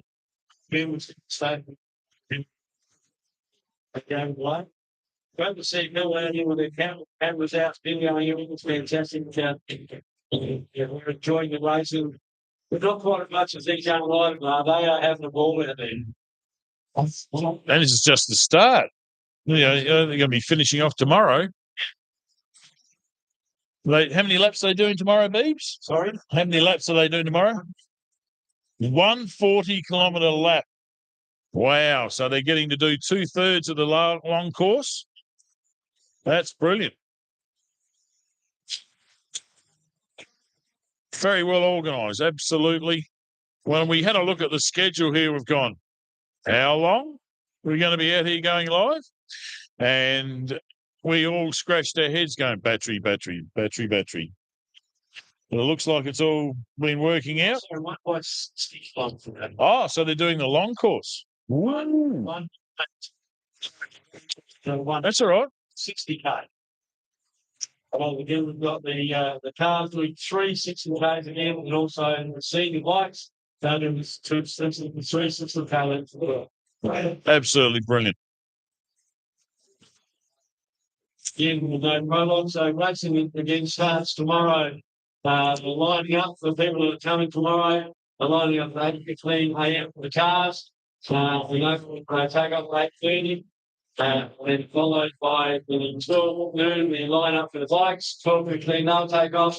Then 2:15 we'll have the touring bike line with the 2:30 start. And then 4 o'clock the track will be closed, the event will be over. But then we have all the presentations in the shed here tomorrow afternoon, mate. All the prize winners will be up there collecting their trophies, making some mountains of trophies out there building the reception. So make sure you're here tomorrow afternoon. You're all available for even better. So you come in and see all the racing actions, and then you can stay around, have a coffee at the end of it all, and watch all these winners get their trophies. We've just had a chase official. Very good idea. Having an official keeping an eye on all the bikes, and they've just given a thumbs up to another official on the start line, standing by the fire extinguishers, saying she's right, mate. All good? Yeah, she's all good. But look at that. It's keeps flying. Any official do a wonderful job of can't leave enough for the job at all, especially these kids that they're out there, making sure they're safe. If anyone comes off, they've got a chase official coming around there, make sure it's safe and well. Because it's a pretty dangerous sport, really. And these guys got an amazing job not doing it. Yeah, a lot of skill, talent. Amazing. They all look $1 million too. Everyone's got some real flash-looking safety gear and the right sort of uniforms. You know, there's one thing he said it's the toughest thing he's done in a long, long time. Wow, that's saying something, isn't it? He said that was amazing. He thought he'd be okay, but he really struggled with it. And he had a little bit tongue as well. So it's not easy. Something that you may have skills, you don't have that consistency of going out and doing it all the time. After 14 years, I'm pretty glad I'm not sure he'll make it tomorrow. Oh, really? Very tired, man. Wow. He started with, I think, he simulated about 26 an hour. Like 7 minutes. Yeah, it gets you, the arm pump, all the wrists and the elbows and everything from years of abuse, and can catch up with you pretty quick. I don't know personally on a bike, but we've got a lot of mates that raced professionally and did some enduro stuff. And most of these kids are going to have good long riding careers because their bodies are being trained to accept this. Yep.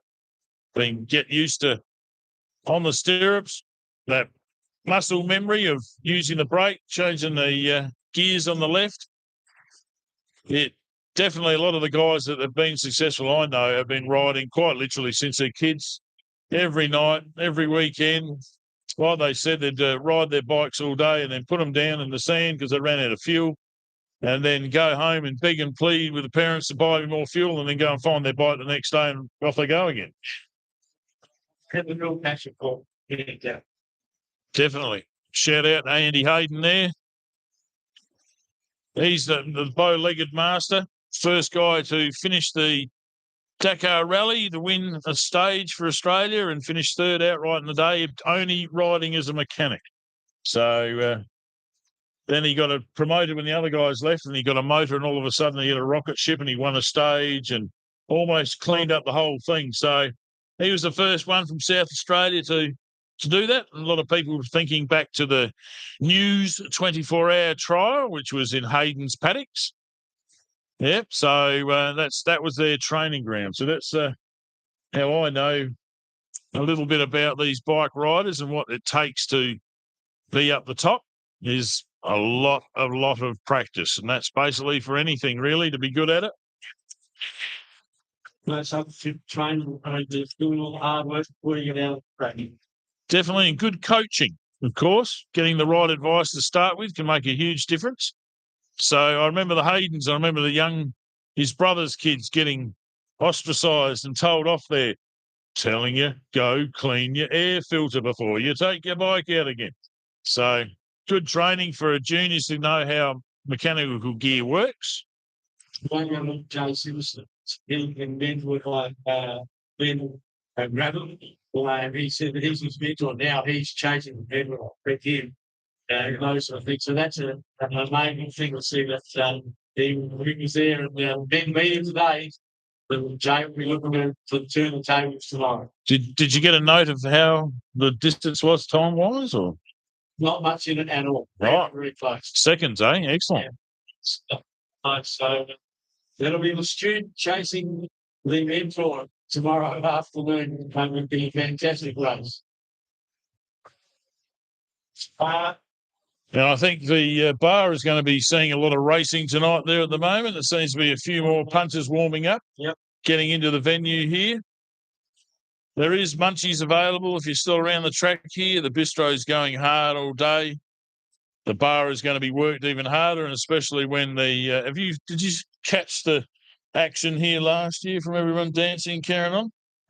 Next, I went home. I had to be here working for 6 or 7 hours again the next day. You know, we were saying to we're heading back to beautiful downtown Coffin Bay. Oh, beautiful. Yes, this is basically, that's what you say. You're going to go party to me? No, this is work, and it really is demanding. We've been here 9 hours and 52 minutes. It's a fair day. It is a fair day going live. Of course, we've been here longer than that, but to actually transmit for that amount of time, this is a new record for me.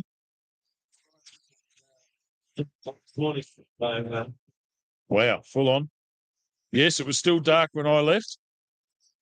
And I've been asked that today's coverage will be replayed on the big screens here. We'll set both of them off so people can watch themselves for the activity. And like Ben says, hey, it's going to run for 10 hours. second.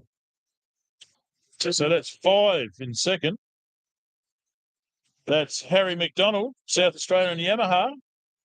Apologies for missing the first one. We'll find out. I'm doing well. Great ball. Red bike. So does that mean it's a gas?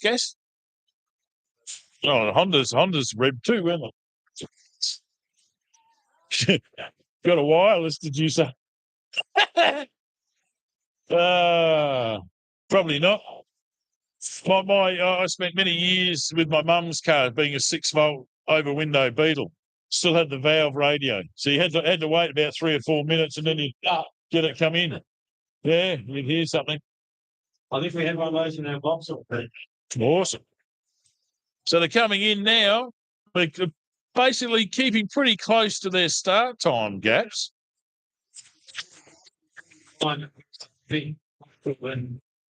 you started just behind our goals. That's the 15-year-old class. Yes. This one. That there looks like a 3 and a 6, 8, is it? 3, 6, 8. Lachlan Cobra, he's made up quite a bit of ground in this year. It is, yes, Yep. Yes. So he's made up quite a few places. He's done very, very well. Yeah, that doesn't help me putting anything on the magnifying glasses on, but I'll try and fight the glare here for everyone. Oh, the microphone's over here, isn't it? Yeah. Pretty sure that was obviously Oh, big finish.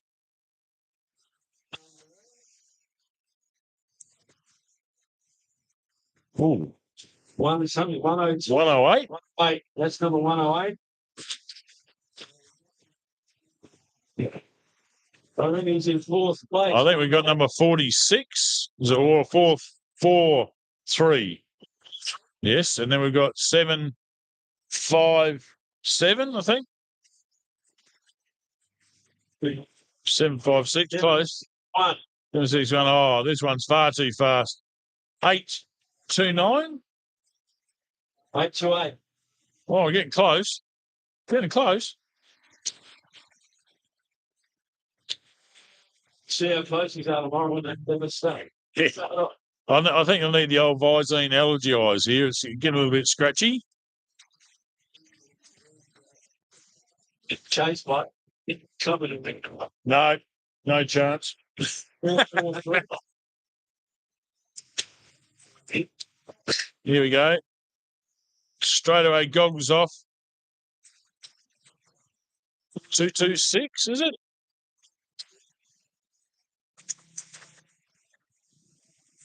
Congratulations to all these riders. Great job. Wonderful. Oh, that one looks like a 3-7 or 3-1-7. 316. Great. Guess. I recognise that one.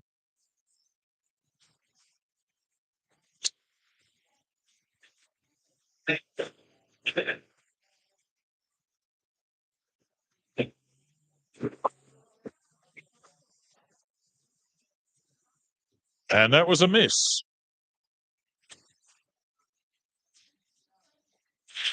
Everyone's watching. Great ball, 15-year-old. Couple of places, but most of them are so should be on around 12 and 15-year-olds. Should be our next candidate. Bit of a gap here. Clean air. You can smell the fire burning there, the old campfire. Geez, sure. Get a potato and alpha on the fire, mate, and down with the lake. Well, I'm pretty plain with that, but yes, I have fires at my place.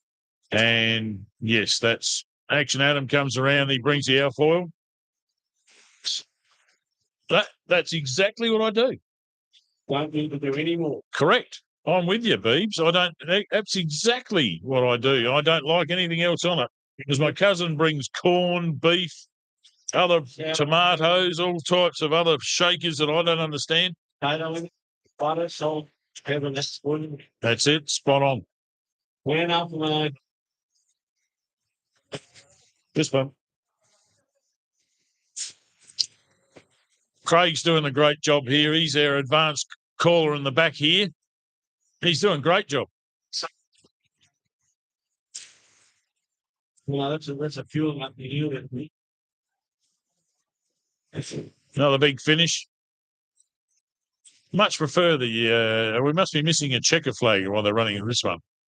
Oh, that looks like a. 191. 191. Yeah, that's one of the yes. So that's well 10. Oh, this looks like a 3. Look how clean that bike is. 3. Yes, we'll go for that. 3, yeah, 369. Mate, you don't need me to do that. That's Max Anderson from Crystal Brook. Yeah, that's the cleanest finish. Wow. He's done a great job of avoiding the dirt there. I reckon that might be a case of you get it dirty, you wash it. Ain't getting the dirty. It's the one.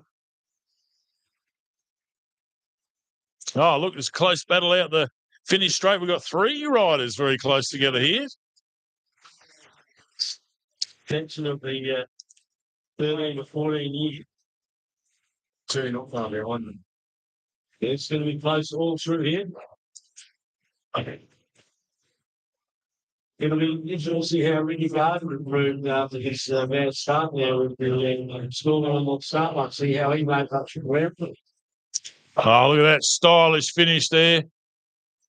Definitely a future in freestyle here for bike number 628. And then we've got, he's trying to overtake still. 517. Yes, that's the first one in the 13 of 13 years. And here comes, oh, wow. This one's a hard one. 565? 565, is it?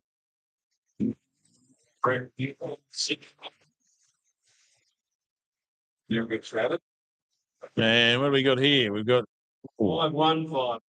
Well, that looks like 176, is it? Now we've got 109 following in. Geez, all these riders are pretty close together now. Yep.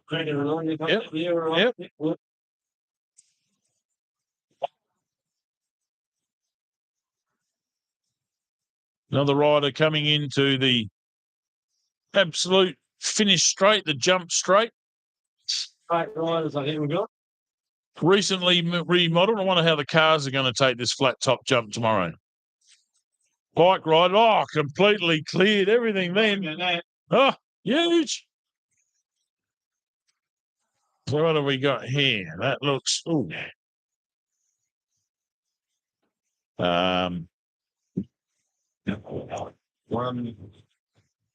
that's a blur, that one. 30. Yes, that's Caleb Churchett. Yep. Caleb Church, you're right. Exactly right. It's just written in front of me here, Beebs. I'm not that smart. It's so knowledgeable. That was right in your brain from earlier today. No, I'm just lucky the page is on top.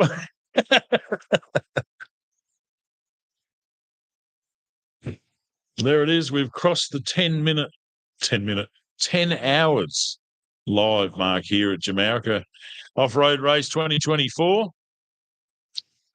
That was Ben's prediction. It will be live for about 10 hours or so. People heading home. That's the Moleses. Oh no. Doesn't look good when it's going out of that's terminal.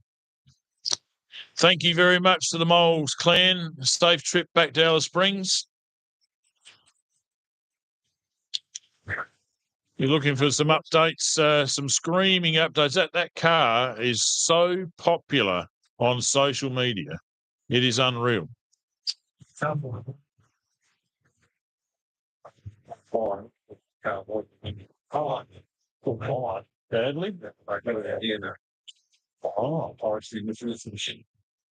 But in hot the vehicles haven't been in the pits area. Horrible thing, fire. Luckily, there is a lot of fire extinguishers and marshals. You can see the little red bottles everywhere. Very experienced in that. For your regular camera, if we got one coming down here now. You can definitely tell the parents of the kids still out there looking. They're pacing, rocking back and forth, Haven't seen looking in a distance. another one down the back road, Phil. No fingernails to do so. Here we come over the top. Right.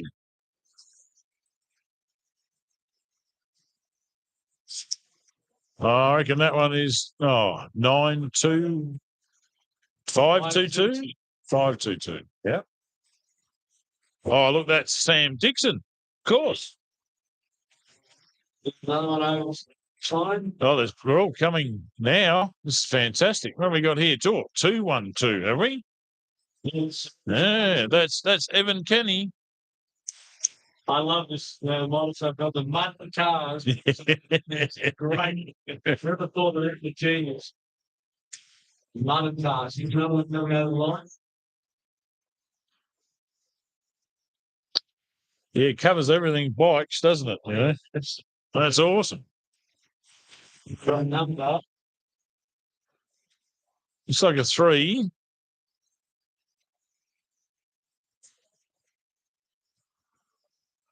Is that a 338? 338, Teo Letton. 338. So in fourth spot in the 12 to 14 years. Wow. Haven't got many little guys. Well, no, there's 2 still within view of us here in the commentary box. One on the back jumps, about to come up to the flat top there, Beebs. Yep. Didn't really jump it. Oh, conservative, happy to get there. 55. Correct. 5-1-5. One.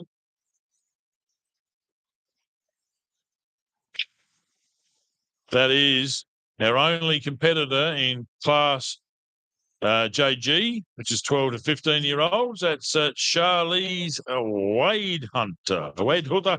You want to say Charlize Wade Hunter? Yeah. South Australian from the South Coast Motocross Club. 368. Well, that would be Reef Hellman. Paul Lincoln. They got some ripper names, first names, these kids. There's no Ian's in the world, mate. Very English name, Ian. So, yeah, every Ian I know has got very Scottish, is it? Well, that'll be right, because one of the Ian. I know an Ian Stewart. Yeah, his dad was Scottish. His mum's from Liverpool.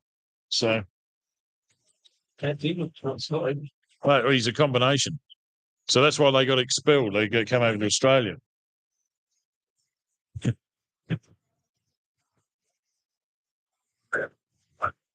I can tell you, fellas, it's getting towards the close of race because the wind has changed and it's got cold. For the last couple of years, it's been a wonderful day. It's much more than house together for that Clara family, the volunteers, the last group of stewards, the looking sure and then more guys are beyond everybody today's had a marvelous job. You know what, guys? Thank you for doing it all tomorrow. So a fantastic job for everybody. So working so hard here today. Again, all the cameramen, guys doing the drones, everything down here. Trey and Lyndon done a wonderful job again. So we've got a great day here, and we've only got one to one, two to one for the budget. Might have listened, I mean, I was happy. People may have been one rider left out there, Craig. Down see the dust over there. One of course the change right there, the saloon.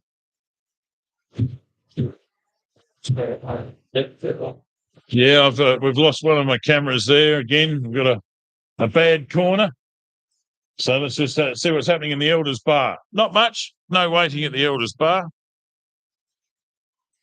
Big Bad BD's out there. He's an enduro specialist. I love the way he's changing colour.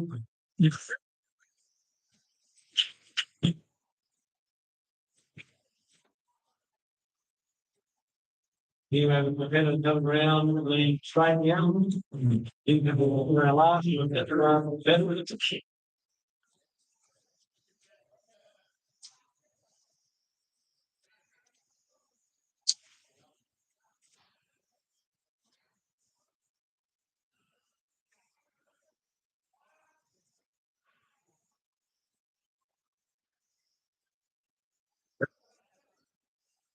This is number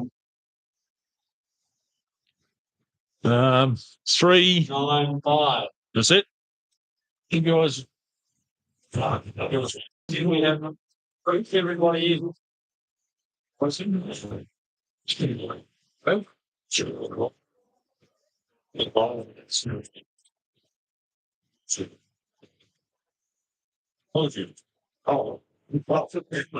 I'll watch that soon. Yes. Yeah, no, I don't see now. I remember I for yeah, the take still I've been testing their names. Getting close, you know, the bottom line's looking bad.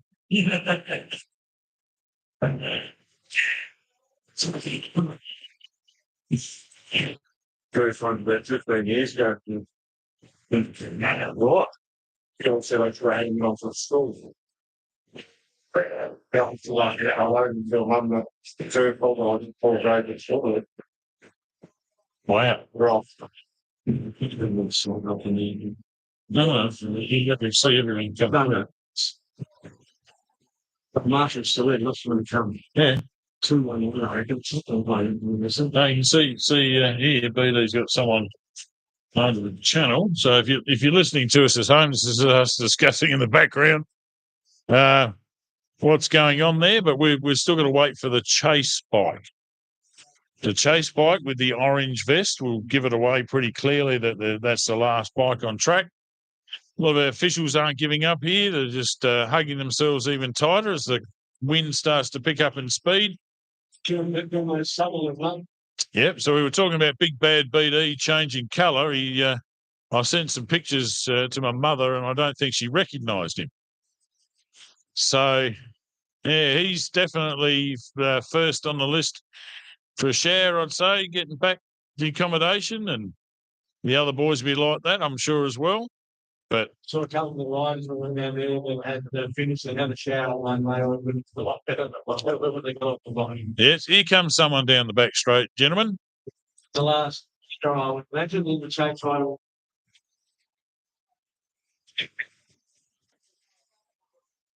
I'm still Ricky Garlock. We can't see the chase rider. No one.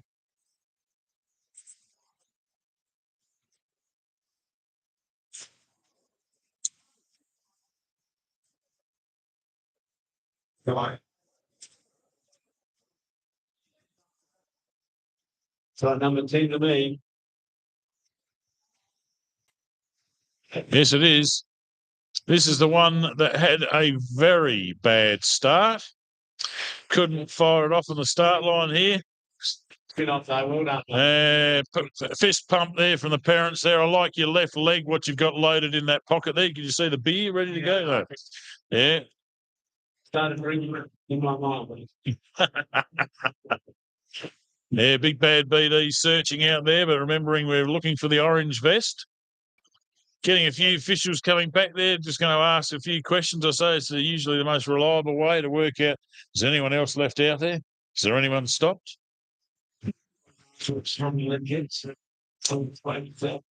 right next door to the timing tent there, isn't it? That's timing shed.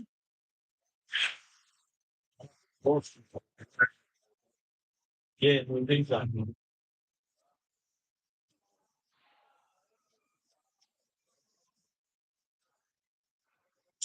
Yeah, we've still got plenty of people hanging in there to the very last part of the Saturday's edition of the Jamalka Off-Road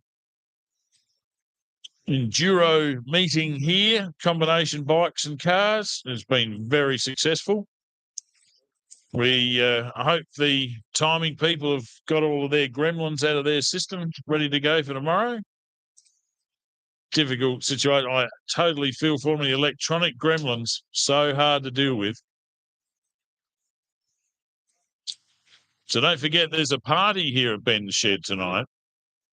The fridge is full of all sorts of seafood and alcohol and refreshments of whatever you desire. Yeah, I'm pretty sure there's going to be a bit of a band happening, or is it just music? President's Men. Wow. Wasn't that a movie or something there with Keanu Reeves and everything, where the President's Men robbed the banks? Yeah. Uh-oh. These guys, they got plenty of money. Do they put the masks on to represent it? I know most of them. But they can see. The one thing is they can see. Oh, that's good. They're right there. Right. Were they here last year? Oh, great stuff. That's really good. Because a lot of punters were fairly well charged and looked like they were very well entertained. So I know that Ben had band practice here the other day. All the boys coming. All right. Playing the band with many years. I'm getting to do it. Excellent. When the time we love it.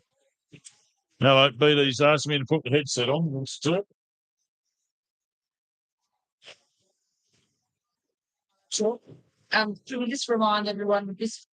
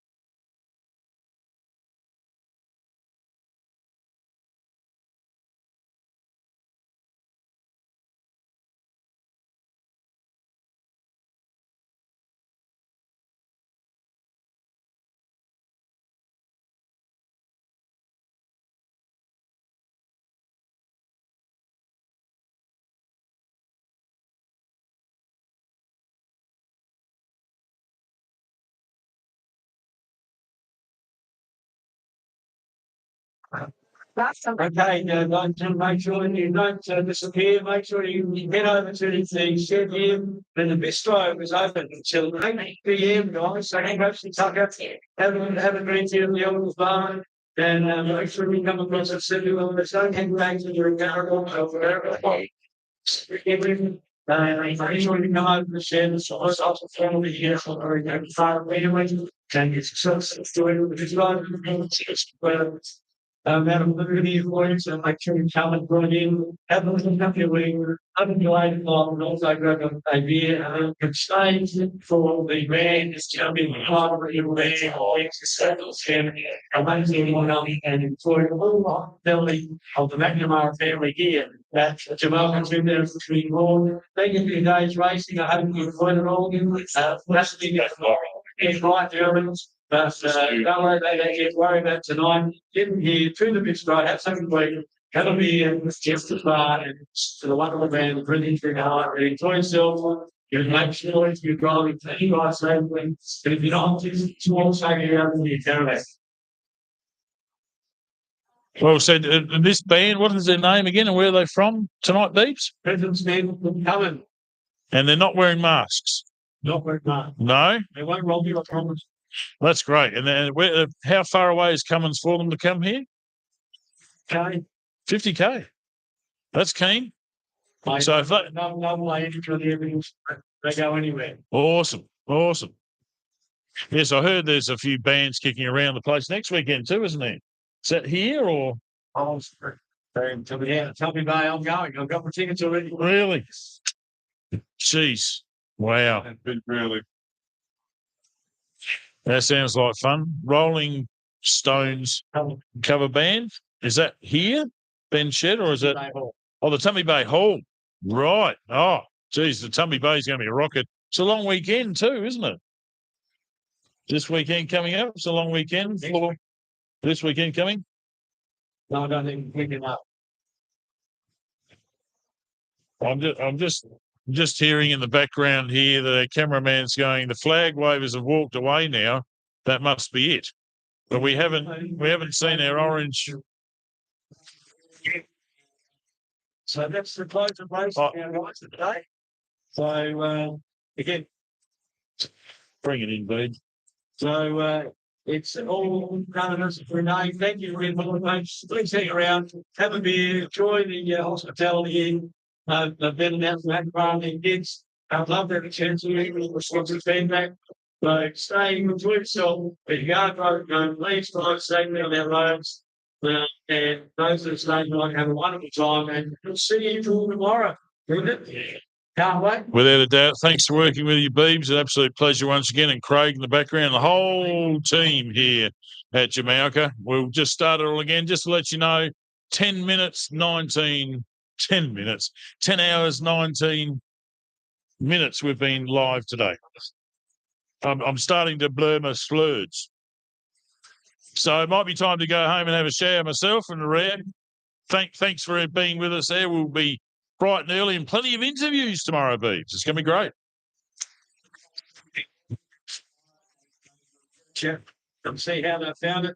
And it'll be fantastic to see our drivers after the opportunities to step races or to try to get the races being said. And there is a multitude of trophy winners in different sections. So please come along, stay the afternoon and enjoy things that Jamalka 2024 off-road racing has to offer. Goodbye from me, and it's goodbye from him. And good night to all. I'm still alive.